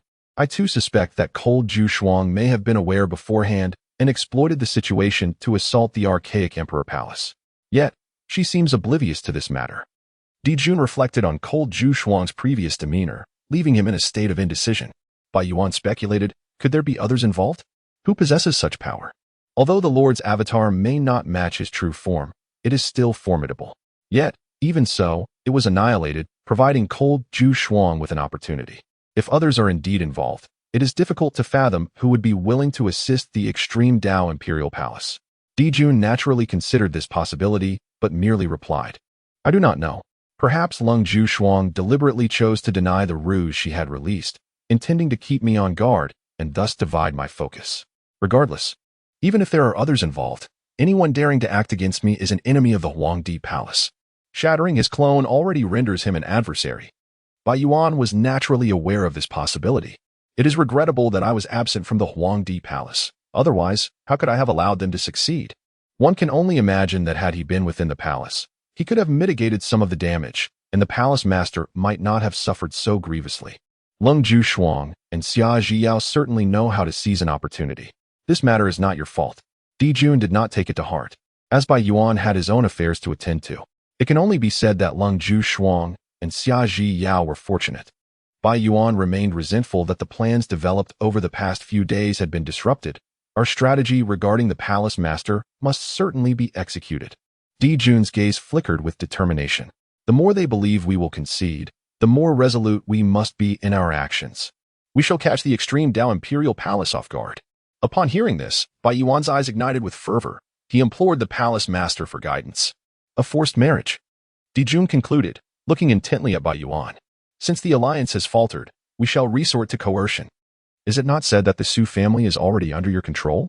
Then let us use Su Qingshui's leverage, regardless of the means. We must achieve our objective. Dijun's resolve was unyielding, for their options were limited. Bai Yuan had evidently not anticipated that Dijun would entertain such a notion. To impose a marriage against someone's will is far more audacious than merely seeking an alliance. The extreme Dao Imperial Palace is unwilling to engage in an alliance, even risking danger to launch a surprise attack. Thus, coercing a marriage seems even less feasible. He began to doubt whether the Su family he controlled possessed the influence necessary to bring the extreme Dao Imperial Palace to its knees. Precisely. Dijun nodded. Xia Zhiyao has already reached the second level of the Immortal Emperor realm. If this continues, our situation will become increasingly dire, especially since her hatred towards you has escalated to a point of no return. We cannot afford to grant her too much time to grow stronger.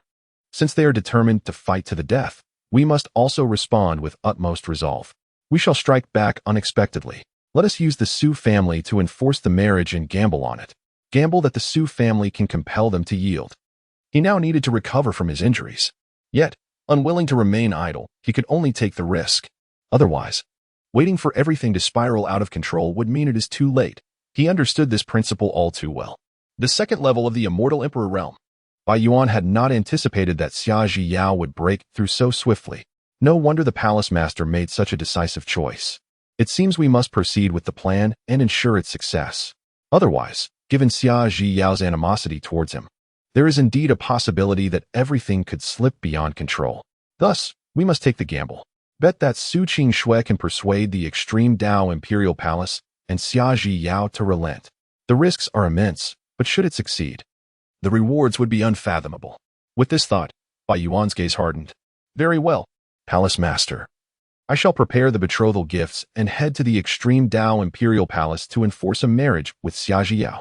Originally, it was planned for this imperial son to personally approach the extreme Dao Imperial Palace to propose a union after discovering Xia Zhiyao's weaknesses. This would undoubtedly demonstrate greater sincerity, garnering the palace's attention and increasing the probability of success. However, the situation has now transformed into a forced marriage. Bai Yuan is uncertain whether he can win this gamble, which inevitably stirs feelings of anxiety within him. Yet, should this endeavor succeed, Xia Zhiyao would be entirely his. Assisting him in his cultivation, all obstacles would crumble effortlessly. Thus, while it may seem that the extreme Dao Imperial Palace has temporarily triumphed, the outcome of this contest remains unknown until the very end. The Lord of the Hall shall accompany you. We shall force the marriage with the extreme Dao Imperial Palace. Dijun's gaze turned cold and indifferent.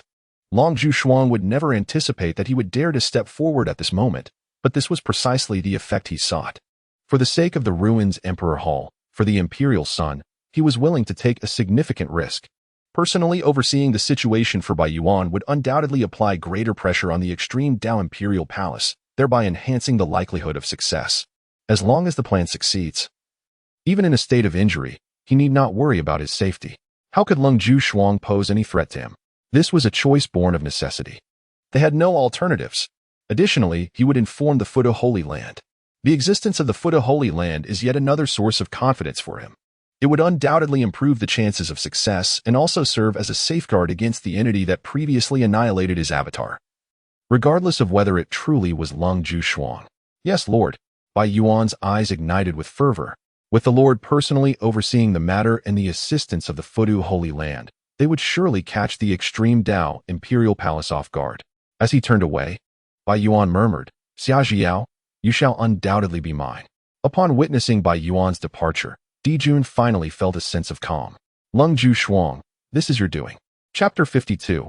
My identity as an immortal emperor has been discovered by my husband. My husband is not at the mountain of immortality, in the extreme heavenly Dao immortal domain. Xia Zhiyao was in a state of frantic urgency as she searched for Qinglian. She scoured the entire realm, yet despite the vast reach of her immortal senses, she was unable to detect a trace of Qinglian's presence. She even speculated that her husband might have gone to her sect, the Mountain of Immortality, but upon arriving, she still found no sign of him. How could this be? Xia Jiao's mind became engulfed in panic. Aside from the extreme Dao Imperial Palace, she had searched every possible location, yet there was no clue to be found. Surely her husband has gone to the extreme Dao Imperial Palace? That seemed implausible. Could it be that her husband had departed from the extreme heavenly Dao immortal domain altogether? Upon contemplating this, Xia Jiao's expression shifted. Her husband could not have left without reason, nor could he be so difficult to find. Moreover, given the potential changes in her secluded meditation area, how could she not have such thoughts? This was the only possibility. Xia Jiao's gaze hardened. Whoever dares to harm my husband shall face dire consequences. She suspected that her husband had been captured. Xia Jiao's emotions flared with rage, signaling the onset of her fury. Linglong, immortal body. In an instant, the overwhelming aura of the celestial emperor erupted, enveloping the heavens and the earth. It swiftly transformed into a stunning celestial phenomenon, rapidly spreading across the surrounding celestial realms. Reflecting on the past, the eternal night celestial emperor had once caused a stir for her husband. Thus, she too could emulate such audacity. Although her power paled in comparison to the formidable eternal night celestial emperor and she lacked the strength to offend the top celestial sects, this was nonetheless the quickest avenue to locate her beloved. "My husband, where art thou?"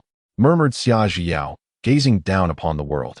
She believed that if her husband could sense the power of her exquisite celestial form, he would undoubtedly respond. At that moment, within the Extreme Path Imperial Palace, Qinglian, preparing to enjoy his tea, suddenly sensed that his wife seemed to be searching for him. The fragrance of his tea had lost its allure. Eternal Night, Celestial Emperor. If there is something of great importance, it would be better to state it plainly, Cold Absolute Frost remarked calmly. After having stealthily infiltrated the Imperial June and achieving her objectives, she felt quite pleased. However, it was inappropriate for the Eternal Night Celestial Emperor to linger here, as the karmic ties surrounding her were burdensome, and the Extreme Path Imperial Palace wished to avoid entanglements that could lead to trouble. She merely wished to ascertain Qinglian's intentions before swiftly bidding farewell to this formidable presence. Yet, upon her statement, she realized that Qinglian did not acknowledge her. Eternal Night, Celestial Emperor? Cold Absolute Frost furrowed her brow. What is the meaning of this? Arriving yet remaining silent? Palace Master, we shall discuss this later. I must go meet my wife, Qinglian declared without a moment's hesitation, leaving Cold Absolute Frost in the lurch as he vanished from sight. In this vast world, the wife held the greatest significance. Indeed, she was truly paramount, and with his wife seeking him, he had to meet her to alleviate any concerns she might have. Cold Absolute Frost, witnessing Qinglian's abrupt departure, stood in stunned silence, her gaze fixed upon the teacup on the table, bewildered within the palace. After having offended the Extreme Path Imperial Palace and being told to leave, the Eternal Night Celestial Emperor had once again wounded her pride. Her expression turned cold. It was Qinglian who had come to seek her out. She would have to set aside past grievances and feign ignorance of previous encounters to invite him to the Extreme Path Imperial Palace for tea. Yet, upon his arrival, he had uttered not a single word before departing again. Cold Absolute Frost was once more filled with displeasure. How outrageous! He treated her as if she were invisible, arriving unannounced and leaving without a word. What did he think the Extreme Path Imperial Palace was? Yet, she had no means or temper to express her frustration. What, indeed, was the purpose of Qinglian's visit? It seemed he had something significant to convey. Otherwise, he would not have personally come to the Extreme Path Imperial Palace to seek her out. She was indeed very curious and had prepared herself for this revelation. However, just as she was on the verge of discovering the truth, Qinglian abruptly fled, leaving her with a profound sense of disappointment. Wait, my wife? Cold Absolute Frost suddenly came to her senses, momentarily dazed. Surely, she had not misheard. To meet my wife. The Eternal Night Immortal Emperor seemed to be driven by an overwhelming desire to reunite with his beloved, Lung Ju Shuang, as if he had uncovered a monumental secret. Could it be that the Eternal Night Immortal Emperor had indeed taken a wife? Lung Ju Shuang's eyes widened in disbelief, fixating on the direction in which Qinglian had departed. Who would have imagined that upon his return, the Eternal Night Immortal Emperor would be married? Taking a deep breath, she acknowledged that this development was beyond her concern, yet she found it utterly astonishing that the Eternal Night Immortal Emperor had transformed into a devoted husband. Even in his silence regarding significant matters, his priority remained with his wife. It was quite a revelation. No wonder his temperament had shifted so drastically. It all made sense now. This meant that his inquiries about Ji Yao were not born from romantic interest. The thought embarrassed Long Jushuang. Realizing she had overthought the situation, it startled her, and she was grateful she had not spoken out, as it could have led to an unfortunate conflict with the eternal knight, immortal emperor. Yet who knows? He might simply be a fickle man whose affections lie with women. A rogue indeed. After all, no one could truly dictate the actions of the eternal knight, immortal emperor. If he desired multiple wives, none could stand in his way. Regardless, what he mentioned was likely connected to Ji Yao, as her instincts suggested. But what could it possibly entail? She could not recall any prior acquaintance between Xia Ji Yao and the eternal knight, immortal emperor. In that moment, Long Jushuang felt an insatiable curiosity. As for whether the eternal knight, immortal emperor would return to share more with her, that remained uncertain. My lady. Chen Jun had spent considerable time navigating the vicinity of the mountain refuge immortal sect, and at last, he stood before his wife. At this moment, the mother of his child appeared somewhat unfamiliar, yet Chen Jun wore a radiant smile, for witnessing his wife's safety brought him immense relief. Moreover, her urgent search for him inexplicably filled him with joy, perhaps revealing a hint of his mischievous nature. My husband. Upon hearing this voice, Xia Ji Yao momentarily froze. Then, disregarding everything else, she relinquished her celestial authority and rushed into his embrace. Where have you been? Seeing her husband lively and well, the worries that had plagued her heart finally dissipated. Yet, she pondered where he had concealed himself all this time. How had she not noticed? After toiling for so long, had he truly been right under her nose? Chen Jun embraced her closely, playfully rubbing their faces together, and teased, My lady, due to some unforeseen circumstances, I ventured to the extreme Dao Imperial Palace. After all, the heavenly sect is closely allied with it. You mentioned this yourself. Upon hearing these words, Xia Jiao immediately grasped Chen Jun's intention. Her husband must have sought assistance from the extreme Dao Imperial Palace, which made her feel a twinge of guilt. As long as you are well, my husband, she replied, sensing that her identity as an immortal emperor was becoming increasingly difficult to conceal. Little did she expect that her husband would go to the very place she never suspected, his true home, the extreme Dao Imperial Palace. I am fine. It brings me great joy that you were so eager to find me. Chen Jun expressed his feelings with a smile. You truly are mischievous, my husband. Xia Jiyu was well aware of such sentiments. Her husband was intentionally teasing her. Reflecting on it, she realized that he could only playfully tease her, which was rather pitiable. So she willingly allowed him to indulge in his playful antics. Just as she finished speaking, she suddenly noticed her husband caressing her face, attempting to kiss her, and naturally, she leaned in to cooperate. The couple became entwined, reluctantly parting their lips after a lingering embrace. Chen Jun gazed intently at Xia Ziyo, a sudden wave of mischievous amusement washing over him. My lady, he said, do confess, you possess remarkable strength, do you not? This declaration left Xia Ziyo feeling a surge of guilt. Just moments before, her abilities had been uncovered by her husband. Yet, in her haste, she had not given it much thought. Locking her eyes with Chen Jun's, she began to playfully plead, Dearest husband, it was not my intention. I understand, he replied. But my love, I must ask that you do not blame me, nor place undue pressure upon yourself. Xia Ziyo continued to coax him earnestly. Chen Jun felt an immense sense of satisfaction, reassuring his wife that he was free from any pressures. But, my dear husband, may I speak? Xia Jiyo queried with a hint of skepticism, ultimately resorting to a playful tone. In truth, I am merely the celestial emperor of the extreme Dao Imperial Palace. Having already visited the extreme Dao Imperial Palace, her secret could no longer be concealed. After speaking, she gazed at her husband with a pitiful expression, hoping that upon discovering her true identity, he would not feel burdened, would not succumb to feelings of inferiority, nor allow the matter of her relying on him to tarnish his self-esteem. She was prepared to comfort him, truly believing they could endure and face everything together. However, to her surprise, her husband gently kissed her hair, then her forehead, and traced down her nose, ultimately finding her lips once more. They became entwined again. What could this mean? Surely, he wouldn't be more exhilarated upon learning her identity? After a pause, they finally parted. Chen Jun smiled lightly. My lady, are you aware? You know, my lord?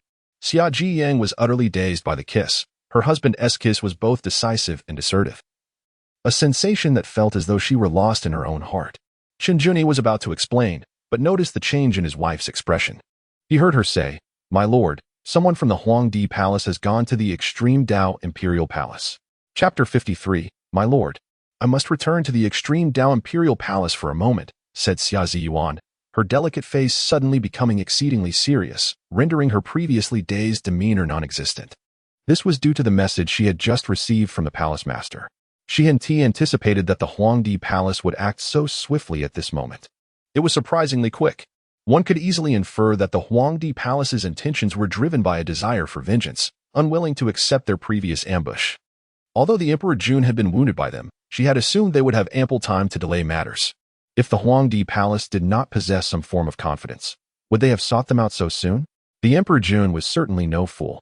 It even gave her the unsettling impression that they, the supposed victors, were caught off guard, lacking any respite. What could this confidence possibly be? Given the gravity of the situation, a foreboding feeling settled in Xia Yuan's heart. The Huangdi Palace? Chen Juni felt a twinge of displeasure. How could they interrupt this moment of candor between husband and wife? Yet, he could understand that since someone from the Huangdi Palace had ventured to the extreme Dao Imperial Palace, his wife's fate must inevitably be intertwined with them. As for the earlier sneaky presence that had concealed its identity, it was none other than the avatar of the palace master of Huangdi Palace, Emperor Jun. Aside from him, there seemed to be no other possibilities. Thus, it was evident that Lang Zhu and his wife's prior departure from the extreme Dao Imperial Palace must have involved some dealings with the Huangdi Palace. They had come knocking on their door, engaging in a turn-based game, were they? Xia Yuan nodded. In any case, her identity as an emperor from the extreme Dao Imperial Palace could no longer be concealed, and she had already come clean to her husband. Therefore, she could certainly share matters regarding the extreme Dao Imperial Palace with him. However, she suddenly realized that she should continue to deceive her husband. She explained, "My lord, our extreme Dao Imperial Palace has some grievances with the Huangdi Palace. Their arrival certainly bodes ill." No, she could not allow her husband to be exposed. Otherwise, he would become her vulnerability and weakness, easily discerned by the Huangdi Palace, with predictable consequences. Even if she could protect him closely, she could not guard against the Huangdi Palace's covert ambushes. How could her husband withstand such pressure? Chen Juni felt a chill within, yet maintained a smile upon his lips. Ordinary matters could hardly disturb the romantic ambience shared between the couple, even if they were amidst the most esteemed immortal sections. Recently, his temperament had undergone a notable transformation. He had adopted a more serene disposition, cherishing the moments of solitude spent with his wife, free from external interruptions. "My dear, if that is the case, do you require assistance? Perhaps I could be of help to you. However, if their tranquility were to be disrupted, it would be imperative to eliminate the source of annoyance." It had been confirmed. His adversary was the Huangdi Hall. He could only hope that his wife would continue to engage in their romantic exchanges, making amends for the past. Xia Jiao was momentarily taken aback. Could her husband truly assist her? Was it genuine? She assumed he wished to alleviate her burdens. Forcing a light-hearted smile, she replied, "My dear, this is a matter of enmity between two immortal sections. I can handle it myself. The palace master will have his own strategies. So you needn't concern yourself with them. Is my lady expressing disdain for me?" Chen Juni retorted playfully, faced with her husband's teasing. Xia Jiao sensed that he remained unaware of the gravity of the situation. With a hint of a pout, she said, "My dear, no, how could I ever disdain you? I merely wish for you to be at ease. I assure you, I will be fine and can manage everything." "Very well, my dear. I must return to the extreme Dao Imperial Palace for a while to confront the Huangdi Hall." She could not afford to elaborate further. After speaking, she gently cupped Chen Juni's face and, standing on tiptoe, bestowed a tender kiss upon his forehead, reassuring him not to worry excessively. Their exchange resembled that of an empress of the celestial realm and her cherished immortal consort. Chen Juni was indeed offended by his wife. However, this was likely to be his last bowl of soft rice. "My dear, do you truly not require my assistance? We can face whatever challenges lie ahead, be they arduous or effortless." As a devoted husband, it was only natural for him to gauge his wife's sentiments. Effortless. This would hardly be a walk in the park. Yet, Xia Jiyue felt it was crucial not to burden her husband excessively. "My dear, simply wait for me. I shall return shortly." After uttering these words, she playfully winked and added, "Darling, I relish the sensation of you kissing me without any barrier once you recognize my true identity as the Celestial Empress." Initially, she expected her husband to feel overwhelmed and suffer a blow to his pride. To her surprise, he seemed entirely unfazed, eagerly seizing her lips with fervor, almost with exhilaration. This indicated that her husband possessed a resilient spirit and a measure of confidence in confronting her identity as the celestial empress, ensuring that their little household remained harmonious, free from any sense of distance or estrangement. Qinglian was once again offended by his own wife, who evidently believed that he felt overwhelmed and insecure. He smiled and said, "My lady, are you flaunting your prowess before me? Pray, do not overthink it." Xiaojiu certainly would not admit to such an accusation and continued, "Husband, simply wait for my return, and I shall elucidate matters further. I wonder what you have just realized?" She was somewhat perplexed, but at that moment, she could not afford to dwell on such thoughts. Regardless, her immediate priority was to mitigate the threat posed by the ruins Emperor's Hall. With that, Xiaojiao took her leave, enveloped in an air of indifference. Her emotions were not something she could share with her husband. Matters of the household and those of the palace must remain distinct. Furthermore, when confronting the ruins Emperor's Hall, one must never be careless, especially considering the two great sects had completely severed ties, establishing a relationship of mutual destruction, no matter what confidence the ruins Emperor's Hall might possess this time. The extreme path Imperial Palace must stand firm. There was no alternative. Qinglian watched as his wife departed, murmuring softly, "My lady, I too wish for you to regard me in such a manner." A relaxed smile followed, but was an explanation necessary? Perhaps it was superfluous. Initially, he had intended to provide a thorough account, allowing the couple to manage their domestic affairs with tranquility. However, an unforeseen incident had disrupted their plans, rendering an explanation unnecessary. The truth would reveal itself through observation. At the same time, the Huangdi Palace was acutely aware that any semblance of confidence was futile in the grand scheme of the celestial sect's machinations. Lacking assurance would be disastrous. Moreover, considering the earlier tumult caused by Long Zhu and his wife, it seemed they had suffered a setback. It was indeed unusual for the Huangdi Palace to retaliate so swiftly without a measure of confidence. Dijun was no fool. Naturally, Qinglian opted to obediently heed his wife's counsel, following her closely with utmost sincerity. While he was compliant, a spirit of rebellion still lingered within him. In the grand and imposing Jidao Imperial Palace, a situation analogous to that of Huangdi Palace was unfolding. Enemies had come knocking, an unanticipated development, truly a testament to the cyclical nature of fate. At this moment, Long Zhu, the palace master, confronted Dijun and his companions in midair, her countenance grave. It was not a matter of insecurity, but rather an uncertainty regarding the source of Dijun's newfound confidence that had caught her off guard. She had expected him to remain subdued following his prior defeat, yet the current circumstances ignited a sense of foreboding within her. Could it be merely due to the presence of the Futon Saint Lord? Unlikely. There must be other contributing factors at play. With a cold demeanor, she interrogated Dijun. "Zhan Qingtian, what is the purpose of your visit to my Jidao Imperial Palace?" Having just dispatched the Eternal Knight Immortal Emperor, she found herself beset by further complications, an untenable situation for any palace master. She had already notified Xiaojiao, confident that she would return swiftly. Meanwhile, Dijun and his companions remained unhurried, their silence serving as a palpable pressure upon Long Zhu. It was only at the opportune moment that Dijun spoke. "Long Zhu, have you forgotten the grievances you inflicted upon my Huangdi Palace and the injuries sustained by its master?"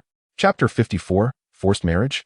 The confidence of Huangdi Palace, Dijun felt a swell of irritation, though he refrained from displaying overt anger. After all, they were here for a significant purpose. He was eager to witness how Lang Zhu would respond.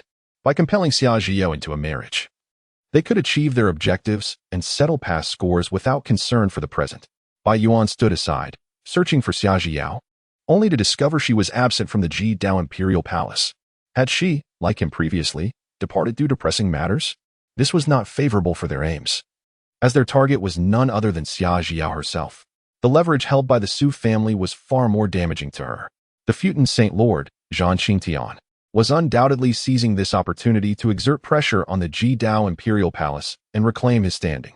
He had not anticipated that the conflict between the Emperor of Desolation Palace and the Extreme Path Imperial Palace had escalated to such an extent, with Long Zhu and Xiaojiao directly confronting him and injuring Dijun.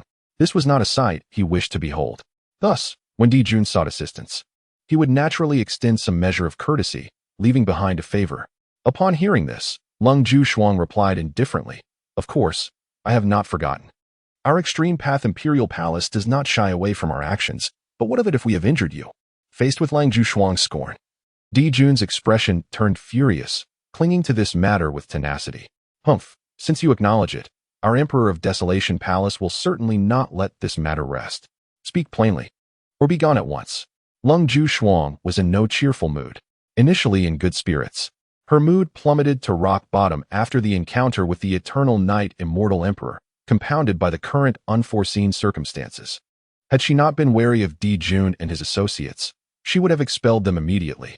In Lang Zhuxuang's eyes, Di Jun had never gained the upper hand in their verbal exchanges. Zhanqing Tian, she scoffed. I did not expect the esteemed leader of the Imperial Palace would engage in such disreputable affairs. Get lost, Zhanqing Tian. Lang Zhuxua shouted in anger.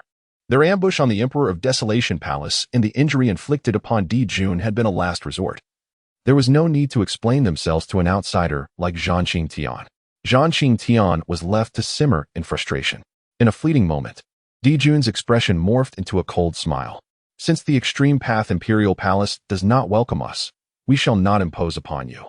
Lang Zhuxuang, I have come to propose a marriage alliance between the Emperor of Desolation Palace and the extreme path Imperial Palace for the sake of Baiyuan and Xia Zhiyao. He took his time, for in such a game of strategy, hastiness and overt displays of intent were to be avoided. Moreover, they were indeed gambling. Uncertain whether Lang Zhuxuang and Xia Zhiyao could truly compel Su Qingxue of the Su family to capitulate. Leave. Lang Zhuxuang erupted in fury. You of the Emperor of Desolation Palace are utterly shameless, yet our extreme path Imperial Palace still values its dignity. She had initially thought Di Jun had come seeking revenge, but was taken aback to find he was still fixated on Xia Zhiyao. As the two formidable factions had completely severed ties, their stance was unequivocal. A marriage alliance was utterly impossible. Yet, the Emperor of Desolation Palace's audacity knew no bounds. Willing to go to any lengths to achieve their goals, it was akin to coercing a marriage. Such insolence.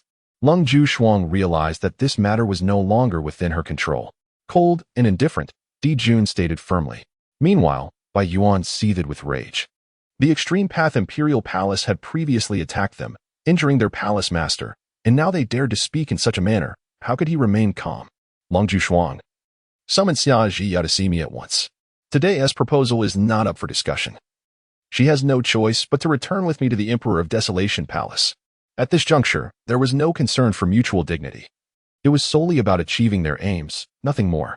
However, he too was uncertain whether Su Qingxue of the Su family possessed the influence to make Xia Zhiyao yield. But having reached this point, it was a gamble with no room for retreat. Upon hearing this, Lang Zhuxuang's heart sank. Indeed, they were prepared and confident. Otherwise, how would they dare to speak so boldly? This sovereign shall witness how the extreme Dao Imperial Palace can dictate my fate. Acting swiftly, I reach for Baiyuan. A mere imperial son, daring to speak to me in such a manner. A terrifying aura of murderous intent radiates from Lang Zhuxuang, devoid of any courtesy. To attempt to forge a union with the disciples of the extreme Dao Imperial Palace while maintaining such an attitude? Intolerable. Lang Zhuxuang, you dare? Di Jun's expression shifts dramatically as he instinctively moves to protect. Naturally, Zhanqing Tian cannot stand idly by. He simultaneously intervenes to block Lang Zhuxuang. Boom, boom, boom. In an instant, the might of the celestial emperor envelopes the surroundings. Seeing that she could not seize Baiyuan, Lang Zhuxuang remains unfazed, for this was anticipated. The Imperial Hall of the Abyss truly resorts to any means necessary, even coercing marriage when their goals remain unfulfilled. She is genuinely enraged. A profound fury ignited by the sensation of being forced, a feeling most unpleasant. Especially given the brazen demeanor of her adversaries, her agitation intensifies. Baiyuan is startled, trembling all over. Yet, at this moment, how can he show weakness? What if it is a forced marriage? Xia Zhiyao, oblivious to her peril, today, I shall compel her into this union. Compel her to become my woman. His resolve is unwavering. Just wait. Once I secure Xia Zhiyao, everything will unravel effortlessly. At that moment, I shall exact my revenge in whichever manner I desire. Baiyuan, do you seek death? At that moment, Xia Zhiyao's voice rings out, her arrival evident. Witnessing such a scene and hearing those words, the peaceful state she shared with her husband erupts into fury. She had not anticipated that the true aim of the Imperial Hall of the Abyss was to secure a marriage and to force it upon her. Is possessing the exquisite celestial body truly a fault? Realizing this, Lung Ju Shuang understands Xia Zhi Yao's feelings deeply. However, annihilating Di Jun and his companions directly is utterly impossible. Even if she allies with Xia Zhi Yao, they cannot achieve it. She even begins to resent Xia Zhi Yao's mortal husband. If it were not for that mortal, how could Xia Zhi Yao have reached such a predicament? Her own woman is targeted, yet that mortal possesses no ability to confront this. No, he lacks the qualification entirely. Fate plays its cruel tricks. Di Jun smiles. For Xia Zhi Yao has finally arrived. Zhangqing Tian continues to observe the unfolding situation. Should anything go awry, he will surely prioritize his own safety. However, seeing Di Jun's confidence and their numerical advantage, he feels reassured, his spirits lifted. Meanwhile, Bai Yuan, upon spotting Xia Zhi Yao, bursts into laughter. He is not angered by her words, for soon, Xia Zhi Yao will be his woman. Xia Zhi Yao, you have finally chosen to show yourself. Today, you have no right to refuse. For whether you wish to marry or not, you shall. Bai Yuan nearly loses composure. As the restoration of his being through the exquisite celestial body, coupled with the myriad of changes he has endured, has become an obsession. He must achieve his goal. Xia Zhi Yao, the betrothal gifts for the union with Bai Yuan have been meticulously prepared by my Huangdi Hall, and I, the son of the emperor, am more than capable of bestowing upon you such honor. Di Jun coldly remarked, feigning indifference. Previously, Xia Zhi Yao had spoken to him with such familiarity. Now, he was eager to witness whether she would dare to speak so boldly again. Xia Zhi Yao trembled with rage, gritting her teeth as she retorted, "You wish." Yet, confronted with such brazen insults and trampling, she could only feel an overwhelming sense of powerlessness. Her strength was insufficient to vanquish them. Wishful thinking? Bai Yuan replied nonchalantly, a mocking smile gracing his lips. Today, you shall consent whether you like it or not. Unless, of course, you are indifferent to the Su family of the ancient celestial realm, or to Su Qingxue. As he uttered these words, Bai Yuan too trembled, for he was gambling. Nevertheless, he maintained an air of assured victory. Despicable. Lung Ju Shuang seethed with fury, utterly taken aback by the confidence of the Huangdi Hall. She had underestimated the bond between Su Qingxue and Xia Zhi Yao, as well as the significance Xia Zhi Yao held for her. Instantly, her gaze shifted to Xia Zhi Yao. Xia Zhi Yao shuddered once more. It dawned on her that the foundation of Huangdi Hall's confidence lay with the Su family, Su Qingxue. No wonder Su Qingxue had returned to her family so suddenly. Observing Xia Zhi Yao's reaction, Di Jun smiled again, appearing as though they had won their gamble. Bai Yuan's excitement surged. It was effective. Soon, very soon. His eyes burned with fervor as they fixated upon Xia Zhi Yao, truly beautiful and exquisite. A rare gem of unparalleled grace, yet in comparison to the ethereal figure of Ling Long, this beauty was merely an embellishment. He did not hesitate to remind her. You must be aware that Su Qingxue has returned to her family, and the entire Su clan is now under my dominion, including Su Qingxue. Thus, you should understand your choices. However, scarcely had he finished speaking when a terrifying pressure descended upon them. An unstoppable beam of light pierced through Bai Yuan's celestial form. The once indomitable body of the celestial emperor was effortlessly shattered in that instant, crumbling like fragile parchment. Boom. Bai Yuan was obliterated, reduced to ash. Chapter 55. The Wrath of the Eternal Night. Celestial Emperor Bai Yuan met his demise in serene tranquility, never having had the chance to savor the sweetness of victory or to relish in the fruits of his triumph. His countenance, filled with ecstatic desire, remained unchanged. He felt no fear, nor did he sense the overwhelming intent to kill, as he plummeted from paradise to the abyss. Perhaps he was never worthy of facing the eternal night.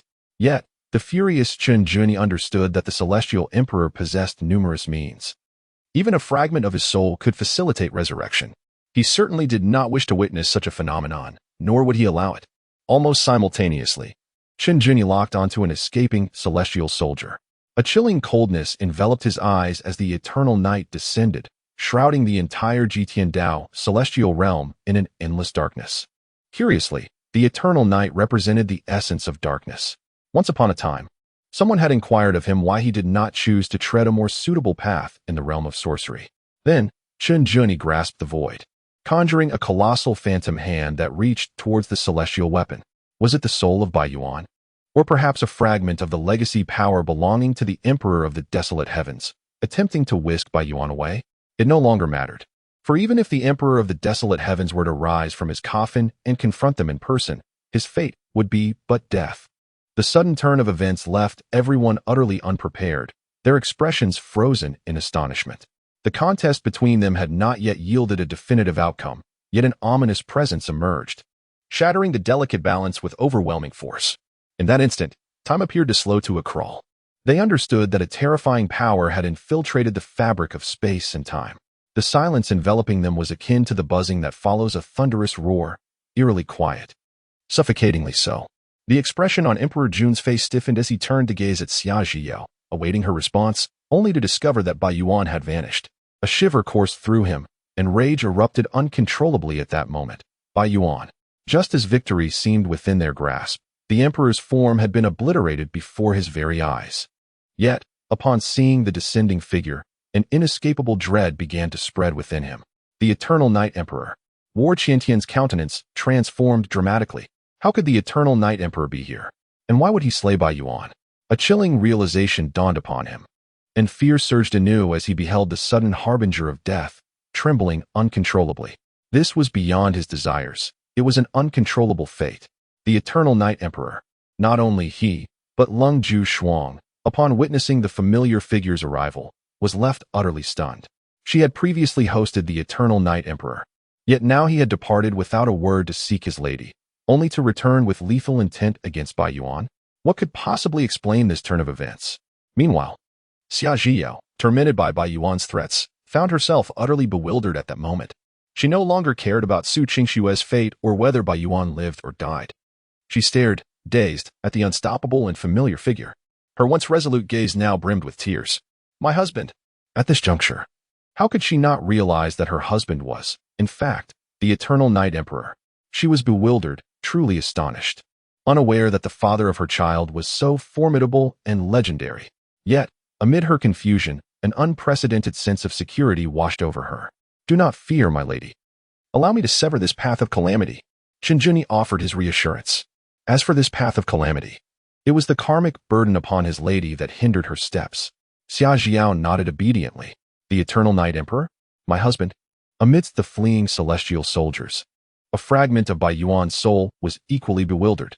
An unprecedented fear began to spread. He was on the verge of seizing Xia Zhiyao, assisting him in his cultivation, bringing him back to the pinnacle. The Eternal Night Immortal Emperor emerged with ferocity, shattering his celestial form and inexplicably extinguishing his existence. If not for the means he had left behind, even the slightest remnant of his will would have been utterly obliterated by the wrathful Eternal Night Immortal Emperor. Yet, who could have known that Xia Zhiyao was, in fact, the wife of the Eternal Night Immortal Emperor? It was no wonder that she vehemently opposed the marriage alliance. No wonder the Eternal Night Immortal Emperor could return to his zenith upon his resurgence. It was due to her exquisite celestial body. This revelation implied that the foes the Eternal Night Immortal Emperor had previously spoken of were none other than those from the Huangdi Hall. The one who shattered the Hall Master's avatar was also the Eternal Night Immortal Emperor. Alas, they realized this too late. Despairingly, as escape became impossible, Bai Yuan let out a reluctant howl, causing his celestial weapon to emit a piercing hum. How could he bear to perish at the hands of the Eternal Night Immortal Emperor? Yet he soon discovered that all resistance was futile, the chasm between them insurmountable, leaving no room for struggle. An endless abyss of darkness enveloped him, the overwhelming pressure nearly suffocating, threatening to consume him entirely. In the next instant, Qingjuni seized the celestial weapon, and in an instant, it was crushed into nothingness. Everything belonging to Bai Yuan ceased to exist. Husband? Xia Zhiyao's exclamation left the others in a state of bewilderment, their thoughts forming a vast parabola, struggling to regain their composure, let alone concern themselves with the slaughtered Bai Yuan. Xia Zhiyao was indeed the woman of the Eternal Night Immortal Emperor. She had clung to his side. She was married. No wonder she had staunchly refused the marriage alliance. They had not considered this when they left. But in the next moment, upon witnessing Bai Yuan's complete annihilation, the overwhelming murderous intent of the Eternal Night Immortal Emperor descended upon them, locking onto their very beings, causing the Emperor to panic. Eternal Night Immortal Emperor. This is a misunderstanding. They hardly had time to consider Bai Yuan's fate, now only wishing to curse him for provoking Xia Zhiyao. At this juncture, How could they not comprehend that the sworn enemies Qinglian had previously mentioned were indeed from the Huangdi Hall? The Eternal Night Immortal Emperor's return to the celestial realm was also due to Xia Xiao's exquisite celestial body. Eternal Night Immortal Emperor. This is a misunderstanding. Zhang Qingtian hastily sought to placate Qinglian, yet internally seethed with frustration, feeling utterly betrayed by the emperor. It was enough to make one want to spit blood. Pressing the wife of the Eternal Night Immortal Emperor into an unwanted marriage was tantamount to courting death. Who could possibly stand against the Eternal Night Immortal Emperor now? However, scarcely had they spoken when they found themselves entirely enveloped by the Eternal Night, naturally succumbing to its embrace. Seeing this, the emperor trembled in fury. After all, he was a dignified and venerable immortal emperor. Was the destruction of one of my avatars by the Eternal Night Immortal Emperor not enough to quench your wrath? As the words fell, it became evident that Qinglian had surpassed all bounds. The endless night, shrouded in unrelenting darkness, rendered him akin to the sovereign of shadows. The suffocating terror and overwhelming power bore down upon Dijun and Zhang Qingtian, leaving them in utter despair. Despite their fervent resistance, they remained powerless against the invading force, which mercilessly shattered their celestial forms and spirits, leaving them riddled with countless wounds in the blink of an eye. Lord? Lady? The mortals observed Qinglian mercilessly assaulting Dijun and Zhang Qingtian, and Lung Jushuang fell into a profound silence. Indeed, the lady of the Eternal Night Emperor was none other than Xia Xiao. To think that Xia Xiao had entwined herself with the leg of the Eternal Night Emperor. The sudden departure of the Eternal Night Emperor to seek his lady had led him to Xia Xiao. The resources and compensations offered were, in truth, nuptial gifts. It was no wonder that Xia Xiao had seemed somewhat off-kilter lately. She had not gone into seclusion, but had rather engaged in a clandestine affair. As for Xia Xiao's mortal husband, the father of Yuaner and Hauer, he turned out to be the once mighty Eternal Night Emperor, now stripped of his powers. This mortal was indeed a true mortal. However, the implications of this revelation were profoundly terrifying, evoking a palpable sense of dread within her. It was no wonder that the return of the Eternal Night Emperor had brought about such a drastic change in his demeanor. It stemmed from his secret romance with Xia Xiao. This was all due to that exquisite celestial body. Previously, Qinglian had risked everything to offend the various sects in his quest to find Xia Xiao. How enlightening. Moreover, it was Qinglian who had inflicted harm upon Dijun's spirit, providing them with the opportunity to launch a surprise attack and wound him once more. Qinglian has obliterated a manifestation of Emperor Jun. The specifics remain unclear, yet one can surmise that it nearly led to a treacherous ambush against Emperor Jun. Indeed, she now concedes that her previous words were somewhat too loud and inappropriate, particularly regarding Xia Xiao's frail mortal husband. Xia Xiao observed the unfolding events with a serene demeanor, harboring no complex thoughts, merely feeling an ethereal sense of wonder. Her husband is truly formidable. Chapter 56. Silencing the three emperors, the agonizing cries of suffering from shattered celestial bodies and obliterated souls echoed incessantly. Both Emperor Jun and Zhang Qingtian were utterly terrified. For the Eternal Night Celestial Emperor genuinely sought their demise. Yet, the Eternal Night Celestial Emperor is overwhelmingly powerful. The original Eternal Night Celestial Emperor possessed combat capabilities comparable to, if not exceeding, their own, and now he stands at the pinnacle of celestial sovereignty. If the transcendent celestial does not emerge, who among them can contend? This realization plunged them into despair. Once upon a time, they had never found themselves in such a pitiful state. Please, Eternal Night Celestial Emperor, spare us. They were unwilling to succumb to their fate and were compelled to lower their haughty heads. However, escaping the Eternal Night proved exceedingly difficult. Had it been otherwise, the Demon Emperor would not have faced suppression at the hands of Qinglian upon invading the celestial realm. Unable even to retreat to the safety of the Emperor's falling mountain. Upon witnessing the scene, Qinglian remained silent, his ears deaf to the tumult around him. He found himself unable to articulate the fury that surged within him, a desire to annihilate all before him and obliterate the path ahead. Perhaps he was mistaken, otherwise, the lady would not have been subjected to such indignities and humiliation, nor coerced into marriage. Yet, perhaps he was justified in his emotions. For his own selfish motives mirrored the lady's reluctance to confront him openly. Perhaps they both bore a share of the blame. Yet, such contemplations had become trivial. For in his eyes, he was destined to rectify the injustices faced by the lady. He had not anticipated that this very cause would ignite his anger with such ferocity. It had been an eternity since he had felt such wrath, even surpassing the turmoil he experienced upon departing from the Qinglian sect. As the cacophony of wails gradually subsided around him, he remained steadfast, hands clasped behind his back, unyielding amidst the chaos. This terrifying uproar roused numerous formidable beings from the extreme Dao imperial palace, who emerged in a state of panic, as if confronted by a formidable adversary. It was he. The eternal knight, immortal emperor, had returned. Was it not said that the powerful from the wasteland Emperor's hall sought the palace master? Why was the elusive eternal knight, immortal emperor, making his presence known? Are you blind? Do you not see that the lord of the wasteland Emperor's hall and the master of the Fudu Holy Land have been vanquished? The palace master is merely watching the spectacle. A throng of powerful beings, bewildered and perplexed, could not grasp the situation, yet their hearts were gripped by terror. What could the eternal knight, immortal emperor, possibly intend? Moreover, the entire realm of the extreme heavenly Tao could sense the disturbance, each powerful being's expression turning grave. For anyone could perceive the rage and overwhelming killing intent emanating from the eternal knight, immortal emperor's resurgence. Time flowed unceasingly, and the anguished cries gradually subsided. Both Di Jun and Zhang Qingtian were enveloped in despair. The silence of the eternal knight, immortal emperor, was the most terrifying omen. He would not spare them, even though they were top-tier immortal emperors capable of contending with the demonic race. In the eyes of the eternal knight, immortal emperor, their value seemed negligible. All for the sake of that woman, Chen Junyi smiled lightly and said, "My lady, it has come to an end." He then opened his arms wide. Despite having vanquished the three emperors without a hint of trepidation, he now felt a flicker of anxiety within. Upon witnessing this, Xia Jiyu decisively leaped forward, wrapping her arms around Chen Junyi's waist, resting her cheek against his chest. "My lord, it is over." In this moment, as she listened to the rhythm of his heartbeat, she perhaps understood that her lord was just like her. Chen Junyi embraced her tightly, resting his chin upon Xia Jiyao's forehead. In that moment, he experienced a sudden epiphany. Long Zhu Shuang, witnessing this, could only turn away, unable to bear the sight. However, she soon noticed a crowd of onlookers, all fixated on Chen Junyi and Xia Jiyao. Their expressions a mixture of astonishment and disbelief. With a cold tone, she admonished, "What are you staring at?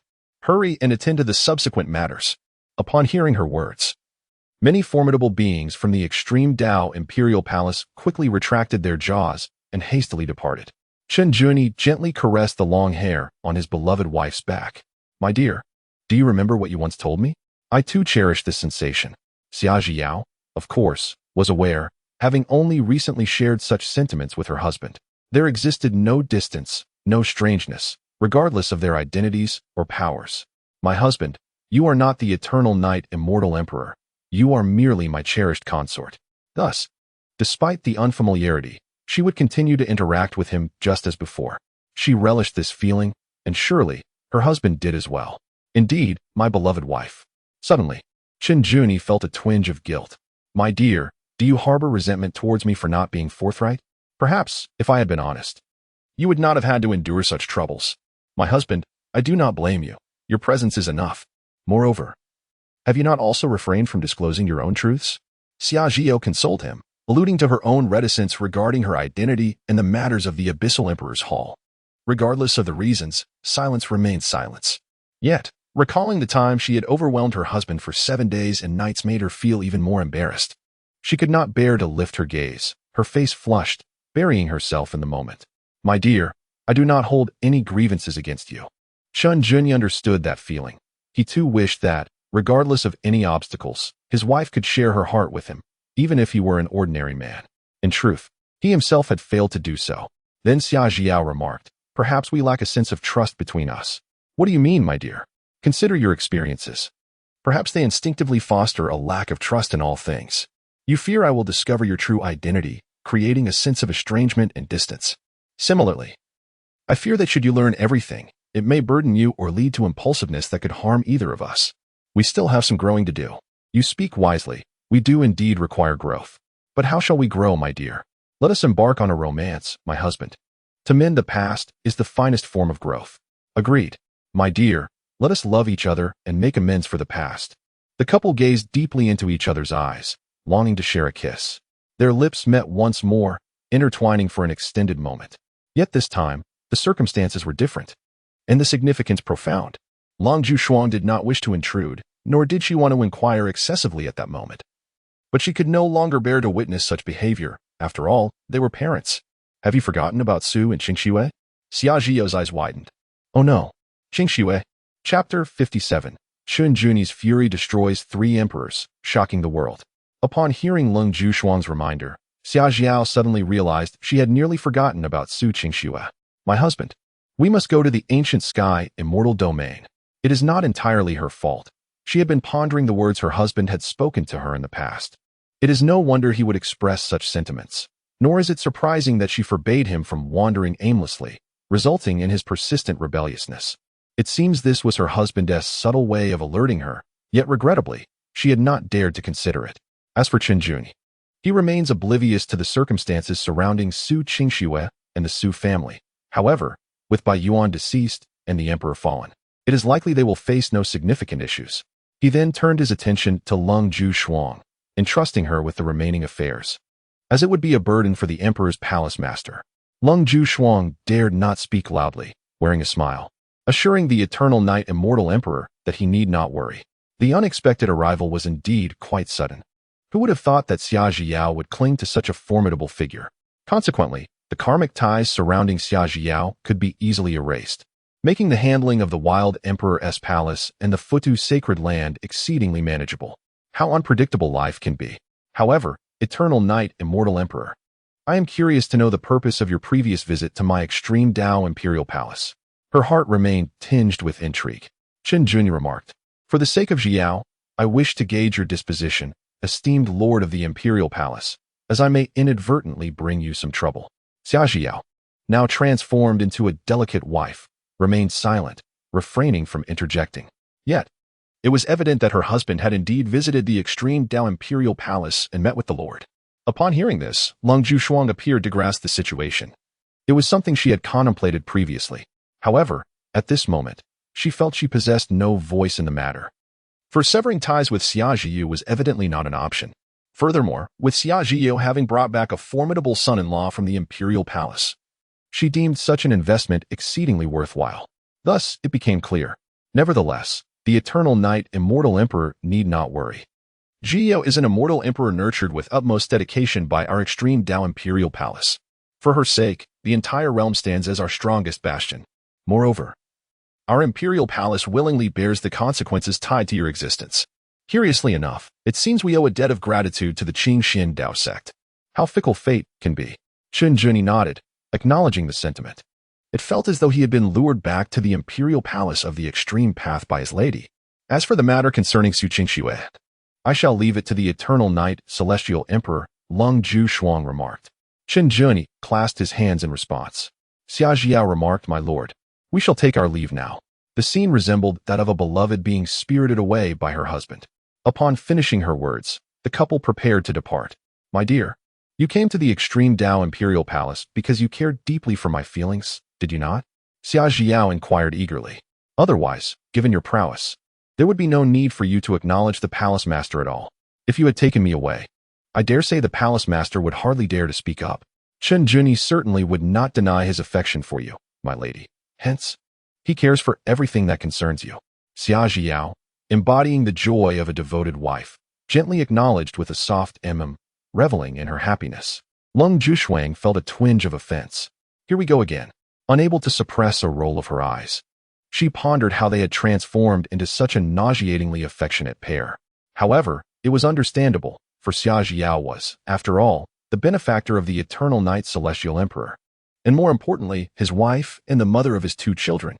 Considering their separation over the years, along with the interference of various causal factors, it would seem abnormal if the eternal night celestial emperor did not care for Xia Zhiyou. His concern, albeit cautious, was unnecessary. He need not regard her feelings as the grand princess, for he had no choice in matters concerning Xia Zhiyou, nor did he have any choice when facing Qin Juni. As she observed the couple gradually retreating, Long Jushuang began to anticipate the arrival of Yuaner and Hauer. Surely, such children would be extraordinarily gifted. Yet, she harbored grave doubts that these unreliable parents might have already forgotten about their 2 offspring. The fall of Emperor Jun, the demise of Bai Yuan, and the accidental downfall of Zhang Qinglian sent shockwaves throughout the entire celestial realm. It had been ages since an emperor had perished in the celestial world. Conversely, the obliteration of a celestial emperor is no trivial matter. Yet this time, 3 celestial emperors had fallen in one fell swoop. It was utterly astonishing.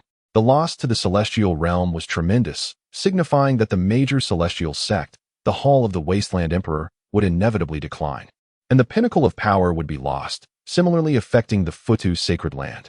This also implied that the strength of the 2 supreme celestial domains, the Wasteland Celestial Domain and the Futu Celestial Domain, would be significantly diminished, thereby disqualifying them from the ranks of the top-tier celestial domains. It was hard to fathom what kind of terrifying entity possessed such power. Upon learning that it was the work of the Eternal Night Celestial Emperor, everything fell into place. Yet, the reason behind the Eternal Night Celestial Emperor's wrath, leading to the annihilation of 3 emperors, remained a mystery. As the other celestial emperors recalled the enemies mentioned by the Eternal Night Celestial Emperor, a sudden realization dawned upon them. The Eternal Night Celestial Emperor's irreconcilable foe was none other than the Hall of the Wasteland Emperor. At that moment, the entire Hall of the Wasteland Emperor and the Futu Sacred Land were engulfed in a shroud of fear, a palpable atmosphere of anxiety and unease. Meanwhile, at the Qinglian Dao sect, shockwaves rippled through the upper echelons as they exclaimed, "What? Qinjun has obliterated Emperor Jun, Zhang Qitian, and Bai Yuan." It was unimaginable that upon reappearing, Qinjun would unleash such earth-shattering force. After all, these were 3 celestial emperors of great renown. What difference did this make compared to directly dismantling 2 top-tier celestial sects? Upon realizing the gravity of the situation, they gasped in disbelief. Quickly, to the Extreme Sky Dao Celestial Domain. Hurry to the Extreme Dao Imperial Palace. Qinjun is there. Regardless of the reasons, after such a prolonged search for Qinjun, he had finally made his appearance. They must seize the opportunity to meet him. Otherwise, who knows whether Qinjun will vanish without a trace once more. Mo Qingru was perplexed. Could it be that her junior brother's wife is the celestial emperor concealed within the Extreme Dao Imperial Palace? Otherwise, how could it be such a coincidence that her junior brother appeared in the Extreme Heavenly Dao Celestial Domain? And why would her junior brother be so enraged? Only this explanation makes sense. It is hard to believe that her junior brother has become a partner of that female celestial emperor. The concept of fate is truly ineffable. Mo Qingru felt quite emotional, pondering that if her junior brother's wife were not the celestial emperor deliberately hidden by the Extreme Dao Imperial Palace, perhaps he would not face such troubles and could have found his wife much earlier. Meanwhile, across various celestial domains, in some secret realms or perilous locations, abyssal demon caverns emerged. Accompanied by the collapse of the earth and the distortion of space, everything around was shattered into ashes, forming vast and unfathomable demon abysses. Resembling gaping chasms, the predominant hue was a dark crimson, exuding a chilling demonic aura that surged endlessly. The celestial domain remains celestial, yet demons are inherently a part of it, with traces of demonic presence and energy prevalent everywhere. The demon caverns serve as gateways to the abyss and the demon realm. Soon, at the edges of these caverns, grotesque and fearsome claws appeared, followed by fierce and hideous shadows leaping forth, akin to dumplings being boiled in reverse, emerging in a continuous stream. Before long, a colossal demonic legion had formed, with blood-red eyes surveying the surroundings. Would they be able to abduct the Eternal Night Celestial Emperor to establish their dominance in a single stroke? Chapter 58, Astonishment. The beautiful mother brings her child to pay homage to the sect, while the commotion caused by their parents in the celestial realm reverberated across the lands. Chun Ziyuan and Chun Ziyu, who were in the ancient wilderness continent, finally arrived at the fabled Nine Saints Hall. Gazing at the magnificent and imposing Nine Saints Hall in the distance, with its 9 towering palaces nestled amidst mountains and waters, they were particularly captivated. The 2 little ones revealed expressions of immense anticipation. "We have arrived at the Nine Saints Hall. We can join the Nine Saints Hall and seek their assistance to capture our mother along with father and sister." Indeed, many hands make light work. Chen Ziyuan and Chen Ziheo were still brimming with vitality, their youthful faces radiating excitement. If they succeeded, their father would surely commend them. Furthermore, they would gain the protection of the 9 Sacred Hall, potentially becoming a formidable support in their quest to reunite with their unseen mother. It seemed that the journey would be somewhat easier, especially since they had observed others joining sects and receiving their backing and assistance. Li Miaojin and Gong Luoyue accompanied them with cheerful smiles, unaware that the children harbored such innocent thoughts, having prepared for this endeavor for quite some time, leading them to a rather disheveled state, while inadvertently ensnaring a group of bandits. However, they now felt a bit dizzy and nauseous, as they had been carried along by the two children, flying nonstop day and night. It was rather embarrassing, as their role merely involved guiding the way, akin to the function of a directional spirit artifact. Ziyuan, Zaheo, shall we pay a visit to the Nine Sacred Hall? Li Miaojin suggested gently. The Nine Sacred Hall, a formidable power, could be considered a top-tier sacred force. Although it lacked an emperor-level powerhouse, it was guarded by no less than 9 esteemed sages.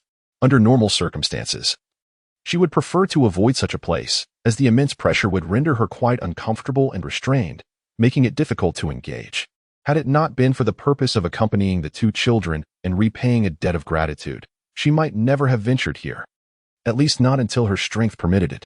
Yes, yes, pretty sister. Qin Zaheo exclaimed, his hand firmly grasping Li Miaojin's, hardly letting go. Wait, Gong Luowei cautioned, her voice tinged with vigilance. Dear little friends, becoming disciples of the Nine Sacred Hall may not be so simple. This is not to say that you lack strength, but rather that you are quite young. Major sects typically have age restrictions for accepting disciples. Individuals as young as 3 years old often do not meet the age criteria and may be deemed too immature. Of course, exceptions exist, and with Ziyuan and Zaheo's extraordinary talents, they surely possess great potential. However, to prevent any disappointment should they face rejection, it seemed prudent to offer a word of caution. What does our age matter, fairy sister? Shun Ziyuan inquired, somewhat perplexed, as their exposure to sect powers had been limited thus far. Li Miaojin, understanding the principle, reassured them. Ziyuan, Zaheo, your fairy sister speaks the truth. Although you are young and may not meet the age requirement for assessment, your exceptional talents and formidable strength might allow the Nine Sacred Hall to make an exception. Indeed, what your beautiful sister means aligns with my thoughts. Gong Luoyue nodded in agreement. Oh, I see, Chun Ziyuan responded, though she did not dwell on it. With a playful smile, she added, it's all right.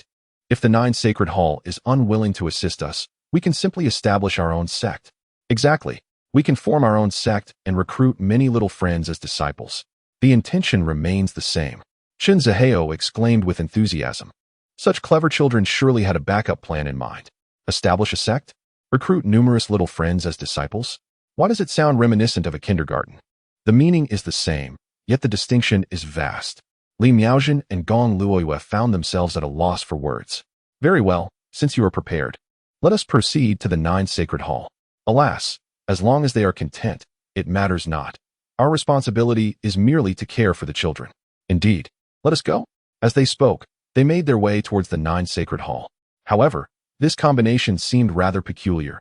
2 enchanting female cultivators, accompanied by 2 children en route to the Nine Sacred Hall. Astonishing. The beautiful mothers brought their children to pay respects to the sect. Thus, they appeared out of place. Distinctly unique. Numerous cultivators traversed the vicinity, evidently eager to enter the Nine Sacred Hall, and their talents and abilities were not to be underestimated. Upon noticing Chun Ziyuan and Qin Zihua, many instinctively lowered their heads, momentarily stunned. They had anticipated the appearance of alluring female cultivators, yet were met with the sight of them attending to children. How disappointing. Li Miaojin and Gong Luoyue paid little heed to these gazes, though the presence of numerous powerful individuals inevitably instilled a sense of pressure within them. At Tianyin Temple, they were leaders. Here, they were merely ordinary. Soon, they arrived at the entrance of the Nine Sacred Hall. Adhering to the principle of handling one's own affairs, Qin Ziyuan confidently addressed the gatekeeping disciples.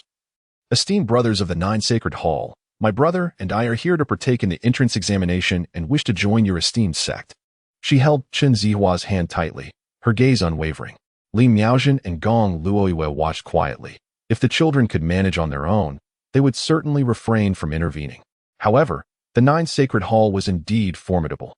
Even the gatekeeping disciples shared the same realm as they did. The disciples, observing the serious demeanor of the 2 little ones, were momentarily taken aback. They had anticipated the arrival of Li Miaojin and Gong Luoyue seeking to join their ranks and had mentally prepared for their reception, only to be met with 2 children instead. They could only chuckle bemusedly. Little friends, you are still quite young and do not meet the criteria for discipleship at the Nine Sacred Hall. What a jest! Were they to be admitted merely to practice child-rearing? Would they not focus on cultivation? How absurd. Moreover, who would waste time catering to 2 children? Numerous passing cultivators were rendered speechless. They had commenced at such a tender age.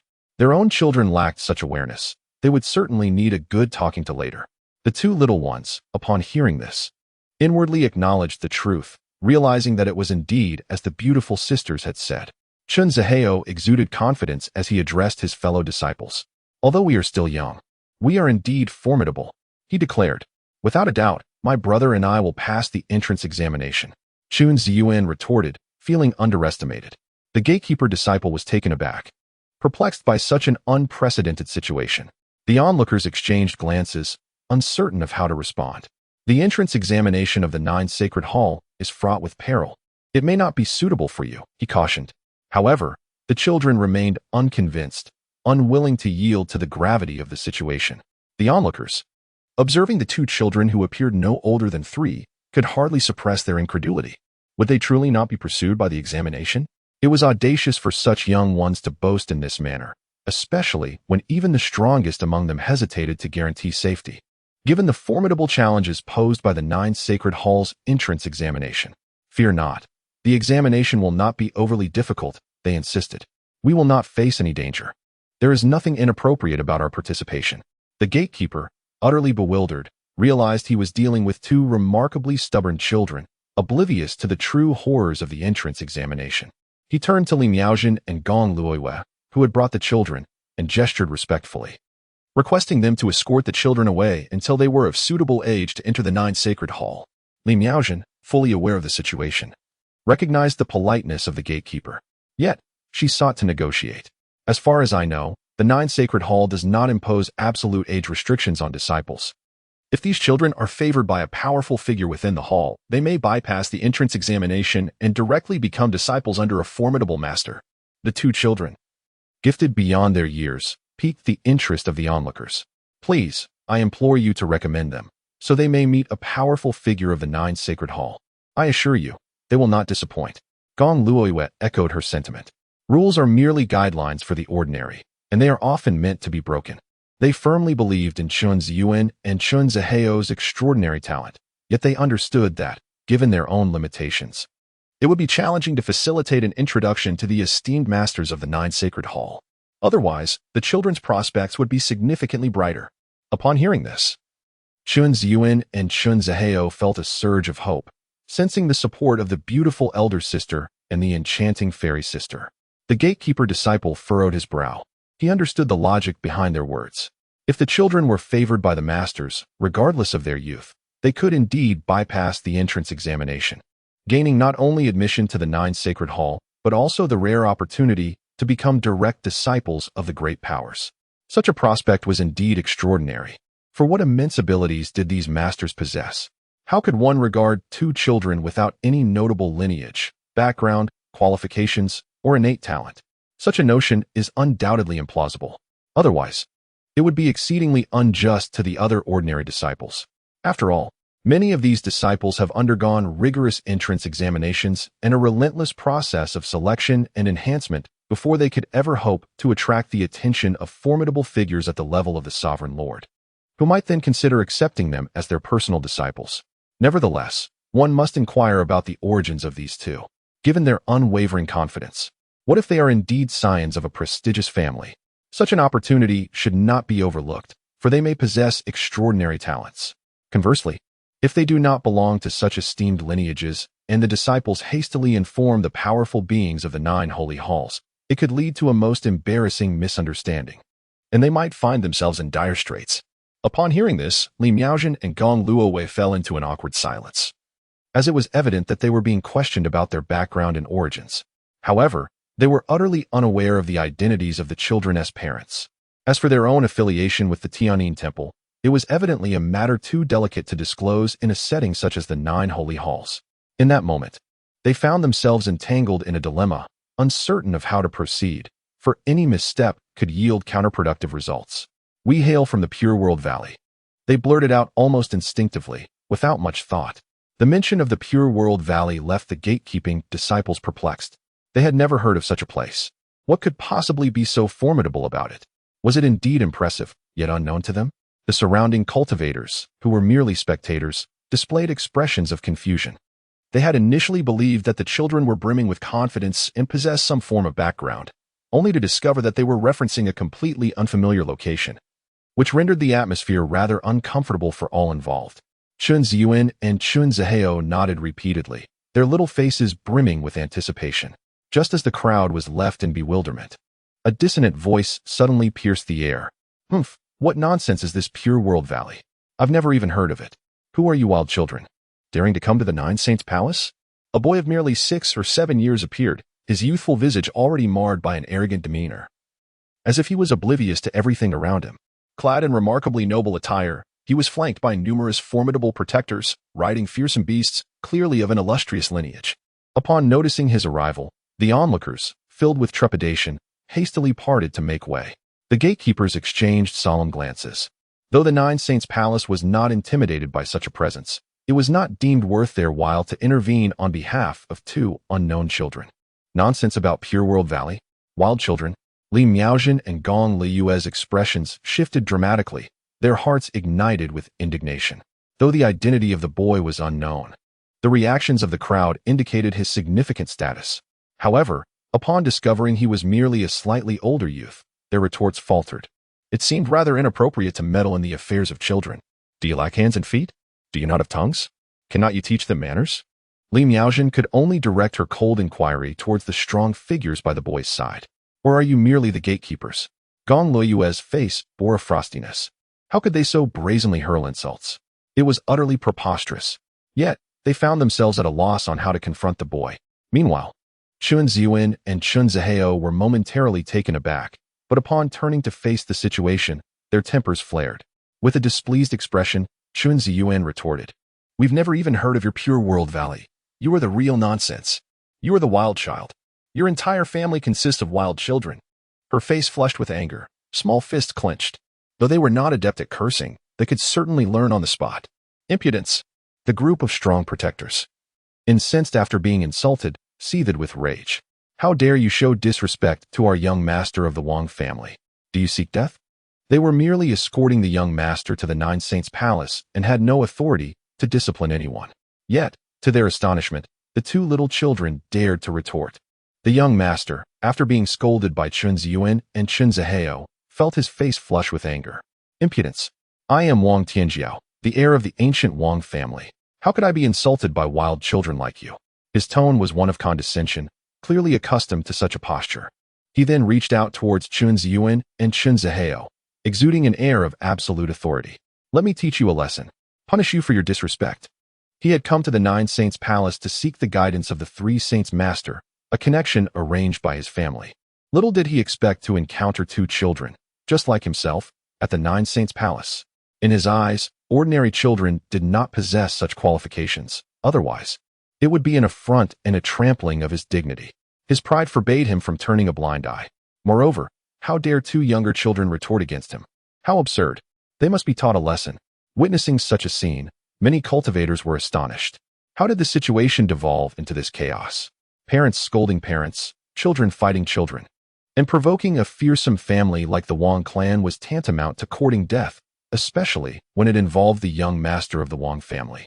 Even the 9 sacred halls would have to show some respect.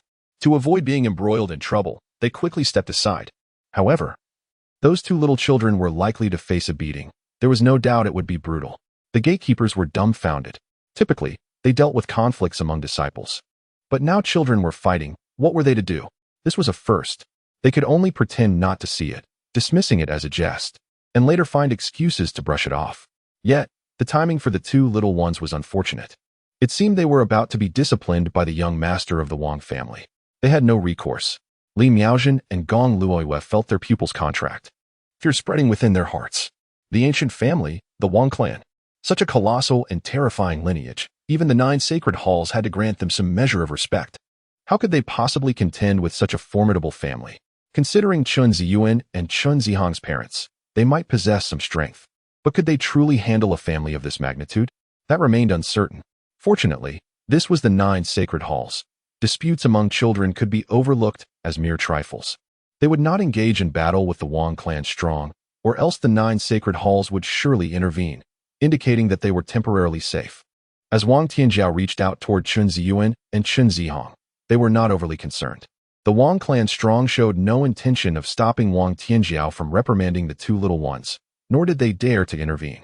After all, the young master was exceptionally gifted, a sacred body. His cultivation was formidable. At merely 6 years of age, he had already condensed his golden core. Reaching the level of divine court cultivation, he could easily bully any child he pleased, especially two even younger ones. As for Li Miaozhen and Gong Luoyue, they only needed to refrain from making a move, maintaining fairness and justice. Of course, they had to save face for the 9 sacred halls. A real battle would not occur here. The parents from both sides tacitly decided not to intervene. Meanwhile, when Chun Ziyuan and Chun Zihong realized Wang Tianjiao intended to strike them, their anger surged. How dare they be bullied by the offspring of the Wang clan? They were the true wild children. Chun Zihong still held on to this thought. Subsequently, they directly launched an assault against him. Chapter 60. The young master of the Wang clan crying in defeat, utterly ruthless. The offspring of the Wang clan? Wang Tianjiao gritted his teeth in rage. You are the true fools. With a furious roar, he expressed his indignation, revealing a hint of impatience. He was resolute in his intention to teach these two youngsters a lesson. Facing them 2 against 1, he felt utterly unfazed and certainly not arrogant. However, upon rushing towards them, he was taken aback to find that Chun Ziyuan and Chun Zihua were determined to confront him head-on. He couldn't help but chuckle. Setting aside his formidable sacred body, his cultivation alone surely surpassed that of his peers. Not to mention, these two children were even younger than he was. What audacity possessed them to stand against him? Did they truly believe it was merely a game? Ha! But before he could finish his laughter, a punch landed squarely on Wang Tianjiao's face, causing his visibly amused expression to freeze. Chun Ziyuan acted with simplicity and brutality. Humph. We are here to teach him a lesson on behalf of our parents. You have no right to intervene. Indeed, sister speaks the truth. Seizing the moment, Chun Zihai executed a swift shoulder throw, sending Wang Tianjiao flying a considerable distance. With a thunderous crash, Wang Tianjiao landed on the ground, dazed and bewildered. Young master. The numerous guards of Wang Tianjiao were taken aback. They had never anticipated that the young master would be so easily overpowered, hence they did not rush to his aid. Nor could they foresee such a scene unfolding. Upon regaining their composure, they hurried over. Onlookers among the cultivators stood in stunned silence. Goodness, these two children are astonishingly formidable.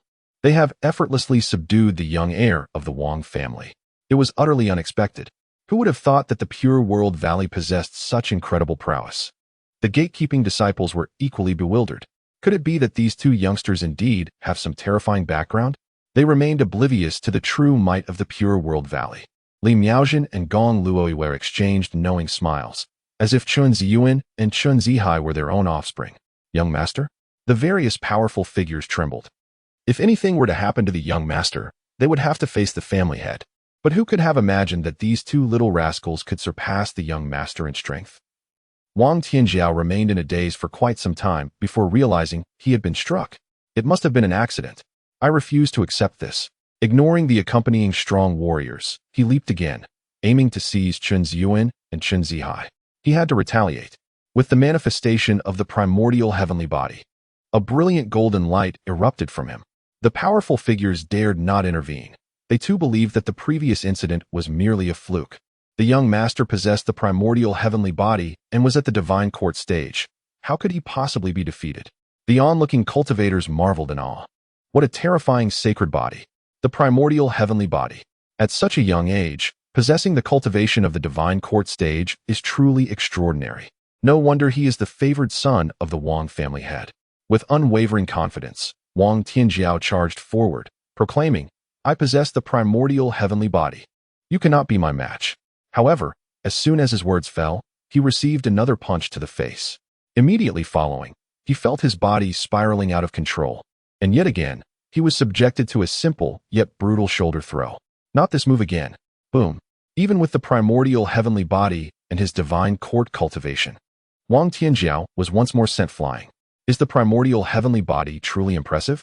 It doesn't seem so. Sister, it's our turn to teach him a lesson. Chun Zihai exclaimed as he rushed forward with Chun Ziyuan in tow, resolute in their intent to retaliate. Everyone stood utterly dumbfounded, mouths agape. The young heir of the Wang family had been struck once more. Was the first incident merely a coincidence, and could the second still be deemed accidental? Goodness, these two little ones are astonishingly powerful. It was the first time anyone had witnessed such potency in a child's brawl, though they appeared surprisingly inexperienced. Young master. A group of guards watched helplessly as the young master was beaten, their hearts heavy with anguish. I refuse to accept this. Wang Tianjiao, witnessing Qin Ziyuan and Qin Zihua charging towards him, felt a surge of indignation. He immediately rushed forward, but no matter how hard he exerted himself, it seemed as though his strength was suppressed, rendering him unable to unleash his full potential. This indicated that these two children were, in fact, more formidable than he. How could he possibly acknowledge that? With a resounding slap, he was met with another punishing blow. Yet, Qin Ziyuan and Qin Zihua remained unrelenting. Humph, you dared to bully us. Who is truly being bullied here? In no time, after several exchanges, Wang Tianjiao bore the marks of defeat. His face bruised and on the verge of tears. Enough. The guards could no longer stand idly by. They knew they would have no explanation to offer upon returning. Are you truly going to intervene in a children's scuffle? Li Miaozhen hastily rushed in to stop the altercation. Is the ancient royal family incapable of handling this? Gong Luoiwei remarked, visibly displeased. After all, it was merely a playful brawl. Others could hardly object. Thus, even if they were no match for each other, they could still step in to confront the situation. The disciples stationed at the gates also intervened, coldly reminding them, it is merely a children's quarrel. The Nine Sacred Hall is a sacred ground. No fighting is permitted, not even for the ancient royal family. However, there was an undercurrent of apprehension regarding the origins of the two children. The fact that they could overpower the young master of the Wang family was nothing short of ruthless. Could they possibly be of ordinary descent? Faced with this, the guards felt a mix of anger and reluctance, knowing they had to respect the authority of the Nine Sacred Hall. Moreover, it was merely a child's quarrel. Yet their band of formidable warriors found themselves utterly powerless. The family head had not foreseen such a scenario. They could only implore Wang Tianjiao, young master, cease this fighting.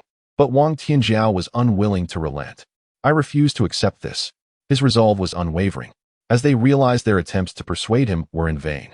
Many guards shut their eyes, lacking the courage to witness the unfolding scene. With another resounding slap, young master. As expected, the young master was thrown back once more. At this point, Wang Tianjiao could no longer contain himself. Tears welled in his eyes, and filled with self-reproach, he curled up on the ground, beginning to sob. Seeing Wang Tianjiao brought to tears, Qin Ziyuan and Qin Zihua exchanged glances, smirking. Well, he can take a beating after all. The others around them looked at each other in disbelief. They had not anticipated that the young master of the Wang family would be reduced to tears. How exhilarating. It seemed that childhood brawls could be so thrilling, with dramatic reversals at every turn. In that instant, the way they regarded Qin Ziyuan and Qin Zihua transformed. They were more impressive than Wang Tianjiao and even younger, truly remarkable prodigies. Yet, what realm were these two children in? It was difficult to discern. Could it be that a powerful figure was concealing their true capabilities? Certainly, they are undoubtedly more formidable than Wang Tianjiao's divine realm. A group of guards watched in dismay as the young master was brought to tears, their anger palpable, yet they were at a loss for words of comfort. Addressing the gatekeeping disciples, they insisted, our young master has come to seek the guidance of the three holy masters. We kindly request an audience with them. With no alternative, they resolved to prioritize their immediate business. Once the young master had paid his respects to the three holy masters, they would settle the score. Li Miaozhen and Gong Luowei swiftly shielded Qin Ziyuan and Qin Zihai behind them. Although the two children possessed the cultivation of the transformation realm, easily capable of besting a Wang Tianjiao, the ancient aristocratic families were exceedingly formidable. Should Wang Tianjiao align himself with the three holy masters of the Nine Holy Palace, it would spell trouble for the two children. Naturally, if the children were to find favor with a holy master themselves, they could navigate such challenges with ease, averting any significant troubles. Seeking the three holy masters? Many cultivators sensed an undercurrent of threat, but deemed it irrelevant to their affairs. Moreover, these two children were impressive in their own right, and might very well gain admission under a holy master. With envy in their gazes, they recognized the advantage of a powerful background. Such privilege allowed them to bypass entrance assessments and directly align with a holy master. Upon hearing this, the gatekeeping disciples dared not delay. I see. Then please follow me. This aligned with what Li Miaojin and her companions had previously described. Turning to Chun Ziyuan and Chun Zihai, he added, "You two little ones should accompany me as well." Thus, they were all ushered along, certainly a worthy endeavor. The crowd brimmed with envy, acknowledging that they were indeed taking the backdoor route. The Wang family members felt displeased but found themselves powerless to intervene. It was only natural for the 9 Holy Palace to take note of such remarkable children. Li Miaojin and Gong Luoyue understood the implications. Once the children revealed their capabilities, they would undoubtedly attract the attention of the 9 Holy Palace. This situation represented a complex web of interests. They were reluctant for the children to engage with such pursuits too early, yet it seemed unavoidable if they wished to achieve their goals. Excellent. Qin Ziyuan and Qin Zihai felt a surge of hope. Once they joined the 9 Holy Palace, they would relish the opportunity to teach Wang Tianjiao a lesson every day. Just then, a voice filled with astonishment rang out. "Oh, these are actually 2 children of the integration realm." Chapter 61. The little ones are indeed integration realm powerhouses. It was none other than a top-tier expert from the 9 Holy Palace who had sensed the commotion and made his appearance. Upon hearing those words, everyone was taken aback. The stronghold of the 9 Holy Palace had manifested. But what did he just say? 2 integration realm cultivators? Was he jesting? Instantly, all eyes turned toward Chun Ziyuan and Chun Zihai, their expressions frozen in shock. They instinctively felt that the remarks were directed at them, for aside from the 2, no other children were present. Soon after, an elderly figure appeared before them. Upon seeing him, the gatekeeping disciples dared not raise their heads. They recognized the presence of the Grand Holy Master. In their ordinary lives, they were never deemed worthy to encounter the esteemed sovereigns, who seldom graced the world with their presence. To their astonishment, the Grand Sovereign had personally intervened this time. Moreover, he proclaimed that these 2 children had attained the fusion stage. A shiver coursed through their bodies. It felt as though these 2 youngsters could vanquish them 100-fold. Others shared the same incredulity, confronted by the most formidable Grand Sovereign of the 9 Sovereign Hall. The Wang clan's powerful figures dared not show disrespect, having previously encountered the Grand Sovereign. Yet, internally, tumultuous waves surged. What had the Grand Sovereign just declared? These 2 little rascals were indeed at the fusion stage? Was this reality or mere fantasy? Even Wang Tianjiao, who had been despondent, was rendered speechless, darkness enveloping his vision. This was sheer audacity. As for the other cultivators, their expressions mirrored that of a disciple before a revered ancestor. Meanwhile, Li Miaojin and Gong Luoyue were utterly bewildered. Fusion stage? Qin Ziyuan and Qin Zihou are actually in the fusion realm, not the transformation realm? My goodness! They have been guarding those 2 little ones for so long yet remain unqualified to know. Upon witnessing the scene, Chun Ziyuan and Chun Zihua were filled with a sense of bewilderment. Great sage, your ability to perceive our cultivation is truly remarkable, is it not? The crowd gasped in astonishment, their hearts pounding with anxiety at the audacity of the children to speak so directly to the great sage. Even more astonishing was the fact that the 2 young ones did not deny their prowess. This revelation was indeed disheartening. Great sage Qin Tiandao chuckled heartily, seemingly indifferent, his gaze solely fixed on the 2 little ones. It is only natural, for I have never encountered such young cultivators of the fusion realm. He, too, was taken aback. Yet there was no doubt about it. These children were indeed of the fusion realm. While such strength was not particularly uncommon within the 9 sacred halls, the age of these 2 was utterly terrifying. The 2 youngsters then chose to disregard Qin Tiandao, as they had come to join the 9 sacred halls, not to engage in conversation with him. The onlookers exchanged glances, fearing the sudden stillness of the air. With the great sage silent, they dared not move. Qin Tiandao, however, remained unfazed, his anticipation palpable as he inquired, "Would you, dear children, be willing to take me as your master?"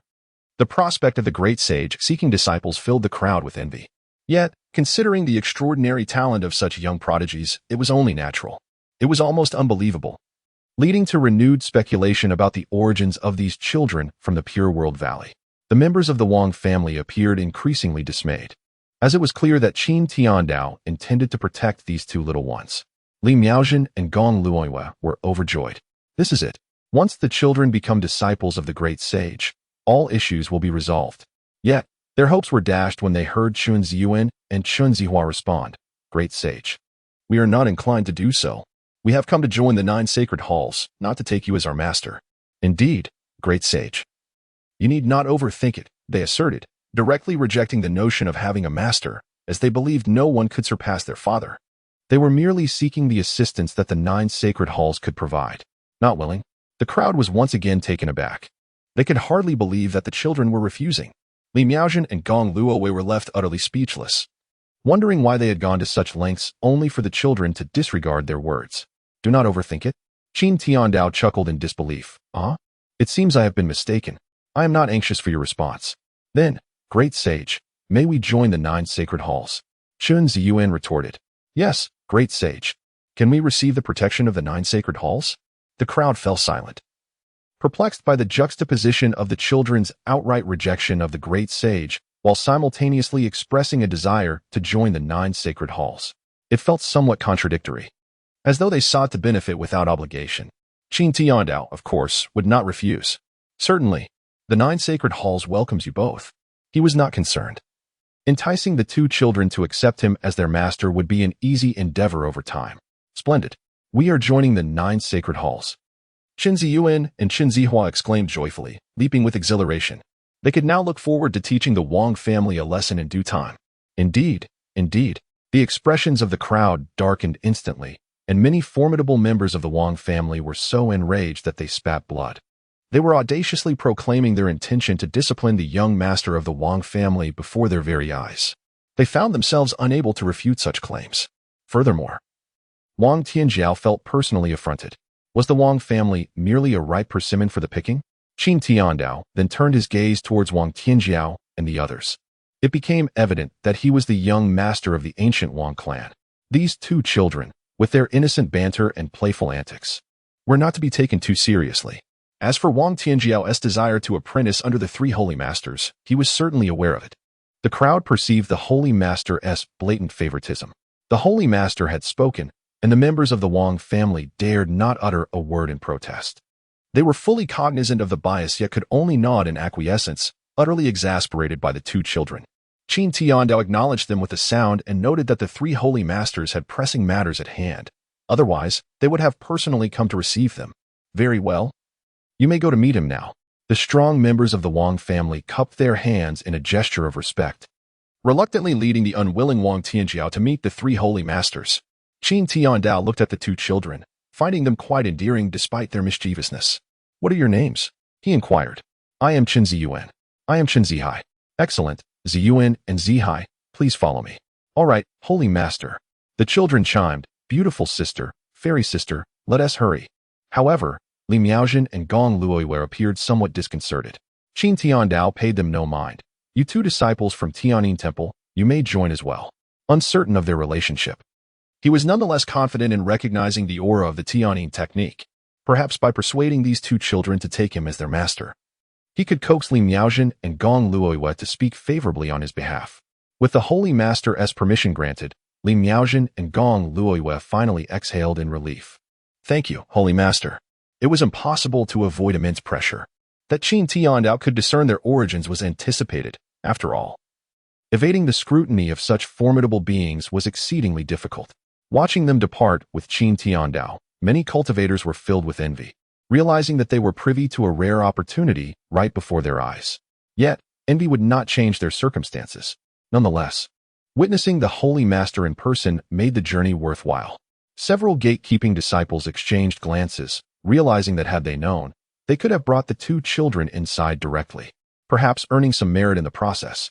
Now, it seems that the credit for this accomplishment has been unjustly seized by the great sage himself.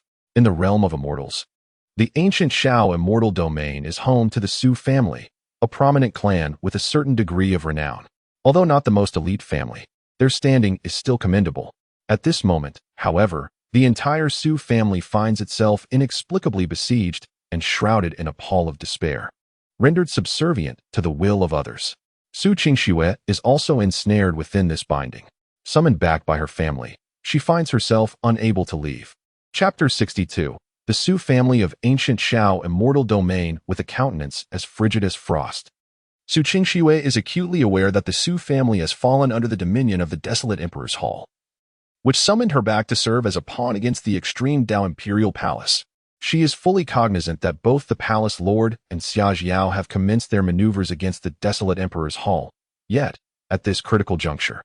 She has become a potential vulnerability, jeopardizing their plans.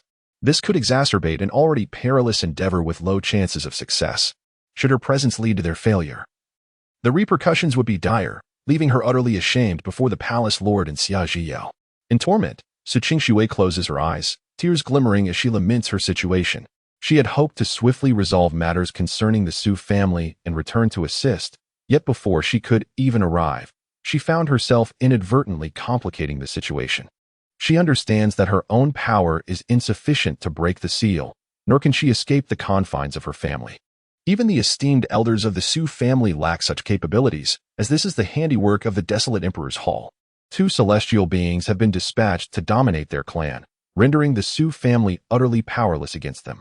Amidst the turmoil, the other members of the Su family are gripped by anxiety and fear, never anticipating that the desolate Emperor's Hall would choose to target them in its quest against the extreme Dao Imperial Palace. They are not equipped to withstand the repercussions of this conflict, nor can they bear the burden of such fate. Now, sealed and defenseless, they can only wait in despair, hoping that once the desolate Emperor's Hall achieves its goals, they might be liberated. The family patriarch, Su Jiuzhou, bears an expression of profound gravity as he gazes upon his weeping daughter, hesitant to voice his thoughts. Qingxue, this is my fault. I should not have summoned you back. But who could have foreseen the unscrupulousness of the desolate Emperor's Hall? We have fallen into their trap. My daughter, joining the extreme Dao Imperial Palace, naturally implied that the Su family would accept the consequences tied to it. Yet, in this celestial conflict, we are mere collateral damage, with no options left to us. Just as I called you back, the agents of the desolate Emperor's Hall appeared, swiftly turning against us and seizing control of the entire Su family. By the time we realized the gravity of our predicament, it was already too late. Su Qingshui shakes her head in anguish. Father, it is not your fault. I was negligent in this matter. I owe an apology to Zhiyao. She comprehends the deeper implications. For the desolate Emperor's Hall undoubtedly seeks to exploit her as leverage to coerce a marriage alliance with Xia Zhiyao. She could not dare to envision what lay ahead. Su Jiuzhou had also heard whispers of the new celestial emperor from the extreme Dao Imperial Palace, who had a rather amicable relationship with his daughter. Thus, it could be said that his daughter was caught in the web of fate woven by Xia Zhiyao. No matter the words spoken, it was too late.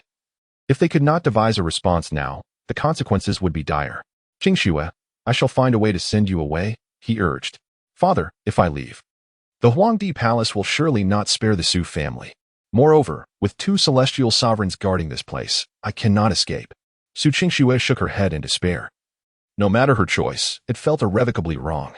Su Jiuzhou understood this truth, yet he insisted, but if you do not depart, what will you do if the extreme Dao Imperial Palace encounters troubles?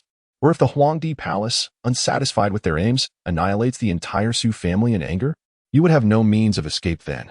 Since both choices seemed fraught with peril, as the head of the family, he had to consider the greater picture. At the very least, there remained a glimmer of hope for her survival.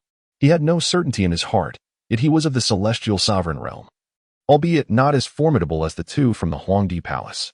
Only by taking a risk could there be a modicum of opportunity. Without risk, there would be none at all. Of course, the repercussions of failure would be equally hard to bear, perhaps even counterproductive. Upon hearing these words, Su Qingshui was engulfed in profound anguish, as if caught in a tormenting struggle. Leave. You cannot escape. At that moment, the 2 celestial sovereigns from the Huangdi Palace made their ominous appearance. The prince's plan must not falter. You have no wings to flee, they warned. The Su family should pray for the prince's success. Otherwise, do not blame the Huangdi Palace for our ruthlessness. They were the powerful figures tasked with overseeing the Su family and could not simply stand by as matters escalated. With the prince having departed prematurely for other affairs, they could not afford to be careless. Should any misstep occur, they too would share in the blame. Now, they awaited the prince to achieve his objectives afterward. They would care little for the Su family, for the repercussions would be unflattering. The palace master had instructed them to operate discreetly. Otherwise, they would not be covertly controlling the Su family. However, if the prince's endeavors faltered, they would undoubtedly take action against the Su family themselves. Just as their words fell, a terrifying force suddenly descended. This is bad. The expressions of the 2 celestial sovereigns shifted dramatically. Observing this, Su Jiuzhou and Su Qingshui shed their pretense. Their faces turned cold, and without uttering a word, they activated the formation, charging towards the two celestial sovereigns. What an opportune moment. The two celestial sovereigns have finally appeared. With Bai Yuan absent, if we do not act now, when will we? They felt powerless against Bai Yuan, but with him gone, perhaps they could contend with the two celestial sovereigns. After all, the foundation of the Su family was not a mere facade. Their resources could still be exploited. Su Jiuzhou did not forget to bellow, "Everyone, follow me and activate the family formation. Crush the enemy." The many strong members of the Su family had not been idle. They had long been prepared, requiring no reminder from the patriarch. "Father, I will break the seal." Su Qingshue's expression was as cold as ice. It was inconceivable to sit and await demise. Equally unfathomable was the notion of lacking resolve. Should she defeat these two celestial lords, the rest would pose no threat. They could extricate themselves from control, and everything would crumble without a fight. The ancestral celestial weapon, the Crimson Soul Ancient Spear. At that moment, Su Qingxue grasped a long spear, a treasured heirloom of the Su clan, although she currently lacked the power of a celestial lord. Wielding the Crimson Soul Ancient Spear would grant her combat prowess on par with that of a celestial lord. Moreover, as a disciple of the Extreme Path Imperial Palace, she excelled in identifying weaknesses to dismantle formations and break seals. The Crimson Soul Ancient Spear would undoubtedly amplify her abilities to an extraordinary degree. Even if it meant facing a backlash from the spear, such a consequence was not intolerable. Break. The fierce brilliance surged forth. The massive Crimson Spear's spirit collided with the sealed barrier. In an instant, a fissure appeared in the seal, and power began to leak out. A golden opportunity. Su Jiuzhou dared not hesitate, for they were betting everything. Though under the control of the desolate Emperor Palace, how could they submit? Activate the protective array. His daughter was tasked with utilizing the Crimson Soul Ancient Spear to achieve celestial lord-level combat strength to dismantle the seal, with their target undoubtedly being those two celestial lords. Once they subdued both celestial lords, everything would unravel effortlessly. From the moment he sensed the scheme against him, he had been preparing a countermeasure. Time and again, he tolerated and compromised, concealing his strength, all to lower the opponent's guard, allowing for a surprise strike that would yield the most favorable outcome and a sliver of resistance. Did they think only the desolate Emperor Palace would scheme against them? Boom. With Su Qingxue exploiting the seal's weaknesses, coupled with the terrifying power of the formation, the seal was on the verge of bursting. Chapter 63. Su Qingshue's troubles not good. The two celestial lords of the desolate Emperor Palace were taken aback. They had been outmaneuvered. Their fury erupted. Did they think that without the imperial son present, they could be treated as mere paper dolls? The Su family could not afford any losses. Otherwise, should any mishap occur involving the imperial son, they would undoubtedly be held accountable, and the consequences would be dire. With a cold snort, they declared, "Even so, do you think you can escape our grasp?" Simultaneously, they unleashed their formidable suppression. The terrifying pressure of celestial lords erupted. One was at the 8th level, and the other at the 6th level. It was utterly unacceptable to be outwitted by Su Jiuzhou, who was merely at the 2nd level. Yet, Su Jiuzhou refused to cower. The Jiuzhou Ancient Sword. This was his celestial artifact, perfectly attuned to him. At the same time, 9 long swords encircled Su Jiuzhou, harmonizing with the protective array, unleashing an even more terrifying might. Even if you are stronger than me, with Bai Yuan absent, you shall not take the Su family at your mercy. It is impossible to eliminate the adversary. However, as long as they can extricate themselves, they can achieve their aims. Boom. Although Su Jiuzhou's cultivation is vastly inferior, he momentarily withstood the two celestial dignitaries, relying on his hidden cards and the formidable foundation of his family. Though he himself would not emerge unscathed, Su Qingshuo gripped the Qihan Ancient Spear, her eyes already beginning to redden. Their time was running out. She collaborated with Su Jiuzhou to confront the two celestial dignitaries of the Huangdi Palace. Even if they could not secure a hold, they must force the opponents to retreat, allowing her to escape, seeking death. With such an unexpected turn of events, the two celestial dignitaries of the Huangdi Palace were seething with fury. Nevertheless, the Su family remained formidable. Despite their overwhelming cultivation, they found it challenging to swiftly resolve the current predicament against the entire foundation of the Su family. Especially with the imperial son absent, they swiftly turned their gaze towards Su Qingshuo. Although she wielded the Qihan Ancient Spear with combat prowess akin to a celestial dignitary, she was ultimately still relatively weak and was being countered by the spear's backlash. One celestial dignitary immediately restrained Su Jiuzhou, while the other lunged directly at Su Qingxue. Coldly, he declared, even if the Su family is out of control, capturing you will yield the same result. They were well aware that Su Qingxue was the most crucial element. Controlling her would equate to maintaining dominion over the Su family. Witnessing this, Su Jiuzhou's expression changed drastically. However, he was primarily defensive and at his wit's end. Qingxue, be careful. Meanwhile, Su Qingxue sensed the gravity of the situation. How could she possibly contend against a true celestial dignitary? Continuing in this manner would undoubtedly be detrimental to them. Yet, having reached this juncture, it was akin to gambling. They could only fight desperately. Perhaps she could buy time for the palace master and Xia Jiao. Who knows? The palace master and Xia Jiao might devise a way to counter the Huangdi palace and come to their rescue. She absolutely could not become a burden. Yet, she remained uncertain how long this would take. She must succeed. Su Qingxue's conviction continually reassured her. Though it was arduous, this was her final beautiful wish. Under the backlash of the Qihun ancient spear, a crimson glow began to emanate from Su Qingxue's entire being. Kill. Once more, she charged forth with the Qihun ancient spear. Boom. A terrifying collision reverberated, shaking the surroundings. In just one encounter, Su Qingxue was struck by an overwhelming force, sending her celestial form reeling, followed by a muffled groan. The disparity in cultivation remained too vast. Her face momentarily blanched. The celestial dignitary, witnessing this, sneered repeatedly.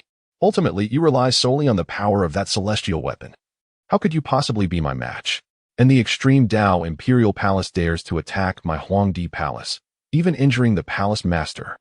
Were it not for the need to restrain Xia Jiao for the sake of the Imperial Son, I would have shown no mercy. Since Long Zhishuang dared to act thus, it signifies that the extreme Dao Imperial Palace and our Huangdi Palace have completely severed ties. They are mortal enemies. And Su Qingxue is a disciple of the extreme Dao Imperial Palace, thus no mercy is to be shown. However, the Emperor's son had instructed that until his goals were achieved, Su Qingxue must not be harmed. Otherwise, she would lose her value and thwart his plans. Meanwhile, the Celestial Lord reached out once more towards Su Qingxue. Unbeknownst to her, the injuries suffered by the Lord of the Emperor's Hall signified the success of the Master and Jiao's scheme. This development indicated a complete rupture between the two great factions, suggesting that her current predicament would only grow more perilous. Were it not for her remaining usefulness, she might have already faced annihilation. The specifics of Bai Yuan's control over her Su family were unclear to her, but it was likely aimed at obtaining Xia Jiao. A bitter smile suddenly crept across Su Qingxue's face. At least half of the plan had succeeded. This meant that as long as she perished, Xia Jiao would no longer be threatened, and Bai Yuan's objectives could never be fulfilled. Jiao would avenge me. Subsequently, Su Qingxue's aura began to surge, and the crimson ancient spear in her hand grew ever more vivid. There was no need for further delay. A superior method had presented itself. Su Qingxue advanced with unwavering resolve. In this strike, she was prepared for her own demise, a determination to fight to the death. Suicide was not an option. She yearned for a glorious battle. Qingxue, upon sensing his daughter's state, Su Jiuzhou was thrown into a complete panic. Utilizing secret techniques to temporarily elevate his cultivation level was akin to wounding 1,000 foes while inflicting tenfold damage upon oneself. He could see that Su Qingxue was ready to risk everything, disregarding her own life. What then, he pondered, was the meaning of all his efforts as her father? With a roar, he charged forth. The Celestial Lord, startled by Su Qingxue's condition, felt a jolt of alarm. Yet, he would not succumb to panic. She could not die. It was imperative to protect Xia Jiao, even if it meant risking his own life. They would be the first to oppose such an outcome. He rushed to intervene. But at that moment, his expression changed drastically, evidently having received some urgent communication. The Lord of the Hall has fallen? The Emperor's son has perished? How could this be? The sudden nightmare was utterly inconceivable, let alone believable. If so, what significance did their current actions hold? Yet, disbelief was not an option.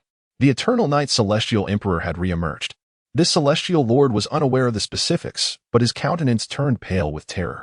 As he witnessed Su Qingxue preparing for a deadly confrontation, he could no longer afford to linger. She was of no further value. They could not leverage Su Qingxue to threaten the extreme Dao Imperial Palace. Their strength did not permit it, and to do so would lead to swifter demise. They must vacate this place at once. Qingxue. As the tumultuous Su Jiuzhou fled, he could not comprehend why the celestial sovereign had suddenly turned hostile his expression shifting dramatically. In the face of this murderous intent, Su Qingxue was equally perplexed by the abrupt transformation of the sovereign from the imperial hall of the wilderness. Yet, she could no longer afford to ponder such matters. They had become inconsequential. Whether she could withstand the onslaught was irrelevant. With unwavering resolve and without a glance back, she uttered, "Father, I am sorry." However, scarcely had her words left her lips when she sensed two beams of light, embodying an overwhelming force, piercing through the two celestial sovereigns of the imperial hall. With a resounding crash, these formidable beings shattered as if made of mere paper, offering no resistance whatsoever. A voice echoed, "Qingxue." Chapter 64. The arrival of Xia Zhiyao's little husband. Upon hearing that voice, Su Qingxue felt as though she had delayed her demise a moment too long, rendering her farewell to her father futile. Yet, she was unaware that it was Xia Zhiyao who had come to her rescue. A smile graced her lips as relief washed over her. However, as the backlash from the Red Soul ancient spear took its toll, coupled with her depleted strength, she could no longer maintain her hold and plummeted from the sky. In her descent, she struggled to glance back, vaguely discerning the identity of her savior.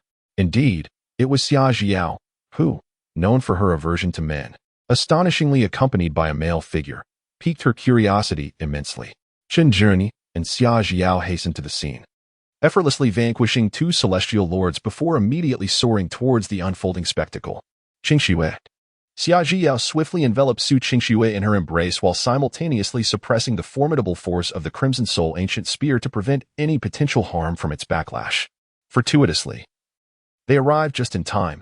Had they lingered in their romantic reverie a moment longer, the formidable beings of the Huangdi Palace would have unleashed their lethal intentions. This was precisely their concern.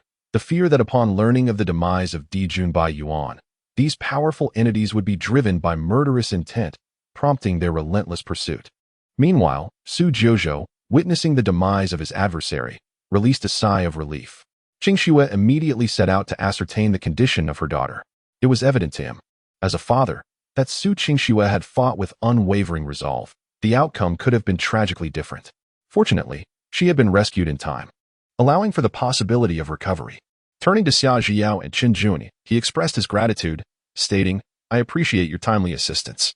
Qingxue was harmed by the backlash of the Crimson Soul ancient spear and, having exerted herself to the utmost, her foundation may be compromised. Though her life is not in jeopardy. He had not previously encountered Xia Zhiyao, but surmised she was likely the celestial emperor nurtured in secrecy by the extreme Dao imperial palace, truly formidable. As for Qinglian, he remained an unfamiliar figure. Regardless, they had narrowly avoided a dire fate. Xia Zhiyao nodded, assuring him that there was no need for formality. "It is indeed my involvement that has led to this situation for Qingxue and the Su family. However, there is no cause for alarm now, since Qingxue has fainted. Let her rest."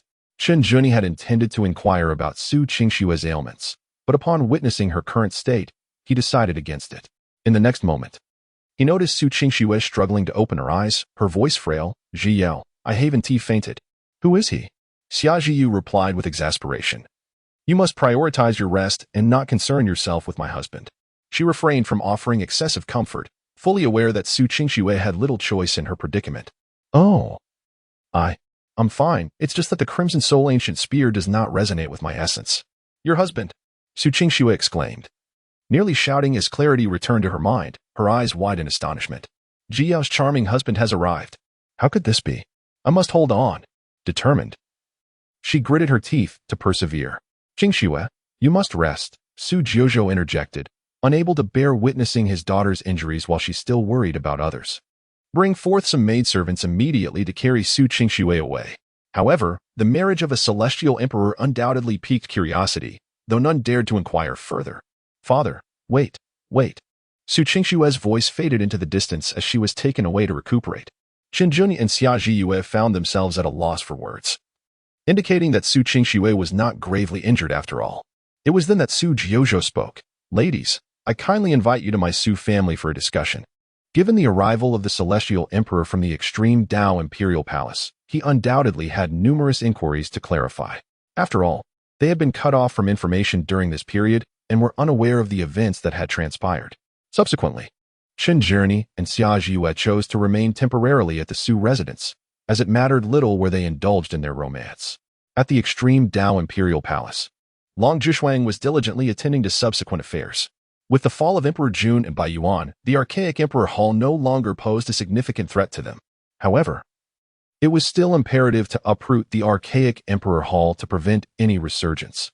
Otherwise, the Eternal Night Celestial Emperor, as the son-in-law of the Imperial Palace, would likely be displeased. As for the Holy Land of Fengtian, its grievances with the extreme Dao Imperial Palace were more pronounced, yet it posed a lesser threat. On this particular day, individuals from the Qinglian Dao sect unexpectedly arrived. It was highly probable that their visit pertained to the Imperial Palace's son-in-law, necessitating Long Zhishuang to meet them personally. What brings the Grand Elder of the Qinglian Dao sect to my extreme Dao Imperial Palace? Long Zhishuang inquired, observing the visitors with keen interest. Naturally, she had her speculations. The Grand Elder, noticing the absence of Qinjun, was understandably anxious. Does the Palace Master know the whereabouts of the Eternal Night Celestial Emperor? His interest in the events that transpired here was minimal. He was primarily eager to meet Qinjun in person. Long Zhishuang silently affirmed her suspicions. They were indeed seeking Qinjun. She replied coolly, "The Eternal Night Celestial Emperor is the son-in-law of my extreme Dao Imperial Palace. Is it necessary to report his whereabouts to your Qinglian Dao sect?" The Grand Elder, taken aback by her retort, was momentarily rendered speechless. What woman has taken Qinjun away? His expression appeared somewhat grim. The Palace Master of the Imperial Palace. What do you mean by that? Long Zhishuang contemplated that Qinjun likely did not wish to engage with the Qinglian Dao sect, and thus, the extreme Dao Imperial Palace would certainly not throw him into the fray. It was merely a surface implication. The Grand Elder of Qinglian could speak plainly. If there were no pressing matters, the Palace Master would prefer not to entertain. Noticing that Long Zhishuang was unwilling to elaborate further, the Grand Elder found himself at a loss and said, "Hold on, we wish to meet the Eternal Night Immortal Emperor. Please, Palace Master, convey this request." However, he now understood that Qinjun had returned to the Immortal Realm and had indeed married. This likely meant that previous matters were all tied to Qinjun's wife. And this wife was a woman of the extreme Dao Imperial Palace. No wonder Qinjun's temperament had drastically changed. It turned out he had been caught up in romance. "This matter is beyond my authority," Long Zhishuang firmly refused. If there is nothing else, it would be best for the Grand Elder to take his leave. Naturally, the Grand Elder was reluctant. After all, it had taken great effort for Qinjun to reappear. "Wait, Palace Master, this is a matter of great significance. I must meet the Eternal Night Immortal Emperor to clarify things personally. What does this have to do with me?" Long Zhishuang's tone grew more severe. "If the Eternal Night Immortal Emperor wishes to see you, he will surely do so without needing my intercession. Depart swiftly, or do not blame me for being unmerciful." Although she felt gratitude towards the Qinglian Dao sect, she had to be unequivocal. After all, the Eternal Night Immortal Emperor had been brought back by Xia Zhiyao, and she could not make decisions on his behalf. The Grand Elder was left speechless. If he could meet Qinjun at will, would he have come here? If Qinjun were willing to see them, he certainly would not have sought them out here. This opportunity to clarify matters was rare. And if he did not seize it now, who knew when the next chance would arise? Just then, a powerful figure rushed in. "Palace Master." Several demon caverns have appeared in the extreme Sky Dao Immortal Domain.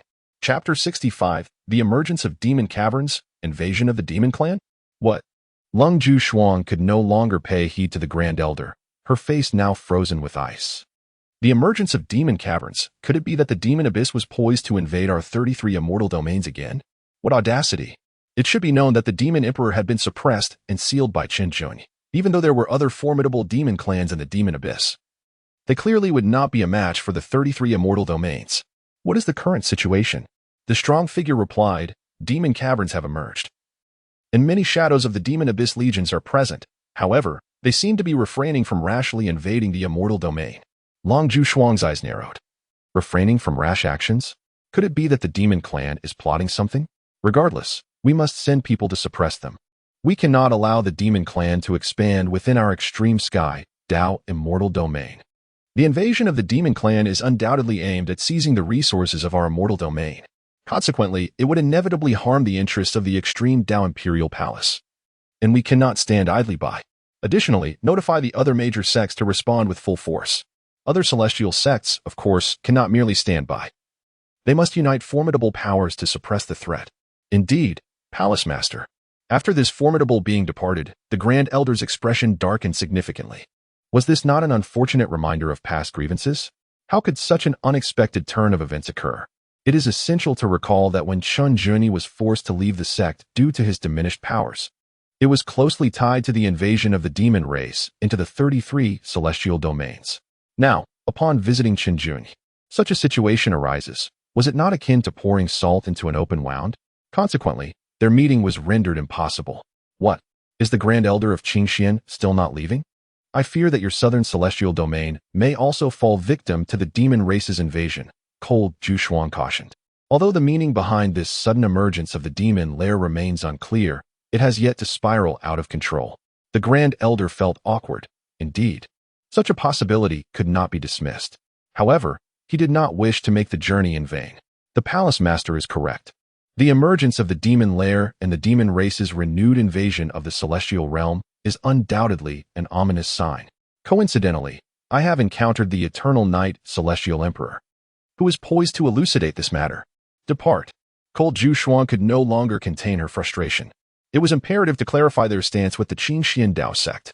The Eternal Knight Celestial Emperor could not be surrendered. Otherwise, their extreme Dao palace might suffer a significant loss, including the potential loss of Xiaojiao. The Grand Elder's expression suddenly stiffened. However, given Cold Jushuang's resolute attitude, he could not proceed with the discussion any further. He could only snort coldly and depart in disgruntlement. Meanwhile, Cold Jushuang's expression flickered. The demon lair in the abyss, she suspected that this invasion by the demon race was a quest for vengeance.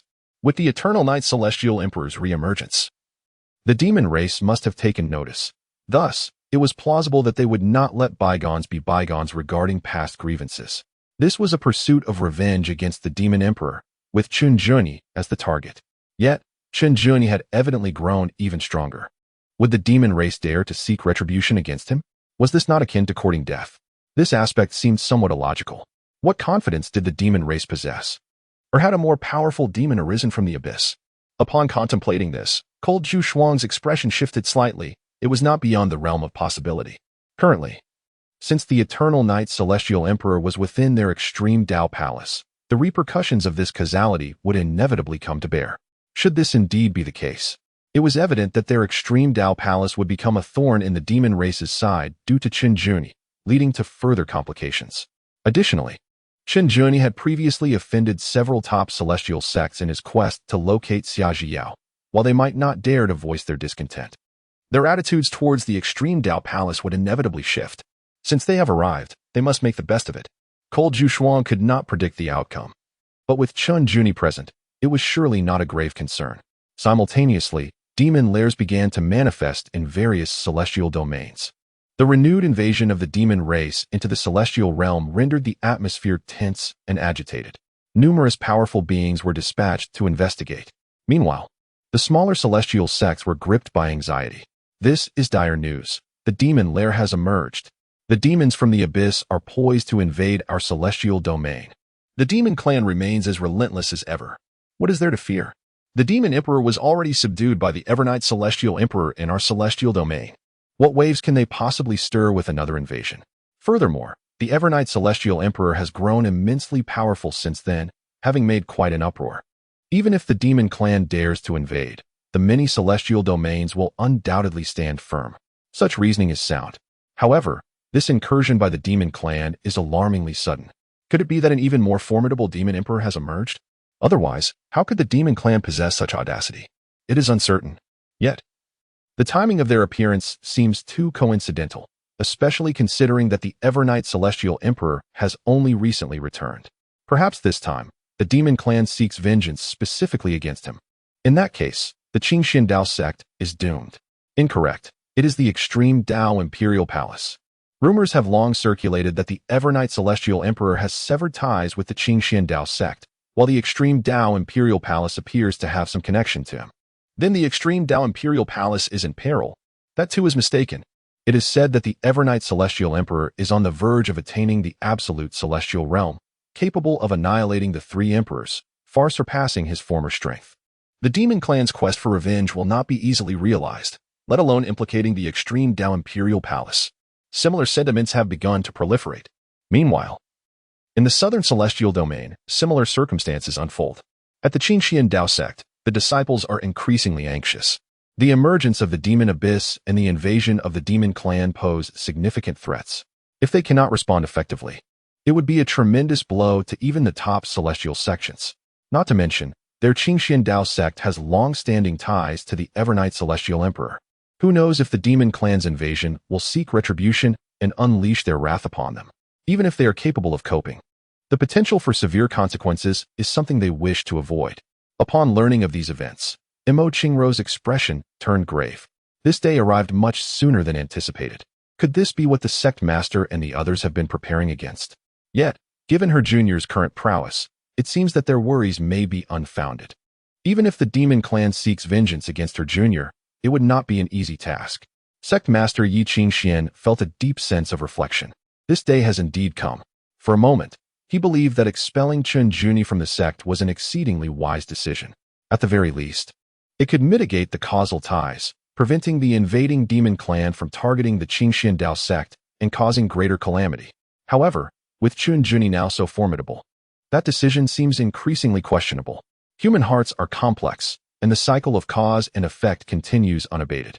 The peculiarities surrounding this invasion by the demon clan are strikingly evident. Chen Juni had barely returned when such an incident occurred. It was evidently not a mere coincidence. Could this truly be an act of vengeance? Chen Juni has undoubtedly grown more formidable. Would the demon clan be so foolish? It remains uncertain, yet it is certain to be related to Chen Juni. However, the fact that Chen Juni, in a fit of rage over a woman, annihilated 3 emperors feels somewhat unfamiliar. He has transformed. In a certain forbidden area of the celestial realm, there exists an even larger demon lair. The most elite of the demon clan's warriors have gathered here, intent on swaying the eternal night celestial emperor to their cause and strengthening the demon lineage. In Chapter 66, the compensation is eternal. Our actions depend on whether the eternal night celestial emperor will intervene. This will reveal itself in due time. Should he choose to remain aloof, it would indicate his indifference towards the celestial realm's interests, thus enhancing our chances of success. Yet if he does insert himself into this matter, what shall we do? With his current power, he could easily suppress us. Then, of course, we would flee, even if he can effortlessly overpower us. He cannot stop us from retreating to the demon abyss, though the number that escapes is uncertain. Is it worth it to risk such peril, potentially facing death at his hands? Absolutely. The Eternal Night Celestial Emperor's powers lean towards darkness. He possesses the makings of a true demon lord. This is a rare opportunity. If he were to succumb to madness, we could exploit the moment and seize the chance for the demon clan's resurgence. Convincing the Eternal Night Celestial Emperor to lose himself in darkness may prove challenging, hence our focus on the Qinglian sect. Why? Because the Eternal Night Celestial Emperor is no longer present there. He seems to have ventured to the extreme Dao Imperial Palace and has formed a partnership with a woman. Ah, how intriguing.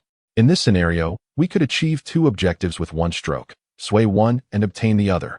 A situation of pure profit. Moreover, attacking the Qinglian sect will also gauge the Eternal Night Celestial Emperor's stance. Furthermore, given that he previously eliminated 3 Celestial Emperors, it is clearly a case of internal strife among the human race. A fleeting opportunity that cannot be missed and a divine aid indeed. This reasoning holds merit. However, should the Eternal Night Celestial Emperor become a demon lord, what if the woman from the extreme Dao Imperial Palace does not wish to align with him? This would imply their love is not genuine. Let it be.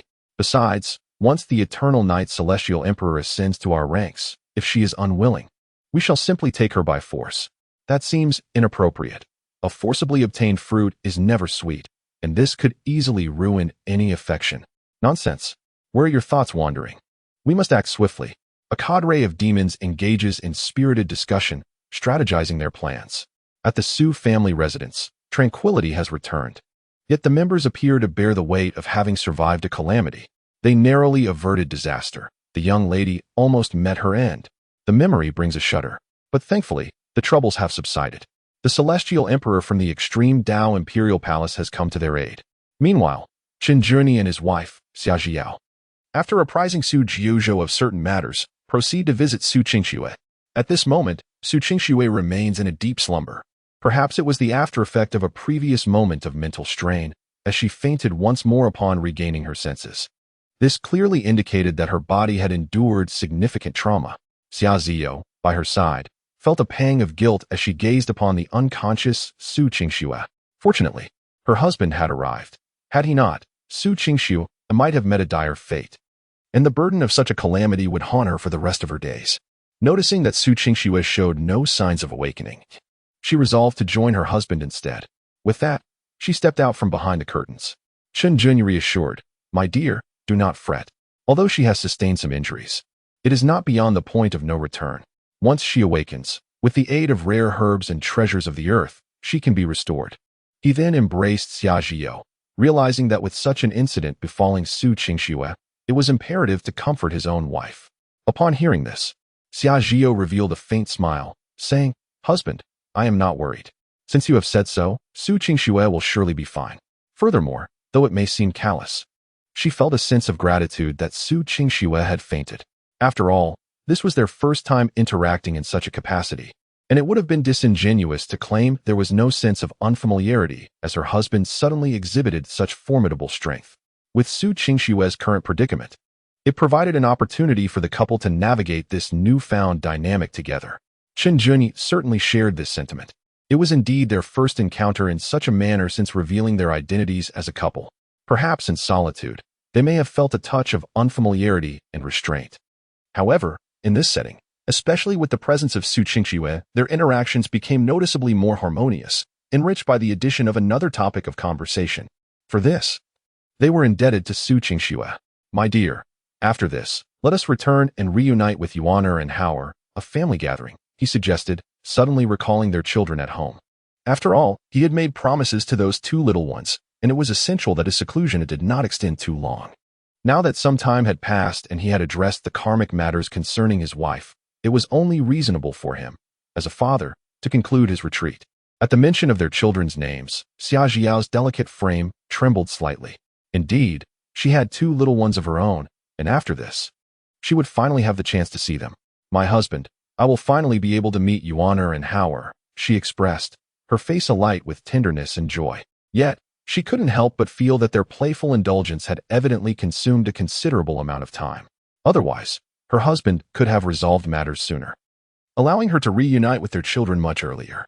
Nevertheless, considering her husband's arrangements, she believed the children would be just fine, and thus, she chose not to dwell on it further. Chen Jun, with a knowing smile, gently elucidated, "My dear wife, do not take offense. I chose to inform them that I was in seclusion to prevent Yuaner and Hauer from following us. Considering the passage of time, I believe it is now appropriate to emerge from my retreat. It is only natural that we have delayed for a while." Xia Zhiyou, understanding her husband's sentiments regarding their children, felt a swell of empathy. It was indeed a challenging endeavor for him.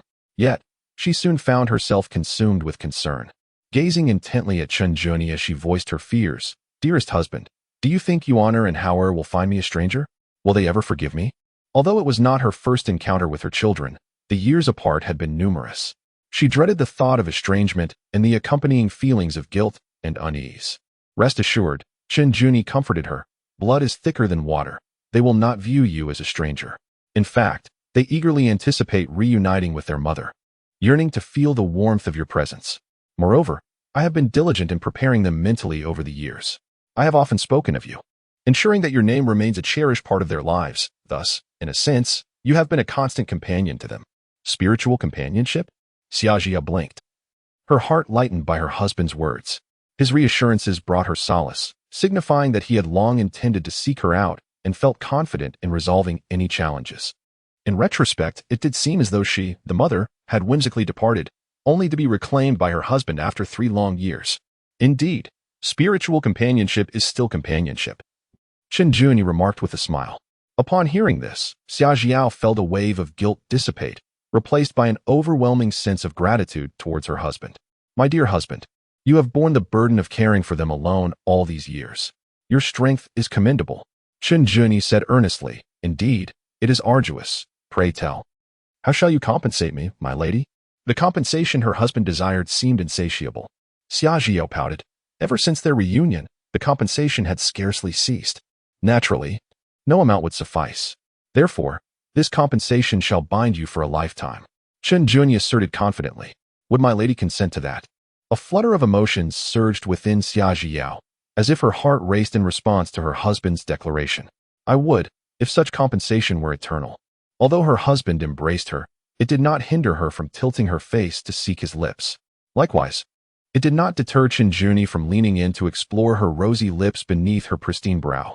The couple gazed at each other with affection, silently whispering to their hearts, "This is the first time we are intimately close in such a manner." Jiao. Chapter 67. I must keep a vigil over you again. Upon hearing Su Qingshue's voice, both Qinglian and Xia Jiao's expressions turned uneasy. Truly, it was Su Qingxue who brought both fortune and misfortune, and they were so close to a moment of intimacy. The couple turned in unison, and through the curtain, they discerned Su Qingxue had unknowingly risen from the bed, her expression one of disbelief as she stared at them.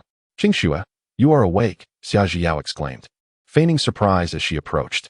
Qinglian, however, remained outside, suspecting that Su Qingxue harbored some discontent towards him, as her gaze seemed to scrutinize him like that of a man living off another's fortune.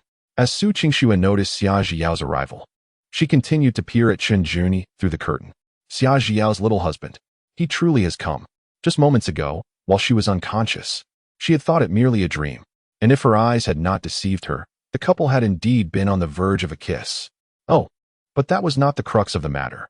Rather, she suddenly felt an invigorating surge of energy. Xia Jiao, feeling somewhat awkward and blushing, responded, "Qingxue, you have been injured. You ought to rest well." She could only offer a kind reminder. Yet, Su Qingxue was unfazed by such trivialities. She turned to Xia Jiao and asked, "How did your husband come to the celestial realm?" "Naturally, he has come to seek me," Xia Jiao replied. "Seek you? He truly could find you? Was he not said to be but a mere mortal?" Su Qingxue questioned, perplexed, for this contradicted her understanding of the situation. Xia Jiao was at a loss for words, finally stating, "This matter is rather lengthy to explain." "Then please, make it brief." "Very well, as you have seen, he possesses the power to seek me out." "Is that all? Did you not request brevity?" Su Qingxue burst into tears, exclaiming, "Jiao, you nearly missed seeing me. And now you cannot even fulfill such a simple request? And you say it so briefly. You must understand, one should never jest with life. Please, do not let it come to this again." Naturally, Xia Jiao was aware of Su Qingshue's previous choices. Perhaps she believed that if Su Qingxue were gone, she would no longer hold any leverage over her. However, she still wished for Su Qingxue to not resort to such measures to achieve her ends. Su Qingxue wiped her tears away, her eyes wide open. "That is not the crux of the matter. The real issue is that it was far too brief." Far too brief. As for her prior choices, those were her own affairs, and Xia Jiao had no authority over them. Once she regained her composure, she expressed her astonishment. "Jiao, are you suggesting that your husband possesses the power to seek you out? Does this imply that he has ascended to immortality?" Internally, she was quite taken aback. It seemed this little husband was rather formidable, possibly due to Xia Jiao's exquisite celestial physique. Xia Jiao smiled and replied, "Indeed, that is the case. Now, you must focus on healing your wounds. The extreme Dao Imperial Palace is no longer a concern, and as for the Huangdi Palace, there is no need to dwell on it for too long. Since you are unharmed, it is evident that there is an issue with the Huangdi Palace, which we can discuss later." Su Qingxue felt a surge of excitement. "First, I must ensure your safety." Without waiting for Xia Jiao's response, she called out to Qinglian outside the curtain, "Jiao's husband, please come in." Her tone carried an unmistakable hint of exhilaration. Xia Jiao was left speechless. Qinglian paused for a moment. "If Miss Su finds it convenient, may I come in?" "Please, do come in. There is no need for formality," Su Qingsno urged. A sense of unease washed over her. This situation seemed far from ordinary, surely harboring some hidden intrigue. She even suspected that Xia Jiao had been acting strangely, perhaps engaging in a secretive affair and concealing it from her. Naturally, she could empathize, for Xia Jiao's delicate husband had ascended and could hardly rival her strength. Xia Jiao was merely seeking to protect her husband from becoming a liability. Upon hearing this, Qinglian lifted the curtain and stepped inside. "Miss Su, to encounter such a situation upon our first meeting is quite a disturbance," he remarked with a smile. "Not at all. It's no disturbance," Su Qingsno dismissed, her attention flitting between Xia Jiao and Qinglian. "Jiao, want you introduce us?" she asked, feeling it somewhat inappropriate to address Qinglian directly. Xia Jiao sighed in resignation. "This is my husband, Qinglian." Upon hearing the name, Su Qingsno was momentarily taken aback. It sounded vaguely familiar, as if she had heard it somewhere before, but she brushed it aside. Mr. Chun, it is a pleasure to meet you, though I must apologize for my inadequate hospitality. Xia Zhiao was tempted to roll her eyes. Su Qingsno had not been so formal in the past. Chen Jun remained unfazed, clearly discerning that Miss Su need not be overly courteous. Now that you are aware of my family Zhiao's identity, how do you feel? Naturally, I am aware, he replied. What are your thoughts? Madam is truly remarkable. I shall strive to improve myself. Indeed, it is commendable to possess such confidence, even when aware of Zhiao's identity. You must be a person of resolute character. Su Qingshue's eyes sparkled, evidently pleased with her assessment of this pivotal moment. After all, a delicate spouse is still a spouse. And if one lacks fortitude and is easily intimidated, they are merely living off another's merits. Of course, she could also perceive the sincerity in Shinjuni's gaze, which did not appear to be mere bravado. Otherwise, it would be an excessive performance. Does this put any pressure on you? She inquired, pausing before continuing. Although you seem unremarkable, you must understand that for all these years, Zhiao has not forgotten you and the two children, enduring profound longing. Xia Zhiao fell silent, feeling as though she was the true outsider. She propped her chin on her hand, glancing back and forth between Su Qingxue and her husband. Shinjuni smiled lightly. And I am well aware of the lady's predicaments. Thus I sought assistance from the celestial realm. As for the pressure, one could say it exists to some extent. When they first met, their relationship was undeniably marked by a certain level of pressure. However, just a little? Su Qingxue harbored doubts about Qin Zheng's apparent composure. Considering that Xia Zhiyu was none other than the Celestial Emperor, to be with the Celestial Emperor and bear children could hardly be described as merely a trifling pressure. Such a notion was simply implausible. Qin Zheng nodded slightly. So, it seems that young Master Chun is prepared to face challenges alongside Zhiao. Su Qingxue chattered on. Even in the face of immense pressure, the scrutinizing gazes of others, and the inner turmoil brought about by significant disparities, the only response from Qin Juni was a simple word: naturally. Witnessing Qin Juni's calm demeanor, Su Qingxue found herself at a loss for words. This is quite satisfactory. She then smiled, declaring that since you are mutually attracted and harmonious as a couple, I shall certainly extend my blessings to you. Of course, young Master Chun must exert himself, for your journey is still a long one. Furthermore, should young Master Chun require any assistance, do not hesitate to voice your needs. Su Qingxue suspected this was a case of familial privilege. However, since Xia Zhiao was unfazed, there was little she could say as an outsider. She merely hoped that Qin Juni could withstand the considerable pressure and not succumb to despair or inferiority, thereby failing Xia Zhiao and their two children. Miss Su speaks wisely. Qin Juni graciously accepted her blessings, expressing gratitude for Miss Su's support. Xia Zhiyu wore a cheerful smile, finding the situation quite amusing. Su Qingxue, feeling content, decided it was time to inquire about Xia Zhiyao, only to discover that she appeared to be enjoying the spectacle. Furrowing her brow in concern, she realized that Xia Zhiyu seemed utterly unconcerned. What a carefree spirit. Suddenly, a thought struck her, causing her to perk up. She discreetly remarked, Zhiyao, do you not find your husband's name quite familiar?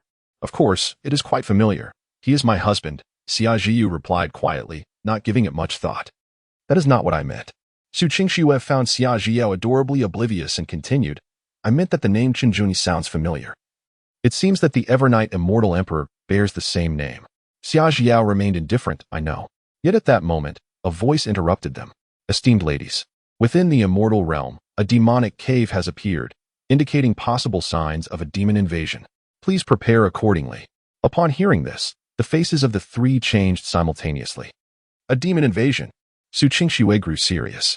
Zhiao, young Master Qin, it seems the immortal realm is facing unforeseen changes once more. Xia Zhiao nodded. The timing of the demon invasion suggests ulterior motives.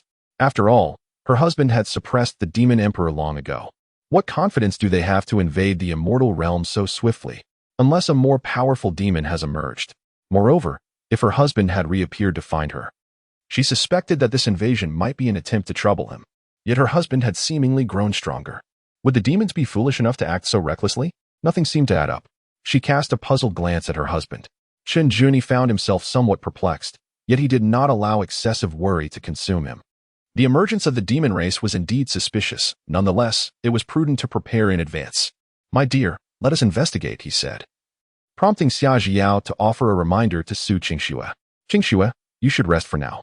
Should the demon race invade the celestial realm, even the supreme heavenly Tao celestial domain may not remain unscathed. However, as they are currently in the ancient Xiao celestial domain with the Su family, we shall ascertain the situation here first. Very well, do exercise caution, Su Qingxue replied gravely, watching as the couple departed. She could not help but lament the misfortune of Xia Zhiao's delicate husband, who, upon arriving in the celestial realm, was immediately beset by troubles from the extreme Tao Imperial Palace and the desolate Emperor Hall, only to now face an invasion by the demon race. Suddenly, a realization struck her. Zhiyao, you have yet to tell me what you know. This was intolerable. Sleep eluded her, and even with her eyes closed, thoughts of Xia Zhiao's knowledge floated incessantly in her mind. After Qinglian and Xia Zhio ventured outside, they discovered that Su Jiuzhou was already preoccupied with his tasks, likely due to their status as guests and his desire not to impose upon them.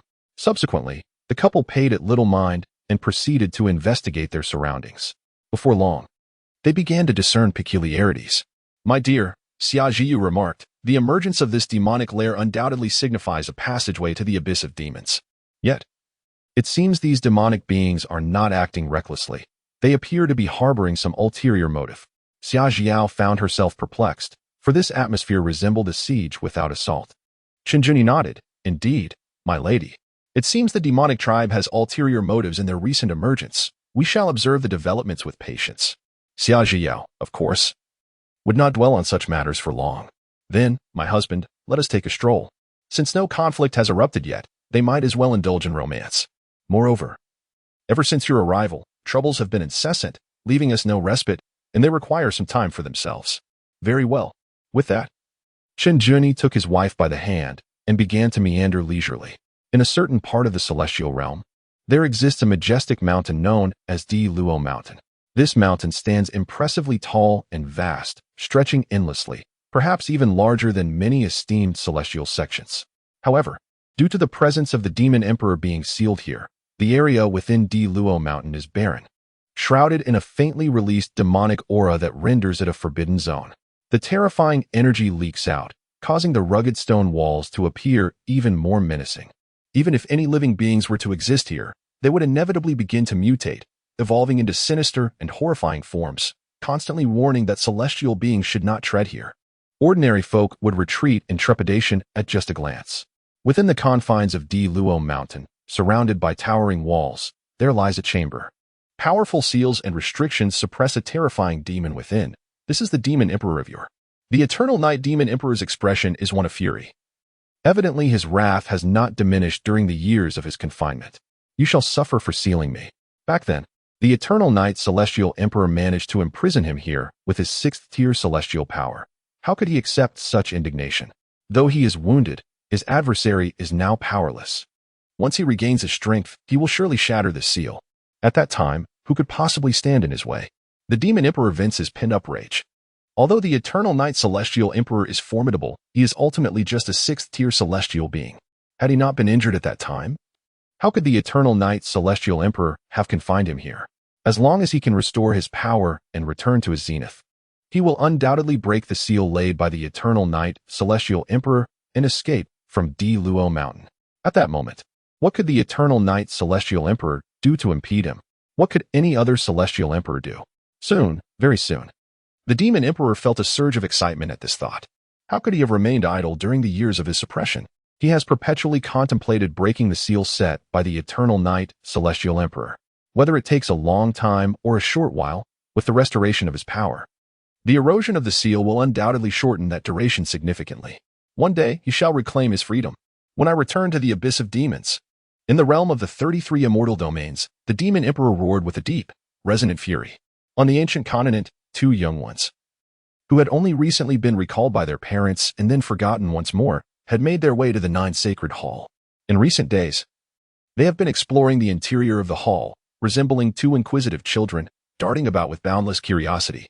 Wherever they ventured, they captured the attention of all disciples around them, who instinctively lowered their heads to gaze at the 2 soft-voiced children holding hands, their expressions a mixture of bewilderment and astonishment. Goodness! It's the first time I've seen such young junior brothers and sisters, they murmured. To begin cultivating at such a tender age, and even gain entry to the 9 sacred hall. How astonishing!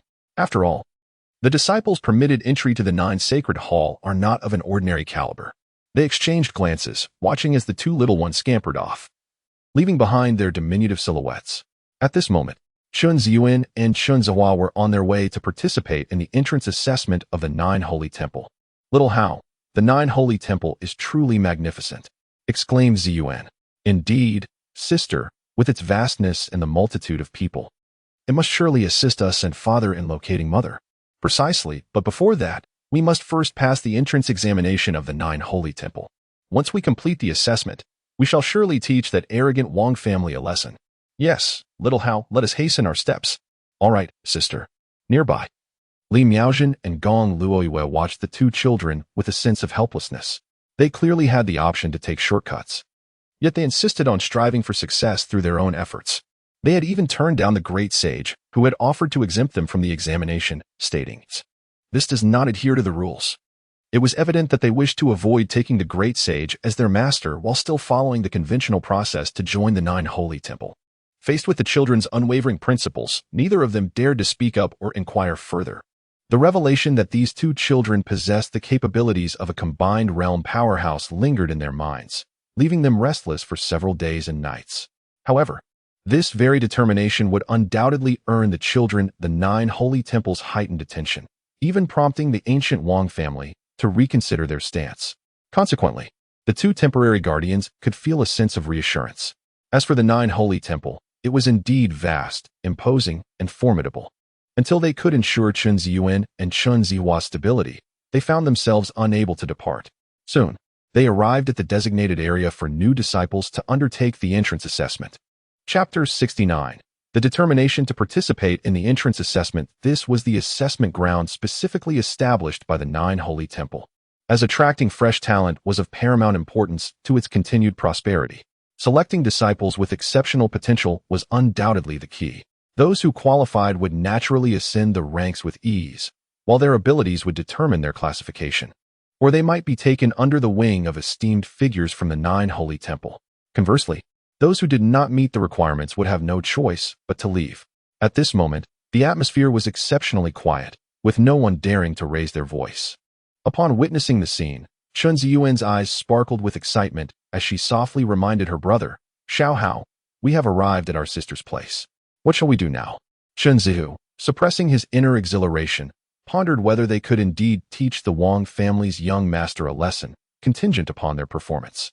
The disciples stationed there, upon noticing the arrival of Chun Ziyuan and Chun Zihu, momentarily stiffened, their expressions turning solemn.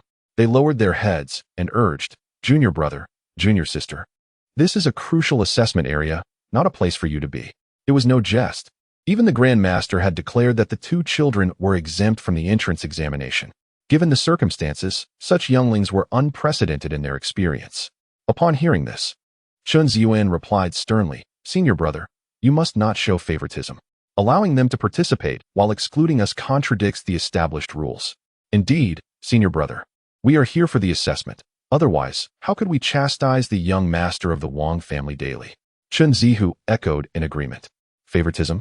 This left the disciples feeling utterly perplexed, as if they had erred in their judgment. They persisted in their entreaties, "Junior brother, junior sister, there is no need for you to waste time on the assessment. You are already disciples of the Nine Sacred Hall." Such young prodigies at the combined cultivation level raised questions about whether they ought to be indulged. In any case, they needed to tread carefully in their discourse, lest these two little ancestors cause a ruckus. However, the duo bore grudges, still fixated on the young master of the ancient Wang family. Upon hearing this, the two children shook their heads vigorously. "Senior brother, our participation in the assessment is not for you to decide. It is a matter of the Nine Sacred Hall's regulations." "Indeed, senior brother, your actions reflect favoritism and corruption, which will undoubtedly lead to repercussions." The disciples, seemingly grasping the gravity of the situation from the expressions on the children's faces, stood there bewildered. This was not how things were supposed to unfold. In a state of panic, they exclaimed, "Junior brother, junior sister, we implore you, please leave this place. The Grand Master has already instructed that you need not participate in the assessment." This commotion drew the attention of the new disciples who were preparing for the assessment, all turning their gazes towards the unfolding spectacle. The notion of the two children participating in the assessment was utterly fascinating. What delightful adversaries they would be, practically handing out points to their competitors. The elder responsible for the assessment, observing the situation, could only express exasperation. What has transpired here? Reporting to the assessment elder. It is the junior brother and junior sister who wish to partake in the examination, a disciple replied hastily. Chun Ziyuan and Chun Zihao grew anxious as the event was about to commence. Without hesitation, they produced a token. Brother, they implored. We possess a token from the great Saint Master. You must allow us to participate in the assessment. Surely, you wouldn't wish to incur the wrath of the great Saint Master? Upon witnessing the token, several disciples nearly choked with disbelief. Why must it come to this? Yet, with no other option, they steeled themselves and parted to create a path. You may enter, they conceded. For this was not their decision, but that of the great Saint Master. Seeing this, Chun Ziyuan and Chun Zihao beamed with delight. Thank you, brother, they exclaimed, waving towards Li Miaojin and Luo Yu. Beautiful sister, enchanting sister, do await our success. With a playful wave, they scampered into the ranks. Li Miaojin and Luo Yu were left speechless, perceiving the duo as if they had come merely for amusement, yet they also sensed an earnest determination in their demeanor. The other new disciples, witnessing the sudden emergence of these two youngsters in their midst, were momentarily taken aback, struggling to comprehend the situation. They had never encountered such youthful competitors before. Moreover, these children wielded a token from the Saint Master. How curious it was to bypass the conventional path and instead rely on their own prowess, impressive indeed. The elder overseeing the assessment exchanged glances with Chan Ziyuan and Qin Zihao, equally astonished by the presence of such young disciples in their inaugural evaluation. Nevertheless, he dismissed any concern, deeming it not his affair. After outlining the assessment rules, he surveyed the crowd, declaring, "These are the criteria. Those who qualify shall be deemed disciples of our 9 sacred halls. Do you understand?" A chorus of affirmations followed. Then, turning his gaze towards Qin Ziyuan and Qin Zihao, he inquired, "Did you comprehend what was said?"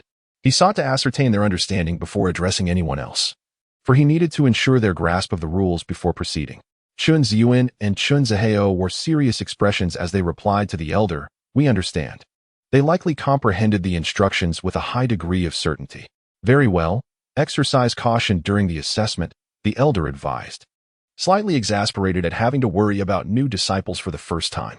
"Understood, elder," the two children responded confidently, standing tall and straight. "Now, let the assessment commence." With a casual wave of his hand, the elder conjured a spatial passage before them. All the new disciples stepped inside without hesitation. Moments later, Chun Ziyuan and Chun Zihao had vanished from sight. "Where did they go?" someone exclaimed. "They've already entered." Seeing this, the other disciples dared not hesitate and rushed into the spatial passage as well. Upon entering, the exhilarated Qin Ziyuan and Qin Zihao discovered a breathtaking realm. "Little Hao, this place is so beautiful," Chun Ziyuan exclaimed. "Indeed, sister. But what exactly are we being assessed on?" Qin Zihao inquired. "Let's wait and see what the other disciples are tested on first," she suggested. "Oh, okay," he replied. They decided to observe the assessments of their peers before proceeding. In the grandest palace of the 9 sacred halls, the domain of the Grand Master, Qin Tiandao, was experiencing a headache. What was the true origin of these two children? It was hard to believe that such young cultivators had attained the composite realm. No one would accept it as truth. Yet, it was no fabrication. With such prowess, their talent was undoubtedly exceptional, far surpassing the prodigies of the ancient aristocratic families. Qin Tiandao found himself perplexed and unwilling to dwell on it further. His only concern was how to persuade the two children to accept him as their mentor. Despite his efforts, Chun Ziyuan and Chun Zihao remained resistant.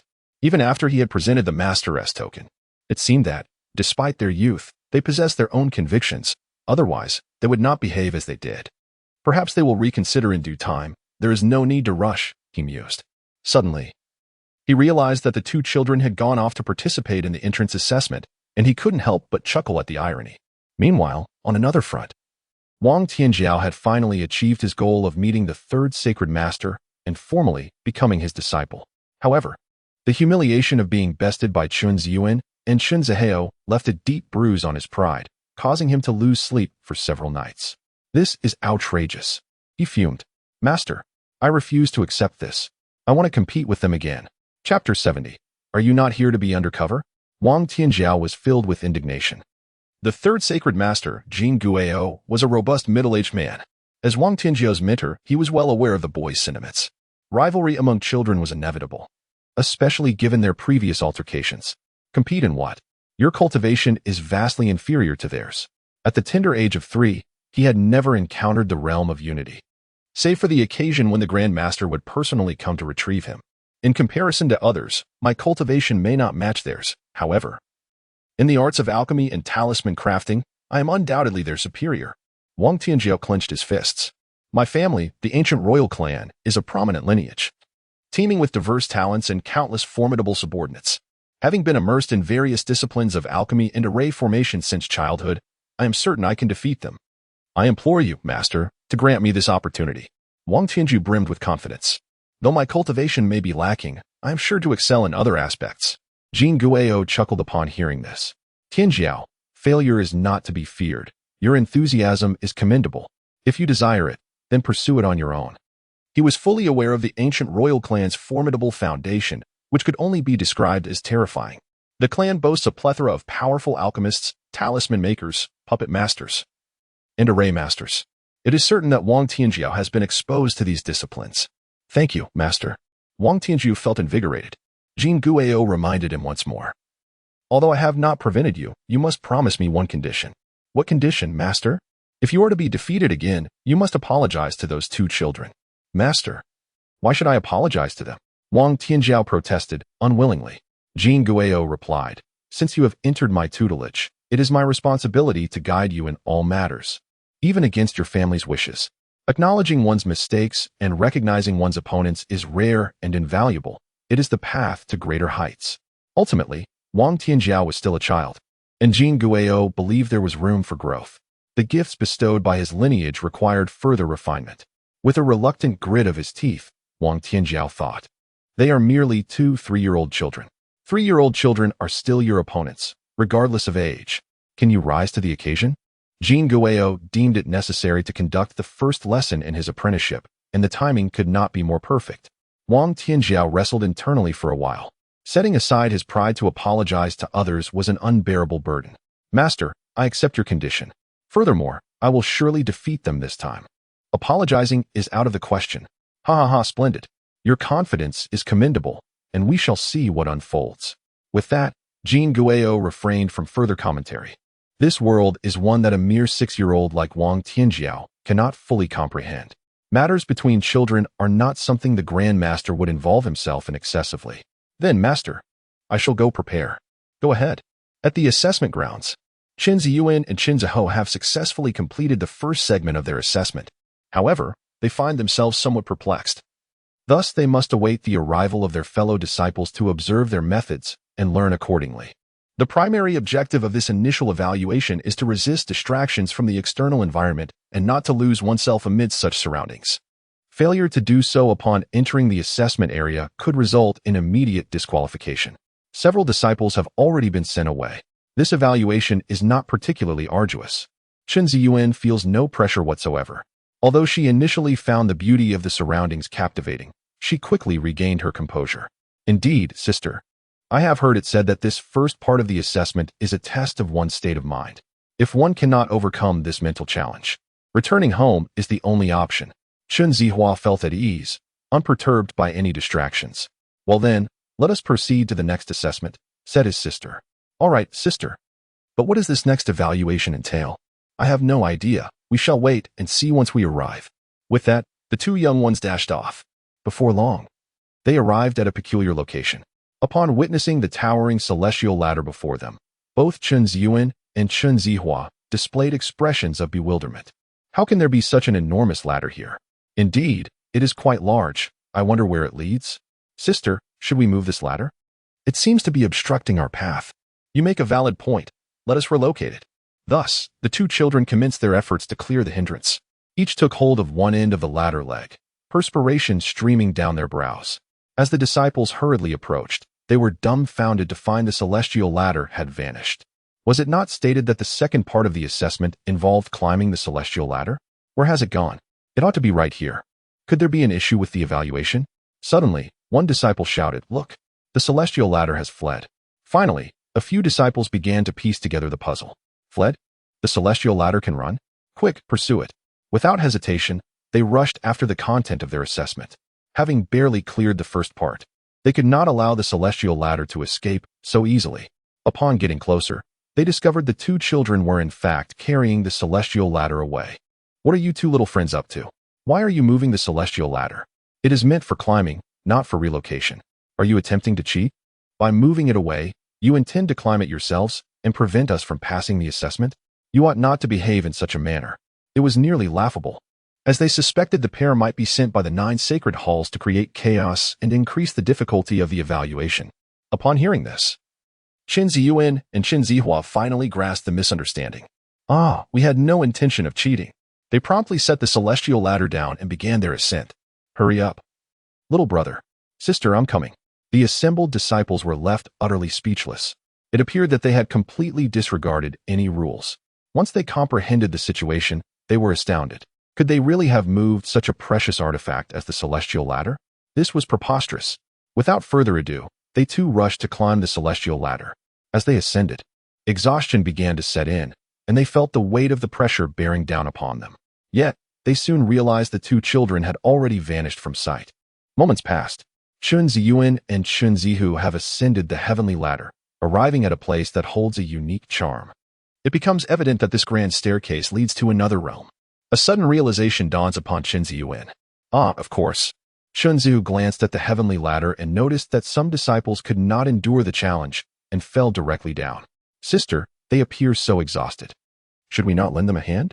No. If we assist them, it would be tantamount to cheating, she replied. Very well then, sister. Let us proceed to the next trial. As they conversed, the two little ones scampered away. Before long, an array of techniques and practices lay before them, positioned not far away. Sister, why has the 9 sacred halls discarded their methods here? Qin Ziyu scratched his head in confusion. Qin Ziyuan pondered. Could it be a test of our insight? Our innate talent? I recall the elder mentioning such assessments. Surely, it cannot be so simplistic.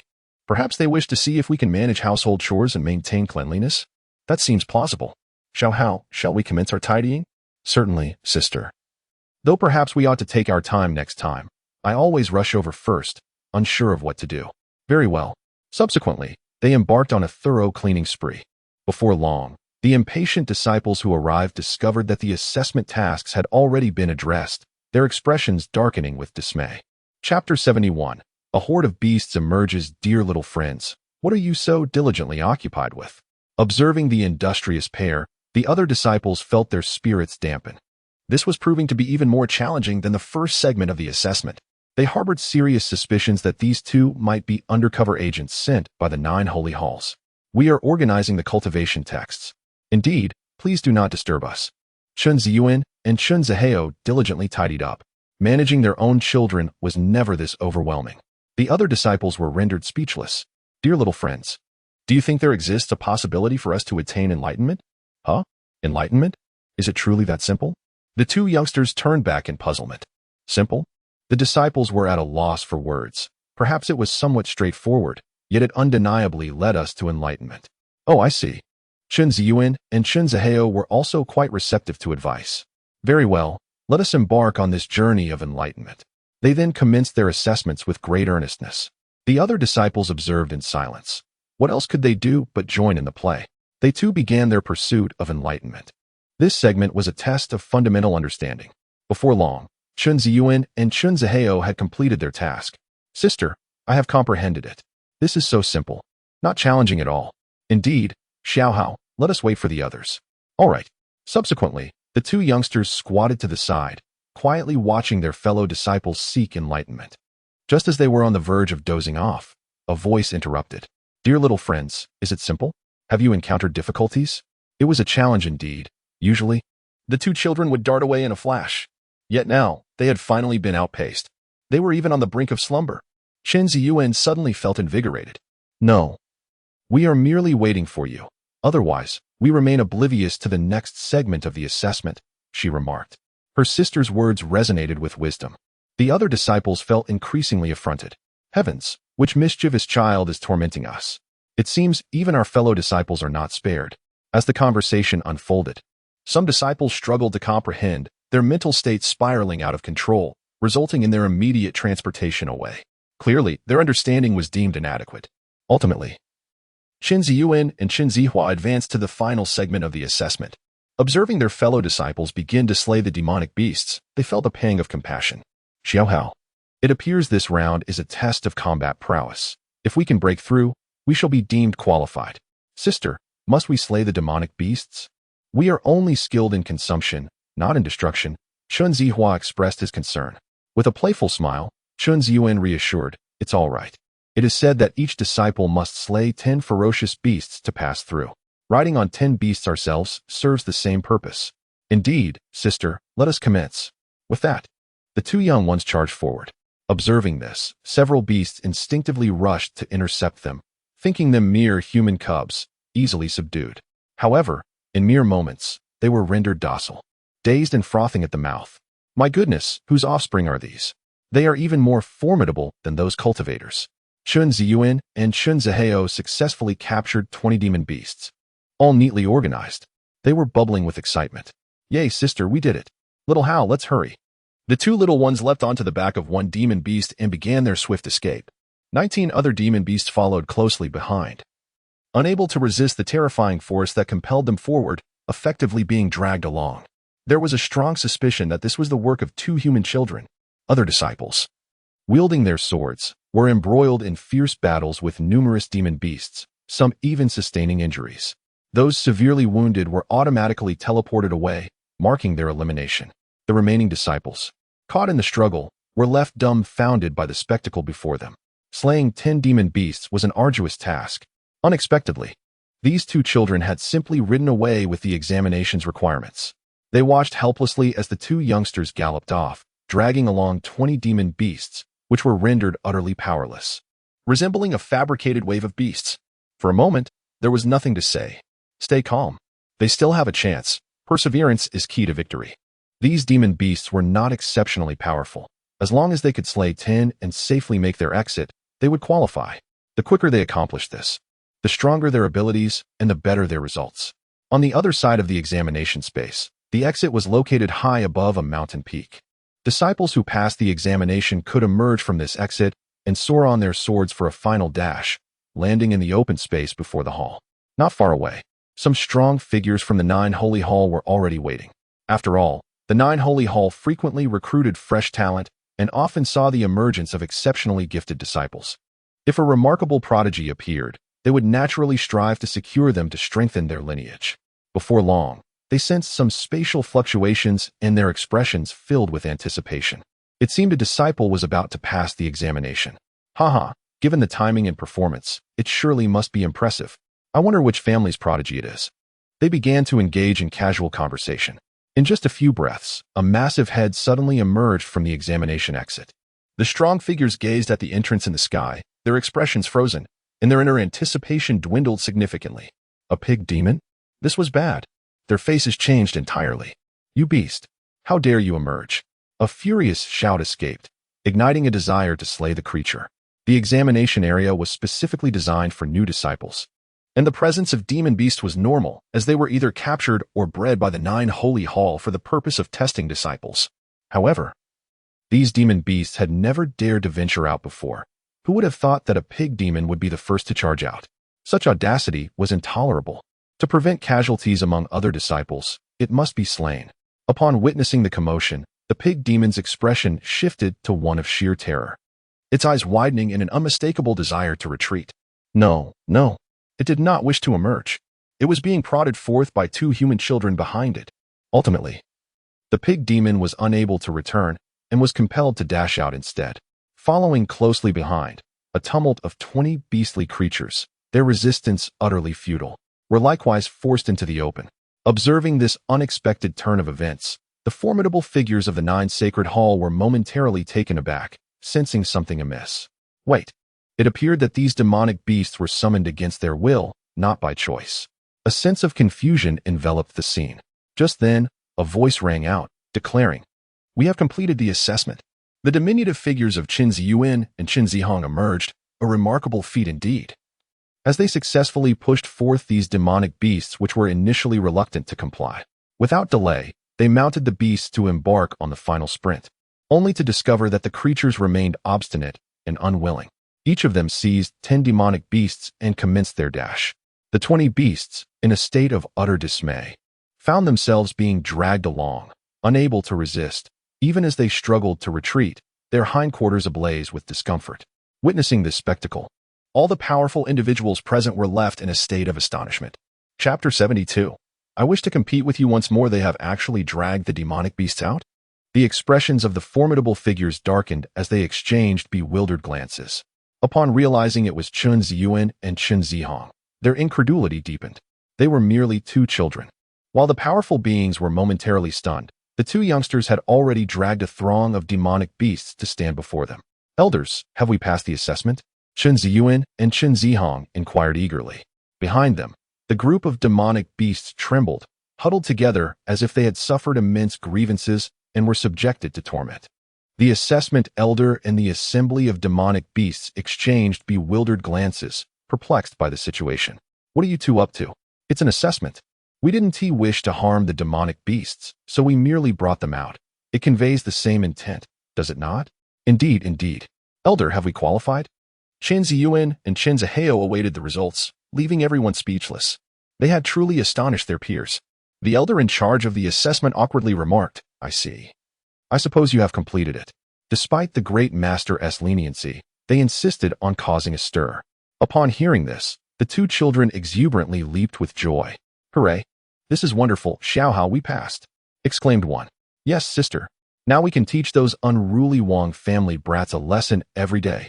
The assembled strong warriors were momentarily at a loss for words, though they were somewhat familiar with Qin Ziyuan and Qin Zihao. Indeed, managing children proved to be quite a headache. After a brief interval, a group of disciples emerged from the exit, soaring through the air on their swords. Having passed the assessment, they exhaled in relief. Yet who could fathom the trials they had endured? At that moment, Li Miaozhen and Gong Luoyue approached with cheerful smiles. However, upon seeing the multitude of demonic beasts being dragged along by the 2 children, their expressions turned bewildered. As expected, things had unfolded much as they had anticipated, undoubtedly with unexpected twists. Beautiful sister, fairy sister, we succeeded. Qin Ziyuan and Qin Zihao hurried over to share the joyous news. Congratulations to you both. Li Miaozhen and Gong Luoyue breathed a sigh of relief. The 2 children had achieved their goals, officially becoming disciples of the 9 sacred hall, allowing them to depart with peace of mind. After a considerable interval, accompanied by the gradual emergence of other disciples who had passed the assessment, the examination was drawing to a close. Next, the elder in charge of the assessment would announce the list of disciples, retaining the successful candidates and assigning them ranks based on their performances, while the unsuccessful ones would take their leave. On the journey back, Qin Ziyuan and Qin Zihao ceased their pretense, displaying none of the maturity and composure expected of disciples from the 9 sacred hall. Instead, they gleefully skipped along, holding hands with Li Miaozhen and Gong Luoyue, drawing the attention of onlookers. It was one thing for such young junior disciples to frolic, but their exuberance was somewhat undermining the dignity and decorum of the 9 sacred hall. After all, they were in the presence of formidable beings at the integration realm. Li Miaozhen and Gong Luoyue found the escapade amusing, relishing the novelty of wandering about with these powerful individuals. Regrettably, their time together was drawing to a close. Ziyuan, Zihao, they remarked, in a few days, we shall be departing. Oh, beautiful elder sister, are you truly leaving? Qin Ziyuan responded, a hint of reluctance evident in her tone. Qin Zihao felt increasingly reluctant, nearly resorting to clinging to their legs, pleading, beautiful sister, enchanting sister, why must you depart? Gong Luoyue nodded with a smile, responding, the 9 sacred halls are not a place where we can linger indefinitely. My beautiful sister and I must return to the heavenly sound temple. Oh. The 2 little ones sighed in disappointment, yet they understood the circumstances. Very well then, beautiful sister, enchanting sister, do remember to visit us. We shall also make our way to the heavenly sound temple to see you. Of course, they replied, sharing laughter and joy. At that moment, Wang Tianjiao approached, his face flushed with indignation. You too, dare you challenge me once more? His tone demanded a retort, for he had learned of Qin Ziyuan and Qin Zihao's determination to participate in the entrance examination and had come to confront them. Humph, a mere 3-year-old is indeed a mere child, insisting on undertaking the entrance examination. Such folly. In his eyes, participating in the entrance examination was beneath the dignity of a scion of the Wang family. Li Miaojin and Gong Luoyue felt a headache coming on. The squabbles among children were truly difficult to intervene in, and it was best to let the two little ones resolve their own disputes. Are you not the spoiled brat of the Wang family? You wish to compete with us? Clearly, you stand no chance against us. Chun Ziyuan and Chun Zihao clenched their tiny fists.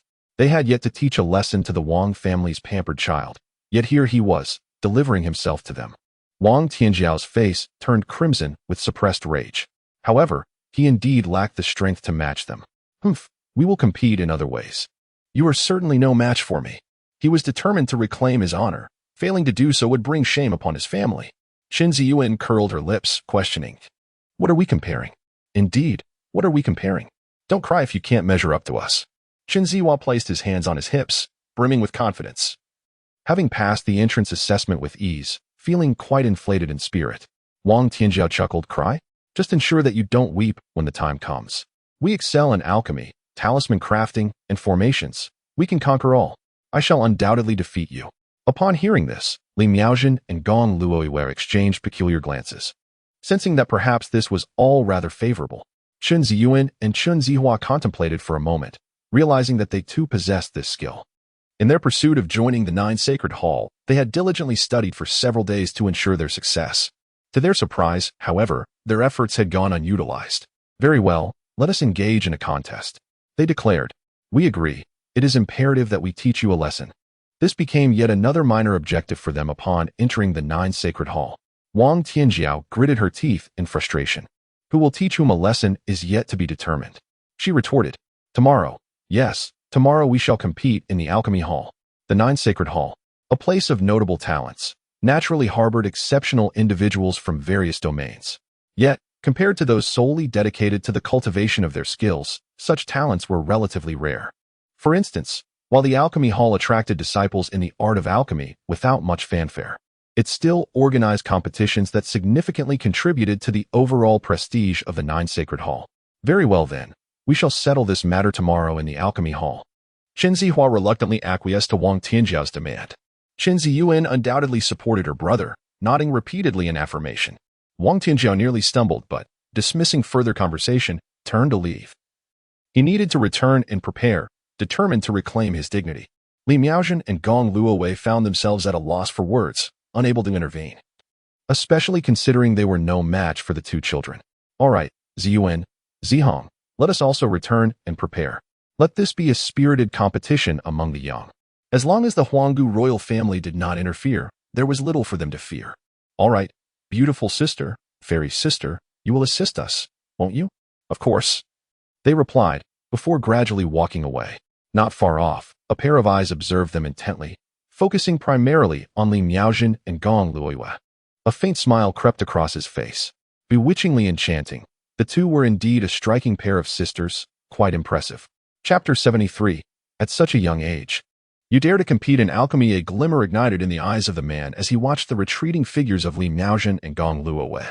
His body stirring with anticipation. If he could win over these two women, perhaps he could elevate his own standing.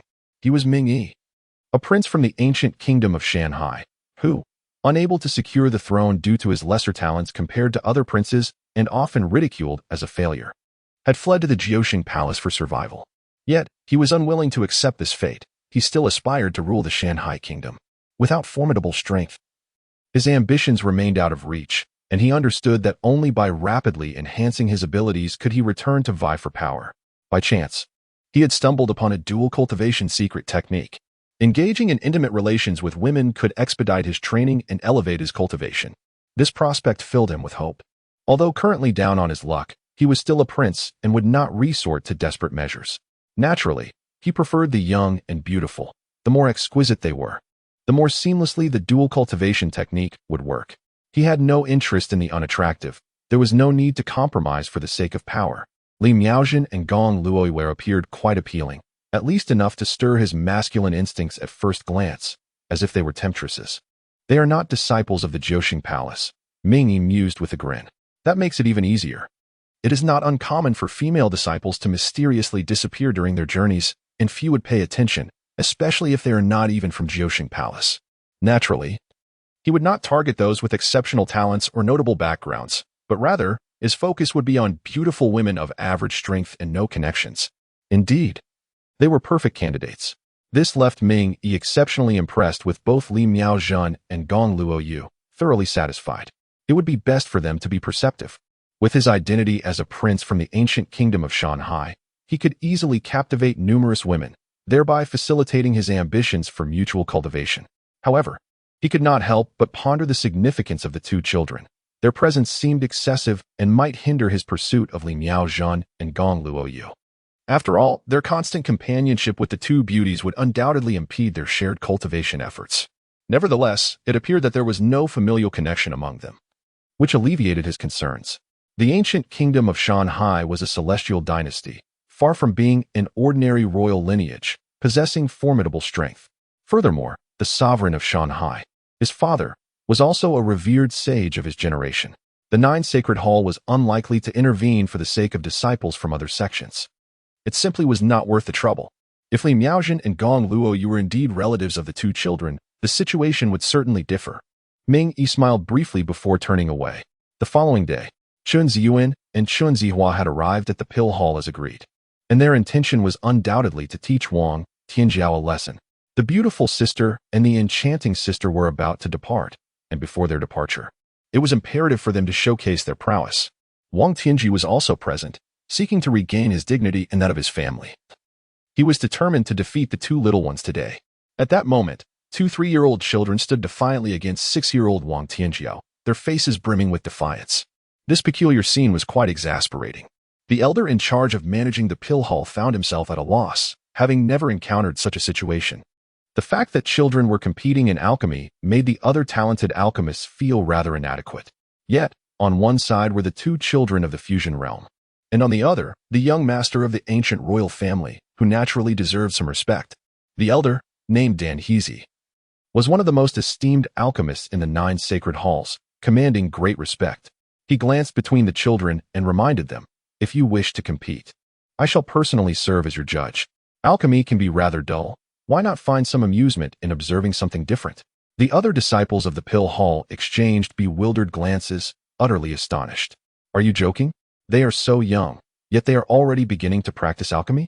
If they truly succeed, how would we, as disciples, face ourselves?" They stared at each other in disbelief.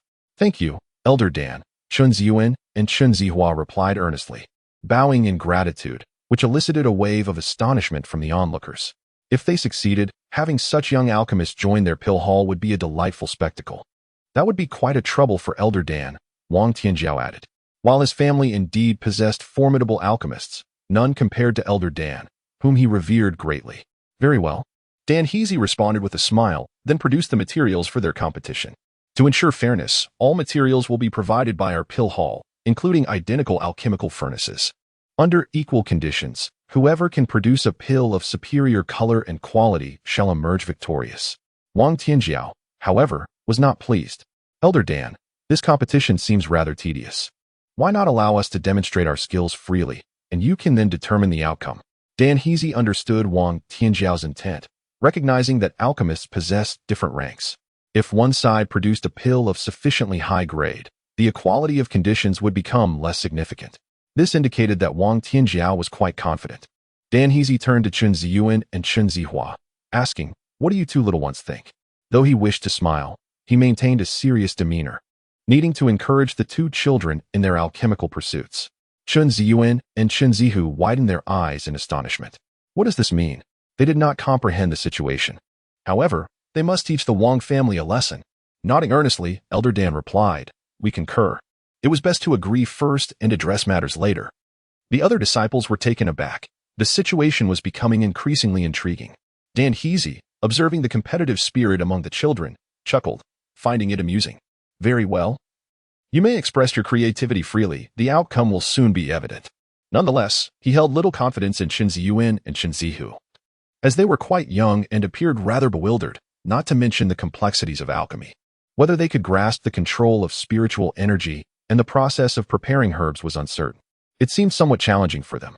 Li Miaozhen and Gong Luoyu, on the other hand, were not overly concerned, having witnessed the talents of Qin Ziyuan and Qin Zihu before.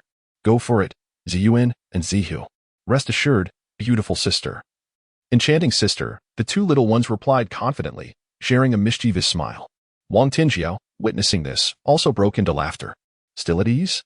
I shall surely show these two youngsters what true alchemy entails. He then proceeded to select an alchemical furnace and a formula. Elder Dan, please prepare these herbs, he requested. Upon examining the formula, Dan Heezy was somewhat taken aback. The fusion spirit pill, a high-quality yellow-grade elixir, was indeed impressive. However, he harbored doubts regarding Wang Tianjiao's ability to successfully concoct it, as the difficulty was not to be underestimated. The other disciples gasped in astonishment, among them. Few could successfully create a high-quality yellow-grade elixir. Wang Tianjiao, undeterred, was determined to produce the fusion spirit pill. Elder Dan, please prepare these herbs for us as well. Qin Ziyuan and Qin Zihu imitated, skillfully selecting their alchemical furnace and formula, which they then handed to Dan Heezy. Here, all the furnaces were of similar quality, posing no significant issues, and the formula was a common one, not a secret recipe. However, upon receiving the formula, Dan Heezy's composure faltered. The ancient breaking pill. An exceptional earth-grade elixir. Chapter 74. Not only can they concoct pills, but they can also enjoy the spectacle. Dan Heezy's face twitched. He began to suspect that Qin Ziyuan and Qin Zihu were merely playing around. The ancient breaking pill was quite common, yet it was also an exceptional earth-grade elixir. Could these two children truly create it?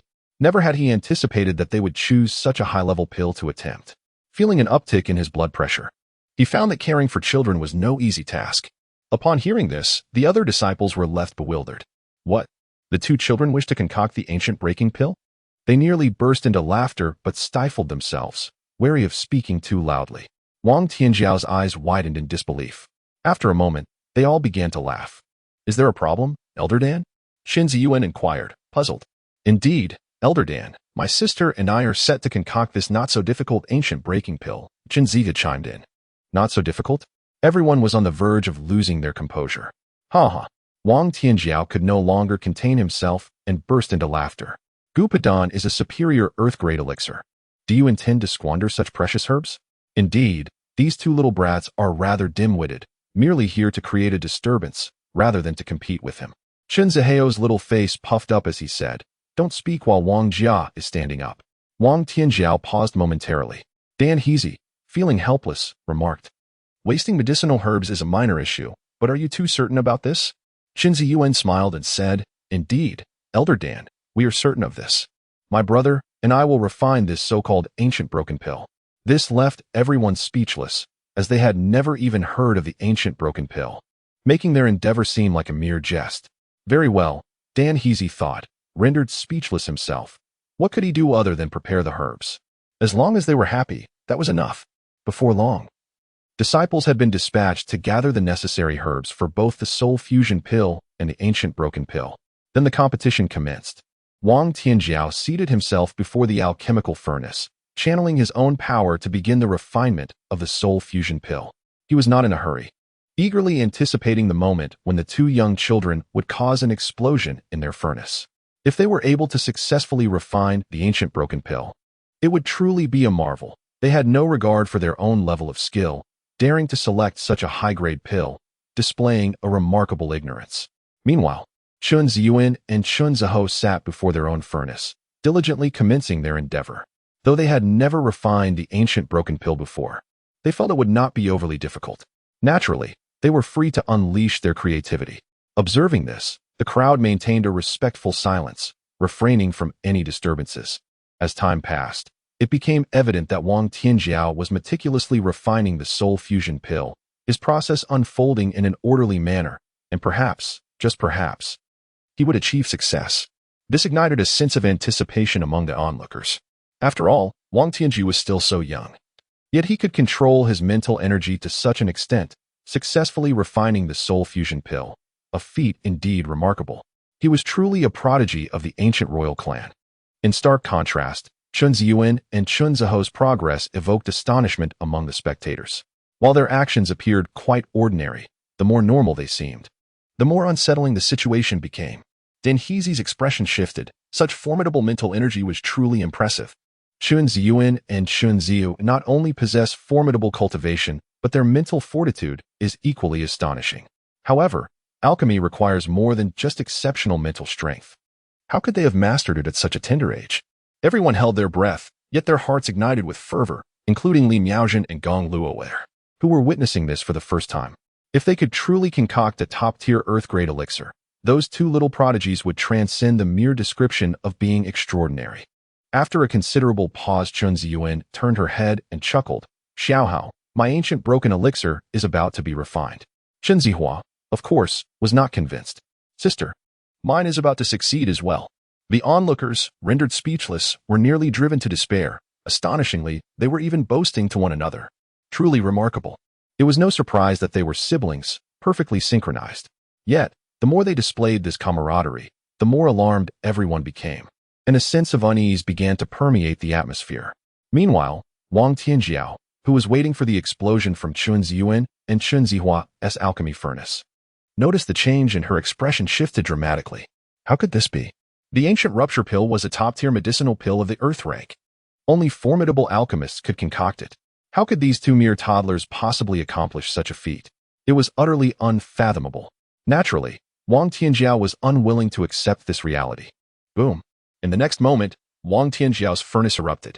Upon witnessing this, Dan Heezy immediately sprang into action, suppressing the unleashed force to prevent any harm from befalling Wang Tianjiao. Meanwhile, she was left utterly bewildered. Oh, sister, the persimmon from the Wang family has exploded. Chen Zihua quickly turned his head to take a look, only to discover that Wang Tianjiao had transformed into a pitch-black figure. Chen Ziyuan's spirits lifted. Xiaohao, I saw it. We must have won. The crowd was thrown into a frenzy. Wang Tianjiao has exploded the furnace, and you still want to watch? What were you all concerned about? So, it seems that the mental prowess of these two children is even more formidable than they had imagined. They can remain focused and composed even amidst such chaos. This is utterly bizarre. Wang Tianjiao, bewildered, clenched his teeth in frustration. I have failed, yet they remain unscathed. His fists were tightly clenched, secretly resenting his own inadequacy. Dan Heezy shook his head. Wang Tianjiao had a significant chance of success, but his excessive concern for Chun Ziyuan and Chen Xiaohai ultimately led to his downfall. The gap between them was insurmountable. Li Miaozhen's eyes sparkled with excitement, nearly considering the two little ones as her own progeny. In the next moment, as Chun Ziyuan and Chen Xiaohai retracted their aura, the pills formed. They extracted several snow-white pills from the furnace and bounced with glee. Xiaohao, we did it. Yes. Sister, it wasn't even that hard. The crowd was utterly speechless. They truly managed to refine them. Was this a joke? Instantly, they felt a profound sense of shame. Realizing they were outdone by children as young as 3, their faces flushed with embarrassment. Dan Heezy was equally thrilled, feeling compelled to compete with the Grandmaster. Congratulations to you two little ones on your victory. He clearly understood the implications. These were terrifyingly talented alchemists, treating this skill as effortlessly as eating or drinking. Devoid of any pressure, their talent was simply extraordinary. Wang Tianjiao's face turned a deep shade of red, unable to utter a word. Meanwhile, Chen Ziyuan and Chen Xiaohai, holding the diminutive pills they had crafted, remained perplexed. Elder Dan, why are the pills we refined so small? The crowd couldn't help but chuckle at the sight of the miniature pills in the children's hands. Was that the crux of the matter? Dan Heezy could discern the truth at a glance. The size of the pills is within your control. Simply refine them a few more times to master it. It does not affect their efficacy. As for these ancient, the quality is commendable. Perhaps due to your inexperience, they did not reach the pinnacle of excellence. But they are still astonishing. His voice trembled with excitement, and he was determined to compete with the Grand Master. Oh, I see. Thank you, Elder Dan, we understand now. Chen Ziyuan and Chen Xiaohai giggled. Dan Heezy's high praise left many disciples in disbelief. They comprehended what this truly signified. Indeed, it was astonishing, terrifyingly so. This only intensified Wang Tianjiao's frustration. I refuse to accept this. Let us compete in array formation. Chapter 75, The Beautiful Sister and the Enchanting Sister Have No Time. Wang Tianjiao would not let this matter rest. He could only acquiesce to his master. If he continued to falter, he would have to bow his head in apology to 2 3-year-old children. How could he possibly accept such a fate? Upon uttering these words, the crowd fell into a profound silence. It appeared that a few children had become quite obstinate. The young master of the Wang family, prideful and indignant, remained defiant. Let the competition commence. After all, you are not truly formidable, Chen Ziyuan scoffed. Chen Zihao boasted, Wang's persimmons are ripe for the picking. If you seek a lesson, my sister and I shall certainly oblige. Wang Tianjiao infuriated, stamped her feet, feeling powerless. With gritted teeth, she declared, "Then let us head to the Zhendo Hall. You shall soon witness my prowess." "Very well, let us go. Just do not weep later," Chun Ziyuan and Chun Zihao retorted, unwilling to let the matter rest. As the three children exchanged heated words, they departed for the Zhendo Hall, leaving the onlookers in a state of stunned silence. Dan Heezy's expression grew serious. He deemed it necessary to consult the great sage regarding this matter, urging him to reconsider and to take on disciples himself. As for the Zhendo, he harbored little concern. They journeyed along the path to the Zhendo Hall. Qin Ziyuan and Qin Zihao walked ahead, engaging in a spirited exchange of banter with Wang Tianjiao, each unwilling to concede to the other. Behind them trailed Li Miaojin and Gong Luoyue, bemused by the scene. At that moment, Ming Yi made his entrance. "Esteemed ladies, I presume you are not disciples of the Nine Sacred Hall." Upon recognizing him as a disciple of the Nine Sacred Hall, Li Miaojin and Gong Luoyue felt no surprise. After all, they were within the premises of the Nine Sacred Hall, merely tasked with the care of two children. "Indeed, esteemed brother, we are not disciples of the Nine Sacred Hall. Our circumstances are rather unique, as we are responsible for looking after two little ones." Ming smiled. "Ah, I see. Given the special nature of your circumstances, you are most welcome here. Might I have the privilege of inviting you both for a heartfelt conversation?" Li Miaojin paused, bewildered. "A conversation? About what?" "Forgive me, esteemed brother, but we find ourselves in a rather inconvenient position. We are currently preoccupied with the children, who are quite mischievous." Ming Yi remained unperturbed. "Then may I inquire when it would be convenient for you ladies? You could grace my abode with your presence." Upon sensing the presence of Ming Yi, Chun Zihao immediately dashed back, disregarding any quarrel with Wang Tianjiao and urging his sister to hold on for the time being. This esteemed senior, the beautiful sister, and the enchanting fairy sister have no time to spare. He grasped the hands of Li Miaojin and Gong Luoyue, fully aware that the lovely sister and the fairy sister were about to depart, leaving no time for distractions. Li Miaojin and Gong Luoyue, seeing the situation, responded gratefully. "Thank you for the invitation, senior brother," as they led Chun Zihao away. They were keen to avoid any disturbances in the Nine Holy Palace. For such incidents could easily spiral out of control, their priority was to tend to the children. Ming Yi's expression darkened. "A troublesome little brat," he thought, feeling quite superfluous as the two women were solely focused on the children. Suddenly, he noticed Chun Zihao glancing back at him. With a cold snort, he resigned himself to the situation. Yet, he was far from ready to concede. Not far away, Qin Ziyuan inquired, "What is that senior brother up to?" She, too, had no time to engage in a dispute with Wang Tianjiao. Wang Tianjiao, naturally, had her mind solely on Chun Ziyuan and Qin Zihao. Chun Zihu murmured, "Sister, I suspect that senior brother intends to steal away our beautiful sister, the enchanting fairy sister." Chun Ziyuan was somewhat perplexed, merely curling her lip, convinced that he would certainly not succeed in seizing it. In any case, she placed her faith in her brother.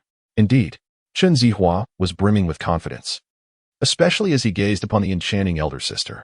Subsequently, they continued their journey towards the Zhendo Hall. Predictably, Wang Tianji was on the verge of tears once more. At this moment, the celestial realm had descended into utter chaos in a remarkably short span of time. The cause, of course, was the looming threat of the demonic caverns, which could erupt at any moment. A shadow of a potential invasion by the demonic tribe loomed over the 33 celestial domains, instilling a sense of unease. The various celestial domains grew vigilant, even dispatching formidable guardians to stand watch against the imminent appearance of the demons. It was reported that numerous powerful demons had already manifested in the southern celestial domain. Indeed, the demons remained relentless in their ambitions. Rumor had it that these demons had invaded the Qinglian sect. What? Does this imply that the demons' invasion is, indeed, motivated by a desire for vengeance? It must be so. Otherwise, they would not have targeted the Qinglian sect first. But hasn't the Eternal Night Celestial Emperor already departed from the Qinglian sect? Who can say? Perhaps they are merely choosing the softer targets to exact their retribution, for the Eternal Night Celestial Emperor has grown even more formidable. The demons would hardly dare to seek him out. Alas, the Qinglian sect has suffered greatly, ultimately destined to bear the consequences of the Eternal Night Celestial Emperor's past actions. One wonders whether the Eternal Night Celestial Emperor will stand idly by.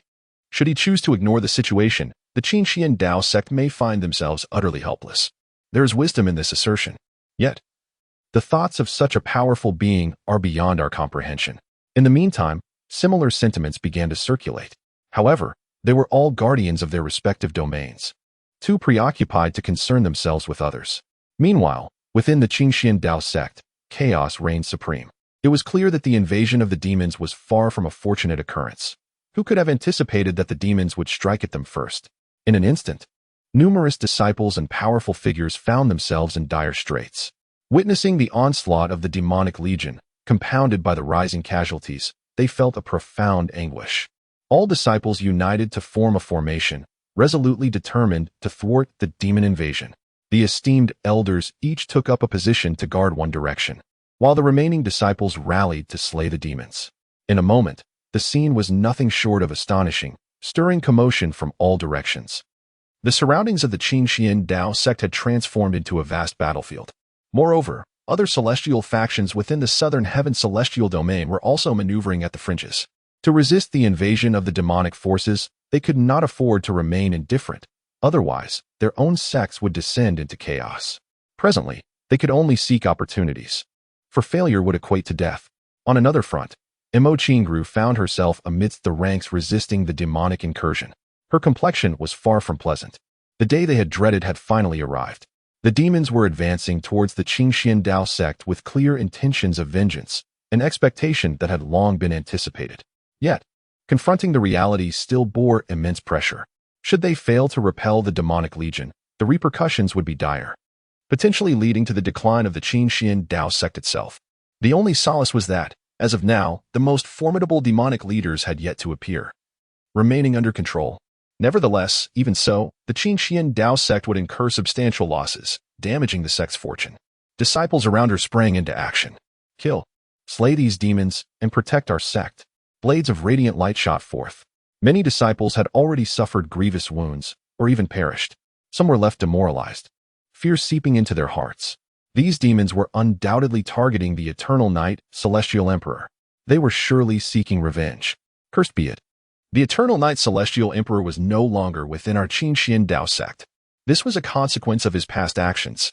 Some disciples, lacking strength, felt despondent. Yet, more were engulfed in frustration. The Eternal Night Celestial Emperor had clearly departed from the Qinglian Dao sect, yet they still bore the weight of his karmic retribution. The demons must have known that the Eternal Night Celestial Emperor was not present here, thus daring to act so brazenly. Otherwise, had he still been around, these demons would have thought twice about seeking vengeance. Listening to the grievances, Qinglian's expression turned cold. If it weren't for the junior brothers, you would have perished long ago, and perhaps the Qinglian Dao sect would have ceased to exist. What more need be said? Chapter 76. The demonic invasion of the Qinglian Dao sect. Upon hearing Qinglian's words, the disciples dared not speak further. They understood that any words now were too late. It was a decision made by the higher echelons of the sect, far beyond their influence. Senior sister, we merely wish to vent our frustrations. Who would dare to speak ill of the Eternal Night, Celestial Emperor? Indeed, the Eternal Night, Celestial Emperor must have been wronged, forced to leave the sect. It is indeed a choice made by the high-ranking members of the sect, yet we are left to bear the consequences. Suddenly, a group of disciples charged forth to slay the demons, with no alternative but to act. Joining the Qinglian Dao sect entails accepting the repercussions of certain karmic ties. Qinglian is certainly aware of this truth, yet what power does she wield? Without hesitation, she plunged back into the battlefield. At this moment, the higher-ups of the sect were thrown into disarray, as the demon race had targeted the Qinglian Dao sect, evidently due to the events surrounding the Eternal Night Immortal Emperor's suppression of the Demon Emperor. It was a time of profound distress. How dare the demon race launch an assault on the Qinglian Dao sect? Although the situation had not yet spiraled out of control, it was bound to undermine the sect's fortunes and inflict casualties, a significant blow to its foundation. Should the demon race be resolute in their assault, we would be unable to contend with the entirety of their forces. Even if other immortal sects were to come to our aid, it might be too late by then. One could only imagine the futility of resisting if the foremost powers of the demon race besieged the Qinglian Dao sect. They would be utterly unable to withstand such an onslaught. By the time the formidable beings from the 33 immortal domains arrived to help suppress the demons, it might already be too late. The Qinglian Dao sect would inevitably become the greatest victim of this demon invasion, suffering a catastrophic decline. The expressions of all present were grave. Great Elder, have you seen Qingjun? The Great Elder shook his head in resignation, unable to locate Qingjun, especially since Lung Jushuang repeatedly obstructed him, claiming Qingjun had become the son-in-law of their imperial palace. He was aware that the Southern Sky Immortal Domain, like the Extreme Sky Dao Immortal Domain, might harbor demon caverns, so he had rushed back without seeking out Qingjun. However, he had not anticipated the swiftness and ferocity of the current situation. The imperial palace's son-in-law. The powerful figures displayed bitter expressions. It was one thing not to see Qingjun, but to learn that he had been taken away by another woman was disheartening. Regardless, the Qinglian Dao sect had nurtured Qingjun. Even if he held grievances, it was reasonable to expect he would extend some assistance. This notion held merit. He could not idly watch as the Qinglian Dao sect faced annihilation because of him. The powerful figures harbored hopes. Currently, no one could match Qingjun. Should he choose to appear, all troubles could be effortlessly resolved, at least alleviating their predicament. Look, it's the sect master. Suddenly, one of the powerful figures noticed that Yi Qingxian had personally emerged to confront the demons. Yi Qingxian surveyed the endless horde of demons, the majesty of the immortal emperor radiating forth. Wherever he went, the demons were reduced to ashes. As the sect master, he could not stand by idly while his disciples fell into peril, and he was determined to minimize the losses. Yet, he understood that his intervention would inevitably attract even more formidable demons. With his level of insight, he could see clearly that the demon race had come specifically for the Qinglian Dao sect. Under this premise, his emergence will only precipitate an explosion of events. However, it appears that there are no better alternatives. Look, the master has arrived. The disciples in battle sensed the presence of Yi Qingxian personally descending to suppress them. And in an instant, excitement surged within them. Such is the might of the celestial emperor.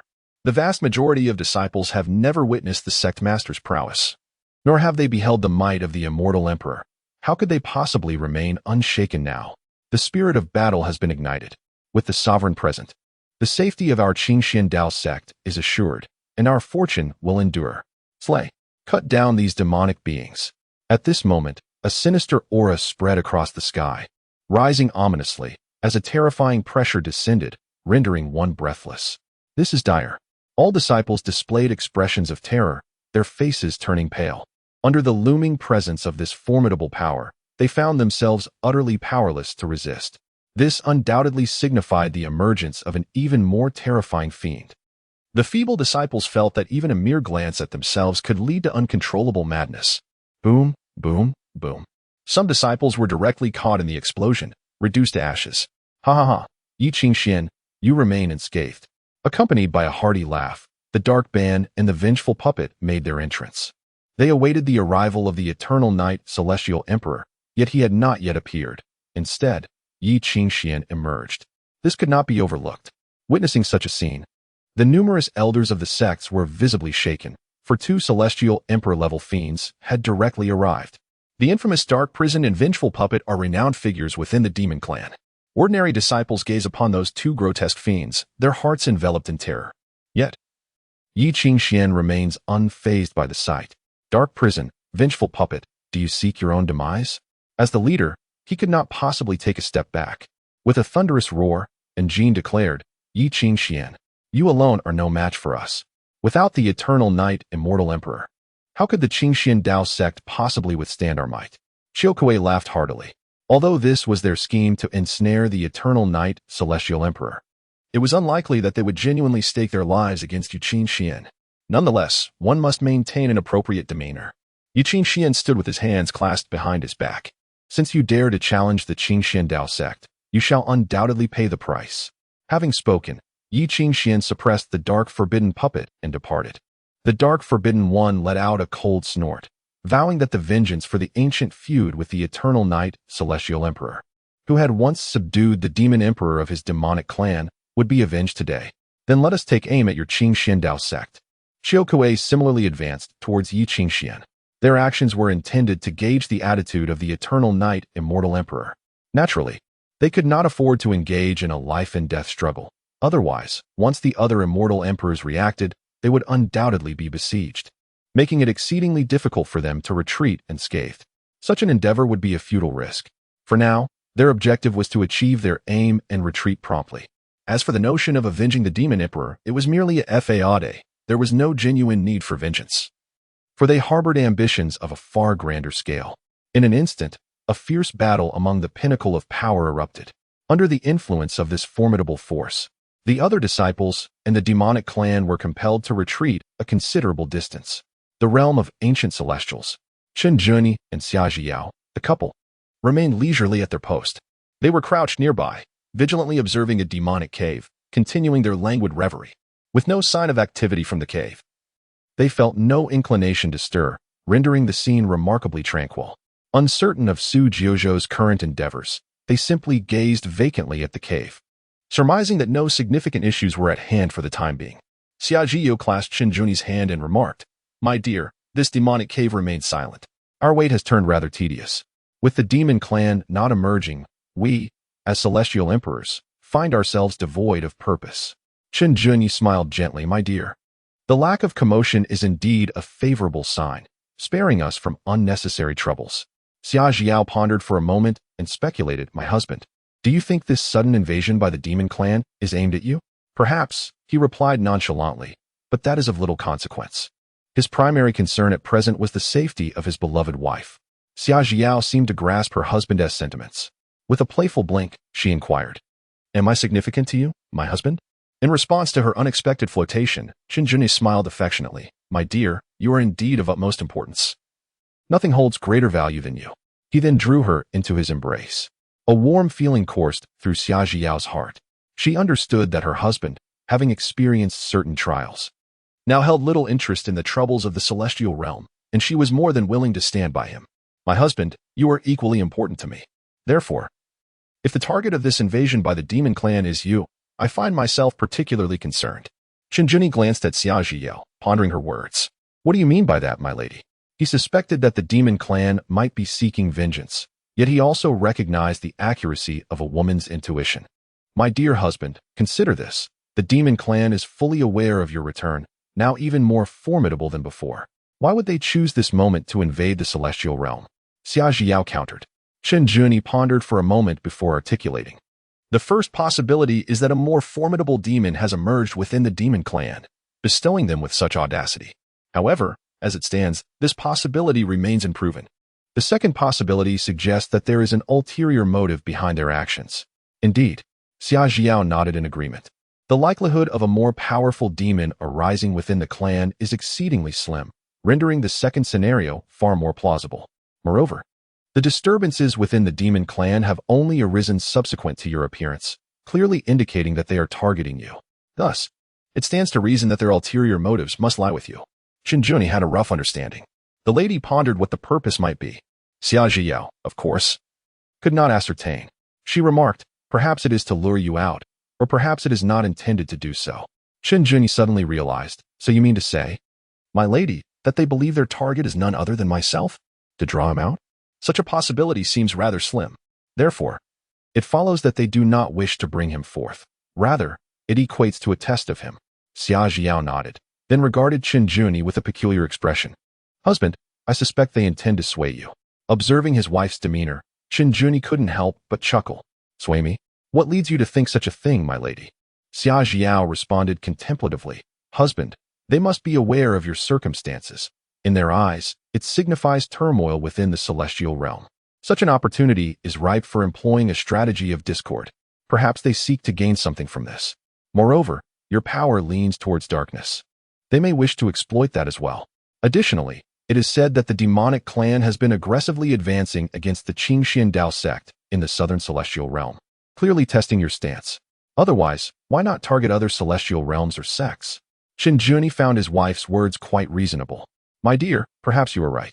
However, such matters seem trivial at this moment." He was entirely consumed by the throes of love, indifferent to the complexities surrounding him. Xiaojiao leaned closer to Qinglian. Understanding that his implication was clear, nothing else mattered, only she did. If that is indeed the case, then the celestial realm shall remain unscathed. At the very least, the demon clan cannot pose a significant threat to it. "You speak wisely, my dear. If the demon clan fails to achieve their aims, they will naturally retreat." Qinglian perceived that the demon clan was playing with fire, darting back and forth. Should they falter, their losses may be even greater, leading to their further decline. Xia Jiao smiled. Then, my dear, once the demon clan withdraws, we shall return home to see you honor and Howard. Chen Juni understood the lady's intention. She was merely concerned that an unforeseen incident might arise at this critical juncture with the extreme Dao Imperial Palace. Very well, my lady. Let us wait until the demon clan retreats. As they spoke, the couple nestled together, indulging in idle chatter. They gazed lovingly at the nearby demon lair, sharing laughter and sweet nothings. The demon lair remained still, and they too remained at ease, even partaking in some snacks and sipping fruit wine. As time drifted by, the emergence of a demon lord at the level of an immortal emperor in the southern celestial domain caused a great uproar. Moreover, the primary target of the demon clan was none other than the Qinglian sect, leaving the formidable beings in dismay, exclaiming the situation was dire. The appearance of an immortal emperor-level demon was no trivial matter, as it posed a significant threat to the immortal emperors of the celestial domain. Should any immortal emperor fall under siege, it would result in a catastrophic loss. However, it was beyond reproach, for the outcome rested upon the Qinglian sect's ability to endure the onslaught. Even if they managed to withstand it, they would undoubtedly suffer grievous injuries. They were also on guard against the invasion of immortal emperor-level demons into their celestial domain, finding themselves stretched thin and reliant on fortune. Before long, the demon clans from various celestial domains erupted simultaneously, instigating widespread turmoil. However, their plight was not as arduous as that of the Qinglian sect. After all, immortal emperor-level demons were few and far between, and fortune played a role in their encounters. Soon, many formidable beings began to sense something amiss. It appeared that the demon clan was merely creating a commotion, encircling without engaging, seemingly intent on drawing attention. Numerous demon lairs, when confronted, were easily subdued, hardly inflicting any injuries. Speculation arose regarding the true intentions of the demon clan. Was their sole objective merely the Qinglian sect? This realization was also noted by Lung Ju Shuang of the extreme Dao Imperial Palace. Could it be that the demon clan's target was simply the Qinglian sect? They mobilized with great fanfare, fully prepared to confront the threat, only to find that they could effortlessly suppress the invading demons. Contrary to their initial expectations of a dire situation leading to enormous losses, a chill washed over Lung Ju Shuang, as an unsettling sense of being played crept in. What, indeed, were the demon clan's intentions? Ultimately, it mattered little. The safety of the extreme Dao Imperial Palace implied that they would not bear excessive pressure and need not fear being besieged. All burdens were shouldered by the Qinglian sect. Yet, the whereabouts of Ji Yao and the Eternal Night Immortal Emperor remained elusive. Undoubtedly, with their intervention, neither the Su clan nor Su Qingxue would encounter any peril. Yet, since they ventured out, their absence lingered, casting doubts on their reliability. At the Qinglian sect, the battle at the Immortal Emperor level had persisted for quite some time. This prolonged conflict left the reinforcements from various celestial sects disheartened and trembling. Entirely devoid of the strength to intervene, they could only observe from a distance, hoping that Qinglian could withstand the onslaught. Otherwise, the southern celestial domain would be in grave danger. At this moment, Qinglian too sensed something amiss. Darkly imprisoned foes, what is your true intent? It was evident they were not intent on a desperate struggle. Is this the demeanor of vengeance? After a brief entanglement between the Dark Sorcerer and Qinglian, they discovered that the Eternal Night Immortal Emperor had not made an appearance, prompting laughter to erupt. It was evident that their intentions were deliberate. They could not genuinely engage in a life-and-death struggle with Qinglian, for such injuries would be exceedingly difficult to mend. Qinglian, today we have matters to attend to, so we shall spare your Qinglian Dao sect for the time being. After uttering these harsh words, the two fiends began their retreat, their voices fading into the distance. The surging demonic energy began to dissipate, and the vast demonic legion withdrew. They had achieved their objective, confirming that the Eternal Night Immortal Emperor would not aid the Qinglian Dao sect. They were exceedingly pleased with this outcome. Next, they simply needed to observe the situation, for it remained uncertain whether the Eternal Night Immortal Emperor would intervene in the affairs of other immortal domains. Should the Eternal Night Immortal Emperor continue to remain absent, it would indicate a lack of interest in the entire immortal realm. Thus, their next course of action would be to incite the Eternal Night Immortal Emperor at the extreme Dao Imperial Palace. Upon witnessing the demons depart without further ado, the onlookers were momentarily taken aback. Chapter 78. The demonic clan descends upon the extreme Dao Imperial Palace. Are they here to abduct someone? Is this truly the end? As realization dawned upon everyone, a collective sigh of relief escaped their lips. The demonic clan had finally retreated. Had they remained, the consequences of continued conflict would have been unimaginable. Yet, what prompted their sudden withdrawal? It was evident that even the sect master lacked effective means against them. Regardless, their departure was indeed a fortuitous turn of events, granting them a moment to breathe.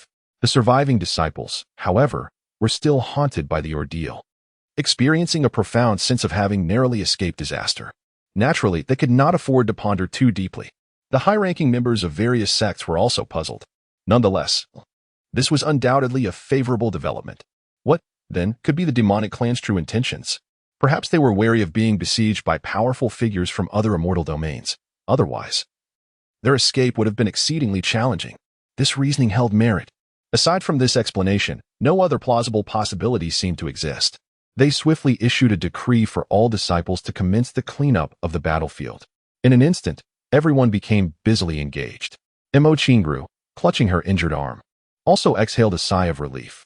Indeed, the younger disciple has gone to engage in romantic discourse with his lady, an occurrence that is not unexpected. Observing the retreat of the numerous demon clan members, Yi Qingxian knew it would be futile to pursue them. After all, he had limited means to contend with the dark forbidden puppets. Had the demon clan not retreated voluntarily, the outcome of this battle would have likely been disastrous, resulting in mutual destruction. If he were to sustain significant injuries, the Qinglian Dao sect would inevitably suffer a catastrophic decline. To thoroughly eradicate the invasion of the demon clan, the optimal strategy would be to ally with other formidable beings from the celestial realms, thus minimizing losses.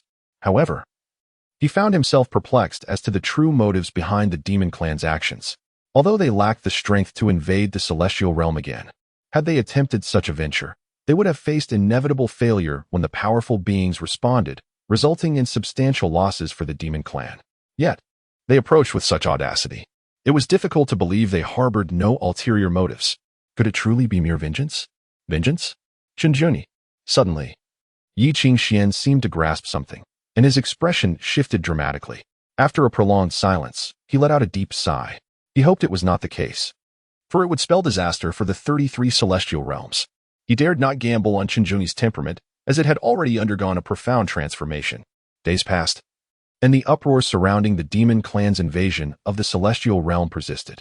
However, their retreat from the Qinglian Dao sect left many formidable beings bewildered. Was this indicative of a desire for revenge? To abandon the battle midway was perplexing. It appeared that the demon clan was both inexperienced and reckless, wishing to avenge while avoiding peril. Had they not been caught off guard, it seemed plausible that they could be easily repelled back to the demon realm. Was there perhaps another objective behind their actions? The powerful beings were unsure, yet they dared not take the risk. The potential for significant losses was something they were unwilling to endure. On this day, the Demon Legion descended upon the extreme sky Dao celestial realm, a formidable spectacle.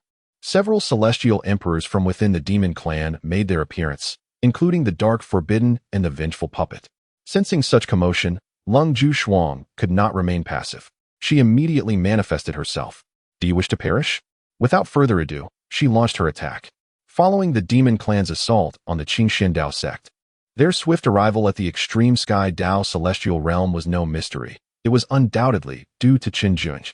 However, she had long been prepared for this day and had made the necessary arrangements. Furthermore, without the demon emperor present, these few fiends were no match for her. Even if she could not easily obliterate them, stalling until the return of the eternal night celestial emperor would not pose a significant challenge. With Qinjuni's support at her back, she felt assured. Upon witnessing Lung Ju Shuang's advance, the demon clan's strongholds were thrown into disarray. They were not here to engage in combat. Lung Ju Shuang, we have come today to seek the eternal night celestial emperor. As events unfolded, it became evident that their expectations were unmet. Despite the commotion, the eternal night celestial emperor remained absent. This is indeed a fortuitous occurrence. Otherwise, with the deep-seated enmity between the demon emperor and the eternal night immortal emperor, one would expect the latter to be the first to manifest upon the emergence of the demon clan. Lung Ju Shuang considers herself no fool. This sovereign is well aware. Such a grand display can only seek Qinjunyi. There is no need for excessive discourse. Yet, You are courting death. With a decisive move, she suppressed them. Boom, boom, boom. An expression of alarm crossed in Jin's face. Lung Ju Shuang. We did not come to engage in battle with you. They suspected that Lung Ju Shuang regarded them as fools. With the eternal knight, immortal emperor, now so formidable, they dared not seek vengeance. If this is not a battle, then begone. Long Ju Shuang suspected this was a ploy of the demon clan and would not be easily swayed. Being met with a barrage of insults upon their arrival ignited the fury of the powerful demons. Had they known where to locate the eternal knight, immortal emperor, they would not have come here. They resolved to ignore this troublesome woman, Lung Ju Shuang. The voice of Chiu Kuei reverberated. Eternal knight, immortal emperor, our demon clan, with its myriad legions, pledges allegiance to you as our sovereign. Should the eternal knight, immortal emperor choose to guard the demon abyss and ascend as the demon emperor, we shall undoubtedly submit. This title, of course, denotes supremacy. They had heard that the eternal knight, immortal emperor had previously appeared in the extreme celestial domain. If the eternal knight, immortal emperor still resided here, he would surely hear their voices. This was, undoubtedly, a gamble. If the eternal knight, immortal emperor consented, their aims would be fulfilled, and the sacrifices and risks of this endeavor would prove worthwhile. The demon clan could thus grow exponentially, a thought that thrilled them. Conversely, if the eternal knight, immortal emperor declined, all would be in vain, and they might find themselves ensnared in perilous circumstances. Their audacity to appear so boldly stemmed from the fact that the eternal knight, immortal emperor, had not manifested previously. Otherwise, driven by vengeance, he would undoubtedly slay them demons. Not to mention his absence indicated that they were not on the eternal knight, immortal emperor's execution list, allowing them to take this gamble. Upon hearing this, Lung Ju Shuang, who had been charging forward, was taken aback, momentarily forgetting to strike at the demons, standing frozen in place. Her expression tightened, then morphed into one of fury. She could hardly believe the audacity of the demon clan's scheme. To usurp their imperial palace's son-in-law? How shameless. Bah, the demon clan truly stops at nothing. Attempting to subvert the eternal knight, immortal emperor. A delusion. No wonder she had sensed something amiss earlier. It turned out the demon clan's intentions were such. They sought to gauge Qinglian's stance. Rather than seeking revenge, they aimed to lure him back. She would undoubtedly be the first to oppose. Delusional? Humph. We are demons. Lang Ju Shuang, you cannot thwart us. And Jin scoffed coldly. Were it not for their inability to locate the eternal knight, immortal emperor, they would be disinclined to engage in idle talk with Lang Ju Shuang. Impudent. This is hallowed ground of the celestial domain. Cold absolute frost bellowed. The eternal knight, celestial emperor, is my son-in-law. How could he possibly comply with your wishes? Begone at once. Today, I must clarify matters with these fiends. It would be a jest otherwise. If Qinglian were to be taken away, it would spell disaster for the 33 celestial domains. Chiu Kuei furrowed his brow. Son-in-law of the imperial palace? How laughable. What good is a mere son-in-law compared to the lord of the abyss? Cold absolute frost, do not speak too boldly. How can you be certain that the eternal knight, celestial emperor, would forsake the allure of ruling the demon realm for a mere woman? Seize him. If the eternal knight, celestial emperor is taken, what will you, cold absolute frost, have to say then? Upon hearing this, cold absolute frost composed herself and contemplated the couple, Qinglian and Xia Zhiyao. A smile crept onto her lips. Do not be too confident in your words. Although the eternal knight, celestial emperor, may possess certain unexpected qualities, the notion of him returning to the abyss as a demon lord is utterly ludicrous. Furthermore, to exploit this situation to bolster the demon clan is akin to dreaming the impossible dream. She believed that the karma surrounding Qinglian and the harm he endured would not incite him to rage to the point of losing his reason. Not to mention, they already had a child. The demon clan could never hope to rival the extreme path imperial palace. Seeing cold absolute frost's unwavering confidence, the demon clan members exchanged glances, their brows furrowing in concern. Could there be some hidden truth they were unaware of? Otherwise, where did her confidence stem from? However, having already taken such drastic measures, how could they easily retreat? Cold absolute frost, though I know not the source of your bravado, do not rejoice prematurely. Should the eternal knight, celestial emperor, wish to guard the abyss, we could accept your empress as the mistress of the demon realm. Joining forces with you would not be a significant matter, though we fear that this mistress might turn out to be an undercover agent. Upon hearing this, cold absolute frost gritted her teeth, feeling a surge of indignation. The demon clan even contemplated abducting Xia Zhiyao, should they proceed with such a plan. It could very well become a reality. Dream on. The Extreme Path Imperial Palace will never ally with the Demon Clan. Before the Eternal Knight, Celestial Emperor, reveals himself. Who can predict the outcome? Seek death if you wish. We shall not depart until we see the Eternal Knight Celestial Emperor. When you finally meet the Eternal Knight Celestial Emperor, your demise will come swiftly. Nonsense. Cold, absolute frost. Do you take us for fools? The Eternal Knight Celestial Emperor clearly remains uninvolved, indifferent to the affairs of the 33 celestial domains.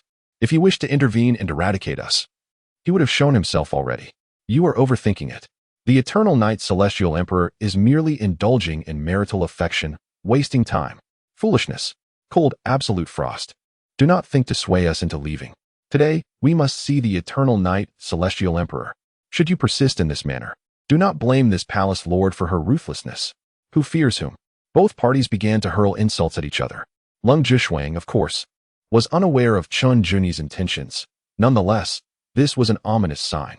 Presently, with Chun Juni and Xia Jiao having vanished without a trace, it fell upon her to confront the forces of the Demon Clan alone. She must bear the burden all by herself. Furthermore, as long as she could buy some time. Even if Chun Juni did not materialize, these demons would inevitably retreat, unless they were truly seeking their own demise. The many demons, unable to catch a glimpse of the Eternal Knight Immortal Emperor, felt a deep sense of dissatisfaction. But was the Eternal Knight Immortal Emperor truly absent from this place? With such commotion, why had he not yet made an appearance? It was indeed perplexing. They were acutely aware that they could not linger here for too long. If the Eternal Knight Immortal Emperor remained elusive, they would have no choice but to withdraw. Otherwise, a prolonged entanglement with Long Zhishuang would plunge them into peril from which escape would be difficult. After all, this was the domain of the Immortal Realm. However, until they laid eyes on the Eternal Knight Immortal Emperor, they found themselves utterly helpless against this troublesome woman, fearing that any misstep might thwart their objectives, rendering their efforts fruitless. The grand invasion of the extreme Sky Dao Immortal Realm by the Demon Clan was nothing short of ostentatious, instilling a sense of dread among the various sects of the Immortal Realm. Suddenly, they overheard the demons discussing something remarkable. The Eternal Knight Immortal Emperor was to guard the Demon Abyss, crowned as the Demon Emperor, and was even willing to acknowledge the Eternal Knight Immortal Emperor as their master. They were taken aback, initially believing that the demons had come for vengeance, only to discover that their true intent was to incite rebellion. How brazen! This revelation startled them. The earlier proclamations of the Demon Clan were unmistakably clear. There was no doubt about it. This implied that the demons were indeed there to usurp the Eternal Knight Immortal Emperor. Otherwise, they would not have displayed such unbridled arrogance. With no attempt to conceal their intentions, such audacity was beyond comprehension. The faces of the formidable beings from various sects turned grave. Should the Demon Clan succeed, and if the Eternal Knight Immortal Emperor truly fled, it would spell catastrophe for the Immortal Realm. No one wished to witness such a calamity. Yet, they found themselves powerless to intervene, as their own strength was insufficient. Before long, news spread swiftly that the Demon Clan had attacked the Qinglian Dao sect, and then retreated without further ado, only to reappear in the extreme Sky Dao Star region. Such a significant upheaval was hard to conceal. Initially, they believed the Demon Clan sought trouble with the extreme Dao Imperial Palace, only to realize that their true aim was to incite the Eternal Knight Immortal Emperor. This revelation unveiled the genuine motive behind the Demon Clan's invasion of the Immortal Realm. A bolt from the blue, a stealthy maneuver. No wonder they possessed such audacity in the absence of a Demon Emperor. However, should the Demon Clan's scheme succeed, the consequences would be unfathomable. In an instant, turmoil erupted in all directions. This time, it was not fear of the Demon Clan that gripped them, but the dread that the Eternal Knight Immortal Emperor might flee alongside the demons, seeking refuge in the Demon Abyss to safeguard the Demon Realm. Such an eventuality would undoubtedly provoke a terrifying disaster across the 33 immortal domains. No one wished to witness this. The powerful figures from various immortal domains sprang into action, their expressions grave. They immediately set forth towards the extreme Sky Dao Immortal Realm. This was a matter they could not condone. They had to intervene. How could one still care for their homeland when the purpose of the demonic clan's emergence is not even rooted there? It is imperative that we unite to instill fear in the demonic forces. Otherwise, their audacity in attempting to seize individuals from the 33 celestial domains is simply intolerable. The primary concern lies in their inability to ascertain the intentions of the Eternal Knight Celestial Emperor and they cannot afford to gamble on it. At Qinglian Sect, panic has ensued among all. How could it be that the demonic clan's assault on our sect was merely a ploy to gauge the Eternal Knight Celestial Emperor's stance? The invasion of the 33 celestial domains was driven by the same ulterior motive, an attempt to incite rebellion against the Eternal Knight Celestial Emperor. They are at a loss for how to respond, yet it is already too late. The demonic legion has set foot in the extreme Sky Dao celestial domain. There is a possibility that they might even encounter the Eternal Knight Celestial Emperor. Who would dare to wager on the current disposition of the Emperor? Throughout the demonic invasion of the celestial domain, the Eternal Knight Celestial Emperor has remained conspicuously absent. What does this signify? Who knows the depths of the demonic clan's shamelessness? After all, the Eternal Knight Celestial Emperor suppressed the Demon Emperor. One would expect him to be the mortal enemy of the demonic clan. Who could have foreseen such a maneuver? The disciples of various sects, having just repelled the demonic incursion, now wear ashen faces. If the demonic clan's ambitions are realized, the consequences would be catastrophic. It would undoubtedly herald a calamity for the celestial domain. Should the Eternal Knight Celestial Emperor truly wish to guard the demon abyss, then Qinglian Sect would bear the brunt of the repercussions. It is they who have chilled the heart of the Eternal Knight Celestial Emperor, and now that he returns, it may be too late. Yet, who can ascertain whether the Eternal Knight Celestial Emperor might, in a moment of impulse, choose to flee? After all, he is the Lord of the Demon Abyss, far mightier and more formidable than any single celestial domain. Thus, Qinglian Sect would emerge as the greatest scapegoat. Deemed the principal architect of the calamity in the 33 celestial domains, deserving of universal scorn, Mo Qingru is equally bewildered. The senior leaders of the sect are left in stunned silence, unable to fathom that the demonic clan seeks to leverage this entanglement to strengthen themselves. They seem to have abandoned the notion of revenge altogether. Who would dare to gamble on the current thoughts of Qingjun? Yi Qingxian lets out a deep sigh. What was destined to occur has indeed arrived. In Chapter 80, you talk too much, just speak. Yi Qingxian had his suspicions previously, yet found them hard to believe. After all, Qingjun had suppressed the Demon Emperor and slaughtered countless demons. He should have been the arch-nemesis of the demonic clan. It is astonishing that the demonic clan could truly set aside all enmity for the sake of profit, even manipulating the causality associated with Qinglian Sect and Qingjun to do so. Now, what he had feared has transpired, leaving him in disbelief. The sect leader and numerous elders are at a loss for words, caught in a silence fraught with tension. Having just thwarted the demonic invasion and barely caught their breath, they are confronted with this new dilemma, which is indeed exasperating. Sect leader, we absolutely must not allow the demonic clan's ambitions to succeed. Otherwise, Qinglian Sect will surely become the target of universal ire. At that point, everyone will claim that it was our sect that drove away Qingjun, leading to the empowerment of the demonic clan and the ensuing calamity for the celestial domain. Qinglian Sect will inevitably face isolation and public condemnation, plummeting into disgrace. Master, we must thwart the demon clan. We must stop Qingjun. A group of formidable warriors filled with righteous indignation scorned the demon clan for their audacity. How could their own demon emperor neglect his duties and dare to abduct people, especially during such a critical and precarious moment? Who among you can intervene? Yi Qingxian casually posed the question, leaving many powerful figures speechless. Yet, their dissatisfaction lingered. Master, does that mean we shall merely sit idly by? They lamented. If Qingjun relents, the immense prestige our Qinglian Sect has built over countless years will be utterly obliterated. Every grievance has a source, and we, the Qinglian Sect, cannot remain uninvolved. Faced with the concerns of the many strong, Yi Qingxian closed his eyes. The realms of immortals and demons are intertwined. If Qingjun truly chooses that path, we cannot obstruct him. However, one voice persisted, Master, there is no need for excessive words. What do you believe Qingjun will ultimately decide? The expressions of the warriors remained grim. In the past, Qingjun would have never acquiesced. Yet now, his temperament had markedly shifted. Amidst the turmoil in the immortal realm, he had yet to make an appearance. It was feared that if the demon clan could set aside their vendetta and submit, Qingjun might also relinquish his enmity towards them. If he still harbored affection and responsibility for the immortal realm, it might still be salvageable, but the current outlook appeared dire. Should Qingjun choose to succumb to the path of darkness, it would be too late.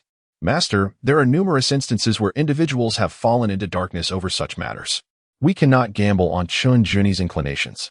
Yi Qingxian sighed heavily once more. Based on my understanding of him, he would not take such a course. If the demon clan dares to gamble, why should we not?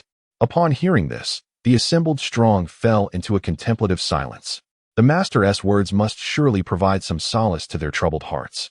Yet, unease persisted.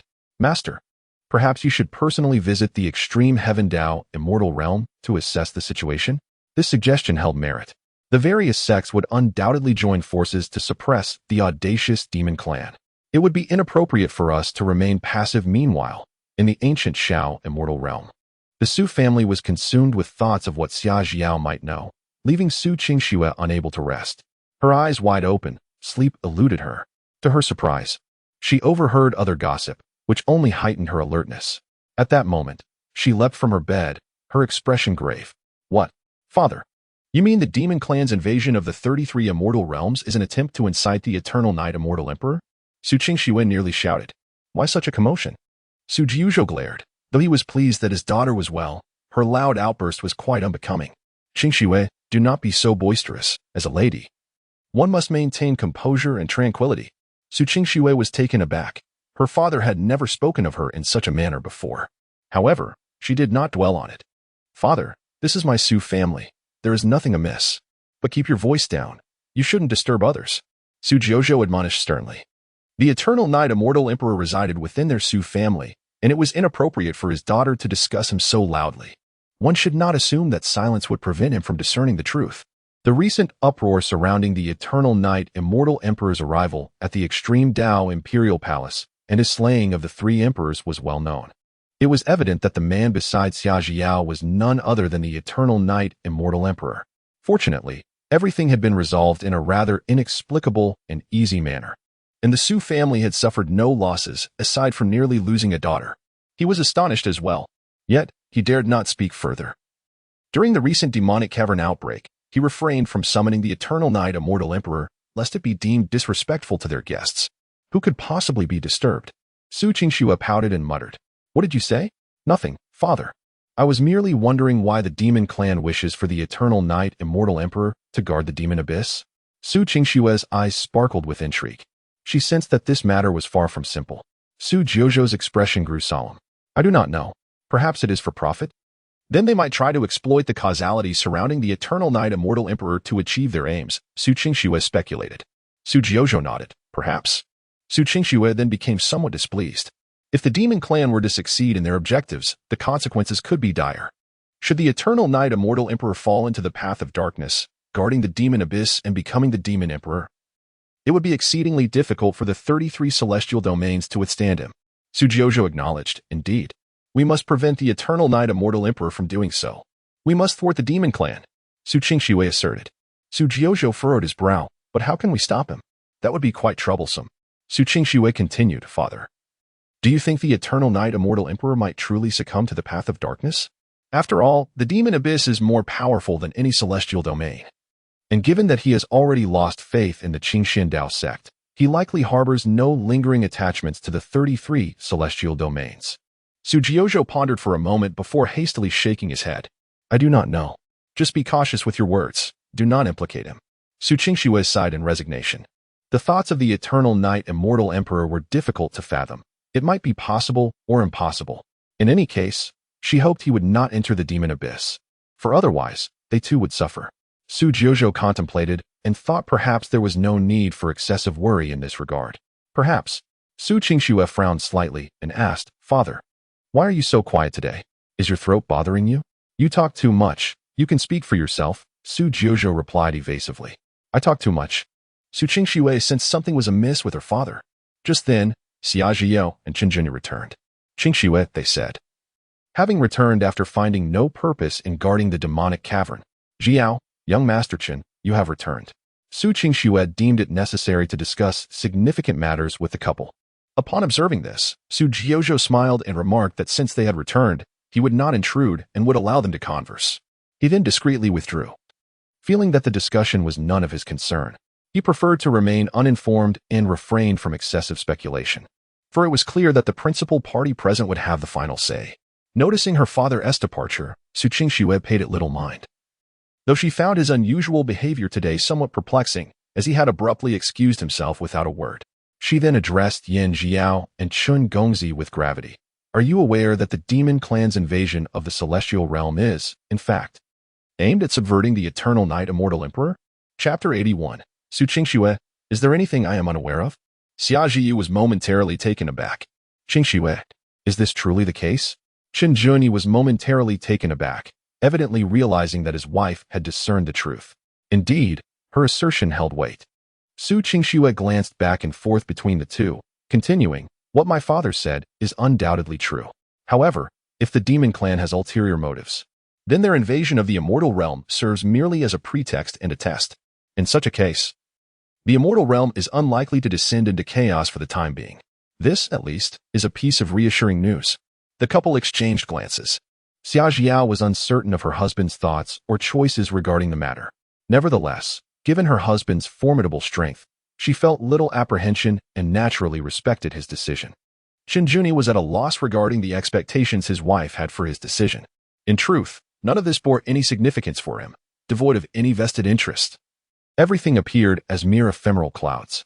If he were to entertain a thought, it would be the possibility of safeguarding Yuan'er and Hau'er. After all, in the celestial realm, he had long ceased to belong to any faction. Yet, this was of little consequence. Su Qingxue cast a puzzled glance at the two men. What are you both staring at? Let us speak of serious matters. This is no trifling issue. Should the demonic clan achieve their aims, the consequences would be unimaginable. Qin Juni inquired, Miss Su, do you truly believe that the eternal Knight Immortal Emperor will acquiesce to the desires of the demon clan? I cannot be certain. Yet I cannot afford to disregard the possibility. It is a vague intuition I possess. After all, the eternal Knight Immortal Emperor was once expelled from the Qinglian sect, which undoubtedly incited his wrath. His refusal to return to the Qinglian sect upon his return serves as evidence of this, as does his prior confrontation with various immortal emperors. Moreover, the absence of his presence during the recent invasion by the demon clan suggests that he has little regard for the current realm of immortals, Su Qingxue articulated passionately. Furthermore, while the demon clan is indeed detestable, their abyss is vast, representing a coalition of several immortal realms. The Lord of the Abyss possesses a certain allure. It is worth noting that if the demon clan can set aside their animosity and refrain from avenging the former demon emperor, it stands to reason that the eternal Knight Immortal Emperor might also relinquish his grievances. His powers, rooted in darkness, render him susceptible to the allure of the demonic path. Therefore, this possibility cannot be dismissed. Su Qingxue gazed intently at the two, acutely aware of the gravity of the situation. Qin Juni found Su Qingxue's words quite reasonable. Xia Zhiao also agreed with Su Qingxue, yet couldn't suppress a smile. Jiao, what are you laughing at? Am I mistaken? Su Qingxue expressed her dissatisfaction. It was rather serious of her, and yet Xia Zhiao still dared to chuckle in secret. Qingxue, you are indeed correct, Xia Zhiao replied, glancing at Qin Juni. She blinked. My husband, what do you think? How would you choose? Upon hearing this, Qin Juni understood that his wife would certainly respect his opinion. With a smile, he remarked, My dear, that would put me in quite an embarrassing position. Oh, I see. Xia Zhiao grasped her husband's meaning. Did the demon clan expect him to endorse such notions? Did he not care for his reputation?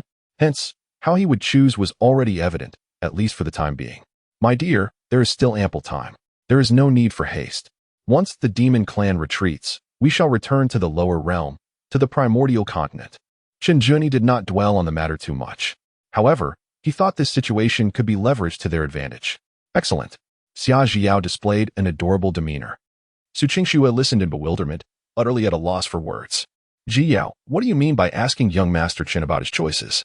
What is the implication? As for their couple's journey to the lower realm, she could certainly comprehend that, especially to see Yuan'er and Hau'er. Even she, and Qingxue, was curious. Is there a problem? Xia Zhiao countered. Qingxue, wouldn't it be appropriate to consider it from a man's perspective? Indeed. Su Qingxue suddenly realized, as if enlightened by a profound truth.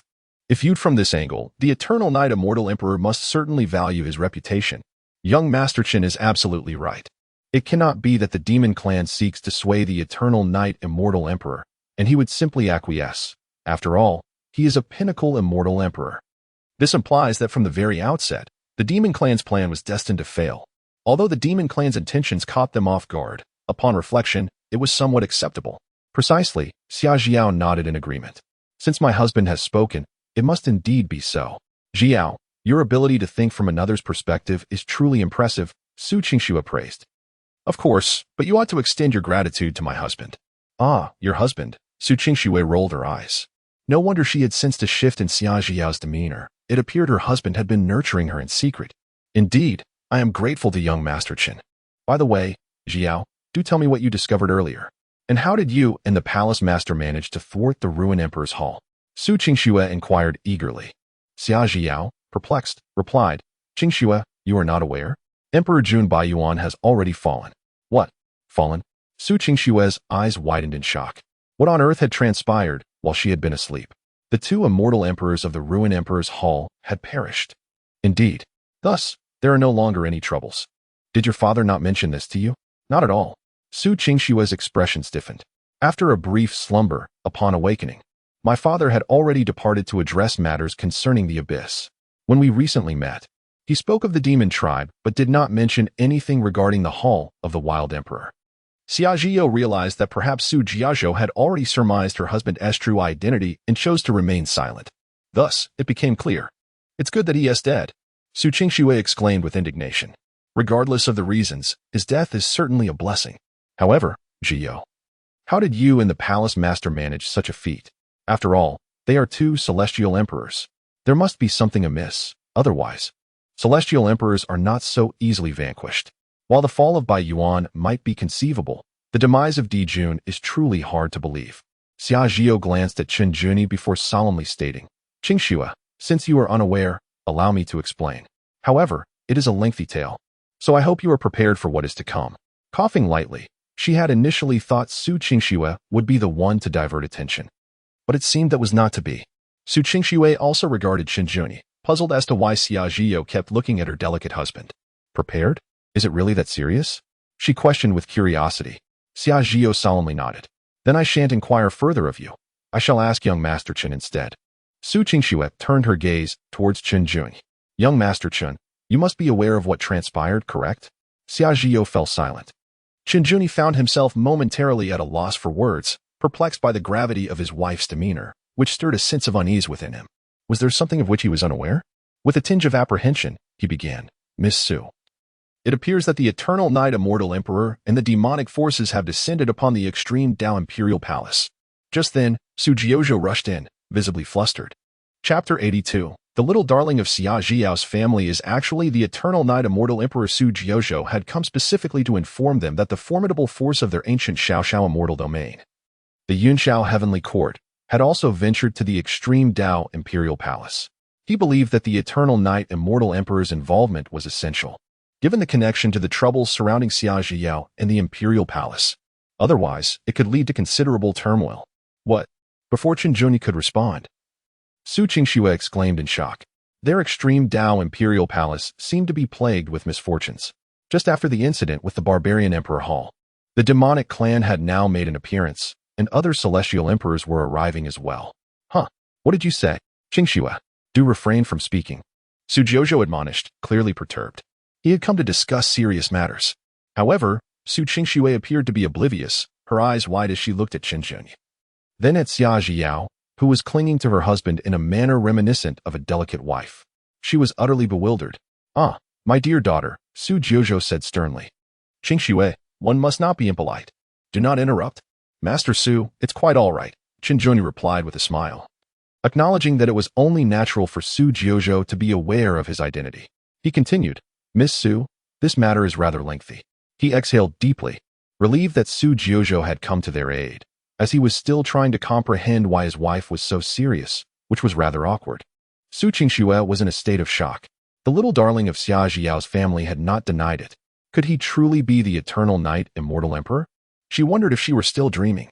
Xia Zhiyao appeared to be sympathetic towards her confusion. Su Jiazhou disregarded his daughter's bewilderment and gravely inquired, what about the eternal night immortal emperor and the situation at the extreme Dao imperial palace? No need to concern yourself, Qin Juni replied casually. With the appearance of numerous powerful beings, the demonic forces would undoubtedly retreat, and the extreme Dao imperial palace would likely face minimal trouble. By then, my wife and I shall take our leave as well. He had no inclination to partake in the chaos. His mind was elsewhere.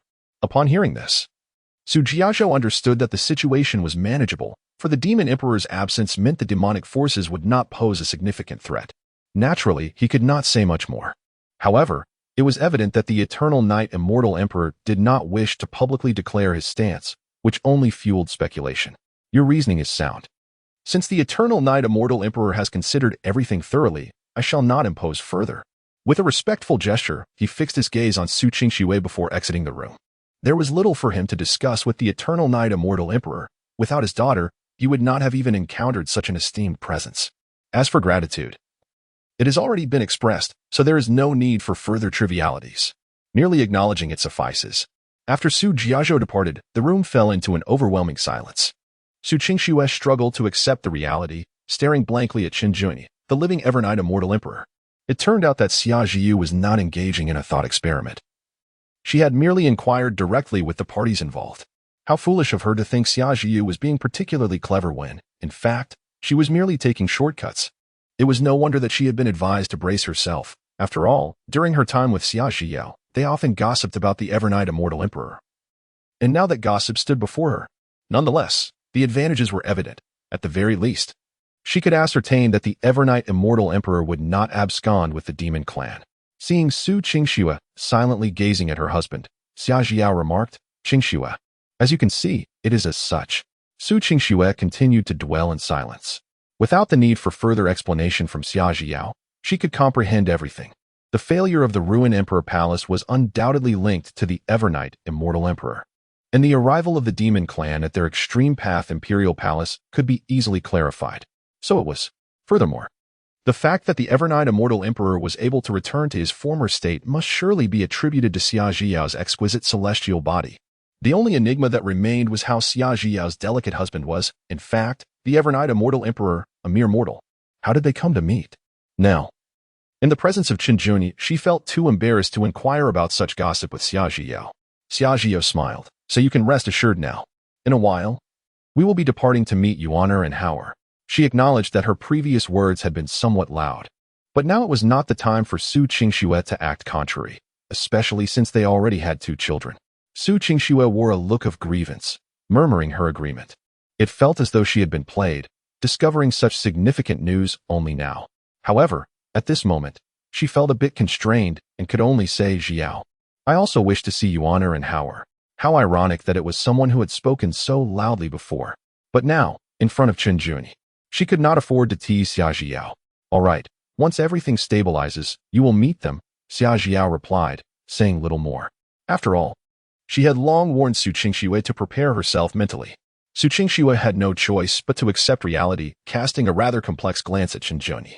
Suddenly, the Evernight Immortal Emperor appeared before her. Under such circumstances, it was a challenge to acclimate. "Then Zhiao, you and young Master Chun may converse at your leisure. I shall not intrude," she stated. She certainly agreed to this marriage, though she had not anticipated it would unfold in such a manner, and thus felt somewhat superfluous. With that, she departed, closing the door behind her. Qin Juni dared not interject, yet he found himself utterly perplexed. "Madam, what is the matter with Miss Su? She is a patient, yet she has fled." Xia Zhiyu turned her lovely face aside, pouting slightly. "My dear husband, it is nothing of great significance. It is merely that Qingxue has long wished to meet you, and oh, she often speaks of you." "Meet me?" Qin Juni considered it quite reasonable for Su Qingxue to wish to see him, as he was indeed the husband of Xia Zhiyao. Yet, why was she so reticent now? Behaving with such restraint? This was markedly different from before. Who can fathom the depths of a woman's heart? Xia Zhiyao feigned a glance upward. Qin Juni smiled faintly. Perhaps Su Qingxue was yearning to meet the Eternal Knight Immortal Emperor.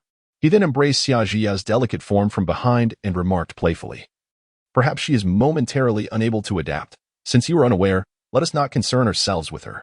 "Oh, dear wife, have you prepared gifts for Yuan and Howard?" "The first gift from their mother must not be neglected." "Of course, it is ready." "What is the gift, my dear?" "Whatever they desire, let us provide it." "Does it sound like a wish?" "Indeed, fulfilling their wishes will showcase my boundless capabilities as their mother." Although this reasoning holds true, it sounds akin to weaving grand illusions to deceive children. Weaving grand illusions? "My husband, I do not weave illusions. I am a man of my word." Meanwhile, within the Extreme Path Imperial Palace, Long Zhishuang and a group of demons had been exchanging harsh words for quite some time, yet neither side could gain the upper hand. They remained locked in a standoff. "If you do not leave soon, it will be too late," Long Zhishuang snorted. Such a commotion. And yet Qinglian and Xia Zhiyao have not returned to investigate. They truly possess remarkable audacity. Fortunately, the demons harbor ulterior motives. Otherwise, if the extreme path Imperial Palace were to be infiltrated, the couple's absence would be utterly disconcerting. At that moment, numerous powerful auras approached rapidly. Upon sensing this, the expressions of the demon forces grew grave, realizing the gravity of the situation. Where is the eternal knight, immortal emperor? Who could have anticipated that? Despite the plan reaching this stage, they would still be unable to meet the main figure? Such a significant matter, surely the eternal knight, immortal emperor, even with a hint of curiosity, should emerge to take a look. Yet, despite their unwillingness to accept it, without the presence of the eternal knight, immortal emperor, all efforts would be in vain. If they did not withdraw their forces now, once the experts from the immortal domain gathered, the demons would find themselves besieged, inevitably suffering heavy losses and finding it difficult to escape. Long Zhishuang, remember this. Do not rejoice too soon. The absence of the eternal knight, immortal emperor signifies that our demons have a greater opportunity. Reflecting on this, they pondered that the ambiguous stance of the eternal knight, immortal emperor might not necessarily spell disaster. It indicated hesitation, and as long as they exerted themselves, hope still lingered. This was the only comfort they could offer themselves. With a cold snort, after issuing a stern warning, the vast demonic abyss legion began to retreat, transforming into swirling clouds of overwhelming demonic energy as they swept away towards the nearby demon lairs. Observing this, Long Zhishuang naturally did not impede their departure, nor could she. However, the demon's words did contain a kernel of truth. Chen Juni's absence signifies an ambiguous stance, which only deepens the intrigue surrounding him. Long Zhishuang pondered for a moment before shaking her head, feeling helpless. Soon, numerous powerful figures from esteemed immortal sects gathered. They had certainly noticed the retreat of the demon clan, yet were unaware of the underlying circumstances and wished to ascertain the situation. With a grave demeanor, someone inquired, "Palace Master of the Imperial Palace, what is the current situation? Has the eternal knight, immortal emperor, made an appearance?" The demon clan came in pursuit of him. It seems unreasonable for the eternal knight, immortal emperor to remain hidden. However, they found no trace of the eternal knight, immortal emperor. Long Zhishuang scanned the crowd. The eternal knight, immortal emperor, has not shown himself at all. What are your thoughts? The powerful figures fell silent. The absence of the eternal knight, immortal emperor was indeed perplexing. They had rushed in anticipation, only to find it was a false alarm. This was ultimately a relief. The non-appearance of the eternal knight, immortal emperor implied that he would not align with the demon clan. "Since there is nothing amiss, I kindly ask you all to depart," she said. Although she appreciated their presence in driving off the demon clan, it was time to send them on their way. These individuals had not come to resolve the crisis of the extreme path Imperial Palace, but rather to seek Qinglian, whose presence was conspicuously missing. "Wait." One of the powerful figures voiced their concern. "Palace Master, this matter is of great significance. The eternal knight, immortal emperor is closely tied to your Imperial Palace. Do you not believe you could sway his decision?" Long Zhishuang retorted directly, leaving them momentarily speechless. While her point was valid, it was thought that the palace master might persuade him to some extent, potentially yielding results. There is no need for further discussion. I urge you all to take your leave. With that, Long Zhishuang gradually vanished from sight. Throughout this ordeal, she had been unable to meddle in the affairs of that couple. It was challenging enough to nurture a Xia Zhiyao. She sincerely hoped they would refrain from causing further trouble. The remaining powerful figures exchanged glances, though the eternal knight, immortal emperor, has not appeared to address the demon clan. This very fact necessitates our vigilance. Such a significant disturbance could not have escaped his notice, yet his absence only heightens our unease. Should the eternal knight, immortal emperor, be swayed, or if the demon clan employs some tactic, it would spell disaster. This concerns the 33 immortal domains. We must remain exceedingly cautious. However, given that Long Zhishuang herself did not dare to persuade the eternal knight, immortal emperor, the atmosphere grew awkward. They had already witnessed the formidable power of the eternal knight, immortal emperor firsthand, especially in light of the fact that Emperor Jun was defeated. It became evident that the eternal knight, immortal emperor, was indifferent to the losses suffered by the immortal domains or their ability to withstand the demon clan's invasion. Silence enveloped the group. Long Zhishuang was not foolish. She understood the gravity of the situation. Moreover, they could not impose demands upon her. By the way, where is Yi Qingxian? Not present. Such absurdity. If the eternal knight emperor truly departs from the celestial realm to tread upon the demon world, It undoubtedly bears significant ties to the Qinglian sect. If this is indeed the case, then the current stance of the Qinglian sect becomes exceedingly crucial. We shall venture to the southern celestial region to seek an explanation. This is imperative with the current ambiguous attitude of the Eternal Night Emperor. There may still be a chance for redemption. As they spoke, a group of formidable beings hastened towards the southern celestial region. The blame undoubtedly falls upon the Qinglian sect. They cannot afford to gamble on this matter. Proactive measures must be taken. The demon clan, having grown weary, retreated while sealing various demon caves.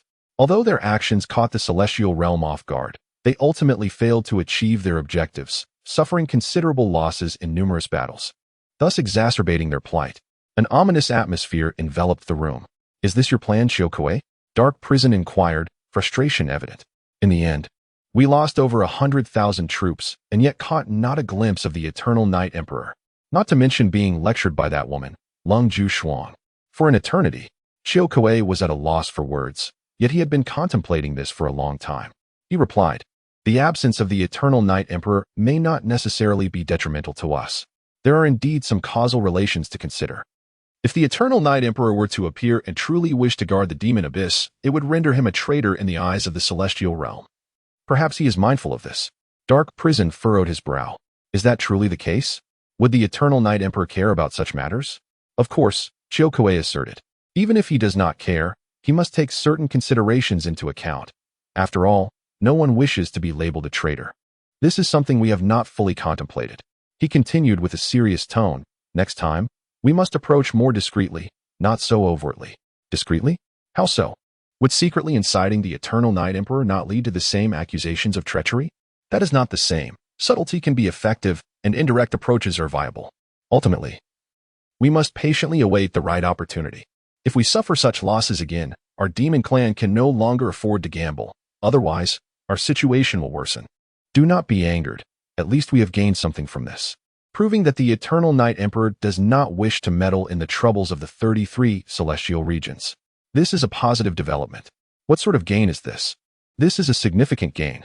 It is pivotal. So why do we not venture to Di Luo Mountain, break that seal, and rescue the Demon Emperor? Can we truly breach that seal?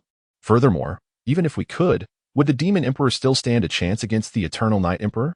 He would likely face resealing or even annihilation. It is unnecessary to take such risks. That is indeed a valid point. The Demon Legion marched back to the Demon World in grand procession. Yet, they would not relinquish their ambitions so easily. The demonic clan has retreated, and the celestial realm has returned to tranquility, allowing everyone to exhale in relief after a moment of panic. However, the fact that the demonic clan came for the Eternal Night Celestial Emperor still evokes a sense of unease. In the Su family, Su Qingxue remains puzzled as Xia Zhiyao's delicate husband has unexpectedly transformed into a formidable ally, while Xia Zhiyao herself has suddenly assumed the role of a cherished wife. Oh! The mere thought of her sins shivers down my spine. Such a delicate little wife. In Chapter 84, do tell me. How could my husband possibly not be a cherished darling? How could this be? Su Qingxue finds herself unable to sleep again. How could they possibly end up together? Is it truly such a coincidence? What is the nature of the process that led to the emergence of Yuan'er and Hau'er? The more I ponder, the more lucid my thoughts become. At this moment, Xia Zhiyao arrives. What is Qingxue contemplating? Su Qingxue glanced behind Xia Zhiyao and remarked, "Zhiyao, your husband is not accompanying you." "Indeed, I took the opportunity to come and keep you company," Xia Zhiyao replied.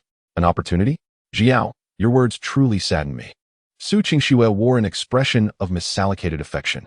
Xia Zhiyao cast a glance and remarked, "Have you revealed your true self? Previously, you dared not speak loudly in front of my husband." Su Qingxue feigned shyness and said, "Not at all. How about you all? Did you find your stay at my Su family pleasant last night? It wasn't too late to be in a frenzy, was it?" "Humph." Xia Zhiyao let out a light huff, for she knew all too well that Su Qingxue would still be in this very state. Previously, that was the aberration. "Do not jest. I am here to clarify certain matters with you." "What matters?" Su Qingxue feigned a sense of guilt and embarrassment. "Surely, you do not suspect that I harbor feelings for your esteemed husband, leading to a bout of jealousy?" Xia Zhiyu rolled her eyes in exasperation. "I am not so petty. After all, we are blessed with a pair of beautiful twins. You are merely boasting." Su Qingxue pouted with a sense of grievance. "Young Master Chun, are you unaware of her talent for boasting?" Shall I summon young Master Chun to see for himself? It is indeed a display of pride. Xia Jiao decided to follow Su Qingshue's lead and summon my husband, proclaiming that we shall revel in our shared splendor together. Su Qingxue clutched her chest, overwhelmed with heartache. Jiao, I am already wounded. Must you strike again? Allow me to soothe your pain. No, Master Chen. Madam at your home is about to misbehave. Xia Jiao's expression darkened. Enough with the nonsense, Qingxue. Let us discuss serious matters. You have already met my little delicate wife. What are your impressions? She deliberately spoke in such a manner. Although Su Qingxue is rather gossipy and frivolous, they still find joy in each other's company. Su Qingxue then turned serious, Jiao. Do you truly believe that young Master Chen is a delicate darling? I cannot concur. Did you not say so yourself? No. From now on, you must not secretly call my husband little delicate husband. Oh, the legitimate wife has spoken. How could I dare to do so? Indeed, the cherished wife of the eternal knight, immortal emperor. A cherished wife is indeed a cherished wife. Jiao, you have changed. You have grown even more delicate. I am but a cherished wife, and of course, I am delicate. Besides, I am already someone else's wife, unlike you. Su Qingxue felt somewhat offended. She soon chuckled lightly. Jiao, do you think it's possible that Master Chen enjoys being a pampered husband? Xia Jiyu turned her head in surprise. Could that truly be the case? Of course. Su Qingxue began her earnest analysis. Consider what that title signifies. It embodies trust. It reflects how powerful you are, yet you still place your faith in him, even if he is a pampered husband. Thus, Master Chen must be quite pleased. He yearns for your trust in his moments of weakness, wishing to be protected by you. Otherwise, he would have already revealed his identity to you. Upon hearing these words, Xia Jiao found herself at a loss for a rebuttal. With a sweet smile, she remarked, If you put it that way, my dear husband does seem rather endearing. Endearing? Su Qingxue shivered with a chill. Only you, as his wife, dare to call him endearing. However, considering it's your first time and all that entails, it's only natural to appear a bit foolish. Xia Jiao fixed her gaze on Su Qingxue. You speak as if you've experienced this many times, yet you remain all alone. Su Qingxue pouted. What does it matter? All right, it doesn't matter. Tell me, how do you feel? Jiao, you are indeed trying to test me. Smack. Master Chun, your little cherished wife has struck my lovely behind. That LL teach you to be improper. After being struck, Su Qingxue quieted considerably. With a hint of grievance, she said, No, I am not being improper. However, meeting the eternal knight immortal emperor does inspire a sense of admiration.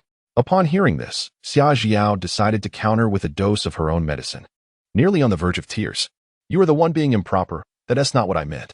Su Qingxue's eyes widened. Then what are you implying? Setting aside the title of eternal knight immortal emperor, my husband is not a pampered husband at all. It makes him seem exceedingly formidable. You have experienced this firsthand on many occasions. Jiao? Smack. All right. Your husband is not a pampered husband. You have not misjudged him. Nor have you squandered your trust and perseverance. It is not the eternal knight immortal emperor's merit. It is entirely yours. I should not have called him a pampered husband. It is my fault. I am guilty. That's more like it. This attitude must be maintained in the future. Su Qingxue rolled her eyes, reflecting on the fickleness of women. Previously, when she referred to Xia Jiao as little Jiao, there was no objection from her. But now, with the arrival of young Master Chen, she was quick to hold her accountable. Nevertheless, she understood that Xia Jiao genuinely cared about her feelings and that the right approach was essential. Narrowing her eyes, she teased, But Jiao, does young Master Chen know about your current demeanor? Xia Jiao replied with utmost seriousness, Isn't this your doing? It is said that one becomes like the company one keeps. Besides, even if my husband were to find out, he would not disdain me. She then winked playfully. Su Qingxue felt a twinge of hurt, blaming herself for the situation. With a sigh, she mused, Jiao, fate is indeed remarkable. Pray tell, how did you two come to meet? And what have you honor and how are? The entire sequence of events feels like a dream. She was well aware that their playful antics had not only altered the fate of the eternal knight immortal emperor, but had also transformed Xia Jiao's destiny, intertwining their fates in a wondrous, almost cyclical manner. The entire process. Xia Jiao's cheeks flushed, feeling bashful about sharing. She turned away, unable to meet Su Qingxue's gaze, and evasively remarked, Perhaps fate is merely a series of unexpected occurrences. Such depth? Su Qingxue pondered, then stepped in front of Xia Jiao, adopting a serious tone. I believe that at that time, young Master Chun was an ordinary man. If you were to bear you honor and power, it must have been you who shush.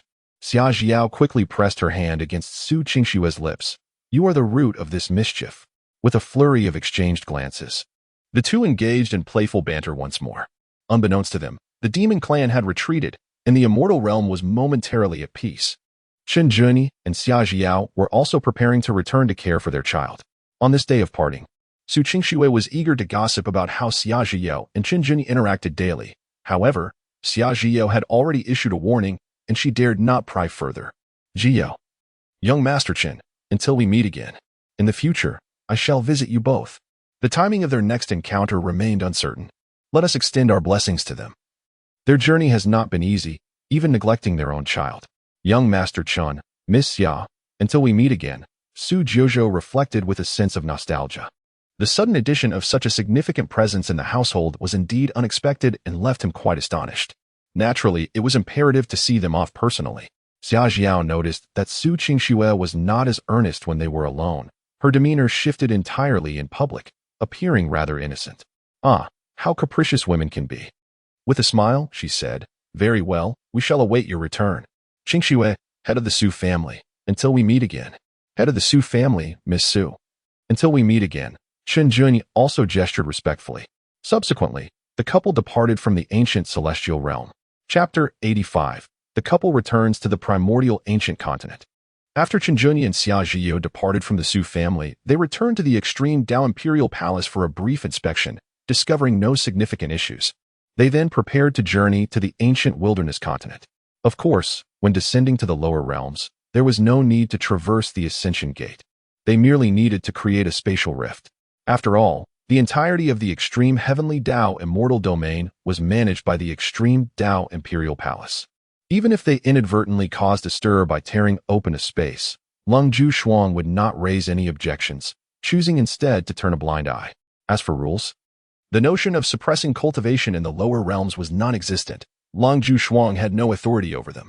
Otherwise, it would be exceedingly challenging for an ordinary person to descend through the extreme heavenly Dao immortal domain. They would invariably be monitored, with restrictions on their cultivation level or time limits imposed, requiring a pass issued by the extreme Dao Imperial Palace. Should they bring disaster to the lower realms, they would be swiftly eradicated. If an immortal attempted to breach the spatial boundaries of an immortal domain to descend, they would be immediately obliterated. Such was the law governing the entire immortal realm. However, this was evidently irrelevant to them now. They had no intention of adhering to the rules, for they sought to find their offspring.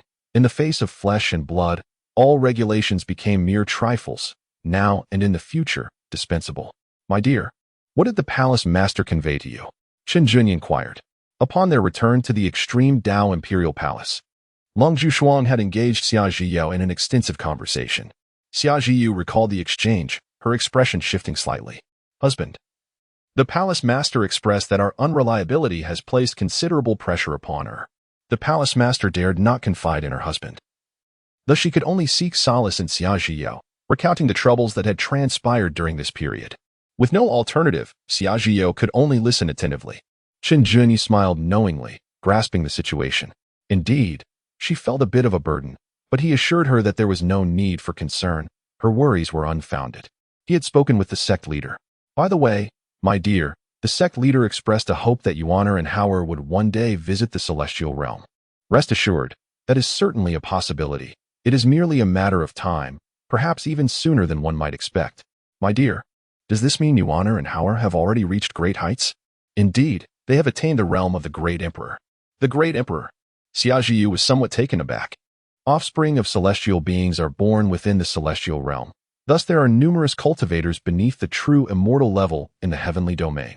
Their children, however, are in a rather unique situation. Nonetheless, the fact that Yuan and Hauer have already reached the Great Emperor realm still surprised her. Considering the spiritual energy and resources of the mortal realm pale in comparison to those of the celestial realm, Chen Juni wore a smile, acknowledging the fact that they had reached the realm of the emperors and would soon undergo tribulation to ascend. Then, he shifted the conversation, asking if his wife was surprised. Although he had once exhausted his cultivation, which had an impact on their children, her prowess was undeniable, and they were born with remarkable potential. Chen Juni felt a twinge of regret. Had he been at his peak during their births, the twins would have been even more formidable. This was partly due to the influence of their parents, who would have endowed them with innate celestial power. Regrettably, he had been at his lowest ebb when they were born, leaving the twins to rely on their own efforts. Conversely, had he been at his zenith, it was likely that his wife would not have been able to bind him in such a manner to compel him to submit and father Yuan'er and Hau'er. Thus, he felt it unjust to blame himself. Xia Zhiyao understood this logic well. After all, her husband had been a mere mortal at that time, a consideration she had always taken into account. While Yuan'er and Hau'er had already shown exceptional promise at birth, their rapid ascent to becoming emperor-level cultivators must surely have involved her husband's considerable efforts. She grasped Qin Juni's hand in a gesture of comfort, reassuring him that he should not feel guilty for having been a mortal, as it might have resulted in their not having had the twins at all, a thought that was, in itself, quite embarrassing. "My dear husband," she began, "I must admit I am somewhat surprised, and I suspect this is due to your secret stash of resources. Is it not? Without formidable resources, it would be exceedingly difficult to cultivate our children to the Emperor's realm. Talent is paramount, yet resources are indispensable. Therefore, it is clear that you have been concealing a great deal." Qinjuni nodded in affirmation. "Of course, my lady, in order to present you with a delightful surprise. I have been diligently nurturing them, solidifying their foundation." Upon hearing this, Xia Zhiyao rose on her toes and bestowed a gentle kiss upon Qinjuni's lips. "You have worked tirelessly, my husband, and this is my way of compensating you. Thankfully, during my absence, you have been there to care for them." Although she would never disdain her offspring, she certainly welcomed the prospect of their greater strength. The cultivation by her husband exemplifies this very circumstance. Qinjuni gently kissed Xia Zhiyao's rosy lips and remarked, "My dear, I owe you a great deal." "Owe me?" she inquired. "Indeed. I refrained from mentioning it at the time, fearing it might burden you and the children." A flicker of guilt crossed Qinjuni's mind, for he had indeed possessed numerous resources back then, only bestowing them upon the little ones after his wife departed. "My husband, by that reckoning, you owe me quite a lot. Of course, my dear, I shall give you whatever you desire. As for the children, I have sealed their cultivation." "Sealed? Is it to prevent them from causing trouble?" "Not primarily. It is chiefly to avert any unforeseen ascension that might disrupt our plans to reunite." Xia Zhiyao understood, for the ascension of such young ones could easily attract the attention of the celestial realm, leading them to discover their parents. Should the karmic ties surrounding their parents remain unresolved, it would indeed spell trouble. Such a decision rested solely with the children's father, as she had believed it would be a long time before she could see her husband and children again. Then, a peculiar expression crossed Xia Zhiyao's face. "My husband, our parental love weighs heavily upon us, affecting the children's cultivation. Fear not, my dear, Yuan'er and Hau'er will understand our intentions." Qinjuni remained unconcerned, for burdening their parents was not an option. The couple exchanged a knowing smile, clearly perceiving this as a minor issue, their thoughts consequently lightening. Qinjuni held his wife's hand and swiftly located a suitable spot, then effortlessly tore apart the fabric of space. This scene, however, made Xia Zhiyao's delicate body tremble. Qinjuni contemplated deeply, embracing Xia Zhiyao's shoulders, offering her a sense of solace. "My dear," he said, "as we confront our past, let us gaze towards the future. You possess the power to heal me, just as I can heal you. Let us focus on joyful memories. Yuan'er and Hau'er will bring us comfort." Unable to restrain herself, Xia Zhiyao nestled into Qinjuni's embrace, turning slightly to encircle his waist, finding peace in his presence. "You speak the truth, my husband. When I was compelled to descend to the mortal realm, fleeing the celestial domain, it was indeed a journey to the ancient continent. Though I felt despair at that time, and even now I harbor anger, I find solace in knowing that it was this very ordeal that led to our meeting. The presence of Yuan'er and Hau'er fills me with immense joy. I recall the moment I was poisoned, driven to the brink to tear through space and evade the clutches of darkness, albeit not within the extreme heavenly Tao immortal domain. Ultimately, it was the palace master who intervened. Otherwise, I would have violated the rules of the celestial realm. The recent sight of you rending the fabric of the lower realm stirred something deep within my fragile heart." Qinjuni gently cradled Xia Zhiyao's face, applying a slight pressure that compelled her to pucker her lips. He then leaned in for a kiss. Chapter 86. The Qinglian Dao sect is once again surrounded. After a brief entanglement, Qinjuni began to console his beloved wife. "Darling, do not be upset. In the days to come, I shall always strive to make amends and heal your wounds. Furthermore, I too have a past that I would rather not revisit. During that time, despair consumed me, and I was filled with anger and frustration. Yet, reflecting on it brings me joy, for it led me to you, and from our union. We welcomed you honor and power into this world. That thought alone brings me immense delight, allowing me to forget everything else. Indeed, there were moments when he felt deeply dissatisfied. And the more he dwelled on it, the greater his discomfort became, to the point where sleep eluded him. However, after meeting his wife and welcoming their children, it seemed he had discovered the most significant person in his life, gaining a new purpose and guiding principle. His thoughts were consumed by his beloved, and his days were filled with the joys of parenthood, which gradually dulled all other concerns, leading him to adopt a more serene outlook on life. My dear husband, are you mimicking my speech? Nay, my love, I am merely stating the truth. My husband, the intertwining of our fates is indeed a remarkable occurrence. Despite numerous trials and tribulations, we must face the tribulations together. Indeed, my dear, this bond we share is a result of our lifetime of cultivation and should be cherished. Together, we shall confront calamities and navigate the storms of life. Suddenly, Xia Jiyu felt a wave of comfort wash over her, though she refrained from expressing it. Understanding that her husband was mending her wounds. Instead, she offered reassurance. Do not be upset, my love. In the future, I too shall heal your heart. By the way, dear husband, may I share something with you without inciting your ire? Chun Juni's expression shifted slightly. His wife was adept at offering comfort. Yet she chose this moment to broach the subject, likely fearing his displeasure. My dear, what is it? He inquired, though genuine curiosity flickered within him. Xia Jiao gathered her thoughts and replied, Husband, the truth is, I encountered an unexpected incident while en route to meet the Eternal Night Emperor. Thus, had I not sought an audience with the Eternal Night Emperor, perhaps those troubles would not have arisen. Upon finishing her words, she cast a quick glance at her husband's countenance, apprehensive that he might feel jealous, considering that the Eternal Night Emperor, at that time, was merely a stranger to him. Chun Juni chuckled, a hint of arrogance in his laughter. My lady, it seems you are destined to be my wife. Anger? Not only was she not angry, but she was also exceedingly pleased, for this was a manifestation of her concern for him. Xia Jiyu blinked. My lord, what do you mean by that? My lady, consider this. You encountered an unforeseen event on your way to meet me, and yet, in the end, you still found yourself before me, and not only that, you have become my wife. Xinjun analyzed. Although it was indeed an accident, it could also be seen as him inadvertently leading his lady into this predicament, only to magically transform her into the mother of his child. At that time, perhaps she was genuinely on her way to meet him. And had the unforeseen event not occurred, she might have missed the opportunity altogether. For at that point, he had already exhausted his cultivation and departed from the Qinglian sect, though few were aware of it. The fact that his lady could now discuss this matter with him indicated she had begun to confront her past, which was a positive development. Xia Jiyu felt a bit confounded, yet it indeed seemed to be the case. My lord, so that means you are destined to be my husband. Her heart swelled with delight. Of course, my lady, he replied. It is a pity, however, that your honor and power came into being due to unforeseen circumstances. Xia Jiyu's cheeks flushed with embarrassment, as she suspected her lord was alluding to that time. After all, she had indeed returned to seek him out because of her pregnancy.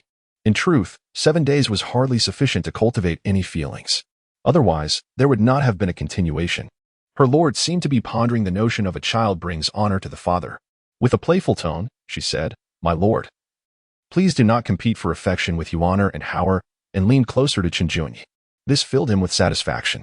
Given this, would the matter of having a little sister for the two children truly pose any difficulty? As they spoke, they traversed the rift in space. When Qinjun and Xia Jiao, the couple, turned a blind eye to their responsibilities and returned to the wild ancient continent to reunite with their children, the Qinglian sect found itself besieged for several days and nights. The sect's formidable experts and disciples were perplexed. Once again, they were surrounded. The demon clan, having failed to achieve their objectives, retreated, allowing a collective sigh of relief to escape the sect, acknowledging that their leader indeed understood Qinjun well. However, just as they began to relax, another predicament emerged. Yi Qingxian felt the weight of the situation. Esteemed guests, have you no intention of departing from my Qinglian sect? Many powerful figures expressed their displeasure. Yi Qingxian, should the Evernight Immortal Emperor truly take up residence at the Demon Abyss, the consequences would be dire and undoubtedly implicate your Qinglian sect. This reasoning held merit. They demanded an explanation. Any unforeseen events would inevitably affect us. We cannot remain passive in the face of such potential calamity. Indeed, if your Qinglian Dao sect were to exacerbate the situation and bring about disaster. We could not simply turn a blind eye. Should the repercussions of your sect's entanglements with the Evernight Immortal Emperor lead to tribulations in the immortal realm, your Qinglian Dao sect would be branded as its transgressors. We act for the safety and stability of the immortal realm, for the sake of its denizens. The assemblage of powerful figures, filled with righteous indignation, seemed to regard the matter as a personal concern, inciting frustration among the experts of the Qinglian Dao sect. The matter had not even reached its conclusion, yet they were meddling. This was an act of scapegoating. Nonetheless, it was easy to fathom the terrifying influence of Qinglian, who had hardly made an appearance, and yet had instilled such panic among these esteemed sects that they resorted to forceful measures against the Qinglian Dao sect. Their eloquent proclamations masked their fear of being embroiled in the fallout. Yi Qinglian understood that had Qinglian not possessed such formidable strength, the various sects would have remained silent, let alone intervened in what was fundamentally an internal affair of the Qinglian Dao sect. Why did these individuals feel the need to feign such noble intentions? What do you expect from my Qinglian Dao sect? What do you desire? The Evernight Immortal Emperor departed from your Qinglian Dao sect to preempt any potential fallout. Your Qinglian Dao sect must clearly state its position and apologize to the Evernight Immortal Emperor. Perhaps there is still a chance for redemption. Indeed, your Qinglian Dao sect is responsible for persuading the Evernight Immortal Emperor to extinguish even the slightest hint of trouble. We cannot gamble on the thoughts of the Evernight Immortal Emperor. We must be prepared. Otherwise, we shall not withdraw. The members of the Qinglian Dao sect were left speechless. Yet they found themselves powerless. The Evernight Immortal Emperor would not return, and ultimately, they would bear the brunt of the consequences. The cacophony of arguments left Yu Qinglian with a throbbing headache, and he recognized that unless a force even mightier than Qinglian emerged, the blame would undoubtedly fall upon their Qinglian Dao sect. They would bear the burden, for there was no one else to shoulder it. Moreover, the situation only seemed to escalate further. The Qinglian Dao sect will inevitably be affected, becoming a casualty, much like a soft persimmon being squeezed. Yu Qinglian pondered briefly and said, "Esteemed guests, grant me some time, and I shall certainly provide you with an explanation." He felt that before that. He needed to seek out those individuals from years past. The primal ancient continent, the 9 sacred halls, Qinziyuan, Qinzihai, and Wang Tianjiao engaged in a prolonged contest, displaying their skills relentlessly over the past few days, resolutely determined to see it through to the end. Various practitioners from different disciplines participated, and as expected, Wang Tianjiao suffered a complete defeat, leaving him in tears, sobbing uncontrollably, nearly overwhelmed by despair, cursing himself for his lack of fortitude. Meanwhile, Qinziyuan and Qinzihai emerged as 2 prodigious geniuses at the tender age of 3, leaving everyone astonished. At this moment, having just concluded their contest of talisman crafting, they exited the talisman hall, still grumbling about their experiences. Wang Tianjiao, bearing the marks of defeat, was battered and bruised. Clenching his teeth in frustration, he lamented that despite his commendable abilities praised by family and peers alike, he still found himself utterly outmatched. Crushed once more in this latest competition of talisman creation, it was a situation that left him in silent tears, fearing he had brought shame upon his family. Eldest brother. Eldest sister. I was wrong. Chapter 87. The beautiful sister and the enchanting sister have disappeared. Eldest brother, eldest sister? Chen Ziyuan furrowed her brow, clearly displeased with this form of address. Chen Zihai expressed mild surprise, taken aback that the scion of the Wang family would actually apologize. Over these days, they had managed to teach Wang Tianjiao a lesson, recently chastising him yet again with their talisman expertise. They had anticipated that he would continue to challenge them. Fully prepared for further competition, however, they were taken aback when he chose to apologize instead. Wang Tianjiao felt a surge of indignation, as if they were implying he was incapable of even offering an apology. Is there a problem? I have apologized. My master instructed me to do so. He was no longer interested in competing, wishing only to escape from the clutches of this relentless rivalry. Master? So, you are not genuinely apologizing then? Chen Ziyuan's eyes widened in astonishment. Chen Zihao discerned the crux of the matter and, with a hint of indignation, exclaimed, "We are not satisfied." Wang Tianjiao seemed to be a touch too agitated. "What more do you desire?" he challenged. "If an apology is to be given, it must be sincere." Indeed, it was true. The Wang family's upbringing had produced a rather haughty individual, and one could hardly call him anything but a wild child. The 2 young ones still harbored grievances regarding this matter. What? Wang Tianjiao found it utterly excessive. How could they, at such a tender age, harbor such grudges? What? Are you still unconvinced? Perhaps we should teach you a lesson once more. Qin Ziyuan held his head high, fiercely brandishing his small fists. Qin Zihao hastily added, "The persimmons from the Wang family were indeed spoken of by your master. If you dare to defy, it would be akin to betraying your teacher and extinguishing your ancestral lineage, a grave act of treachery." Wang Tianjiao was left in a state of shock and confusion. Although the words seemed peculiar, he discerned the gravity of the accusation. However, how could he bear such an immense charge suddenly thrust upon him? Gritting his teeth, he exclaimed, "I was wrong. I apologize to all of you. It was inappropriate for me to call you wild children, for I am the wild child." The two little ones then recalled something else, and added, "Moreover, it is you Wang family who are the true, worthless beings." Indeed, indeed. It is my Wang family who are the worthless ones. Wang Tianji was on the verge of madness. Heavens, whose child is this? He is even more outrageous. Realizing he could not engage in acts of betrayal against his teacher and ancestors, he had no choice but to comply. Very well, very well. Qin Ziyuan finally felt at ease. Qin Zihao felt a sense of relief as he finally regained his composure. However, he suddenly wondered about the whereabouts of the beautiful sister and the enchanting sister. Turning to boast, he realized that Li Miaojin and Gong Luoyue had vanished, and he no longer paid any heed to Wang Tianjiao. Where could the beautiful sister and the enchanting sister have gone? Surely, they wouldn't have left without bidding farewell. Wang Tianjiao, noticing that Qin Ziyuan and Qin Zihao's attention was no longer on him, seized the opportunity to discreetly retreat, stepping back cautiously before turning and fleeing. He could no longer endure their presence. It was sheer torment, especially since he was unable to best them in any confrontation. However, it appeared that Qin Ziyuan and Qin Zihao were in pursuit of those two lovely ladies. Qin Ziyuan, recalling that she had caught a glimpse of them while Qin Zihao was engrossed in crafting talismans, remembered that they had left the talisman hall in a huff. Dismissing the thought, she said with a serious expression, "Little Hao, you are indeed correct. Let us hasten to find the beautiful sister and the enchanting sister." "All right, sister," he replied. With that, the two little ones hurried back to the talisman hall, hoping to discover whether Li Miaojin and Gong Luoyue had not emerged.